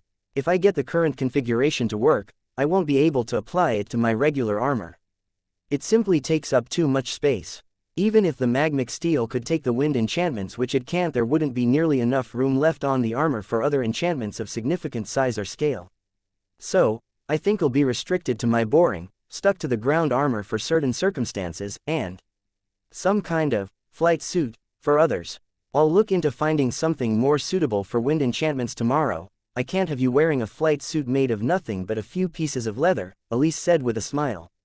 Leon nodded in agreement. Layered cloth often made for better armor than leather, and it was cheaper, too, but plain leather stood up to wind enchantments slightly better than cloth, which was why he was using it for his prototypes. Most of the rest of the cheap test armor in his workshop was made of cloth and low-quality iron and steel, though. Don't jump the boat too quickly, though, he cautioned. I'm still making refinements, and I have some hope to find another solution to this problem before needing to shell out thousands for expensive materials. I, personally, don't care about that, Naiad declared. Fashion doesn't concern me, and the people in this kingdom who can harm me are few and far between. If it's just a few pieces of leather, then I don't mind, but I can't help but be fascinated by the concept of flying. It's just so far from my usual domain, I can't wait to experience it. Leon smiled at her, took her hand, and simply said, "You will. Soon." A hint of a blush came to Naiad's cheeks as she made eye contact with Leon. She was still trying to puzzle out her feelings about where she and Leon might stand, and the longer she waited, the more flustered she got whenever she and Leon got close to each other. It was a slightly intoxicating feeling, and it was one that both terrified and excited her. She didn't want to go anywhere, at least not anytime soon. "That's that, then," Elise loudly said, drawing both Leon and Naiad's attention. "I think the chef is about done with dinner." There wasn't much more to be said about flight. Leon could have gone much deeper into the mechanics that were making it work, but neither Elise nor Naiad had the enchanting expertise to really understand what he would be talking about. Of course, Elise had some skill in enchanting, but that was mostly limited to her nature magic helping her to grow her medicinal herbs, and Naiad had next to no experience in enchanting at all. Leon was fine with this, though. He was excited enough without boring his ladies to death with technical explanations. He'd let the experience of flying explain itself once he managed to get it working properly and, more importantly, safely. Chapter 360, Blades in the Dark. Papers. Papers and more papers. The damn things kept stacking up, no matter what he did with them. Trajan sighed from behind his desk. The moon was high in the sky, but his assistants and secretaries just kept bringing him papers for him to look over. Of course, at the 6th tier, Trajan's need to eat, drink, and sleep weren't quite what they used to be. He could probably go for weeks without any if pressed. The human mind still needed those things to function well. In short, Trajan was tired, and while he could keep working if he wanted to, he very much did not. At least August had been taking more of the reins since his bloodline awakening, taking some of the work from Trajan's desk. The elder prince silently hoped that this meant he could return to the bull's horns soon, but he wasn't going to count on it.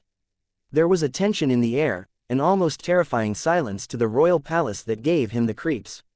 Made him think that something was going to happen.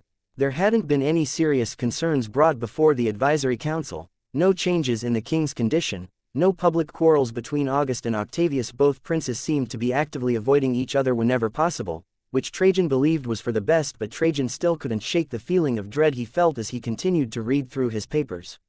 Within these dreaded sheets of pulped wood and plant matter was a story that he didn't want to read but couldn't stop himself from doing so. He was a prince, after all, and though he had renounced his claim to the throne and allowed his younger brother to become king, he still felt it was his duty to see peace reign in the land. But the mercenaries being hired by the high nobility was not a sign of peace. 15% or so of the nobles living in the capital practically fleeing over the past few months for countryside estates was not a sign of peace.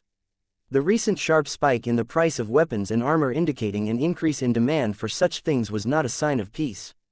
At least the vampiric threat seemed to be in hand. The Legion had gone after them quite aggressively, and thousands of the bloodsuckers had been found and killed, but most of them had been worshippers of a fire demon, lending a troubling amount of credence to Leon's claim that it was a single demon responsible for so many of the monsters appearing within their borders. What was more, the investigation into Justin Isonos had, so far, gone nowhere. Not even a single solitary clue had been found connecting Isonos to the fall of House Rame. By all accounts, he hadn't even been in the kingdom when Argent Palace had been attacked and Kairos Rame killed. Trajan couldn't account for the activities of Justin's subordinates, though, and so far, the one person that the spymaster had managed to subvert in Justin's staff hadn't found anything of import, just matters to do with Justin's place in August's retinue.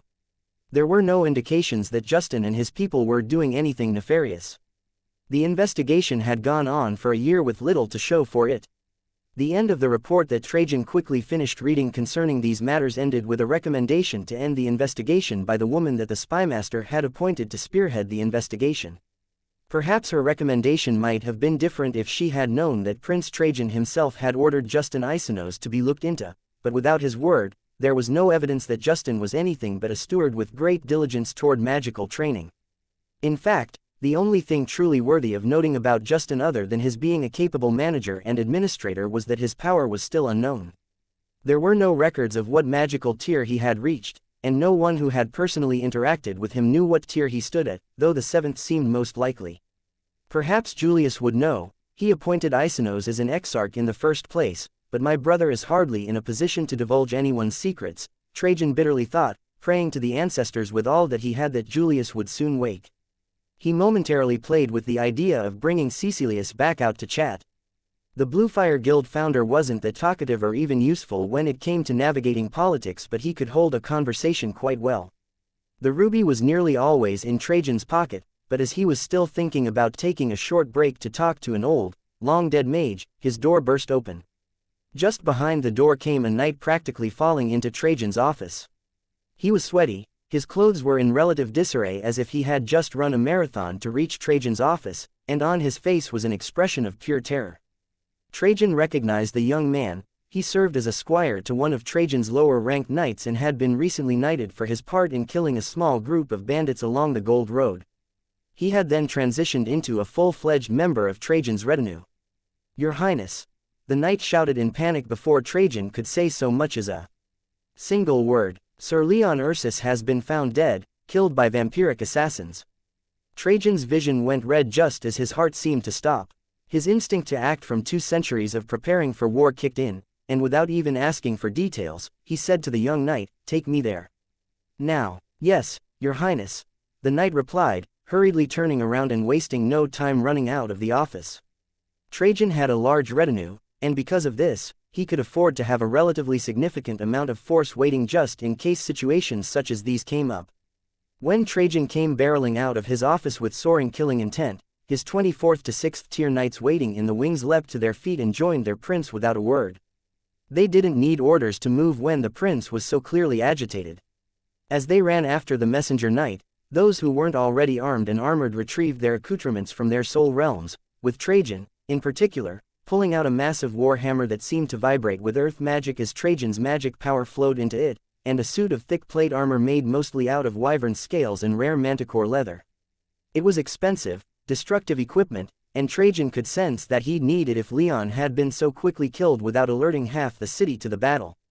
For the sake of the weaker and slower members of the party, Trajan and his retinue jumped into a few wheelless carriages pulled by fast horses, though they had to wait for an excruciating 5 minutes as the arrangements were made, during which time Trajan both explained to his knights what was happening and pressed the messenger knight for more details as his head cooled. For their part, the rest of his knights were at least passingly familiar with Leon since he was so prominent in Trajan's retinue, and whether or not they liked him all that much didn't much matter. They were all angry that one of their own had been supposedly killed while they were stuck in the palace not doing a damn thing about it. What was Ursus doing? Trajan demanded of the messenger knight. "I'm not entirely sure, Your Highness," the knight replied. "I simply happened to be in the area and responded to the sounds of battle. Since I could relay the information to you quickly, I left the site to bring word back to you." Knights of the First Legion were already arriving by the time I left. "In the battle?" Trajan asked. "Again, Your Highness, I'm not sure, but it seemed to have been short and brutal. No bodies other than Sir Leon's were found, though a few of the responding knights managed to get a brief look at the assailants and determined that they were vampires."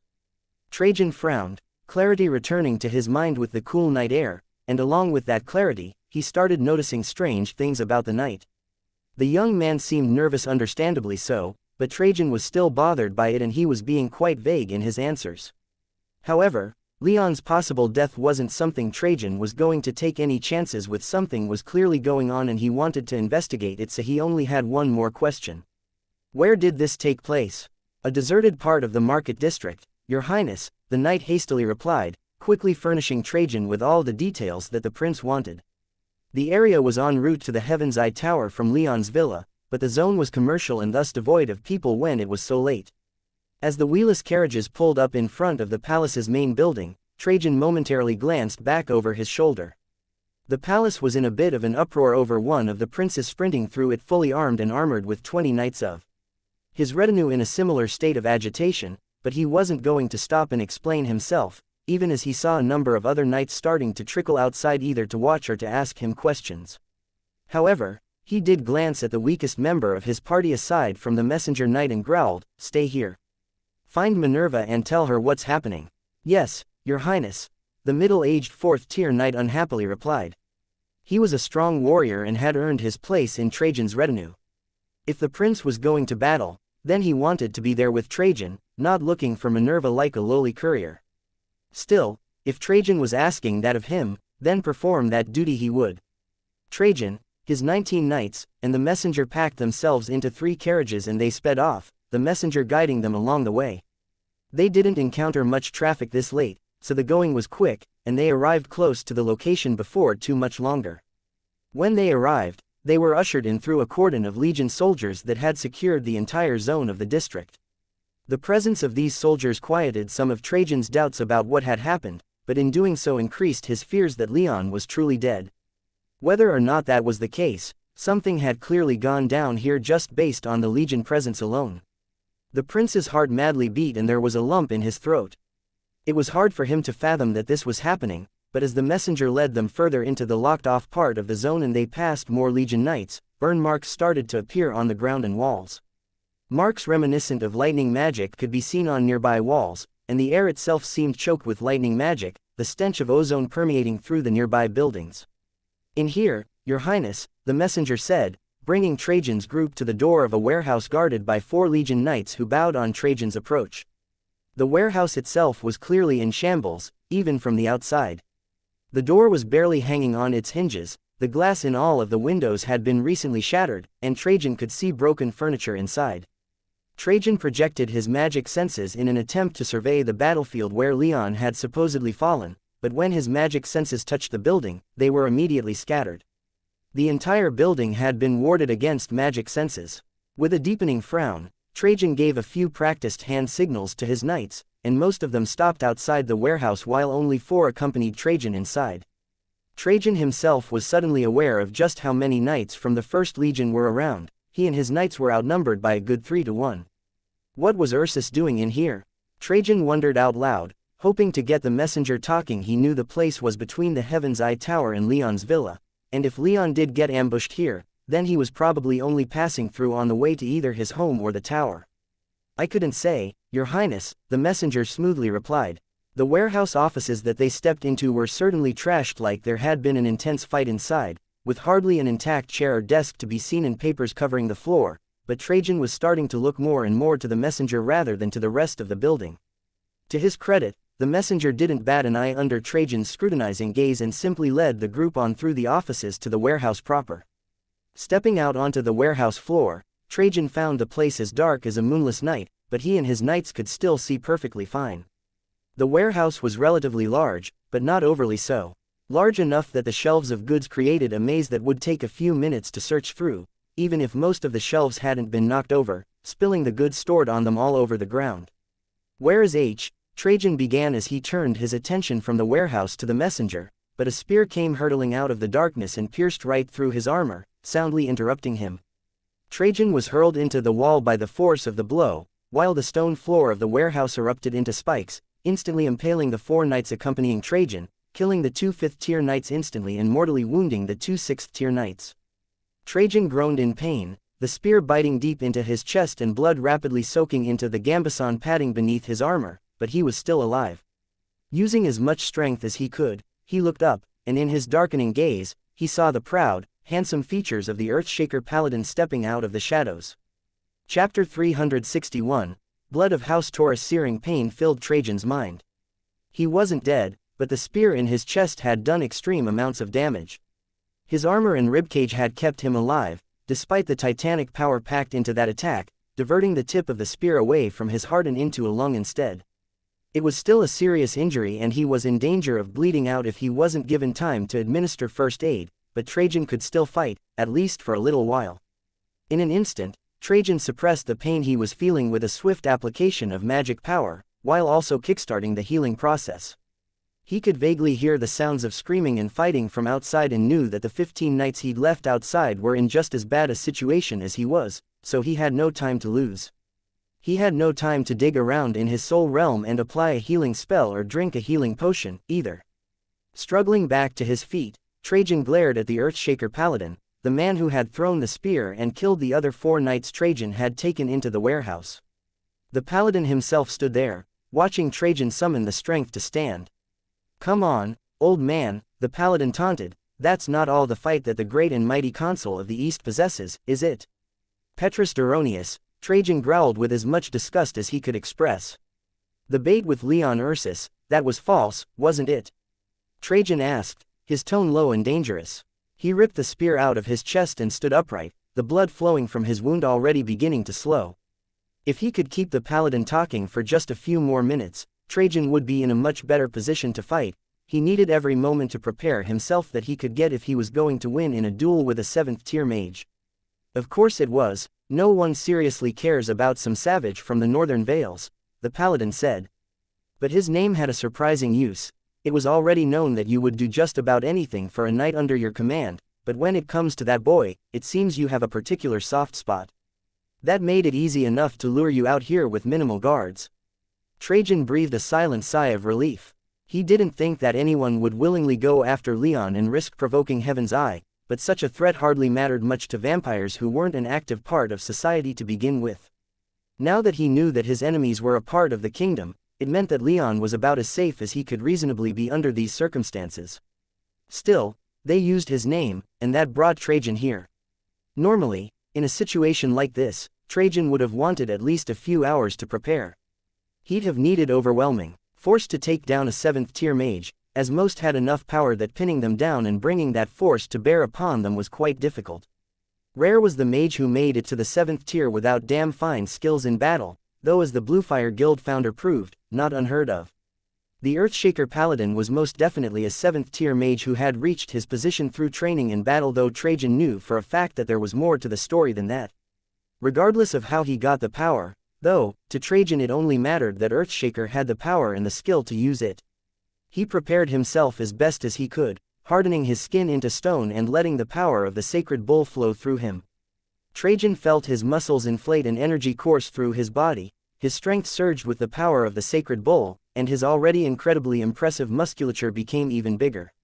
At this point, the Earthshaker Paladin was done waiting. His smiling face turned sharp and he darted forward with speed greater than what his earth magic would imply, slamming his fist into Trajan's breastplate. It seemed to rain fingernail-sized wyvern scales in the warehouse as Trajan's armor bent inward. Trajan himself was thrown back, though he managed to keep his feet beneath him even as his chest wound was ripped open again.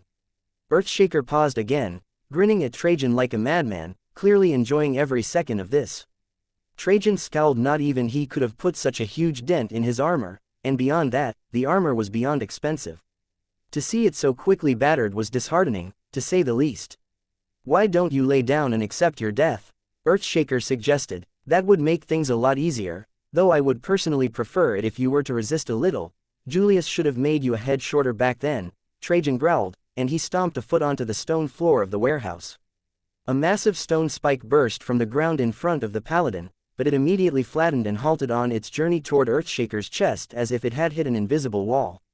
But that new wall of stone was large enough to block Trajan from the Paladin's view, and in the instant that Earthshaker dismissively caused the flattened spike to shatter and collapse into sand, Trajan waved his hand and ripped up a chunk of the floor and hurled it at the Paladin. Again, the Paladin easily froze it in front of his face, but the chunk of stone, perhaps half the size of the Paladin's head, had gotten quite close to smashing in his nose. And then it exploded less than a foot away from the Paladin, penetrating the Paladin's casual defenses and showering him in stone shrapnel. The Earthshaker Paladin screamed, but when the dust cleared, he was revealed to have only sustained superficial wounds, a few scratches on his face, some torn clothing, barely enough to draw blood. But Trajan wasn't waiting around. He knew that in terms of magic power, he was completely outclassed. Rather, he used these 2 attacks to close with the paladin, trusting in his prodigious strength enhanced by the power of the sacred bull to carry him through at least to survival, if not to victory. Trajan's armored fists fell upon the enraged paladin. Earthshaker wasn't armored, but his skin hardened just as Trajan's had, and he raised his arms to block as he planted his feet and assumed a defensive stance, lowering his center of gravity. The first of Trajan's punches was aimed at Earthshaker's jaw, and his right fist bore down upon the paladin like a meteor. The paladin stepped back, avoiding the blow. Trajan continued with an uppercut with his left, but again, Earthshaker nimbly stepped back and avoided it. The prince then threw himself forward, intending to shoulder bash Earthshaker, but the paladin twisted out of the way and kicked Trajan behind the right knee. Fortunately, Trajan remained standing, but pain lanced through his knee. Still, as he worked himself up more and more, his muscles seemed to vibrate with the power of the bull flowing through them, and Trajan's fury grew deeper. The prince barely felt pain in his current state. Frost was already forming on many surfaces of the warehouse from the sheer amount of killing intent both combatants were emitting, but now the force of their auras began to have a physical effect upon the world, pushing away dust, small wood splinters, and little bits of debris like powerful wind. Not that Trajan noticed any of this happening. His blood burned, and he began to lose his reason. He charged at Earthshaker, not intending to let the paladin retake the initiative. A 7th-tier mage was always going to be stronger than a 6th-tier mage, but Trajan had the blood of the sacred bull on his side. This fight was more even than the Earthshaker paladin would ever admit. Trajan sent another punch rocketing towards Earthshaker's face, and as the paladin raised an arm to block, Trajan suddenly opened his fingers and grabbed the paladin's forearm. Instantly recognizing the danger he was in, Earthshaker pulled back, anchoring his feet in the ground with earth magic, and yanked hard on Trajan's arm. The prince didn't budge, though he was forced to release the paladin's arm to avoid being thrown over Earthshaker's shoulder and onto spikes that were rapidly forming behind them. But twisting like that took a moment or two to recover from, and Trajan once more charged the paladin. The prince hit the paladin like a ton of bricks, slamming into his midsection and lifting Earthshaker off the ground by about a foot or so. Trajan kept charging, crashing through the spikes behind the paladin and hurling him into the wall with a tremendous crash, almost knocking the stone wall down with the force of Earthshaker's impact. But Earthshaker fell from the impact point, landed on his feet like nothing happened, and conjured a small palisade of rock spikes to keep Trajan at bay. Not this time. He roared, and he snapped his fingers, causing every piece of metal in the warehouse to rise up into the air, hover for a moment, and fired them all at Trajan. Trajan found himself assaulted on all sides, but with the sacred bull's power coursing through his veins, it was all he could do to maintain the presence of mind to keep his stone skin active. He did nothing else to defend himself from these attacks. Instead, he projected his magic into the stone floor and tried to take control of the ground around Earthshaker and the wall behind him. However, the paladin's magic power was already there and easily fought him off. Trajan grimaced as nails, hinges, and other bits of metal began to tear into him, the dulled pain bringing some amount of clarity back to his mind. He acted quickly, taking control of the ground around him rather than around the paladin, and instantly shattered the stone into sand. With a wave of his hand, this sand rose up and began to spin around Earthshaker's stone palisade in an attempt to rip away the paladin's stony skin. Earthshaker's defenses were up, though, and the sand spun uselessly around him, not even blinding him with the paladin's magic senses also projected. "Not good enough, old man," the paladin roared in glee. Trajan roared something utterly incomprehensible as his rage grew with tiny injuries piling up.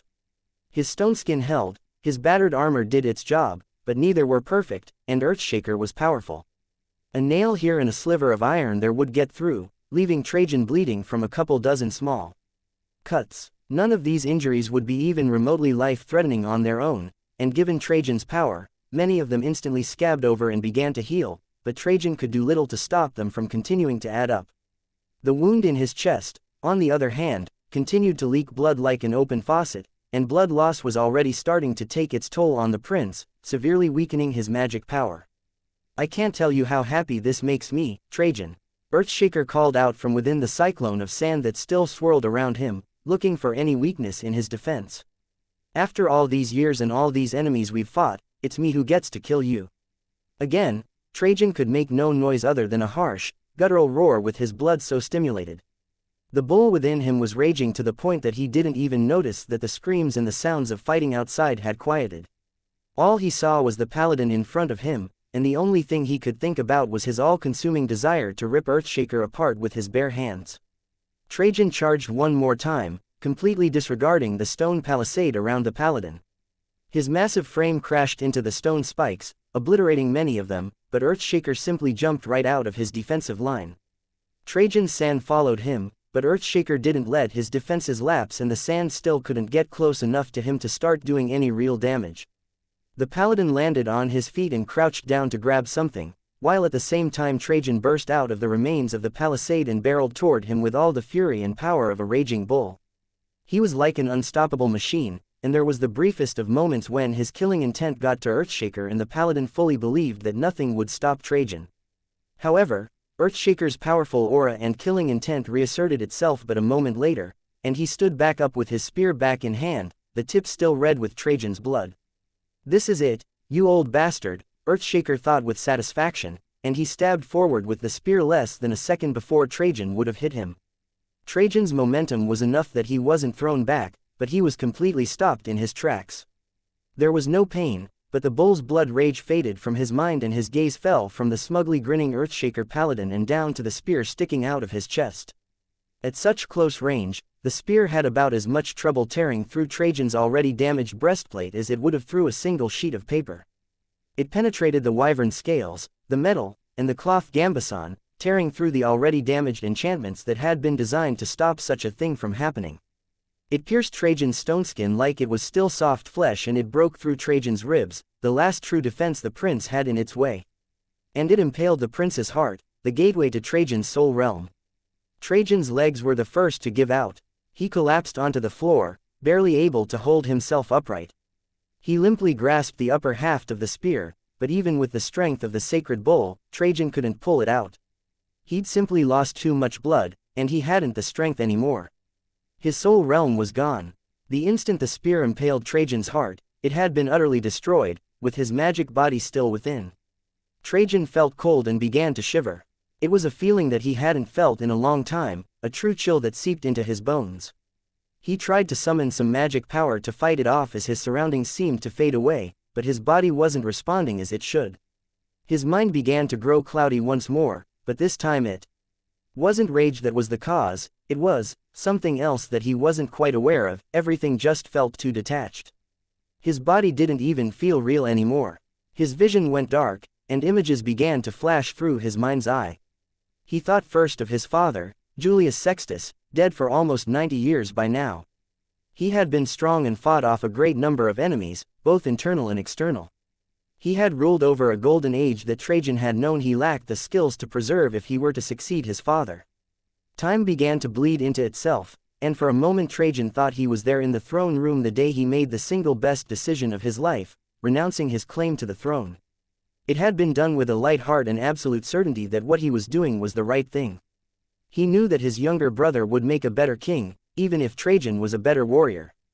And even that was to later be called into question as his younger brother, Julius Septimius, passed him by in the arts of magic to ascend to the 7th tier. Trajan wished he could speak with his brother again and consult with him about the challenges he was facing in the eastern territories, but for some reason that he couldn't quite remember, that wasn't an option anymore. Another face flashed through his mind, that of Dame Minerva. She was an intelligent woman, had a wonderful grasp of the Bull Kingdom's bureaucracy, and was strong on top of that. If he hadn't vowed to himself to support his brother in all that he could and never begin a cadet branch of House Taurus that might challenge the claims of Julius's children, he might have had a thing with Minerva. However, they never tried, and right now, Trajan couldn't help but feel some amount of regret. At least, he thought, they had been friends. Many more faces went through his mind, those of friends both long dead and those who still walked in the land of the living, including Kairos Rame, Constantine, Aquilius, and the Bronze and Penitent Paladins. However, the last face he saw in his mind was that of a young boy, the spitting image of a younger Kairos. Leon. Trajan had always supported House Rame just as House Rame had always supported his family. It had been a terrible blow to royal authority when one of their most powerful supporting families had been wiped out, and an almost crippling blow to King Julius. Thinking of both Kairos and Julius, Trajan felt shame, regret, and immense loss. Two of the closest people to him in life had been lost so close to one another, and they could never be replaced. And then into his life walked Leon, one of the last connections the old prince had to his younger days, to his glory days when the Bull Kings were strong and the Bull Kingdom's power was unquestioned. Now, so many things had changed, he was leaving so many things undone. He was terrified about what might happen to Leon with him gone. They hadn't known each other for very long, relatively speaking, but Trajan already loved that boy like the son he never had. Perhaps it was overcompensation on Trajan's part due to some guilt that he felt for the death of Leon's family, but Trajan could no longer say. His days of reflection and self-examination were over. Trajan slumped over on the ground, no longer possessing the strength to remain upright. His fingers feebly twitched a few times, and he fell still. The last feeling Trajan ever had was regret and fear. Regret that he couldn't do anything more for Leon and House Rame, and fear that without him, the Bull Kingdom would soon break into civil war. He could only hope that August was up to the task, that Leon could prove himself a worthy heir to House Rame, and that Justin Isonos or whoever had been responsible for the murders of Kairos, Alexander, Artorias, and so many others who served House Rame was brought to justice. He had done what he could, and he knew it wasn't enough. It wasn't nearly enough. Trajan's mind went dark. He took his last breath, then died. Chapter 362. A coming storm. The Sapphire Paladin diligently cleaned the blood from her blade, not even looking at the rest of the Legion Knights around her. However, she bathed the surroundings in her magic senses, just in case. Dealing with someone like Trajan wasn't the easiest prospect, and she wanted to be sure that the months of planning that had gone into this ambush wasn't wasted by a few moments of negligence. The plan itself was quite simple: lure Trajan away from the royal palace, and then kill him as quickly as possible. It was finding enough knights who were loyal enough to Octavius to go through with the plan that was the primary issue, as 2 7th-tier paladins wasn't enough, at least according to most of the advisors that Octavius had led in on this plan. The central consul, though, had managed to find enough knights and transferred them to the First Legion, where they could be of service to Octavius in this endeavor. The city was quiet under the watchful gaze of the Sapphire Paladin. It seemed that no one had been alerted to the fighting in this part of the city. Trajan's knights were killed in short enough order, none of them able to stand against so many knights from the First Legion and a 7th-tier paladin. Perhaps if Trajan had shown up with 3 or 4 times as many knights, it would have been a different story, but he only arrived with 19 knights in tow. And now they were all dead at the Sapphire Paladin's feet. Not even a single drop of blood had fallen upon Sapphire's bright blue turquoise armor, glittering even in the low light of the relatively deserted district, more than a few gleaming sapphires adding to her armor's luster. She could have worn the silver paladin armor that she had been given upon her ascension to the 7th tier, but she preferred her own gear. Still, it was best not to linger long, and she quickly ordered the First Legion knights to get packed up and to scrub the area of any sign they were there. When the bodies were discovered in the morning, there had to be no physical evidence of any kind that she and the First Legion had been there. To that end, Sapphire flipped her long blonde ponytail over her shoulder and began to walk toward the warehouse. She wasn't in court and had even just gotten out of a battle, but she didn't let her noble demeanor slip for even a moment. She walked with grace, her back straight, her face impassive, and her head held high. She could have been walking through the gardens in the royal palace for all her attitude betrayed her, not through the scene of a massacre of knights loyal to a prince. When Sapphire entered the utterly trashed warehouse, she found Earthshaker still there, standing over the fallen corpse of Trajan, rebuttoning his pants. Upon the air, Sapphire detected the faint smell of ammonia, making it clear that her colleague had just urinated on Trajan's body. Scattered around the warehouse were 5 more corpses, 4 of them being the knights that had accompanied Trajan inside, while the last dead man was the messenger who led them there to begin with, either killed accidentally in the fighting or deliberately by Earthshaker after silencing the prince. The Lady Paladin curled her lips in disgust. The prince had already fallen, his head had been severed and his heart skewered, anything more was needless. What? Earthshaker shamelessly asked once he realized she was standing behind him.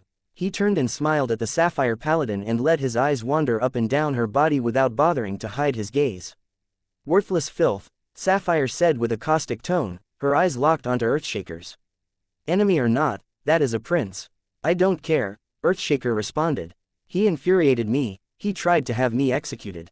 I promised myself long ago that I would piss on his corpse, and that is not a promise I was going to let go unfulfilled. I shouldn't have to explain to you why what you just did turns my stomach, do I? Sapphire asked, glaring at the other paladin. Please do, I'd love to hear it, Earthshaker responded with a provocative smile. Instead of indulging the vile paladin, Sapphire walked forward, her killing intent spiking so quickly that even her fellow paladin could feel his hair standing on end.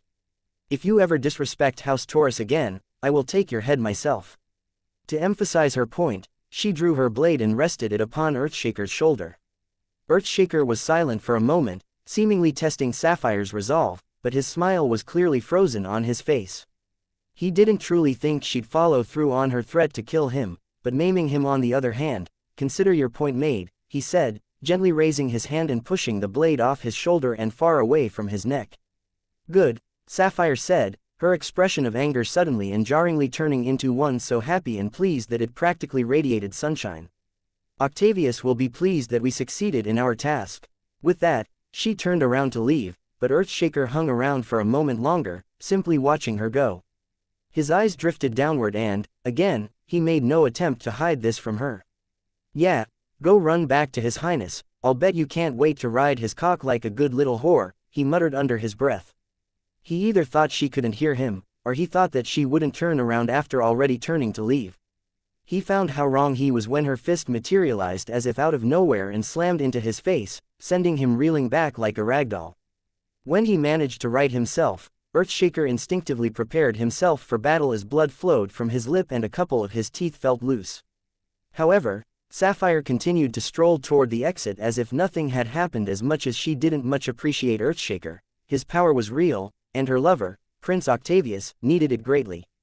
Beyond that, he was Octavius' maternal uncle, and she couldn't bring word back to her prince that two of his uncles were dead instead of only one. That simply wouldn't do. Earthshaker shook his head, spat on the ground, and then made to follow Sapphire. If he had his way, he'd chain her up and make sure she never moved again while he had his way with her body. However, she was Octavius, and that made her effectively out of reach. If Octavius ever tired of her, however, well, Earthshaker could only hope he was there to offer to take her off the prince's hands. As he passed the corpse of Trajan which he'd recently beheaded, Earthshaker took one last moment to spit on the fallen prince, and then proceeded to leave. By the time both paladins came outside, the knights of the First Legion were ready to go.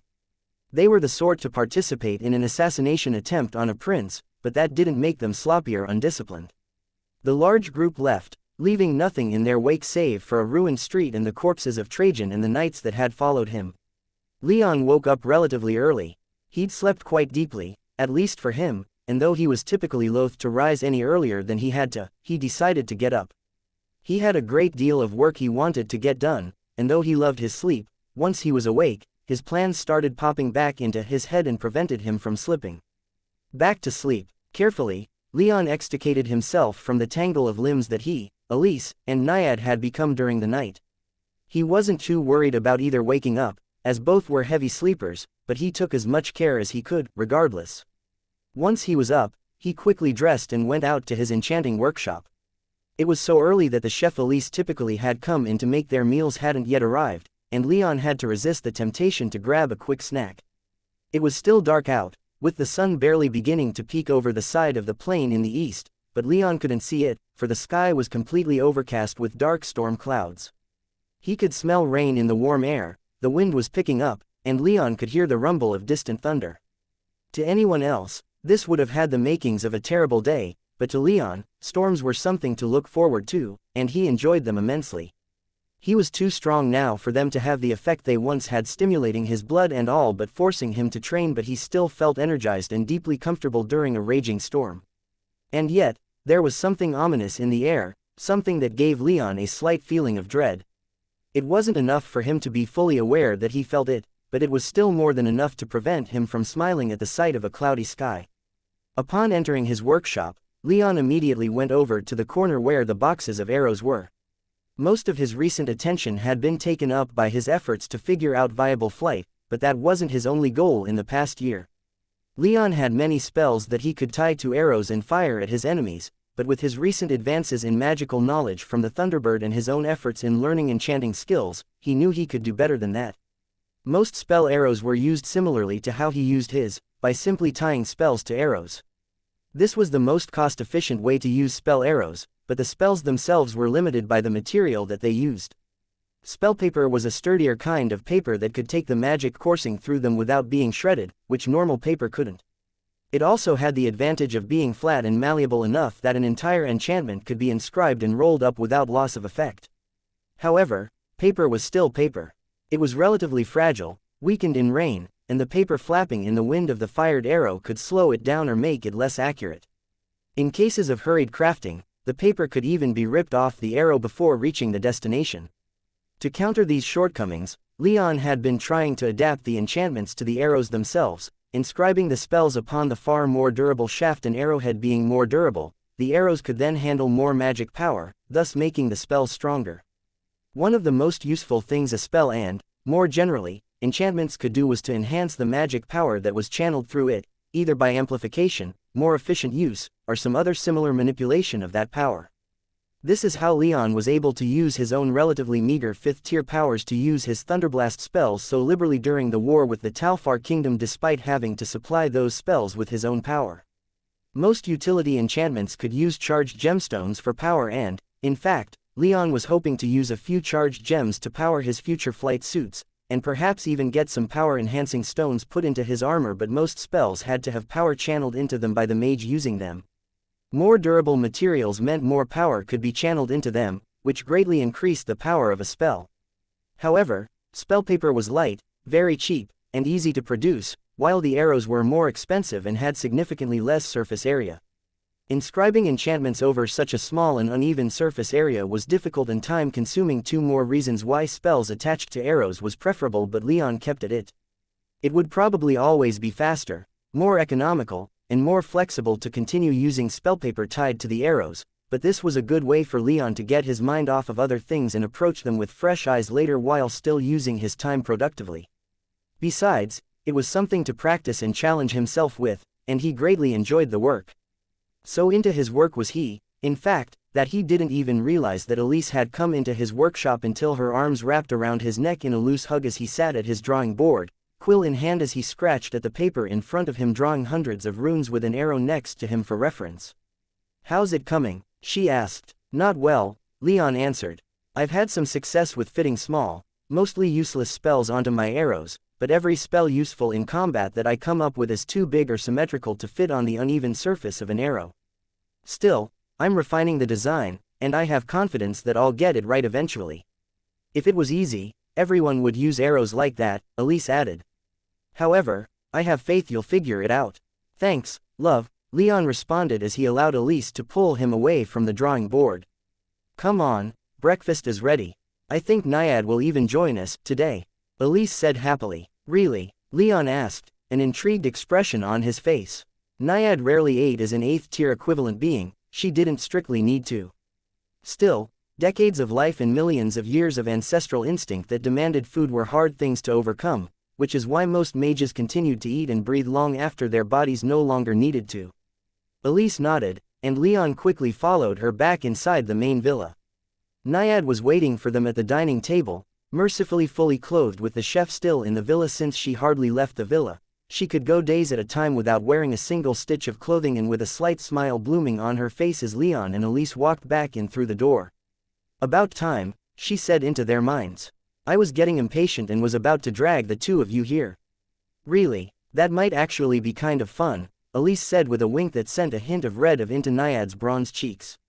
"I probably wouldn't be so gentle, either," Naiad replied, leaning forward and resting her elbows on the table. "I don't mind if it gets a little rough," Elise countered as she took her seat. Leon sat down between them, though he remained silent, simply enjoying the playful atmosphere they were creating as they bantered back and forth. Neither were particularly antagonistic in their tone, and he took their good-natured back and forth as a good sign that Elise was accepting Naiad into their home.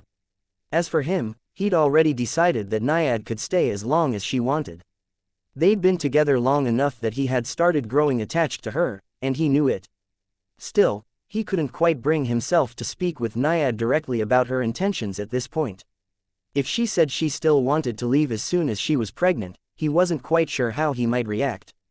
At this point, Right before he started to turn down a dark path of contemplating what he would do in that case, there came the pleasant, but loud sound of a ringing bell echoing through the villa just as the chef was bringing out the first breakfast biscuits. "I'll see who it is," Leon said as he rose from his seat, letting his two ladies continue their banter. Walking to the front door, he projected his magic senses and saw Alex at his front gate, looking absolutely terrified and frantically pacing back and forth in front of the gate. Leon wasted no more time and pressed another runic circle by the door which remotely opened the gate, then went outside to greet his former squire. "Sir Leon," Alex shouted as she came sprinting toward him as fast as her third-tier legs could carry her, squeezing through the opening gate as soon as she had enough space. "What is it?" Leon asked, his concern growing more and more as her panic became more apparent the closer she got. "Sir," she called out again once she'd closed to a more comfortable speaking range and came to an almost skidding halt. "Prince Trajan has been attacked in the city. Word came back that he was killed in the fighting." Chapter 363. Disbelief. Time seemed to stop as Leon tried to process the words that Alex was saying. His heart rose into his throat, his blood thundered in his ears, and he asked, "What was that?" "Prince Trajan has been ambushed by someone," Alex said, her voice quivering in anger, grief, and 1,000 other related emotions. She then took a deep breath under Leon's steady, but rapidly darkening gaze, and said as calmly as she could, "Leon, he's been killed." Leon's face began to twitch, his facial muscles not quite sure what expression they should settle on, and his eyes began to burn. He managed to keep his eyes dry, but he stumbled back toward the door, poked his head back into his villa, and shouted, "Elise, something's happened to Prince Trajan. I have to go see what's going on." Elise's hesitant, slightly confused voice responded moments later, "All right, should we wait for you?" "No," Leon curtly responded as he turned back to Alex. "Where?" "This way," Alex almost shouted as she turned back toward the gate and began to run as fast as she could sustain out into the noble district, Leon hot on her heels. From within the villa, Elise watched with concern etched into her face, a deep frown carving its way down toward her chin. Leon had left so quickly that he hadn't even closed the door or the gate, which for someone as private as he was, said a lot about his current state of mind. "Something happened to Trajan," Elise softly muttered to herself as she watched Leon and Alex quickly vanish into the rolling hills of the noble district. She closed the door and the gate behind Leon, then, with a terrible dread settling into the pit of her stomach, she returned to the dining table where Naiad was waiting. The river nymph had heard everything, and her gaze was deadly serious. "Can you see anything?" Elise asked. She'd grown quite a bit closer to Naiad over the months, and the two were now quite comfortable being around each other. Not quite as much as either would be with Leon, but they were easily at the point of being relatively close friends, even if neither would openly admit to it. Naiad paused a moment, letting her magic senses sweep over the entirety of the city. There were many places she couldn't see as they were warded against magic senses, but she could still see quite a bit, enough that it was impossible for any single person, even someone as powerful as she, to parse the wealth of information at her fingertips. "I cannot, not without more information," she quietly responded. It was a city of millions, there was no way she could find what she was looking for without narrowing down the scope of her search. "Can you sense the location of any members of the royal family?" Elise asked. "Or perhaps the paladins, the 7th-tier mages in the city? It seems all those who carry the blood of the sacred bull are in warded locations. They cannot be seen," Naiad said. "As for 7th-tier mages, I can only see 2, and neither are paladins." "Who can you see?" "Members of local magic guilds," Naiad explained. "2 old women, neither particularly capable of much given their advanced age, I'd say." Elise nodded in understanding. The capital had many magic guilds to see to the magical needs of the city, and some were quite powerful. She was acquainted enough with them through her duties with Heaven's Eye to know who Naiad was speaking of, the leaders of the 2 most powerful local guilds, and knew that they weren't involved in politics in any meaningful way, despite their power. It was the long-standing policy of the Bull Kingdom to recruit all 7th-tier citizens of the kingdom into government positions, but exceptions were always made if the mage wasn't fit for such duties. People like these 2 women and Cecilius, the founder of the Bluefire Guild before them, who ascended late into their lives and weren't overly skilled in combat, were usually left to enjoy the fruits of their labors during their twilight years without such obligations being forced upon them. "Keep an eye on Leon, then," Elise said. She twisted the emerald ring on her finger, contemplating going after Leon, but she decided against it. She was in no danger, and though she was concerned, she was also patient. She didn't have to be around him all the time, and if things got violent, she knew she wouldn't be of much help. Naiad, on the other hand, as if she could see Elise's thoughts, the river nymph said, "If anything were to happen to Leon, I'll go to him immediately. No power in the city can touch him while I'm here." Elise's frown lightened up a bit at this confident statement, but she knew that it wasn't entirely true. The paladins working together could likely take Naiad, and there was the matter of the man she tangled with during Leon's ambush against Tiberius. Naiad's power brought them a great deal of safety that not even Heaven's Eye could provide, but it didn't make Naiad, Elise, or Leon untouchable. Leon and Alex tore through the streets, their mage limbs propelling them onward through the early morning crowds on their way to the place Trajan had fallen. Leon himself was recognizable enough within the city after his appearance in the triumphal games, so no one was foolish enough to get in their way, even as they pushed through crowds or simply jumped up to and ran across rooftops if that was the faster choice. Much of the city wasn't built on a grid, so running over buildings and jumping over entire streets was rather common, made even more so since the route Alex took them on crossed through older, more densely inhabited, and less well laid out residential and commercial zones. It was also illegal, but Leon hardly cared about that, though. All he cared about right now was seeing with his own eyes what Alex was too shaken up to describe to him. He had to bite back a bit of frustration at the speed they were going, but there wasn't much he could do with Alex only being third tier. He simply clenched his teeth and kept putting one foot in front of the other. Eventually, they found their way to a section of the city that had been completely locked down by the royal legions, with hundreds of soldiers in battle dress keeping the civilians away or otherwise analyzing the site of the ambush. All it took to get past them, however, was a quick flash of Alex's Legion ID and Leon to release a bit of killing intent, and the soldiers let the two through without hassle. The scene was an absolute mess. The street had been torn apart by powerful magic, armored bodies were strewn about all over the place, and the surrounding buildings had been trashed, likely by the same magics that had destroyed the street.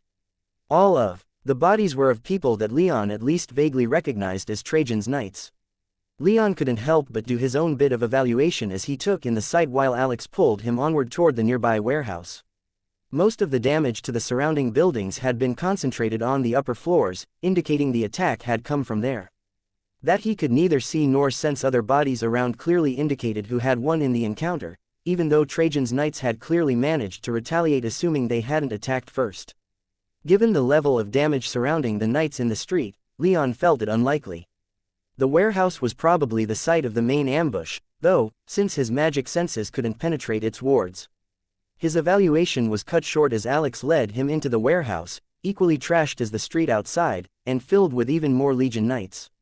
Leon recognized many of the people inside, including the paladin Roland, several ministers under the three high officials, a few nobles that he'd seen in the royal palace, and a number of knights in Trajan's service, including Dame Minerva.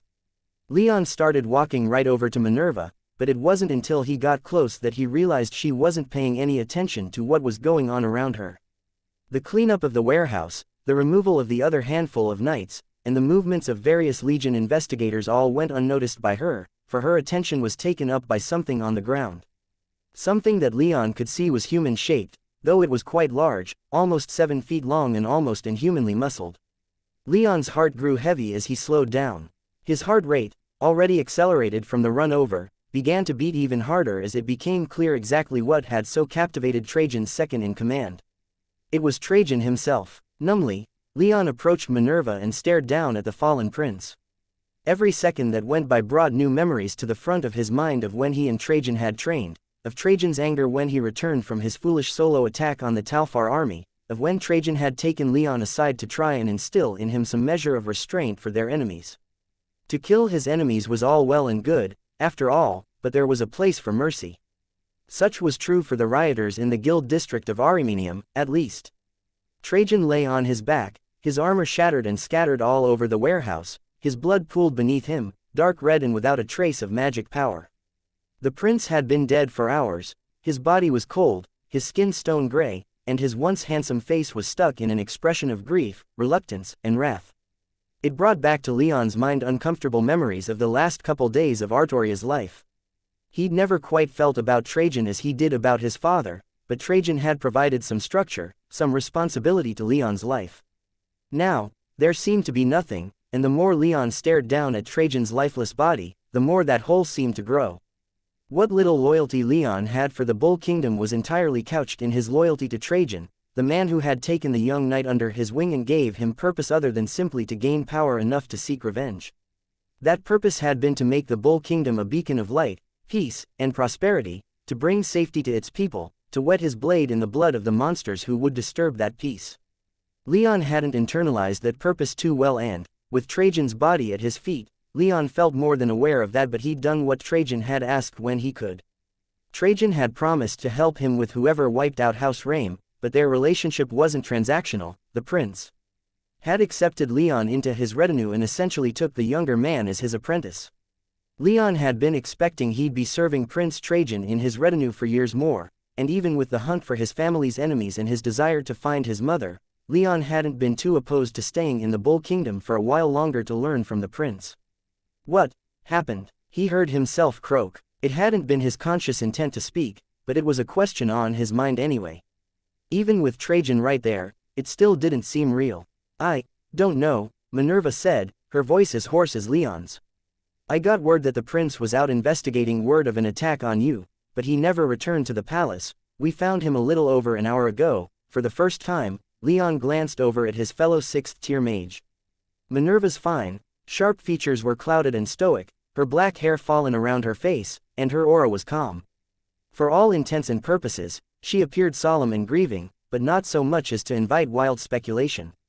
However, to Leon's eyes, she appeared to be little more than a husk.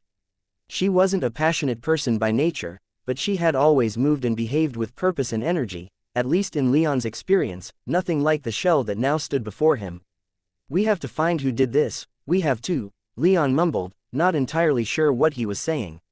He was just talking to try and distract both himself and Minerva from what they were staring at. Minerva didn't respond, she just stared down at Trajan, her eyes glazed over as if she wasn't truly there. And then, from within the remnants of Trajan's armor, a dull red light began to shine. It was very dim, so much so that only Leon and Minerva were able to see it.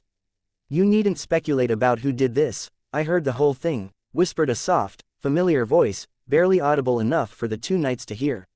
Chapter 364, Action. The voice Leon and Minerva heard emanating from Trajan's clothes stunned them completely.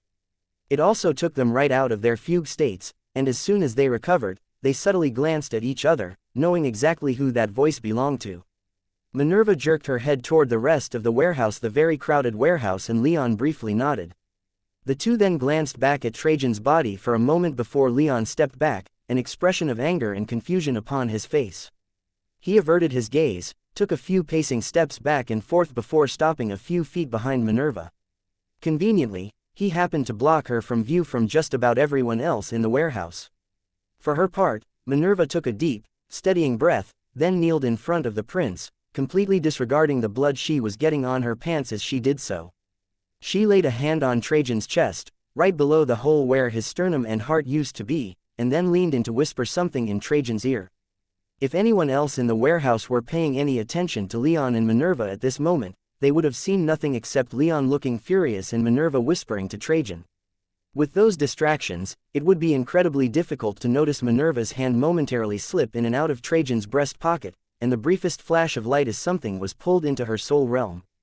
Given how many people were in the warehouse, Minerva thought it likely that someone was watching them, thus the need for the deception. Once she had taken the object, she quickly stood back up. "Let's go," Minerva said to Leon, and the younger man followed the older woman toward the door. As they went, the other knights in Trajan's retinue that were present noticed and followed them out, including Alex. Both Leon and Minerva were dead quiet, and none of the knights were going to break that silence. None of them had seen what their leaders had, not even Alex. Instead, they took Leon and Minerva's silence as shocked grief, rather than subdued anger and curiosity. Neither were going to be succumbing to grief anytime soon. There was a time and a place for that, and once they recovered from their initial shock, they knew that their circumstances were too dire to waste on grief. Trajan wouldn't have wanted us to lose our lives to grief, anyway, Leon thought as he glanced back at the warehouse as he and the rest of the knights exited.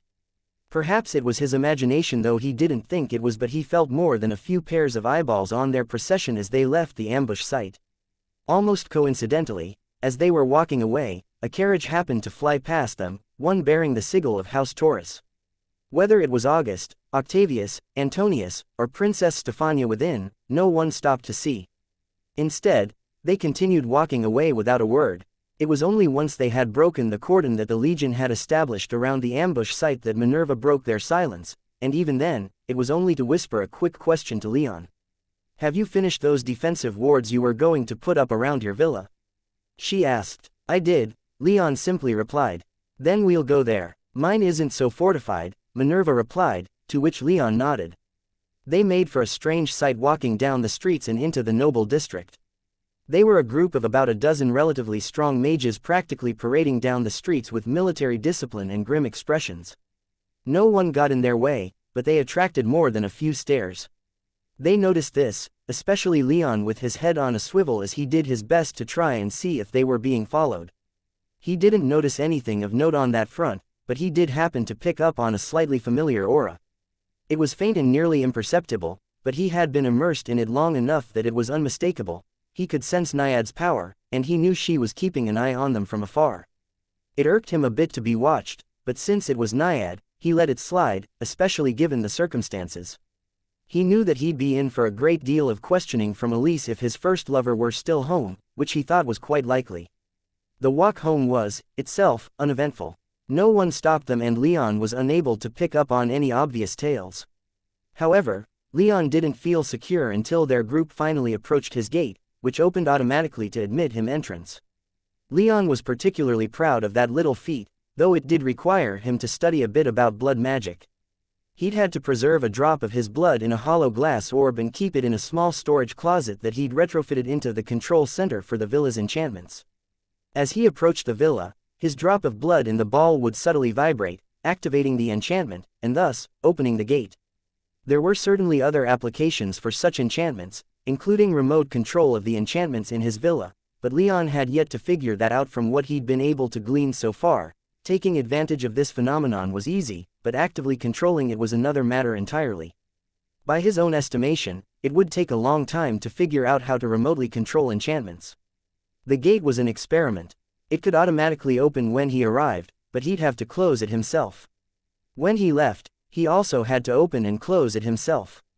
Still, that he got this far was remarkable to both Zaffin and the Thunderbird, the closest things he had to proper instructors in the arts of enchanting. Upon leading the troop of knights into his home, Leon found both Elise and Naiad waiting for him.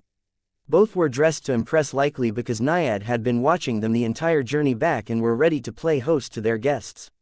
Given the seriousness of the situation, though, Leon didn't waste time on pleasantries. "Were we followed?" he asked Naiad. "Nothing out of the ordinary," Naiad answered with a sly smile.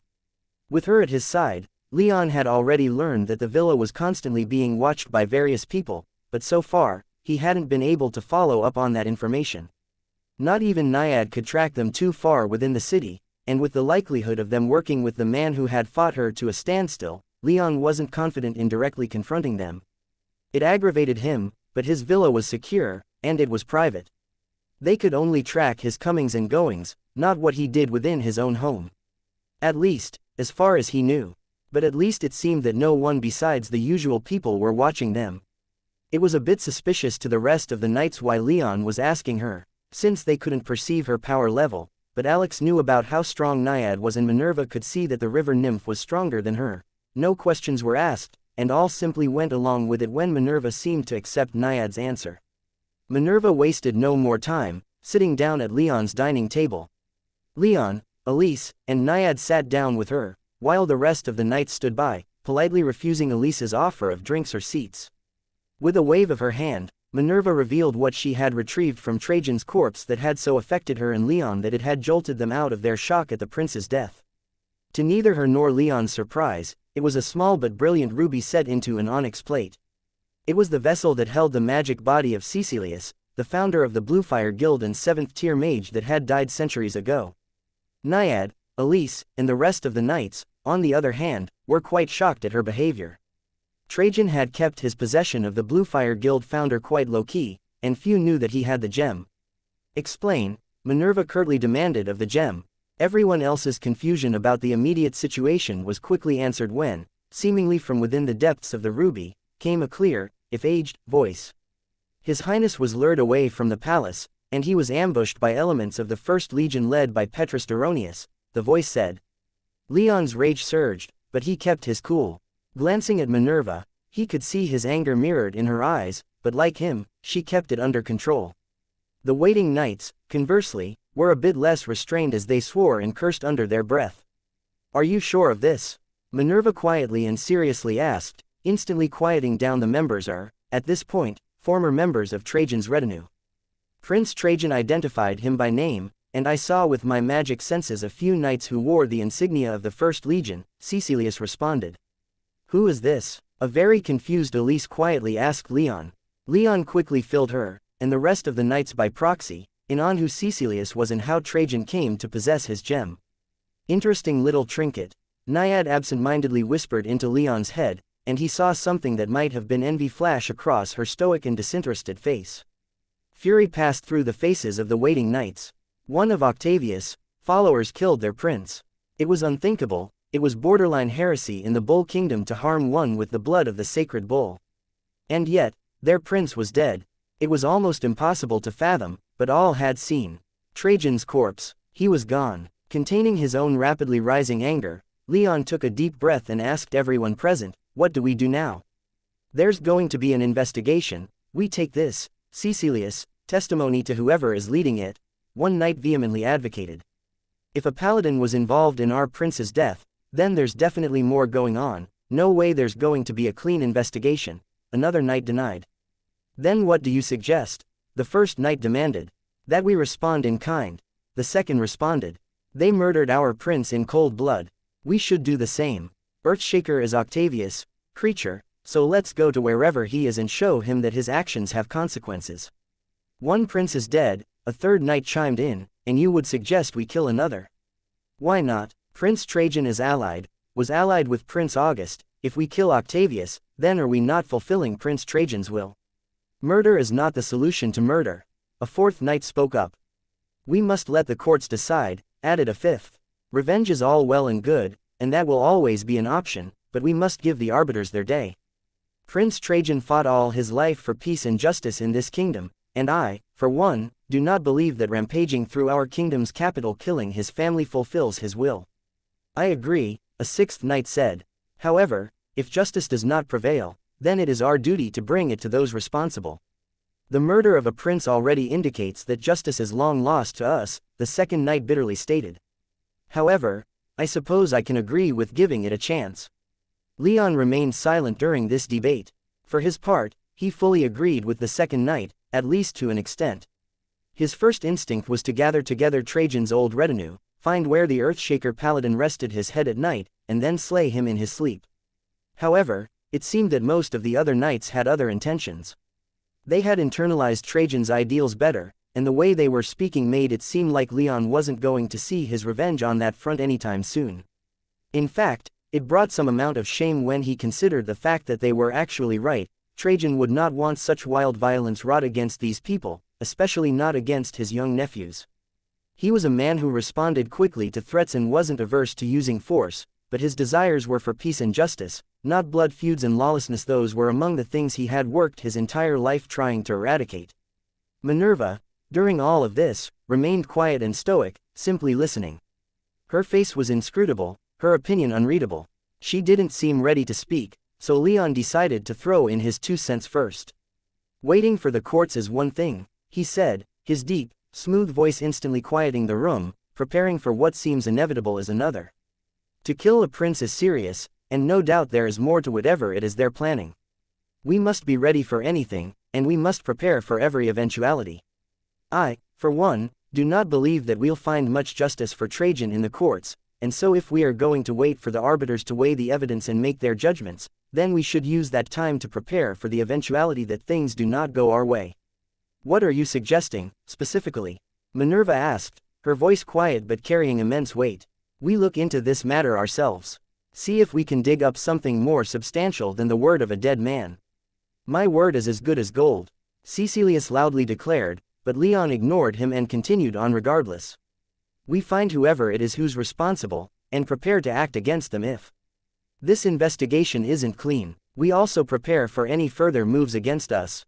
And not just us, Minerva said, giving voice to her own concerns for the first time. We should also assume that something will happen with August.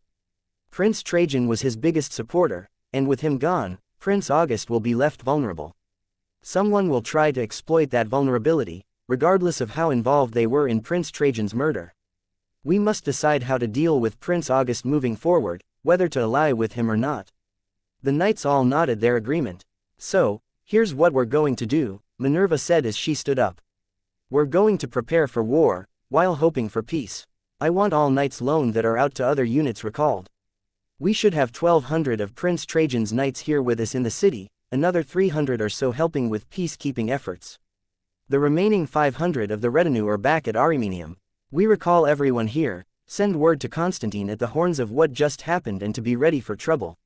We also need to ensure that Prince Trajan's body is guarded round the clock. We've already left it unattended for too long, and another thing, I don't want anyone attacking Octavius. Without irrefutable proof, doing so would lead to nothing more than charges of treason. Minerva's eyes darted between the knights, but they lingered for just a moment longer than everyone else when they turned in Leon's direction. Even if we succeeded in bypassing Octavius, entire retinue and 2 paladins, the kingdom would be honor-bound to send you to the headsman for the murder of a prince. No one kills royals without severe consequences. The knights nodded, with even Leon agreeing to this demand, at least for the time being. With an understanding established, Minerva rapidly began to give out more orders to the knights, sending the 4 6th-tier knights she had with her to return to Trajan's side and guard his body until a more permanent guard detail could be established. The rest of the knights, including Alex, were deployed as messengers and sent to those who could recall all of Prince Trajan's retinue back to the city, to ensure they had the capacity to respond to any aggressive moves. Lastly, after everyone else had left, she turned to Leon. Ursus, she said, looking at Leon very intently. The two were calm, focused, and sharp as blades. Fury was mirrored in their eyes, as was intense determination. I want you to stay here. Lady Elise, if you could, I would like your help to ensure that Sir Leon doesn't do anything reckless and stupid while we wait for things to happen. He'll stay here for the time being, Elise said, nodding to Minerva. I have to speak with Lapis, at least, Leon protested, though since he understood where Minerva was coming from, he didn't push too much. Having a stone giant ready to fight with us would be an immense help. Do that, but do no more, Minerva said. If possible, I'd like to use your villa as our meeting point. I don't think any of our other estates are as well defended as yours is right now. Works for me, Leon said, looking to Elise and Naiad for their opinions. Elise nodded her assent and Naiad shrugged noncommittally, so it was essentially an agreement all around. Good, we need to see what happens now, and be ready to respond accordingly, Minerva repeated. I'm not sure if I can keep the retinue together, but we have to do what we can to avenge His Highness. Out of curiosity, what are you going to do? Leon asked. Keep us organized, keep us together, Minerva said. The knights followed His Highness, not me. I don't have the resources to pay them as Prince Trajan could. I have to find a way to keep all of us cohesive. If we are to effectively deal with Earthshaker, Octavius, and whoever else might be involved, it shouldn't longer than a couple of weeks to consolidate our forces, but even that might be too long. Just in case, be ready for anything that might happen before then. Leon nodded in understanding, and with nothing more to discuss, Minerva took her leave. It was going to be an interesting few days, and she had to get as quick a start on it as possible. Chapter 365. What are we? Leon's villa was silent as a grave once Minerva, Alex, and the rest of the knights took their leave. Neither Elise nor Naiad wanted to break the silence, they simply remained quiet and waited for Leon to say the first word. After all, neither of them had just lost a mentor. For his part, Leon slid back a little bit in his chair and closed his eyes in thought. Trajan had been remarkably good to him, helping him to train and even trying to teach him to be better than he was, to remember that mercy had its place in battle and that violence wasn't always the best option. From the way Leon handled the Tiberius situation, he was well aware that Trajan's lessons didn't really take. With the Thunderbird on his other shoulder advocating for more violent, more permanent solutions to his problems, Trajan's more idealistic teachings didn't stand much of a chance. Still, Leon greatly respected the prince. Much of what Trajan preached, such as ensuring that peace and justice reached every citizen of the Bull Kingdom, resonated with Leon's own values. Leon didn't like seeing people abusing their power, though he didn't go out of his way to do much about it or to even examine himself through that lens too deeply. What Leon wanted was for everyone to just respect each other and to keep to their own business, to not pry into their personal lives or force themselves and their own beliefs upon other people. Much more cynical than Trajan's own values, but hardly dissimilar on a fundamental level. What was more than that, though, was that Trajan and Leon had struck up a genuine level of trust and friendship during Leon's time at the Bull's Horns. They trusted each other, with Trajan going so far as to open an investigation into a potential threat on Leon's word alone, and Leon performing the tasks asked of him by Trajan. Now that Trajan was gone, Leon felt a pit in his stomach that had opened when Artorias had been killed grow just a little bit larger. He was hungry, and the only thing he could think of that might satisfy that urge was the blood of his enemies. And yet, he languished there at the dining table, paralyzed by indecision. He wanted to rampage through Octavius' ranks in retribution, but he knew that neither Trajan nor Artorias would have approved. He doubted that any of his other friends and family members would approve much, either. Elise supported him killing Tiberius, but he was sure that that support wouldn't extend to killing innocents. Naiad, though, Leon felt was probably comfortable with just about anything, though he wasn't planning on testing that. On a more practical front, he doubted it was even possible without Naiad's assistance, and while he wasn't averse to getting her to help him, he needed to clarify their relationship first. Such a drastic action as killing a paladin and a prince wasn't something he wanted to do without absolute certainty in those who would accompany him. No, it's better to sit and wait, think of some other, better plan, one that doesn't rely on Naiad, Leon thought to himself as he desperately tried to stop himself from doing something stupid. He didn't give the law a shot when dealing with Tiberius, but if Minerva and the rest of Trajan's retinue wanted to try the law right now, Leon would go along with it, even if it lacked the catharsis of running Octavius and the rest of his people through with a sharp piece of metal. Leon opened his eyes and glanced at Elise and Naiad, his golden eyes meeting their emerald and lazulite eyes. Elise smiled at him, appearing to Leon's eyes like the sun. Naiad, on the other hand, was quiet and stoic, but she radiated the confidence of the ocean as it slowly ground the rocks on the shore into sand. Whatever lingering ambiguity may have existed in their relationships with him and with each other, both were a great comfort to Leon, even if they said nothing. He'd descended into a shocked stupor in the wake of Artoria's untimely fall, but with these two here with him and the weight of almost 4 years of experience behind him, Leon wouldn't fall into the same state again. Things are going to get hectic around here very soon, Leon said, slowly enunciating each word as if it took great willpower to break the room's silence. We're ready for it, Elise said. Whatever comes, we'll get through it. Naiad nodded in agreement, the corners of her lips even turning up in anticipation, which Leon noticed. He may no longer have the backing of a prince, but he still had Elise in Heaven's eye. Naiad, though, he was less sure about, despite her seeming confidence. Naiad, Leon began, pausing for a moment as he searched for the right words to use. Naiad leaned forward, her attention fully on Leon. She clearly anticipated that he would ask her to spill some blood with him, which she was more than eager to do. After a few moments of thought, Leon decided that since she was so blunt and forward, he would act in kind. Besides, with Trajan dead and further violence almost guaranteed in the near future, Leon didn't have the time to dance around the issue. He needed to know where they stood after a year of sleeping together and little else. What are we? Leon asked, his face set with uncharacteristic determination. Are we lovers? Are we friends? How far does our relationship go? In 10 years, what will we be to each other? What am I to you? Each question hit Naiad like a sack of bricks, and by the end, she was sitting back in her chair almost as low as Leon was, any trace of anticipation that had graced her face moments before crushed beneath Leon's questions. Love, I don't think we need to, Elise began, but Leon glanced at her and silenced her with a quick shake of his head. We need to hammer this out, he said.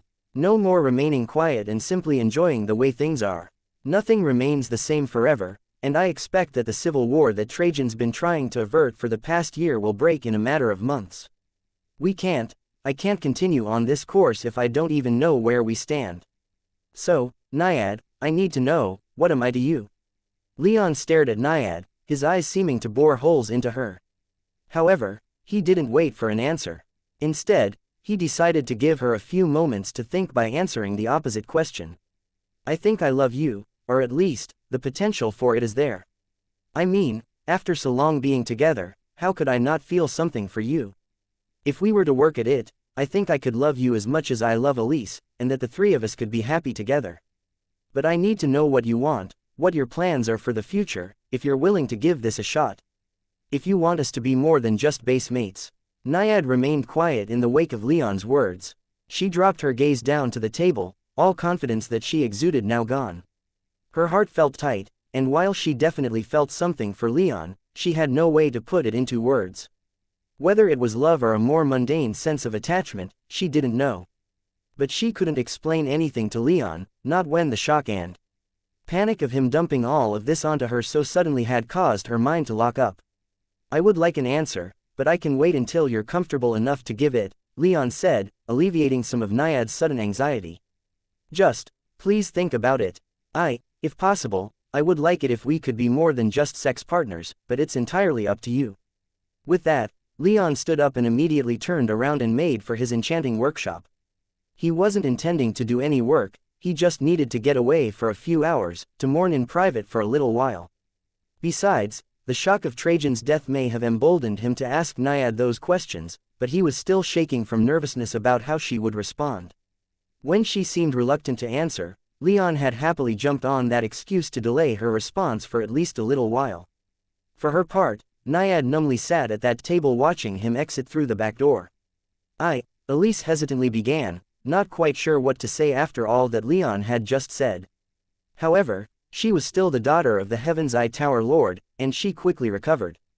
I think I would like it if you joined our family, she said with a tone of unmistakable seriousness.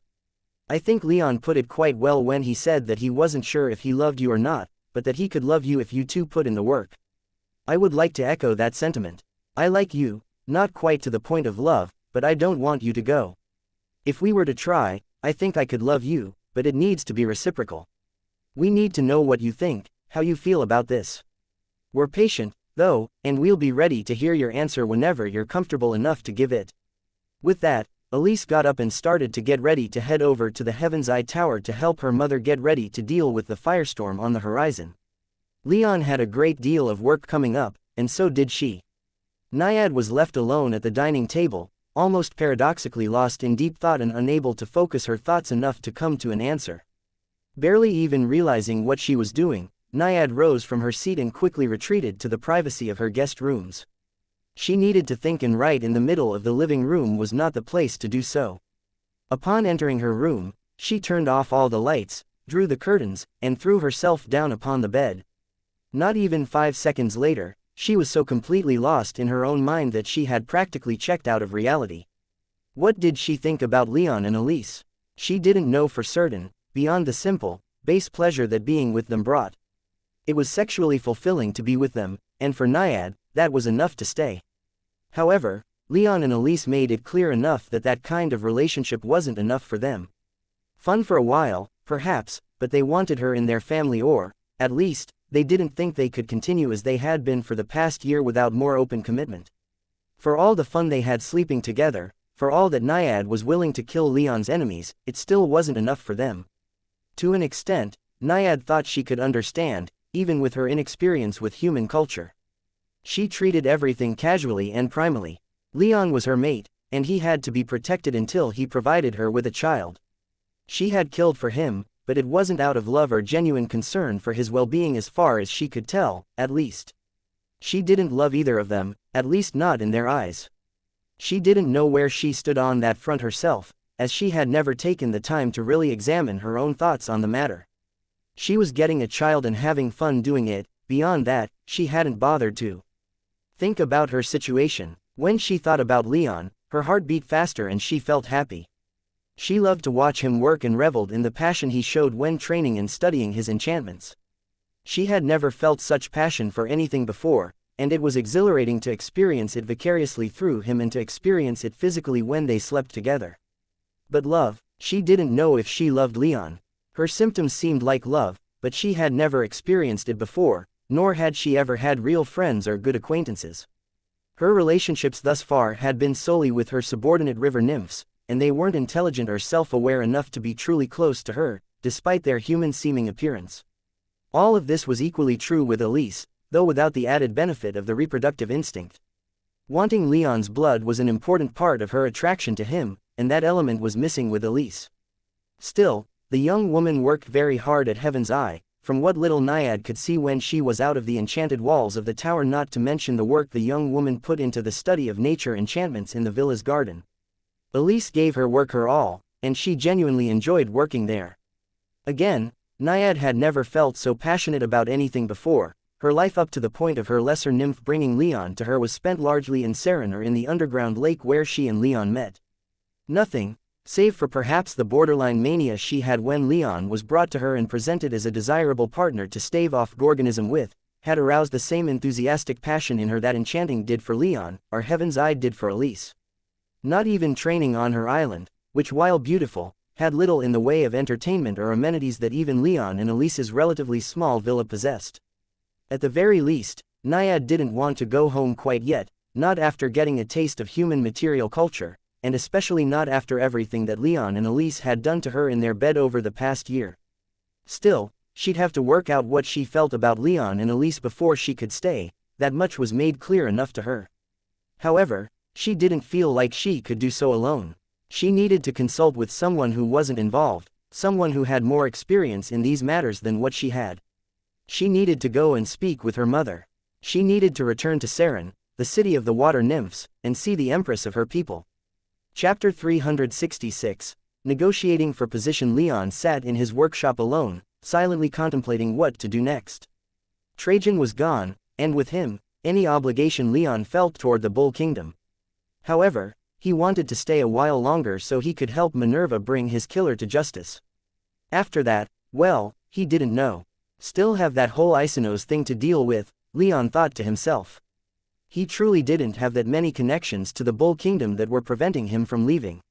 He was sure that if asked, Elise would come with him to the Central Empires, where there were ruins from the Thunderbird clan that he wanted to explore, and more resources that he might utilize to achieve apotheosis, so with that in mind, he honestly couldn't think of much that would keep him in the Bull Kingdom long-term. There were his family's archives in Tira to think about, though, as well as the ruins in the Forest of Black and White that Leon wanted to explore, but these weren't things that he necessarily had to remain attached to the Bull Kingdom for. All told, Leon could think of little but gains if he were to leave the Bull Kingdom, and yet, the decision to go wasn't one that he could lightly make. Trajan had made him swear to do what he could to bring peace and justice to the Bull Kingdom. With the prince now dead, the current peace was tenuous at best, and Leon knew that Trajan considered it his duty to keep the conflicts between August and Octavius from escalating into civil war. If Leon wanted to honor Trajan's legacy, then he had to stay and fight for justice and peace any way he could. Of course, in Leon's mind, getting revenge against Trajan's killers and bringing justice to the Bull Kingdom were conveniently essentially the same thing.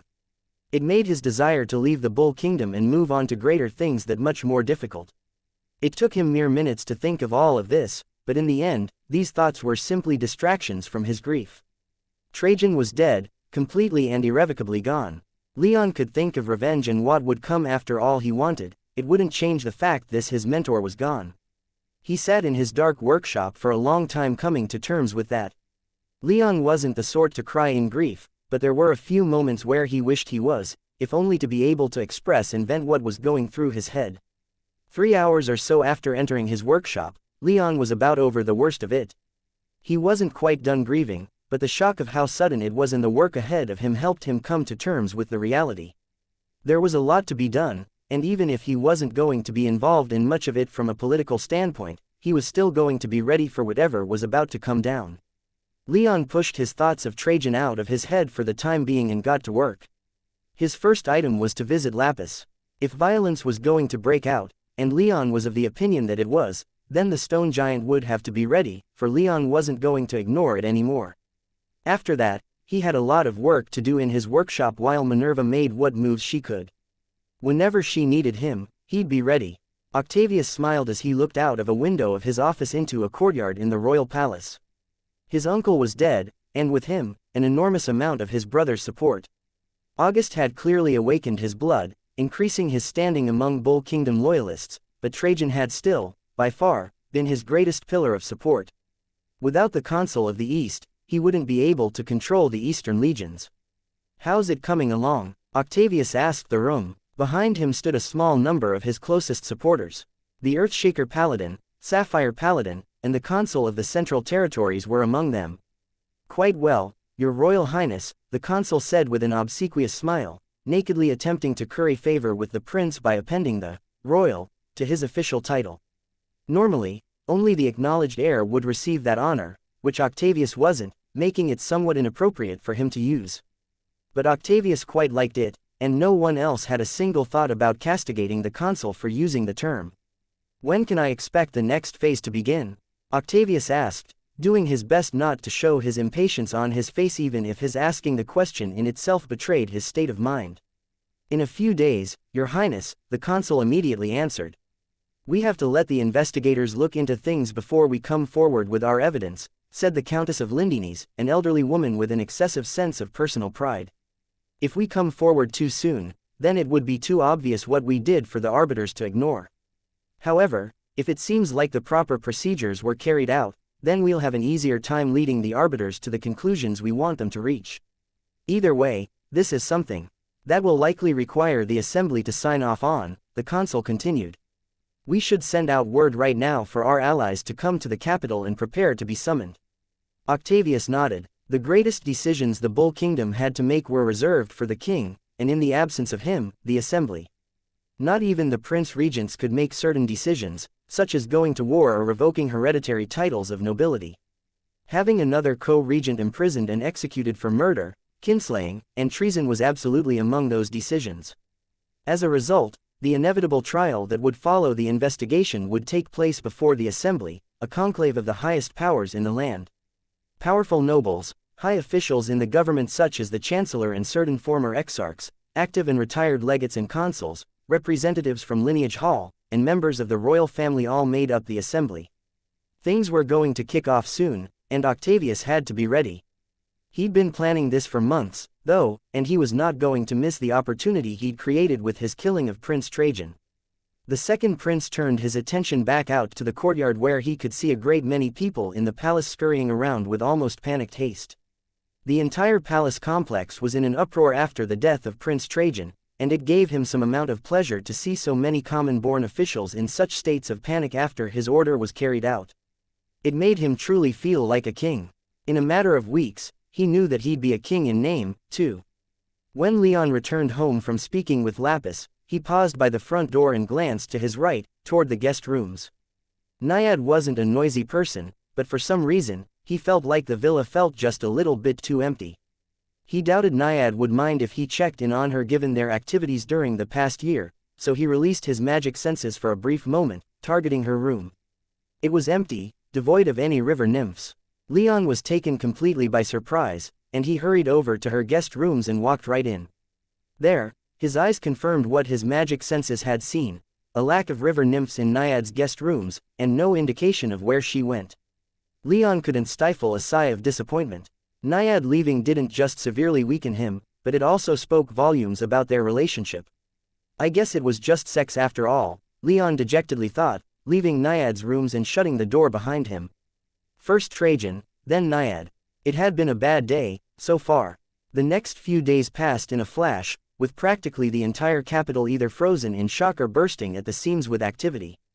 Prince Trajan was dead, and the civilian population largely kept their heads down and did their best not to step on any toes. Many even fled the city, remembering the public conflict between Octavius and August during the triumphal games and wanting to get somewhere safe before things kicked off. The nobility, on the other hand, was far more active. Many nobles on both sides began to assemble their military forces, but since Octavius, nobles were both far more numerous and had been assembling their retinues, levies, and mercenaries for weeks, August was at a clear disadvantage. He needed allies, dependable allies. To that end, he kept the Brimstone Paladin and Roland around him at almost all times. They couldn't stop August from being arrested, but August would at least be safe from any additional assassination attempts. August also tried his best to secure allies in the palace, to varying degrees of success. Many investigators from the arbiters had started calling his people in for questioning, and word was that the High Arbiter herself was personally involved, making his position incredibly tenuous. "Who's pledged to serve you?" Minerva asked in a deadly serious tone and with an expression to match. She gave away nothing, not even anger at Trajan's still very recent death. August hesitated to answer, knowing that it wouldn't make him look good, but Minerva kept quiet and glared at him until he answered. "Not many," August finally admitted. "Even in the East, where my influence is strongest, after Trajan's murder I've had many nobles who had pledged themselves to my cause back out. At this point, I fear even my uncle's legions may abandon me, and that's why you called me here." "To talk to the legions in the Eastern territories?" Minerva asked. "You've done a fantastic job keeping my uncle's retinue together so far," August said with a friendly and congratulatory smile. "I'm sure that keeping his legions loyal to his memory would be fairly straightforward for someone as well respected as you." "His memory?" Minerva asked, raising an eyebrow in a dangerous show of interest. "And why would they need his memory? Are they going to war for him?" "I would hope they would," August frankly stated. "It should be no secret at this point that my brother wants me gone. Probably dead. I would like to keep on living, and I would also like it if my mother and little sister could do the same. I can't do that if Octavius wins." August paused for a moment, hoping Minerva would respond positively, but she kept her expression somewhere between neutral and vaguely disinterested, dashing August's hopes. "Let me be completely upfront about this," he continued. "I get how this looks, with what my people being questioned right now. But I can assure you, I had nothing to do with my uncle's death. When I get my hands on those who are responsible, though, you can be sure that I'll do to them 1,000 times worse than they did to my uncle." "Are threats supposed to endear you to me?" Minerva asked. "I have spoken no threats," August countered. "Not to me, but you're threatening those who have the capacity to assassinate a prince," Minerva shot back. "They're hardly threats when they're certain," August argued. "You haven't the capacity to follow through," Minerva responded, killing August's argument with a vicious riposte. "If you had that sort of power, you wouldn't be here asking me for my help. So, I ask you once more, whose support do you have?" August frowned, but after a few long moments of thought, he admitted to half a dozen high nobles in the Eastern territories, plus about 24 more minor noble houses. "And all told, I've gotten assurances and pledges of loyalty from them all, which would bring my own forces up to about 40,000 if push came to shove. 40,000 untrained peasants and knights so worthless they serve minor castellans?" Minerva asked, barely able to keep the look of disdain off her face. "Yes," August hesitantly confirmed. "So, in effect, the only real support that you have is from the Aeneas family and your 2 paladins," Minerva bluntly stated.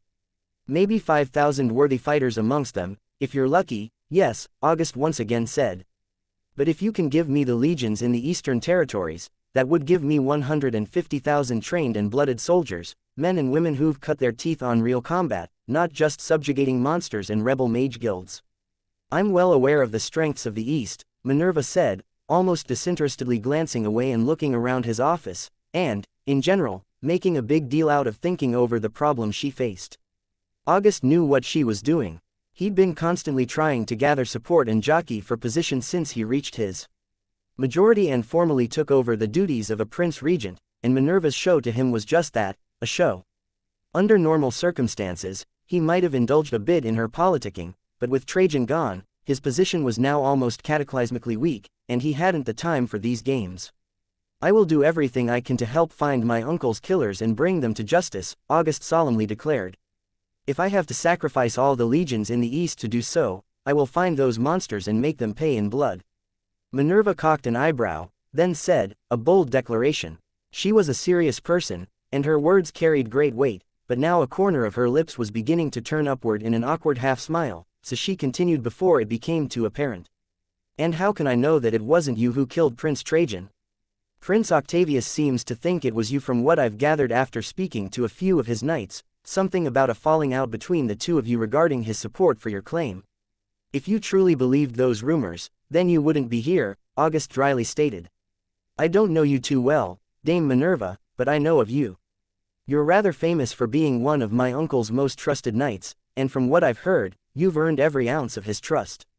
Had you put much stock in rumors about me possibly killing my own uncle, then you would not be here now sharing words with me." Minerva lost control of her face and the smile she was suppressing began to creep across her face, slowly growing wider and wider until it was almost unhinged and sadistic. I will find the man who killed my prince, Minerva said as killing intent began to pour out of her, and if I don't kill him immediately, then I will give him to the headsman to make him a head shorter.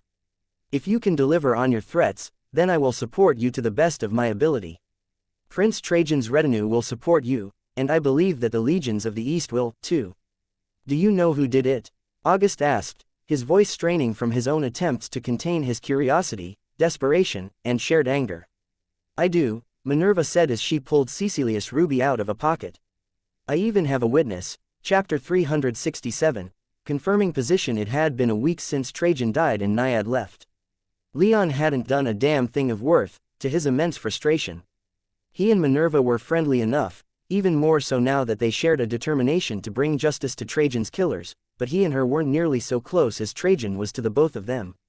As a result, Minerva wasn't as willing to use Leon as Trajan might have been, trusting him less than the prince did.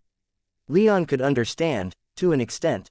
Under any other circumstance, he wouldn't follow Minerva very far. He could respect her power, but she didn't have the political power that Trajan did, and she hadn't trained with him for more than a year as Trajan had. In short, Leon didn't quite respect Minerva's authority, though he still respected her much more than just about anyone else in the kingdom. Under his current circumstances, he deferred to her, trusting her wrath and her dedication to Trajan more than anything else. She'd expose Trajan's killers and have them all made a head shorter, that much he was confident of, even if her methods weren't quite in line with his own preferred courses of action. And yet, she had told him to stay home while she put out fires and kept Trajan's retinue together. It was a little insulting, and more than a little aggravating, but again, Leon could understand. He had no political clout she could use, as save for his rank of legate, he had no official title or position in the government at all, let alone one that could be useful in the current circumstance. What was more, Minerva didn't have the authority to move him around as Trajan did, so she couldn't even leverage his rank as much as she might have wanted to. Leon's entire worth in this case was in his home, in his personal power, and in his loyalty to Trajan. In other words, there was little that occupied Leon's time during the week following Trajan's murder, despite how momentous an event it was.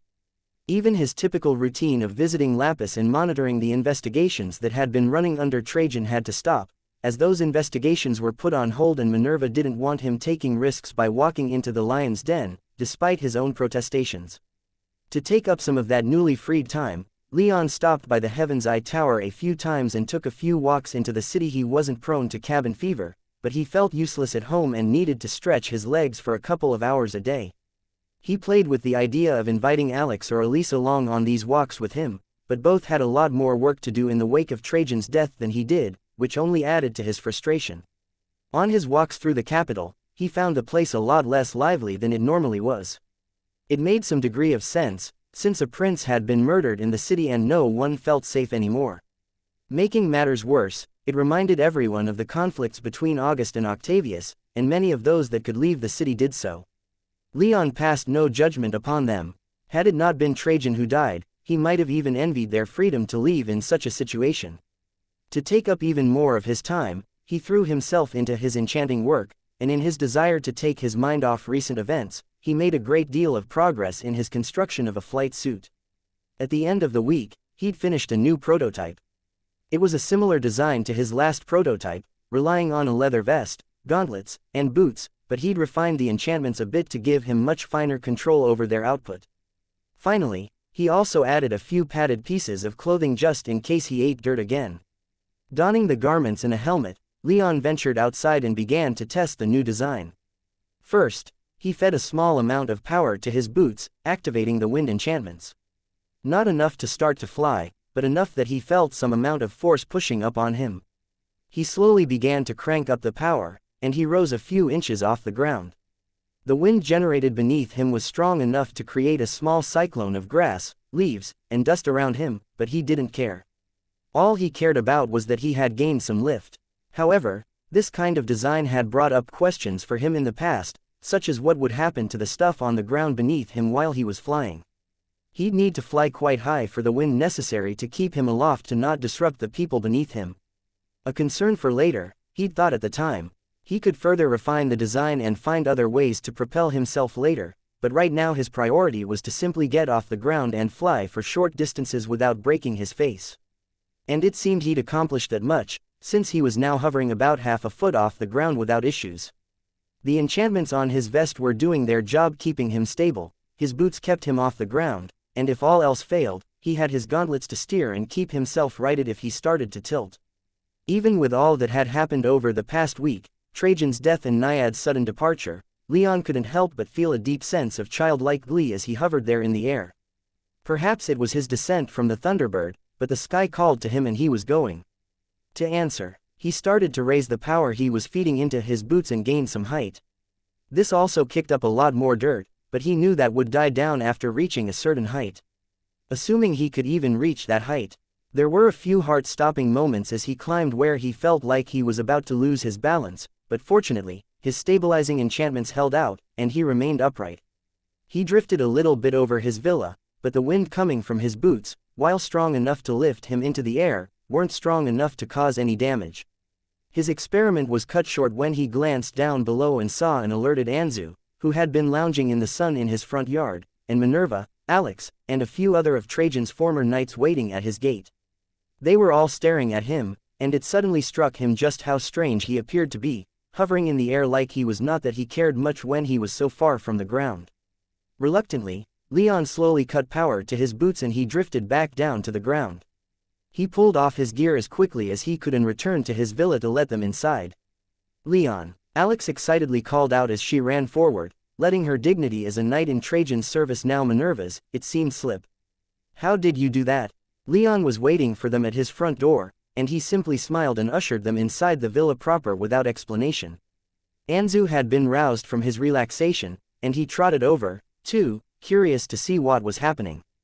Unfortunately, the griffin was now too large to come inside through the front door, but he was smart enough that when Leon pointed to the side of the villa, he happily scampered around toward the back.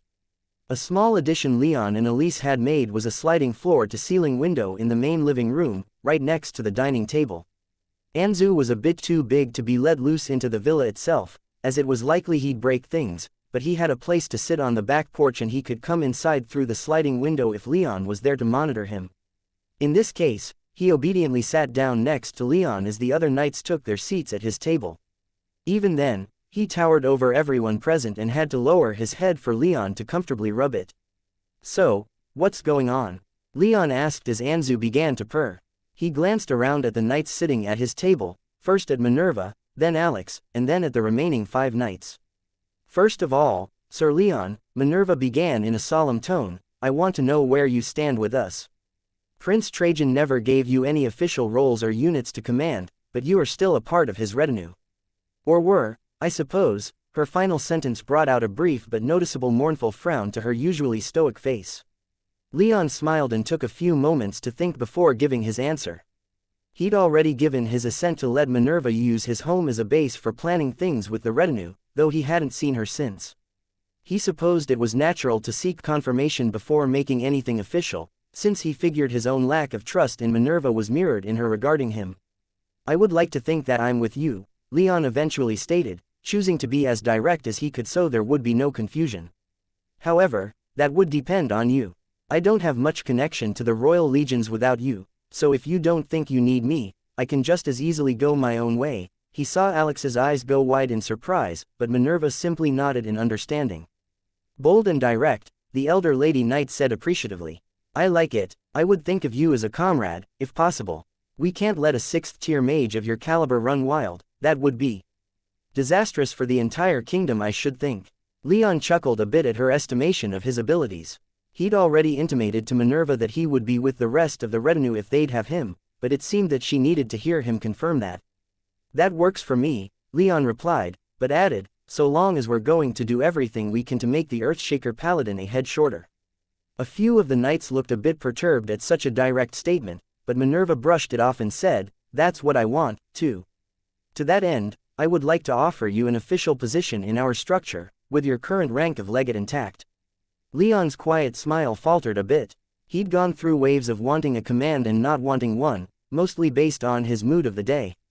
On the one hand, it would represent a real, tangible amount of power that he'd wield that wasn't borrowed from Trajan, but on the other hand, it would give him far more responsibilities than he desired at the moment. If Minerva or Trajan had floated this possibility before the war with the Talfar kingdom, he would have jumped at the chance, but in his current mindset, he was a lot more reluctant. Still, he didn't outright reject the proposition. "What do you have in mind?" he asked. "That would depend on what you want," Minerva responded. "You're well known enough that some of Prince Trajan's lower-ranking knights would follow you, perhaps even enough to form a battalion. However, I think you have the skills and the will necessary to be a staff officer, and assist me in commanding the retinue as a whole. What do you want to do?" That much was easy enough to answer, at least right now, so Leon didn't hesitate. "I want to concentrate on killing my enemies," he said. "I want to find who they are and put a sword through their throats. I'm not entirely sure that my attitude would gel well with direct command, but I'll defer to your wisdom in that regard." "No, that might be a bit of a problem," Minerva said with a severe smile. She had the same mindset as Leon, but her responsibility and loyalty to Trajan's ideals and the laws of the Bull Kingdom prevented her from acting too much on it. "Very well, I think I'll make you one of my staff officers, someone who can fill in where he's needed." "Am I needed right now?" Leon asked, his voice dripping with anticipation, but his eyes darted outside toward his workshop. He'd just gotten his flight suit working, and his primal instincts were telling him to fly. "Not today," Minerva said, "but I want to make it official in 3 days." Leon froze up a bit when she said that. Trajan's funeral was in 3 days. "Got it," he said quietly. Minerva nodded, gave him a couple of seconds to compose himself, then continued. "I've decided that we're going to throw in with Prince August. He's in a bad place right now without Prince Trajan, and he's desperate for allies. What's more, he isn't Prince Octavius.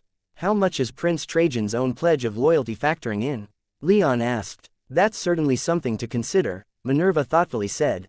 "From what I understand, Prince Trajan got Prince August to commit to certain policies and goals to weaken the nobility. An admirable goal, but right now what I want is justice and blood, not laws." "Do you disagree?" "I don't," Leon said. "If Prince August can give us some revenge, then I would agree with supporting him." "Justice, not revenge," Minerva reminded him. "We're civilized folk, after all, not savages." "I think there are more than a few in this city who disagree, at least where I'm concerned," Leon said with a wry smile. August knew Leon's identity, and Leon felt it wasn't particularly wise to openly oppose him, if only for that reason. Not that he was going to tell Minerva that, of course. On a personal level, Leon didn't much care about August one way or the other, he simply didn't know the prince well enough to have formed much of an opinion. "Ma'am, there have been some rumors that August was responsible for Prince Trajan's death," one of the knights spoke up. He was a 6th-tier man, one of Trajan's highest-ranked knights, but he was hardly in what could be called Trajan's inner circle. Still, he was powerful and high-ranking enough that after the casualties sustained during the war with Talfar and in the ambush that killed Trajan, he got a promotion, of sorts. "It may not be the best decision to openly support Prince August, we won't do so openly," Minerva said. "If I had to guess, those rumors were put out by someone who wants to isolate Prince August, first by assassinating his biggest supporter, then by blaming him for the deed." "What do the rumors say?" Leon asked the other knight. The other knight glanced at him, sneered at Leon in a way that he must have thought subtle, then explained in an almost condescending way, that there had been a disagreement between Prince Trajan and Prince August over the direction they were to take. That Prince August wanted to do various illegal things. The specifics depend on the person passing the rumor along and in doing so secure for Prince August the throne. Prince Trajan apparently wanted nothing to do with it and was killed by August for it. "Hardly believable," Leon said, ignoring the knight's dismissive attitude toward him. As a Valeman, he was rather used to it at this point. "It's hardly believable because you knew Prince Trajan," Minerva countered. "Not a lot of other people did, and that lack of familiarity makes the rumors believable. It's only been a week, but there have already been a lot of nobles who used to be friendly with him starting to distance themselves from what they see as a sinking ship. So then what are we going to do if we're not openly supporting him?" Leon asked. "I'm still working on that," Minerva admitted. "For now, I expect that we're going to be getting some visitors from Octavius' side soon. I'll make a decision when we know what they want, and if they don't come to us, then I'll make a decision after the funeral." "Got it," Leon said. All of their expressions were now quite somber. Discussing the prince's death was hard, even if their other business demanded that they move on as quickly as they could. "There was something else I wanted to ask you, Sir Leon," Minerva said, and she glanced meaningfully at the rest of the knights. There was a momentary pause, and then everyone started to get up and make for the front door. Leon cocked an eyebrow at Minerva, but she simply shook her head and remained quiet until everyone else was waiting outside and they were alone. Yes, Leon asked once the door was closed, not feeling particularly up to indulging in these games. Is there anything we can expect from the others in your faction? Faction? What faction do I have? Leon asked in something akin to disbelief. Heaven's Eye and that woman that was here the last time I stopped by. Ah, Leon whispered. Naiad hadn't returned and Heaven's Eye was bound to be politically neutral, so his answer wasn't going to be what Minerva wanted to hear. Still, he took a moment to think over how to phrase things so as not to back anyone into corners or make decisions on their behalf. I'm afraid that Heaven's Eye won't support August or us, for that matter, any more than they can support anyone else. They won't lock us out of business, but they won't be going out of their way to provide us with aid. And that other woman? Minerva inquired. Expect nothing from her, Leon said, offering no more explanation. Minerva sighed in disappointment. I thought as much, but I hoped. We're very weak right now. Vulnerable. I don't like being vulnerable. Neither do I, Leon said. Minerva nodded, and the two sat there in silence for a long couple of minutes. Neither had anything more to say. After she grew tired of it, Minerva rose from her seat, held out her hand to Leon, and said, I shall take my leave. Thank you for your hospitality, Sir Leon, and I will see you in 3 days. Thank you for coming, Dame Minerva, my home is open to you at any time, Leon said as he stood up and shook Minerva's hand. Together, the two walked toward the front door. Shall we go to Prince Trajan's funeral together? Minerva asked. That works for me, Leon replied. Then I will come pick you up 3 hours before, she said, smiling at Leon as he opened the door. I'll see you then, Leon said, holding the door open for her. Once Minerva and the rest of the knights were gone, Leon sighed as he glanced around at the main room of the villa. His heart was heavy and his mind was frustrated, though both were brightened a bit when his eyes fell upon Anzu, who was staring at him expectantly. Leon laughed quietly, then walked over to his griffin and took him back outside. Anzu was nearing the boundary of what would be the 5th tier for humans, which meant that he was getting very close to making his wings more than simply cosmetic. He was also quite large, more than half a ton at this point, with a lean, muscular body and standing 7 feet tall at the withers. His white fur was bright and almost sparkled in the midday sun, while his feathers gleamed with obvious health. He'd grown up magnificently, and thanks to the training from the Heaven's Eye Beastmaster, he was essentially ready to become a proper mount and war beast. The sky called to both Leon and Anzu, and it would only take a little bit more time before they'd be able to enter the firmament together. Chapter 368, Funeral. The 3 days between Minerva's visit and Trajan's funeral passed by in a flash. Leon spent most of that time working on his flight suit, testing its limits and how much control he had over it. As it turned out, it wasn't the perfect flight device that Leon wanted, but it was an immensely important step forward. First of all, it was a severe power hog, running Leon ragged in minutes. Pushing himself, Leon estimated that he could fly using it for perhaps 15 minutes before he needed rest. Secondly, it was too bulky to be worn beneath his armor, meaning he couldn't easily use it in battle. Even if he were to use his soul realm to change in a flash, then he'd be relatively easy pickings for archers and mages capable of ranged magic. With that in mind, he'd have to engage any potential enemies at extreme ranges or refrain from using the suit in battle. Lastly, it was a lot more difficult to control than Leon gave it credit for. The stabilizing enchantments had been engineered to keep him balanced and upright when gaining height and were a bit underpowered for when he wanted to go horizontal, which he had to do if he wanted to do more than simply gain and lose height. He had to use his leather gauntlets to keep himself from nosediving, and that limited his maneuverability since the gauntlets were supposed to be how he steered himself. What was more, he needed to learn an entirely new way of moving around, using the boosters on his feet to propel himself while using the rest of his enchantments to keep his balance and posture, and then steering on top of that. It wasn't something he could get used to in just 3 days, but it did give him some valuable insights into what needed further work, which mostly meant his stabilizers, since his boots and gauntlets seemed to be working just fine if a bit inefficiently. The only thing he was truly disappointed by was the stabilization issues. He hadn't yet been confident in taking the suit beyond his property, and as such hadn't tested its speed capabilities. At the very least, though, he knew that he could move at about 30 or 40 miles per hour, which was how fast he managed to get during his tests. The tests themselves were an exhilarating experience, far beyond the relative letdown of flight in his soul realm. Out in the physical world, he could feel the magic around him, the wind rushing through his hair, and gravity jealously pulling him back down. In his soul realm, his power of flight was more like weightless floating. It was fun enough, but flying out in the physical world was what truly got his blood joyfully pumping. But for all that, finally liberating his feet from the ground brought him, it couldn't completely distract from the reality of the current situation. The morning of Trajan's funeral saw Leon's villa submerged in a somber and melancholic atmosphere. A funeral wasn't a place to be flashy, so Leon dressed in a simple black tunic without any adornment with a matching pair of trousers. He couldn't care less if the nobles in attendance were offended by his humble attire. He wasn't trying to show off.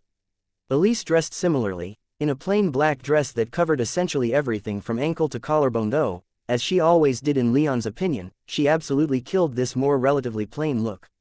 About an hour or so before Minerva was scheduled to arrive, Leon sat down in his living room, unable to focus his mind on much of anything. Trajan had done good by him, even if it wasn't perfect. It hurt to see him gone, so much so that Leon hadn't even tried to go and see the prince while he laid in state in the throne room during the past week. It was much like losing his father all over again, and Leon hadn't been quite up to seeing the prince off like that, just yet. But there was a time for everything, and this funeral would be his last chance to say goodbye. "How are you doing, love?" Elise asked from a nearby doorway. She had just finished doing her hair, pulling the sides into braids that connected into a ponytail at the back, but her face was contorted in concern as she stood in the doorway, looking at Leon. "As well as can be expected, I suppose," he whispered just loud enough for Elise to hear. She walked into the room and took a seat next to Leon on the couch, resting her head on his shoulder and pulling his hand into hers. She didn't say anything, she just wanted to be there for Leon. She wasn't that close to Trajan, after all, and so his death didn't hit her as hard as it did Leon. In fact, if it weren't for Leon or her family's political connections, she probably wouldn't even attend the funeral. But she wasn't about to express that out loud. She didn't much care for Trajan one way or the other, but she could see how much it weighed on Leon that the prince had been killed. Leon wasn't a person prone to crying or even being overly emotive, for that matter, but he had been quieter than usual and almost concernedly taken with his training and enchantment work. She could see him disappearing into what he enjoyed to avoid thinking about Trajan. On top of that, Naiad had vanished without notice or a trace, not even leaving the clothes that had been bought for her. Elise wanted to believe that Naiad wasn't gone for good, but they had suddenly put her into an emotional corner, demanding some kind of commitment from her. Elise didn't think what she did was wrong, as she didn't believe their relationship would last much longer anyway without some kind of commitment on all sides, but she was almost surprisingly mournful about its result. For all the anger and hatred she felt toward Naiad when the river nymph first entered her and Leon's lives, Elise no longer wanted to see the river nymph gone. She understood why Leon was only, as well as could be expected, and that there wasn't a need to try and get him to talk, at least, not yet. For now, she just wanted him to know that she was there for him, just as she knew that he would be there for her. To that end, while she didn't follow up on Leon's statement, she remained snuggled up next to him until Minerva arrived outside their gate. "Time to go," Leon said, his voice hoarse and reluctant. He turned to look at his lover with an apologetic gaze, disinclined as he was to leave her side right now. He didn't want to be alone, and neither did he want to be surrounded by thousands of people at the funeral, most of whom he was certain would be faking their grief. "I'll follow in a few minutes," Elise said with a reassuring smile, knowing what was going through his mind. They'd only be apart for a few hours, they were both more than strong enough to survive without the other for that short of a time. Leon squeezed her hand, gave her a light kiss, and then got up from the sofa. He spared Elise one last reluctant look, then he stepped out of the villa and made his way over to the waiting Minerva. Minerva was dressed much as Elise was, all in black, very conservative with showing skin, and all around just not flashy. Her expression matched her subdued attire, with a dour expression and little makeup. This wasn't a day to show off. Without a word, Minerva waved Leon into her carriage, behind which were about half a dozen more, which Leon could sense were filled with the rest of Trajan's inner circle that had accompanied him to the capital. By his estimation, only Constantine was missing, who was too busy at the bull's horns to return to the capital, even for Trajan's funeral. The drive to the royal palace was long and quiet. It was only Minerva and Leon in the lead carriage, and neither were in any mood to talk. However, outside the carriage, it was loud and almost boisterous, and a quick glance outside told Leon exactly why. They had reached the royal palace and were surrounded by hundreds, perhaps even thousands of people. Leon hadn't the desire to listen in on what anyone was saying, but there were a few voices that were simply too loud to ignore. One rather obnoxious noble was describing how he'd managed to acquire enough silk grass to make not only a black suit, but a cloak as well, and there were no less than 5 people that Leon could see fawning over the material. Another noble was relaying her supposed heroic exploits fighting Samarad pirates, telling her story with exaggerated arm motions and a degree of excitement that Leon felt wholly inappropriate for the occasion.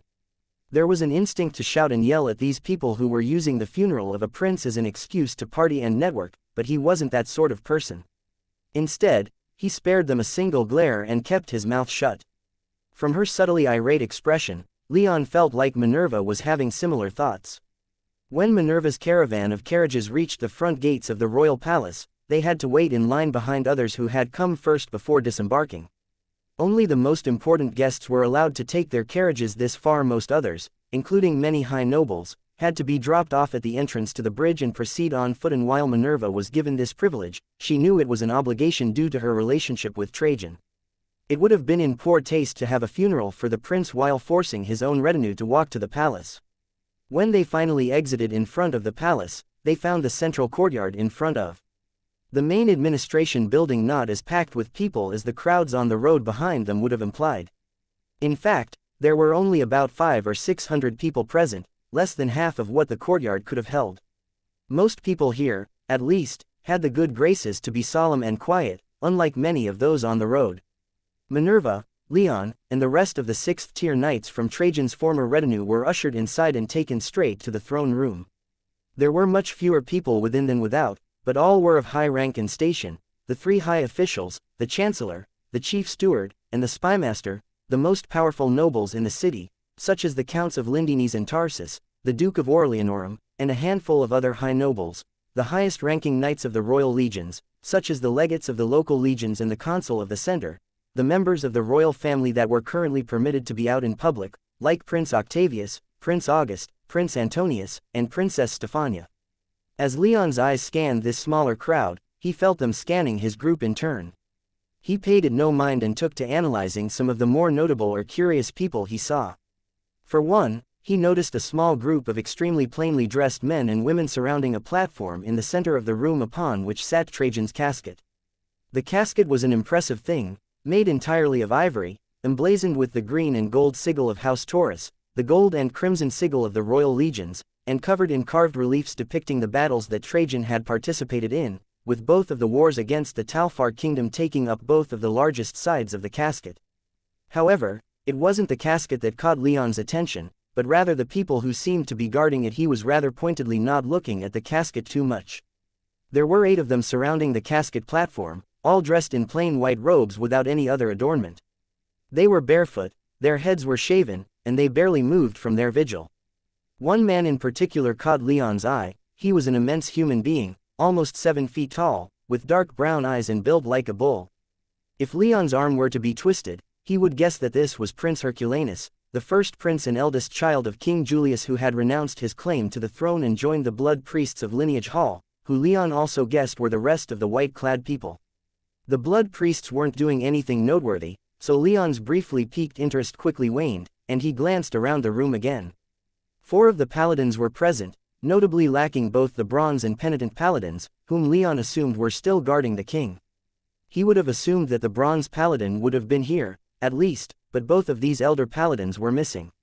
In another corner was a group of men and women clad in black that radiated a truly eclectic collection of auras, from the 2nd tier all the way to the 6th. None of their faces were familiar to Leon, but if they were here now, they had to be important. Noticing his gaze, Minerva quietly whispered to him, "Arbiters." Leon nodded in understanding. He had never gone before the judges of the Bull Kingdom, so he had no idea what they looked like. They were all relatively elderly, with graying hair, and long black robes that covered their entire bodies save for their heads. Their robes were quite simple, perhaps in keeping with the occasion, and they busied themselves quietly chatting with each other rather than anyone else in the room. Much like the blood priests, the rest of the people in the throne room seemed to be giving them a wide berth. Finally, Leon's eyes fell upon those who were familiar to him, those that Trajan had been interacting with on a regular basis. Prince August, Roland, and the Brimstone Paladin, along with a startlingly small group of nobles and legion knights surrounding him. Prince Octavius, with his 2 paladins, the consul of the center, and more than half of the nobles present were on his side of the room. In between them was Princess Stephania, who was clearly distraught, her teary eyes locked on Trajan's casket despite the handful of very handsome men surrounding her offering words of comfort. Her husbands, Leon assumed. Prince Antonius had the smallest entourage, only accompanied by a pair of elderly scholars, and he seemed barely more put together than Stephania. Antonius was clearly choked up, but he was managing just barely to keep his eyes dry. As his eyes drifted around the room, they happened to cross with August's, and the two stared at each other for a long moment. Leon could see something in August's gaze, a hunger, or some kind of expectation, and the fact that August knew his identity was suddenly at the forefront of Leon's mind. Without Trajan there to keep him in check, Leon didn't know what a desperate prince looking for allies might do. Fortunately, nothing had happened so far. At least, nothing that Leon knew about. Leon stewed in that mindset, but despite this look that August had given him, when Minerva led the group around to give their condolences to the 3 members of House Taurus who were present, Herculanus having given up his name when he joined the Blood Priests, August didn't say anything to Leon. Leon was left to his paranoia, mercifully left alone. Once the greetings were over, Minerva led the group away from the largest groups and they simply stood around waiting for the funeral rites to begin. A few more people came in during this time, but the only one that caught Leon's interest was when Elise and Emily arrived about 20 minutes after he did. He and Elise shared a quick nod of greeting and then she and her mother did the rounds greeting the most important people present. Only when that obligation was over did Elise walk over and take Leon's arm. "How are you doing?" she whispered into his ear. Leon glanced over at the casket. It was open, but the platform it rested upon was raised and he couldn't see inside of it. He hadn't seen Trajan's body since it had been discovered, and he wasn't in a hurry to see it again. The memory of burying his father was enough, he didn't want to add to that with Trajan. "I'm fine," he whispered back, and she squeezed his arm in response. About 10 minutes later, the funeral ceremony began. Chapter 369, Funeral. 2 royal funerals in the Bull Kingdom were tightly regulated affairs. There would be no speeches, wakes, or parties after. The ancestors of House Taurus wanted their funerals to be solemn events, meant to honor and remember them, not to be hijacked for political gain or to be disrespected by having parties soon after their passing. So, when it came time for Trajan's proper funeral rites to begin, the 8 blood priests standing watch around his casket began to ring their bells, calling for all conversation in the throne room to cease. Given how much Trajan was respected, everyone complied regardless of their personal feelings toward him. Once silence fell upon the throne room, the blood priests began to chant and sing, starting first with an almost bombastic song about the glories of House Taurus, then moving on to a song composed following the Talfar kingdom's first defeat during the reign of King Julius Septimius, and then finishing with a new song composed only a few months before to commemorate the recent victory over Talfar. Once these 3 songs were over, each priest took a handle of the casket, lifted it into the air, and began to move toward the exit. No one followed, though. The priests would march throughout the main thoroughfares of the city, accompanied by no one, guarded only by legion soldiers who had already been stationed along the way. All the city would be able to see and pay their respects to the fallen prince. The blood priests walked out the door, and slowly, people began to chat again. They wouldn't follow the casket, they would wait for it to return before escorting it to the royal mausoleum elsewhere on the island. And it would be several hours before the priests returned. After waiting a few minutes for other conversations to fill the air with noise, Leon turned to Elise and asked, "That man leading the blood priests, who was that?" Elise smiled at him, understanding from his tone that he had already figured that out. The man's tall and built frame alongside his powerful earthy aura was hard to mistake, after all. "That was Prince Herculanus," she whispered, confirming his suspicions. "Although, I suppose he isn't a prince anymore, not since he renounced his name and titles. He can't be both priest and prince, after all." "Any idea what his reasoning for doing such a thing was?" Leon asked. To him, who only ever had his father around him during the majority of his life, family was more important than anything, even loyalty to the king, not that he really had that much of the latter. It was truly baffling to him why someone would willingly choose to seemingly abandon their family, especially when that person was in such a favored position as Herculanus had seemed to be. No public statements were made by him, but His Majesty did proclaim that it had been Herculanus' own choice to do so, Elise answered. I suppose he simply didn't have the temperament to be a prince, or maybe he just didn't want the crown. Maybe he genuinely wanted to spend his life honoring the ancestors, who can say?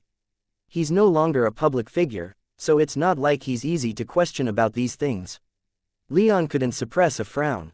Even Prince Antonius hadn't abandoned his family when he became a scholar, even if he did give up his claim to the throne. You disapprove? Elise asked, seeing his expression. I do, Leon said, quietly nodding his head. I've never really had a family before, and abandoning those I consider family is not something I'd ever do. Elise smiled, then teasingly asked, does that include me? Of course it does, Leon said, suppressing his own urge to smile. His twitching mouth quickly reminded Elise of where they were, and she stowed the teasing attitude. There was a time and a place for that sort of thing, and in the middle of Prince Trajan's funeral was not it. As they stood waiting for the casket to return, Sir Publius Umber, the spymaster, walked over to their group. Greetings, Dame Minerva, he said, greeting the leader of their party first. He then politely nodded at Leon and Elise before briefly acknowledging the rest of the knights. Hello, Sir Publius, Minerva responded. She was a direct woman, and she wasn't in the mood for politics and the games that were played in the capital, especially not now. To what do I owe the pleasure of your greeting? The spymaster blinked at her not too subtle hostility, and he hesitantly said, I wished to express my condolences to you and to the rest of Trajan's retinue. It's never easy to lose a commander, let alone such a great man and, from what I've heard, a great friend. Thank you, the sentiment is appreciated, Minerva said, nodding her head slightly. Despite her inviting expression and body language, though, her tone was icy cold and dispassionate, almost driving the spymaster away right then. Fortunately, after a brief glance at Leon and the rest of the knights around her, the spymaster decided to stick around for a few more minutes. Listen, my lady, there have been some developments that I felt it prudent to warn you about, he said with some hesitation. Oh, Minerva responded, her curiosity thawing her freezing tone just a bit. It's no great secret that my office has had some setbacks lately, the spymaster began with a self-deprecating smile. I was ordered to cease all investigations in the Duke of Orleanorum, and my investigation into the murder of his son in this very city didn't go very far. On top of that, we've had those recent incidents with vampires, and, needless to say, confidence in my office isn't what it was just a few years ago. What point are you trying to make? Minerva asked, not having the patience to endure the spymaster throwing a pity party for himself. The spymaster glanced over his shoulder at the arbiters standing in a corner by themselves. They were remarkably serious and dour individuals, even by the standards of a funeral.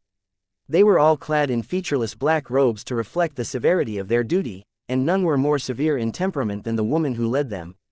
The High Arbiter, the woman who served at the behest of the king as the highest judge in the land, wasn't tall, overly muscular, and even her fifth-tier aura wasn't as intense as those of some of her comrades since a few others around her were possessed of sixth-tier strength.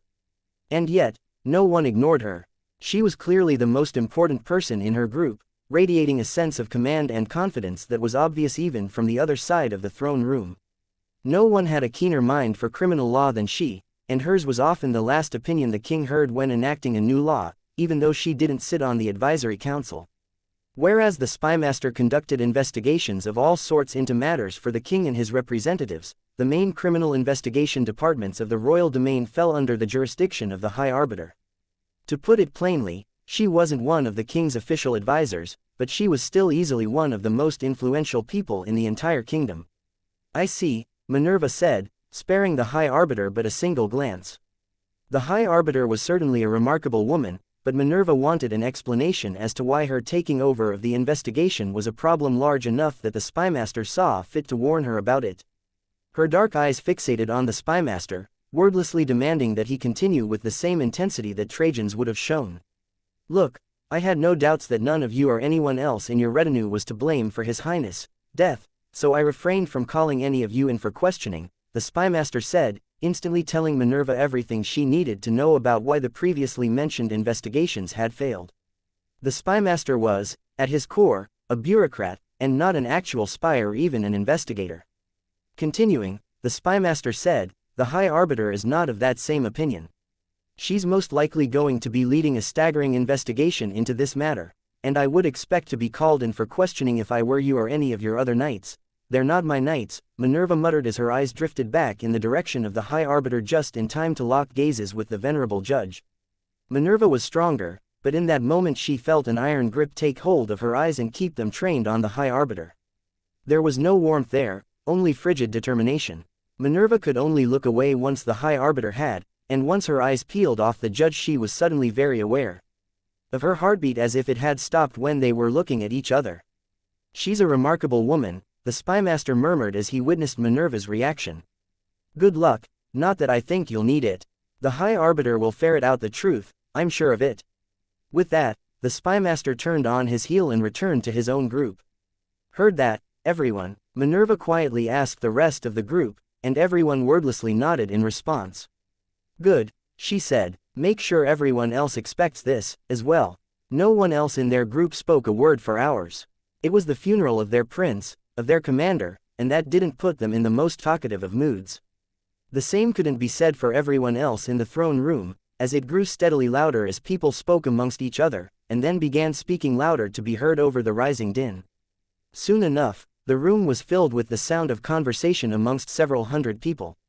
During this time, Leon and Elise stayed right next to each other, the quiet that pervaded Trajan's former retinue sinking into them, as well. Leon, for his part, clung to Elise's hand like a drowning man to a thrown rope. It wasn't enough to hurt her, but it was enough to tell her that beneath his stoic and indifferent expression, he wasn't nearly as all right as he wanted everyone to think. During this time, Leon felt eyes fall upon him. Someone was looking at him, almost to the point of staring, and it was intense enough that he could feel it. Dread crept through him, causing his hair to feel like it was standing on end, but the more he analyzed this subtle aura of attention he seemed to have attracted, the more he relaxed. This aura wasn't too powerful, though it was intense. It came from a fifth-tier mage and one that he was passingly familiar with. Leon glanced around at the crowds, looking for eyes that were turned in his direction. Pretty soon, he found exactly what he was looking for. August's dark brown eyes were piercing into him from across the room. The prince was occupied with several young-seeming Legion knights he was in a conversation with, but his eyes kept flitting in Leon's direction often enough to rouse the latter's attention. Once August realized that Leon had noticed, he simply smiled at the young knight, who slightly lowered his head in response. "He wants something from me," Leon thought to himself when he saw that smile. It was pleasant enough, but there was something about it that gave Leon the impression of a bull that hadn't eaten in days, hungry and desperate. He was not looking forward to finding out what that look meant. He mentally made a note to go through his and Elise's belongings back at the house and give them a packing order, just in case August did something drastic like revealing Leon's identity to the kingdom in the hopes of bringing him over to the prince's side. Should that happen, Leon would have to flee, as he still lacked the power to face his enemies with confidence. Zaffin was powerful and apparently could be summoned from his soul realm, but without Naiad and a couple more tiers under his belt, Leon wasn't going to take any chances. As he thought this, the quiet rumble of conversation outside of the throne room intensified with exaggerated wails of grief and crying, making it clear to everyone that Trajan's casket had returned. Everyone reassembled into their respective groups, with Octavius standing on one side with all of his supporters, counting many great nobles and influential ministers among them. Behind August stood his two paladins, a few nobles, some lower-ranking knights and ministers, and that was it. Between them on the far side of the platform from the door stood the three high officials: the spymaster, the chancellor, and the chief steward Prince Antonius, Princess Stephania, Emily, and those few who attended them. Minerva and Trajan's retinue happened to be on the same side as Prince August, but there was enough room between them to make it seem like that was simply coincidental. As it so happened, they were actually closer to the politically neutral arbiters on the other side of the aisle than they were to August's group. If it wasn't clear before where the lines had been drawn, it was now. It was Trajan's funeral, but it was also a battlefield. And Octavius was the clear winner. After this show of support, most people in the room knew that the remaining undecided nobles would be quickly joining sides, now. Few thought they'd side with August, since it was not in the nature of those who wait and see to jump onto a sinking ship. The doors opening only partially loosened the tension in the room. Trajan's casket was brought back in on the shoulders of the priests, former Prince Herculanus steering them towards the casket platform. Once the ivory was back in its place, Herculanus addressed the room in a booming voice befitting a man with the blood of the sacred bull. A voice that brought a frown to Leon's face and a stinging to his eyes with how much it resembled Trajan's. "If you have any last words to say to His Highness, then now is the time. We shall commence with the cremation in an hour's time." People began to respectfully line up at the casket to see the prince in what was a clear unofficial ritual. Leon hesitated, but Elise squeezed his hand, letting him know that she was still there. He took a deep breath, smiled at his lady, and then got in line. No one lingered at the casket for long. They only had an hour to get hundreds of people past, so the line moved with barely any time for a person to pause and actually say any words to the prince, lest they run out of time for everyone to walk past. For that, Leon was grateful. It had taken him hours to work up the courage to look upon his father's corpse, and that was when his life depended on moving fast and getting out of the forest of black and white. He didn't think he could face Trajan's body without such a heavy social pressure to keep moving. About half an hour later, Leon found himself at the front of the line, and he gazed upon Trajan's visage for the first time since he'd seen the prince battered and broken following his murder. Trajan had been cleaned up, his body reconstructed and well-dressed to hide any remaining injuries. He lay in the casket surrounded by flowers of all kinds, which Leon knew had been thrown in by the grieving public as Trajan had been carried through the streets.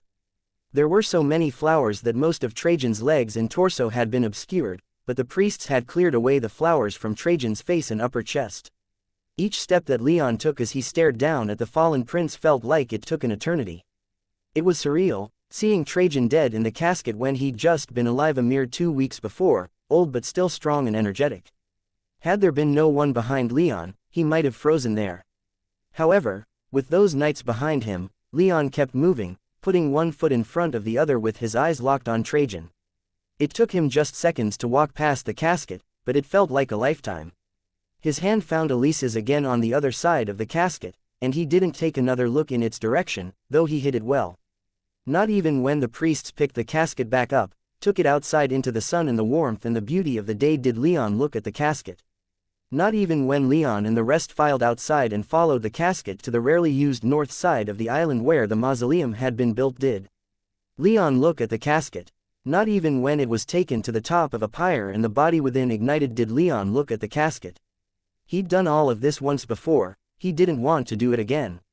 The only thing he was grateful for right now was that the funeral had gone off without a hitch, that nothing terrible or disrespectful or violent had happened. Once the funeral was over, Leon didn't stick around. He ditched the place as fast as he could, with no one but Elise in tow.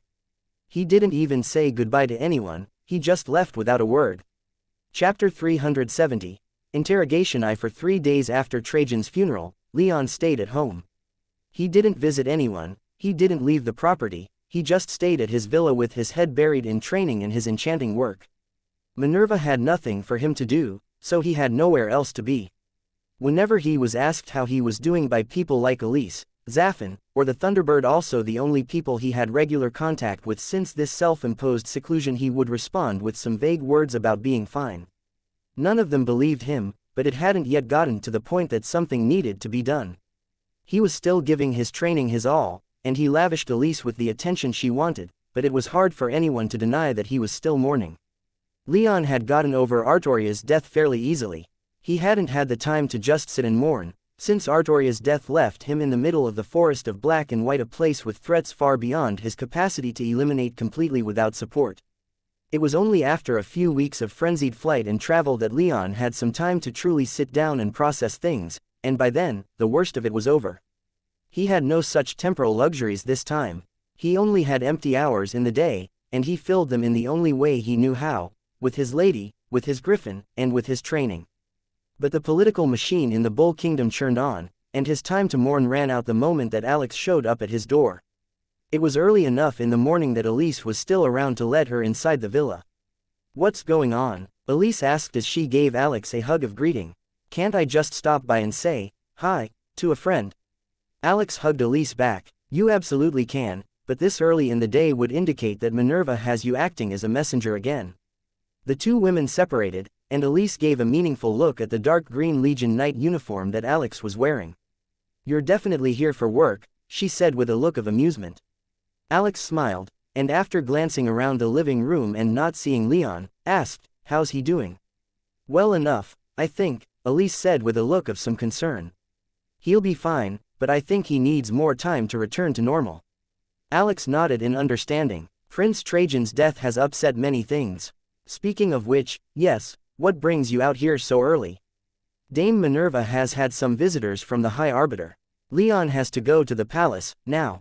No getting out of this, Ursus, they asked for you by name, Minerva stated, seeing the look of extreme discomfort on Leon's face. They were in Trajan's former office, now reappropriated by Minerva. Some people in the palace might have been a bit aggrieved that she managed to get such a nice office, but the powerful and experienced retinue of 2,000 behind her ensured that those people remained quiet. She was an unknown in the capital, one without public loyalties to any faction, and she had a strong force behind her, and that gave her a degree of freedom few others possessed.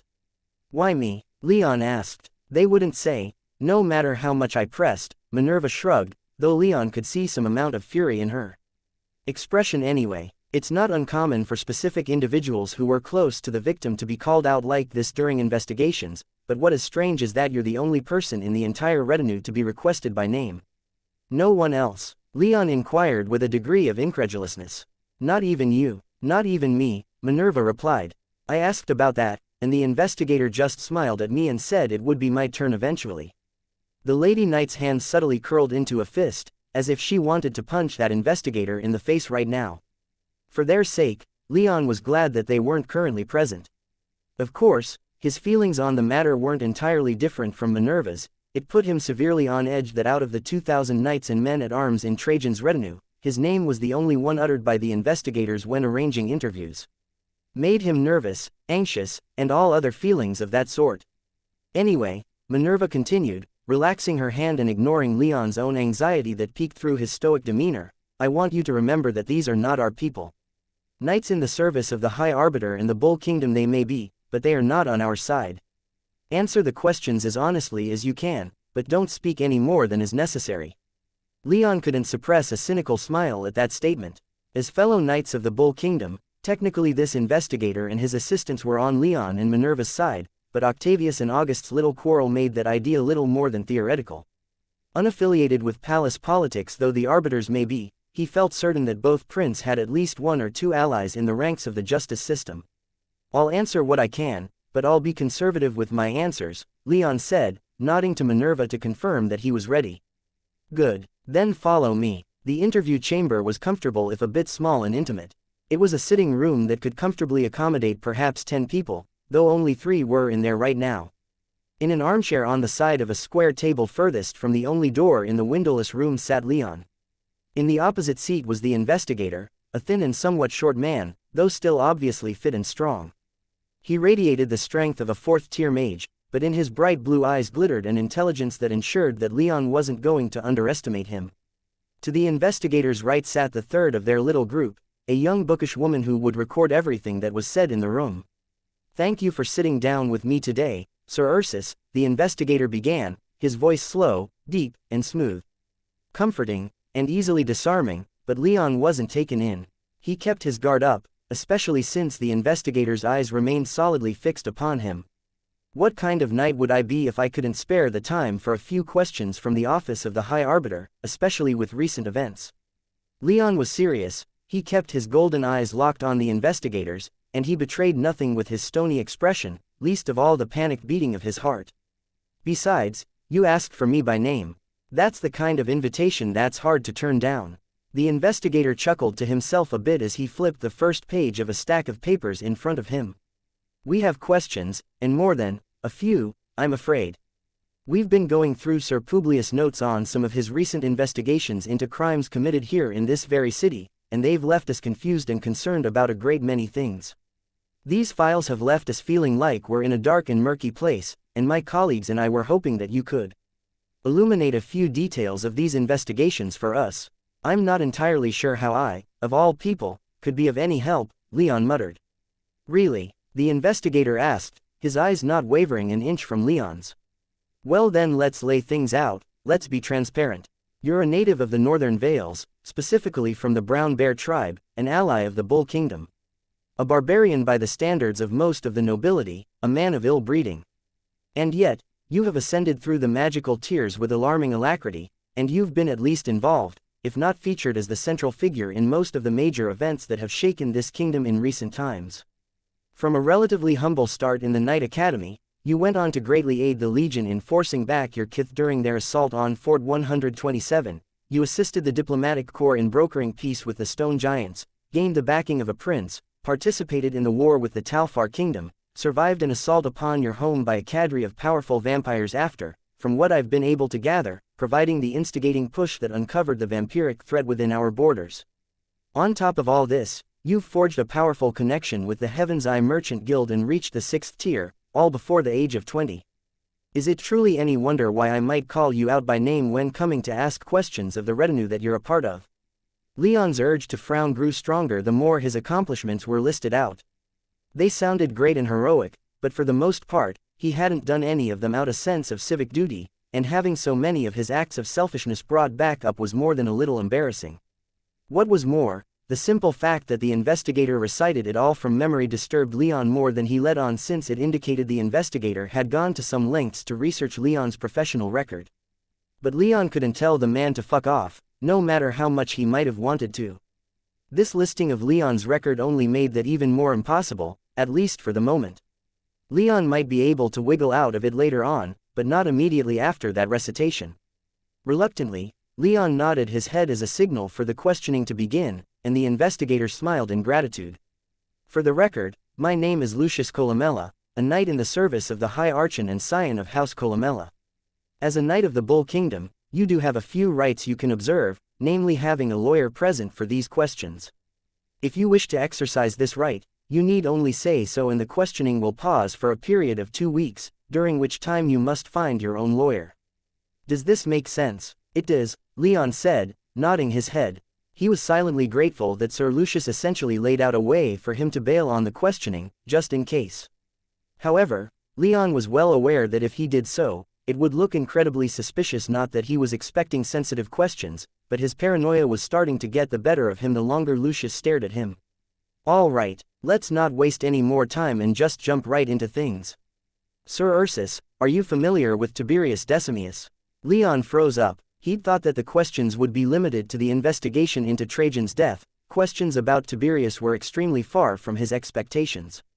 For a moment, Leon tried to fight letting his surprise show, but with the investigator continuing to stare at him, taking in his every gesture, Leon decided to let his stoic expression slip just a little bit.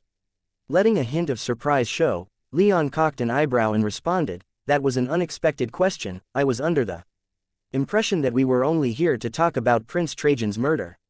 "We'll get to that, but your name came up in several other investigations, and we at the High Arbiter's office have some questions about those, as well."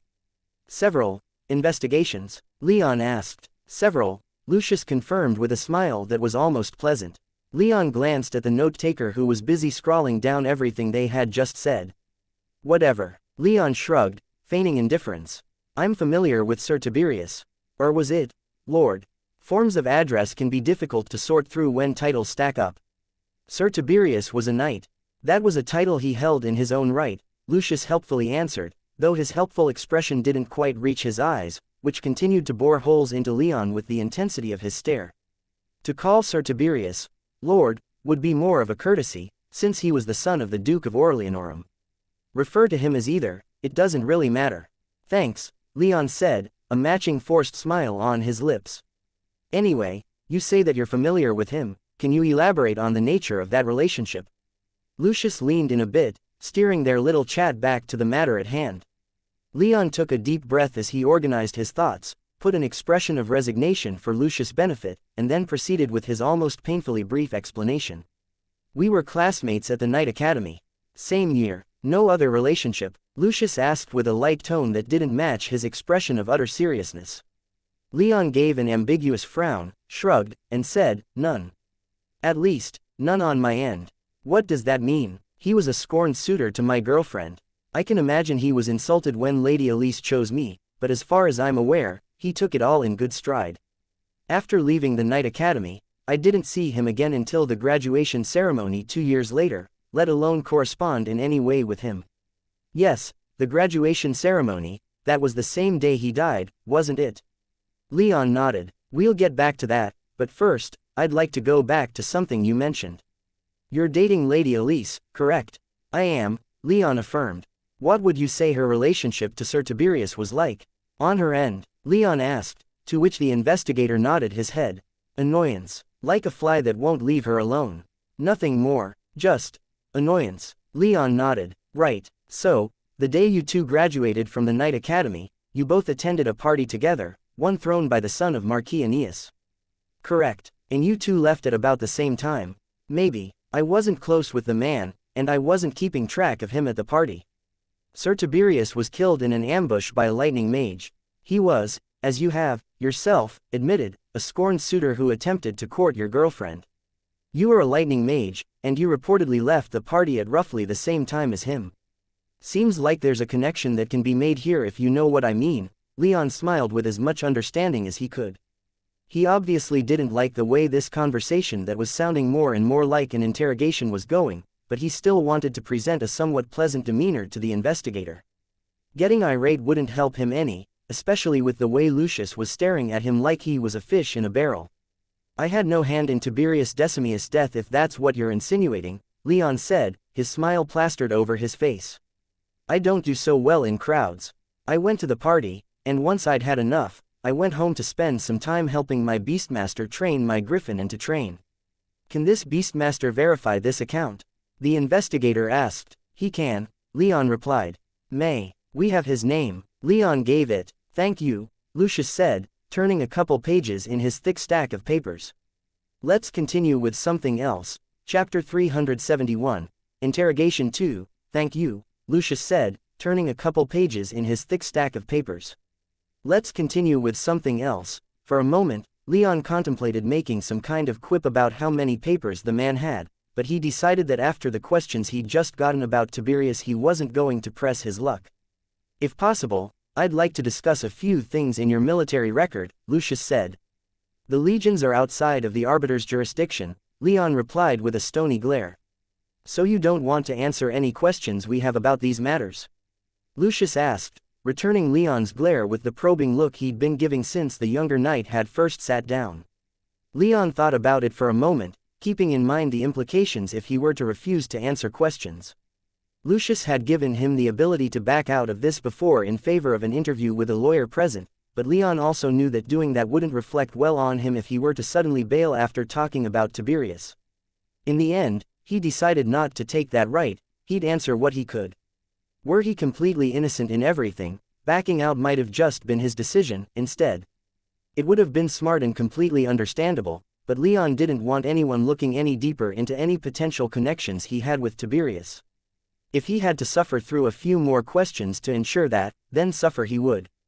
I'll answer what I can, but don't expect me to tell you everything you might want to know, Leon warned, regretting his decision to not make use of a lawyer's services beforehand, as it left him stuck without one. Just getting a few of these confusions cleared up will be more than enough, I assure you, Sir Leon, the investigator replied. He made a show of shuffling around a few more papers before finally jumping back into it. For the record, please state the location you were sent to following your time in the Knight Academy and the name of the knight you were assigned to squire for. Fort 127 in the Northern Territories, I was to squire for Sir Samuel. How long were you there before the warlord Hakon attempted his invasion? I believe it was technically a raid, Leon pointed out, a brief smile on his lips at being so pedantic. I was there for about a week, as I recall.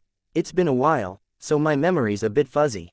Right, and it says here that it was during your first supply run that you ran into an advanced group of Valeman soldiers, warriors, not soldiers, Leon corrected again, to the annoyance of Lucius. Warriors. It was during your first supply run that you ran into a group of Valeman warriors, and only 4 of your squad managed to survive, not including your assigned knight. Correct, Leon confirmed. Following this encounter, you took charge of the remains of the squad and led them back to the fort, activating a flare in a nearby tower to warn them of the approaching danger yet losing 2 more of your subordinates along the way. Is all this accurate? It is, Leon confirmed. Did you have any prior relationship with this warlord who led the attack? This, Hakon Firebeard. Leon blinked in surprise, but he quickly and unhesitatingly responded, "No, I did not. He was a powerful warlord and you were a promising young fighter. I can't imagine it would have been too strange if you two knew each other before this raid began. I'm from the Brown Bear tribe, we're a long way away from Hakon's home territory." Leon shot back, "I knew of the man before the raid, let's be clear about that, but I had never met him before, and I only knew his name because it was on the lips of the refugees who fled from his conquests into other vales." "So you say, but don't you think it's a bit suspicious that a Valeman raid just so happened to begin a matter of days after you arrived at the fort? What was more, somehow one of the more powerful and respected knights in the entire fort was killed leading you beyond the fort's wall, and you got nearly all the rest of the soldiers in that squad killed. Can we both agree that this sequence of events might raise a few eyebrows?" "Perhaps it might be suspicious to some," Leon said in an ambiguous tone. "Is there something you wish to accuse me of, Sir Lucius?" "There are no accusations being made here, Sir Leon," Lucius said, smiling at him. "At least, not yet. So, Fort 127 fell to the warriors of Hakon Firebeard, and you and a handful of survivors holed up in a tower and waited them out until Sir Clovis, consul of the Northern Territories, retook it from the barbarians." Leon patiently waited for the man to get to his point. From the way he was speaking, it didn't even seem like he wanted Leon's input. Perhaps seeing Leon's look of impatience and mild disdain, Lucius smiled a bit and brought his narration to a close. "Or, at least a pausing point. Tell me, Sir Ursus, would it seem at all strange to you that in a fort of about 500 trained soldiers, the only survivors were a handful of people and you, a kinsman of those who had attacked the fort in the first place?" "First," Leon venomously began, "if you had ever been to Fort 127, you'd know that it was hardly staffed with qualified people. Second, I and those who stood with me survived because we holed up in a strong defensive position and we fought like demons of war. That I happened to come from the northern vales is coincidental. Funny you should bring up demons, because Sir Clovis had a few experts in demonology among his retinue, and they reported signs of demonic power being utilized during the assault." "Wouldn't surprise me," Leon said fast enough that even he was a bit taken aback. After the questions about Tiberius, Leon had readied himself for further bombshells and probing questions. The unstated question was clearly meant to throw him off, and Lucius with his smug grin and staring eyes seemed to revel in trying to chip away at Leon's stoic exterior. However, even with this revelation of demonic power being detected, Leon remained externally unshaken, though within he was a bit of a mess. He calmed down a little when he felt the attention of Zaffin welling up from his soul realm. The demon didn't take any sarcastic cracks at Leon, he simply said, "I'm with you if you need me, boy," and kept quiet. If Leon needed the demon's power for any reason, Zaffin was ready to be called upon. "Thanks," Leon whispered back. "Why is it not surprising?" the investigator asked when Leon didn't verbally follow up. "They brought a werewolf with them when they attacked. Is it really that much of a shock that they might bring a demon worshipper as well?" Lucius didn't respond, which encouraged Leon quite a bit. He also didn't seem to have much information from the rest of the survivors from Fort 127, as he wasn't asking Leon about why he was able to use fire magic below the 5th tier. "Is that sort of degeneracy common up there?" Lucius asked with a condescending look as if he were looking at a pig rolling around in the mud and taking it as proof that he was superior. "In some places," Leon said. "I've only heard stories, I had never seen a demon worshipper before I came south, let alone a full-blown vampire." Lucius paused for a moment as he stared at Leon, his grin unmoving. It felt a bit like he expected Leon to simply melt away before him and immediately confess to whatever it was that he might be guilty of. But Leon's face remained impassive. He gave away nothing that Lucius might be able to use against him. "Is this it?" Leon asked after a long moment spent waiting. "You seem to have a history of defying orders, Sir Ursus," Lucius stated. "First when you endangered the peace talks with the stone giants, and then when you left on a solo mission behind enemy lines during the war with Talfar. I was both pardoned and punished for both of those incidents," Leon pointed out. "Of course, and we're not about to try and subject you to double jeopardy, but a case could be made to remove you from the royal legions with that kind of track record." Again, Lucius paused to see if he could get more of a reaction out of Leon with that veiled threat, but again, Leon seemed not to care. In fact, Leon gave the investigator a slight shrug, as if to say that he didn't care that much. "Sir Ursus," the investigator began, leaning forward and finally taking his eyes off the younger knight, "There are a lot of people who don't think that you deserve to be here. In fact, they want you gone. You don't respect authority, and you don't have the breeding to walk among us as an equal. Your reckless actions, even if they have worked out in the end, are those befitting of a savage, not of a knight in the service of the noble Bull King. So, Sir Ursus, is there anything you want to say to defend your conduct?" Leon almost smiled at the man's obvious provocation. "I thought this was an interview, not an interrogation, and certainly not a trial. What need have I to prove my worth or justify my place to someone like you?" "And what do you mean by that?" Leon began to release his aura and a slight hint of his killing intent, but even that was enough to send a shiver down the spine of the investigator, and the poor transcriber completely froze in fear, the ink from her quill leaving a large blotch on the page. "You're weak," Leon said, leaving it at that. He could have said a lot more. Lucius was disconnected from Leon in almost every way, and the only power over him that Lucius had was in this investigation. Even then, the questions had been vague enough that, by now, Leon knew they had nothing solid on him, at least, not yet. Had they enough to go after him, Leon knew he'd probably be in prison by now, not politely asked to answer a few questions.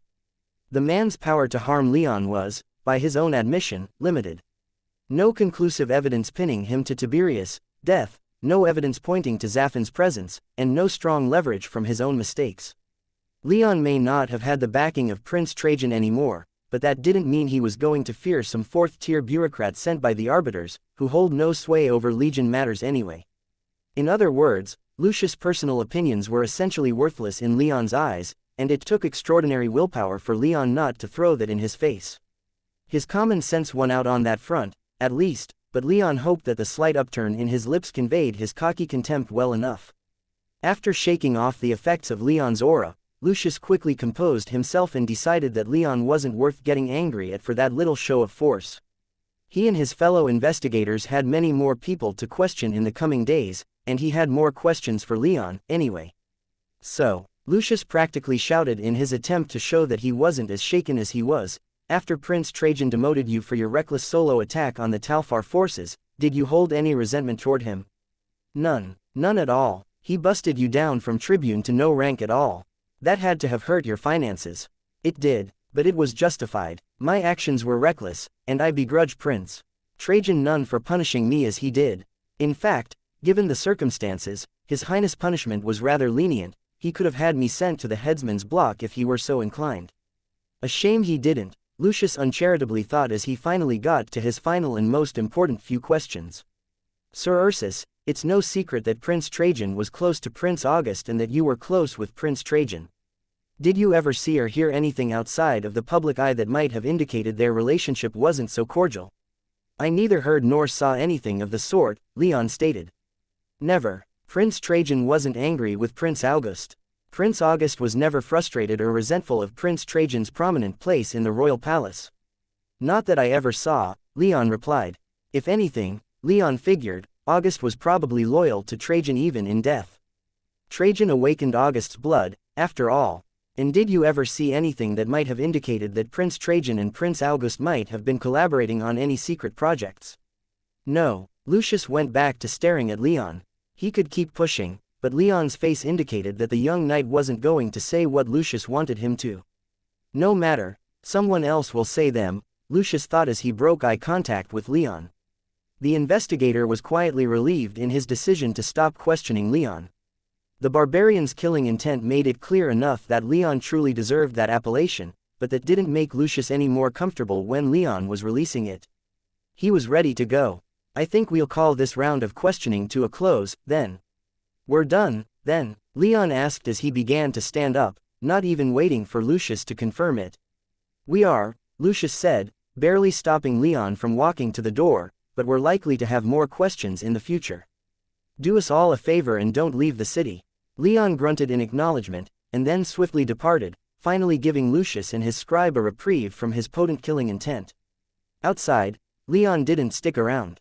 He was in a foyer that branched into several dozen small rooms just like the one he had just left, and there was an investigator from the High Arbiter in each one of them, questioning a member of Trajan's retinue. As Leon walked out of his room, another knight that he vaguely recognized walked in behind him. Leon didn't stick around to talk to anyone, though. All he wanted to do was to return to Minerva, tell her that he was done for the day, and then go home. That interrogation, for that was what it had felt like to Leon, had put him in a terrible mood. Unfortunately, his plans were not to come to fruition, for he was barely out of the foyer when he spotted Prince August walking down the corridor towards him, flanked by Roland and half a dozen attendants, and a full dozen other guards. "Sir Ursus," August said with mild familiarity as soon as they spotted each other, preventing Leon from ducking through a nearby doorway or doubling back the way he came. "Your Highness," Leon muttered as he made a slight bow to August. "You're just the man I was looking for. I was wondering if I could have a few minutes of your time." Leon clenched his jaw in minor frustration, but he couldn't easily refuse such a blatant invitation. His curiosity, at the very least, wouldn't allow it, even if his frustration demanded that he go home and unwind. "I can spare a few minutes for your Highness," Leon replied through his clenched teeth. His general reluctance and poor mood weren't lost on August, but the prince clearly didn't think it mattered or that his business was more important, for he smiled at Leon and said, "Wonderful. Why don't you accompany me back to my office?" Chapter 372. The support of your house. August led Leon and the rest of his entourage back to his office, chatting with Roland the entire way. Leon did his best to pay attention to what they were saying, but the combination of knowing that they were in public and likely weren't going to talk to each other about anything of note and the veritable interrogation he'd just gone through weighed on his mind too much for him to pay too much attention. Upon arriving at August's office, the prince turned to Leon and asked, "We have some business to wrap up, could you wait outside for me?" "Of course, Your Highness," Leon said with a quick bow, and he took a seat in one of the chairs by the door of the office. August, Roland, and the rest of the group proceeded into the prince's office, leaving Leon relatively alone. There were still plenty of secretaries and assistants working at desks in the room outside of August's office, but none were paying much attention to Leon. Still, after all of those questions, Leon craved some solitude to process everything and to figure out what to do next. He briefly considered getting that solitude by retreating into his soul realm until August sent for him, but he decided against it, preferring to stay alert while he remained in the palace. He didn't know where the Earthshaker Paladin was, after all, and if the man was bold enough to kill Trajan, then Leon couldn't expect safety anywhere except his own home in the Heaven's Eye Tower. But his immediate concern wasn't Earthshaker, it was Lucius. He was asked questions about Tiberius. His competency as a knight was questioned. Lucius had even insinuated that he had sympathies with Hakon Firebeard's Veilman and that he might have been somehow involved in the raid they launched on Fort 127. If he were honest, those last 2 points were simply infuriating. They made him want to perform some impromptu dental surgery on Lucius with his fists, preferably with his gauntlets on, but those questions didn't worry him. Rather, it was the questions regarding Tiberius that truly unsettled Leon, for that was the one thing that he was both guilty of and able to be punished for. Leon was so disturbed by the prospect of the investigation being reopened, even though he didn't think much would come of it, especially with Naiad gone, that he barely even thought about August and why the prince had led him back to his office until the door opened again about 15 minutes later and people started filing out. A few moments later, Roland followed them out, leaving the office devoid of people save for August. "Sir Ursus," Roland said as he approached Leon. Leon glanced up, giving Roland nothing more than a slight nod as a greeting. The paladin didn't take any offense, and said, "It's good to see you again. I was actually hoping to catch up with you for a few minutes." With his mind still elsewhere, Leon offered little more than a second nod of his head for Roland to continue. "How are you holding up?" Roland asked. He sat down next to the younger man. "This whole incident with Trajan has screwed up so much, and I know that you and he were fairly close." "I'm fine," Leon said, finally breaking his silence. Roland gave Leon a bitter smile and a head nod of his own as if he knew Leon was lying and was letting him save face. That Leon seemed even more dour and emotionless than usual only reinforced Roland's belief that Leon was simply putting on a brave face. In truth, while Trajan's death had hit Leon hard, the young knight was already making his peace with it. Lucius was the reason for his current poor mood, but Leon banished thoughts of the interview he just sat through for the moment as he finally began to switch gears to the matter at hand. "What business might His Highness have with me?" Leon asked Roland, hoping the paladin would give him a straight answer. "I'm not entirely sure, but there are a couple of reasons," Roland said, averting his eyes from Leon as he thought about what to say. "You don't know. You're one of Prince August's most trusted and powerful companions and you don't know." Leon whispered in a tone that was, while not loud, both angry and disbelieving. Are you sure you're not just trying to avoid the question for the benefit of anyone listening in? There is such a thing as subtlety, Sir Leon, Roland replied with a rolling of his eyes. These are dark times if a prince is able to be assassinated in the streets. Makes it hard to trust people, and we're all just trying to scramble and find our new footing. By the way, I think His Highness will see you, now. Leon glanced away from Roland and saw Prince August standing in the doorway. Things must be worse for him than I thought if he's not waiting for me inside, Leon thought to himself.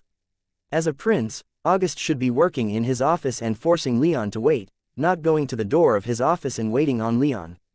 With a bit of trepidation, he wasn't entirely sure August was waiting on him and he didn't want to embarrass either himself or the prince in public. Leon rose from his seat and took a few hesitant steps toward the prince. August nodded to him, and Leon's pace grew confident as he strode into the fourth prince's office.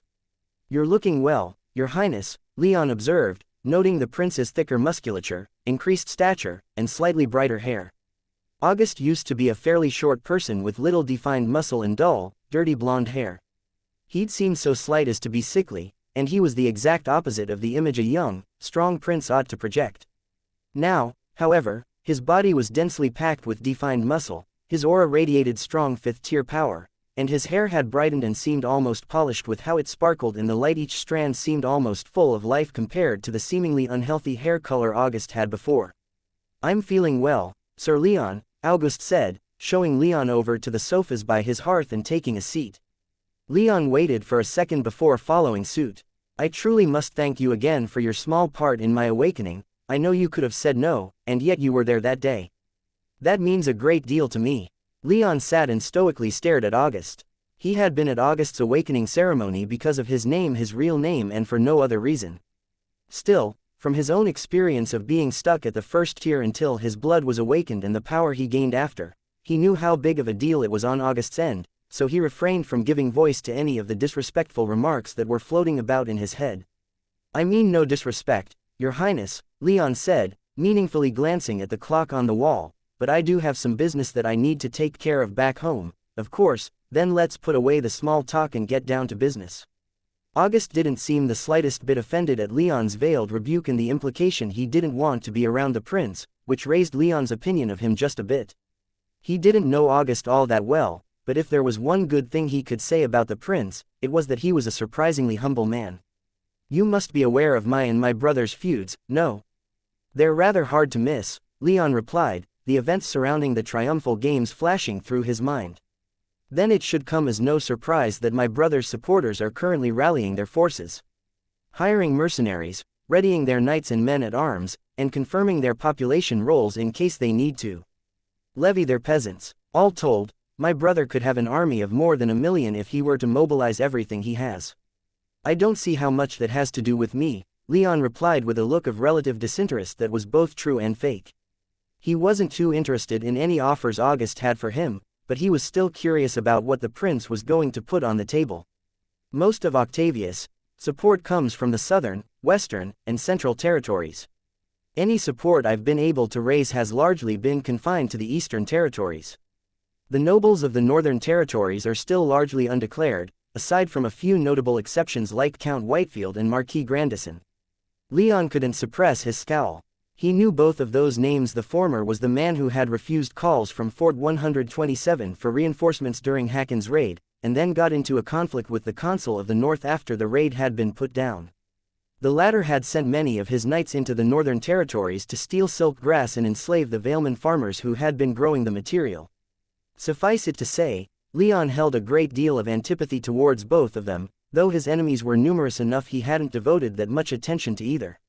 Sir Leon, you could help me a great deal in the northern territories, August said, letting his statement hang. I don't see how I can, I'm just a Valeman, Leon said with a smile. Of course you are, August said, smiling back at him. However, if you weren't a Valeman, I'm just going to stop you right there, Your Highness, Leon interrupted. I'm a Valeman. If anyone were to claim otherwise, I would publicly deny it, and probably distance myself from the person making those claims. Leon was in no way tempted by August's offer. The prince wanted Leon's name, He wanted the last member of House Rame to aid him in securing the Northern Territories, where House Rame was once based and where they had held an immense amount of sway.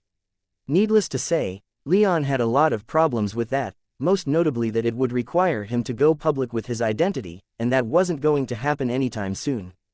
There was nothing August could offer Leon to change that, even after the grilling Leon had just gone through with Lucius. But Leon couldn't blame August too much for making the offer, even if that offer was infuriating. August was likely having trouble seeing past his own desperate situation, and Leon wasn't in much of a mood to remind August of House Rame's own circumstances. "Your support would mean a great deal to me, Sir Leon," August said with an almost pleading tone. "It's no secret that my position is hardly secure, and anything that can help is not something I can afford to pass on. I hope you're not meaning that as a threat," Leon said with a dangerous smile, though August's tone hadn't suggested it was. "Of course I don't mean it in that way," August replied, leaning back into his chair. "My family is complicated. I have 3 brothers, but only one of them would I consider family. Beyond that, I have 2 sisters and a mother, and all 3 will be in some kind of danger should Octavius take the throne. My mother would likely be killed.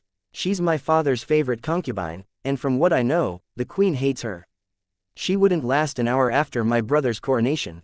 My younger sister would likely fare better, perhaps a political marriage if she's lucky. My older brothers and sister would be fine, though likely exiled in all but name, unwelcome in court or at any other official gathering. Octavius means to destroy my family, Sir Leon, and I can't let that happen." "And why would he want to do that?" Leon asked, his eyebrow raised in skepticism. "I'm not sure, perhaps to cut down on the possibility of their children or even my siblings themselves threatening his hold on power. Either way, he's already proven that he's willing to kinslay to get what he wants and hold what he has." Leon's eyebrow remained raised, but his expression morphed from one of skepticism to one of muted surprise. He knew that Minerva had secretly pledged the retinue to August in order to see the Earthshaker Paladin brought to justice, but he hadn't been aware of exactly how much she had shared with Prince August. "Yes, Sir Leon, Dame Minerva told me everything she knew when we met. I know that Octavius was the one who had my uncle murdered. I even had a good conversation with Caecilius learning all the details he had to share. That I will do my absolute best to bring justice to those who've killed my uncle hardly needs to be stated." "I'm all for that, Your Highness," Leon said. "However, my identity will not help you with that." "I disagree. It's been almost 2 decades since House Rame was supposedly killed off," August began, causing Leon to cringe a little when he mentioned House Rame by name, "but its name still carries a lot of weight among the nobles of the Northern Territories, especially those who live on the Great Plateau. The support of your house would help me greatly in making some inroads there that I haven't been able to make. In revealing my identity, you will be revealing me to my enemies," Leon matter-of-factly stated. "I understand your desperation, especially since it's the fate of your loved ones at stake. However, not only will I not be a puppet in your little pissing match with Octavius, I will also not make myself incredibly vulnerable just for you. I will follow Dame Minerva until the Earthshaker Paladin and all the rest who were responsible for Prince Trajan's death have been dealt with, and then I'll probably leave this kingdom." August sighed dramatically as he slumped down in his chair in a most unprincely fashion. "I'm sorry to hear that, Sir Leon. I'd hoped that you could provide me with greater aid than simply that of your sword arm. What was more, I was hoping that House Rame could be revived through you. I think even restoring you to the Archduchy of the Great Plateau would have been arranged." Leon didn't bite this bait. He cared not a whit for the Great Plateau, and in fact, he actively didn't want landed titles. That would tie him down to a static position, force him to settle in the Bull Kingdom. While he was sure he and Elise could easily find happiness in Tira, his goals were much higher. He couldn't reach the Nexus, find his mother, and restore the Thunderbird clan if he was stuck on Eterna administering a relatively small spit of land for the rest of his life. "What a shame." "Oh well," Leon said, pointedly not trying to make his sad tone convincing. "Well, if your sword arm is all I'll have, then I'll take it regardless," August said, rising to his feet. "I'm sorry we couldn't work something out, Sir Leon, but despite this, your secret will still remain safe with me." "Thank you," Leon replied as he, too, stood up. He trusted August was intelligent enough not to reveal that particular bombshell, even with his own problems distracting him, as that could attract the attention of those who'd nearly wiped out House Rame. It would also invite embarrassment when Leon publicly denied his heritage, and that wasn't something August could afford right now, not when he was so vulnerable and in need of allies. August walked Leon to the door where the latter gave the former a shallow bow and departed. Leon didn't even look back as he left the royal palace and started to make his way back home. It hadn't been entirely clear to Leon amidst the grief of Trajan's death what exactly he wanted out of the Bull Kingdom anymore, but as he walked home, things started to fall into place in his head. He didn't want to swear his loyalty to anyone else ever again.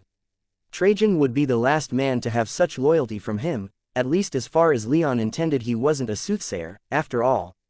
From now on, Leon intended his loyalty to be conditional, almost the point of being transactional. He followed Trajan for his lofty if unrealistic ideals. He followed Artorias because Artorias was his father. No other authority figure would get his loyalty as those two had. Of course, Leon wasn't intending to break his word and start using people as tools, backstabbing his way to the Nexus. Rather, he simply didn't want to be tied down anymore. Being in the legions was restrictive, being in the forest of black and white equally so. Swearing allegiance to a prince or to a king would, like owning territory in the kingdom, tie him down and keep him from doing what he needed to do. There would be no more of that. Once the Earthshaker Paladin was dead and his business in the Bull Kingdom wrapped up, as far as Leon was concerned, he would be a free man. All videos have ads disabled. YouTube doesn't pay me enough to cover electricity costs. If you are well off, please consider donating via PayPal or becoming a member of this YouTube channel. Thank you.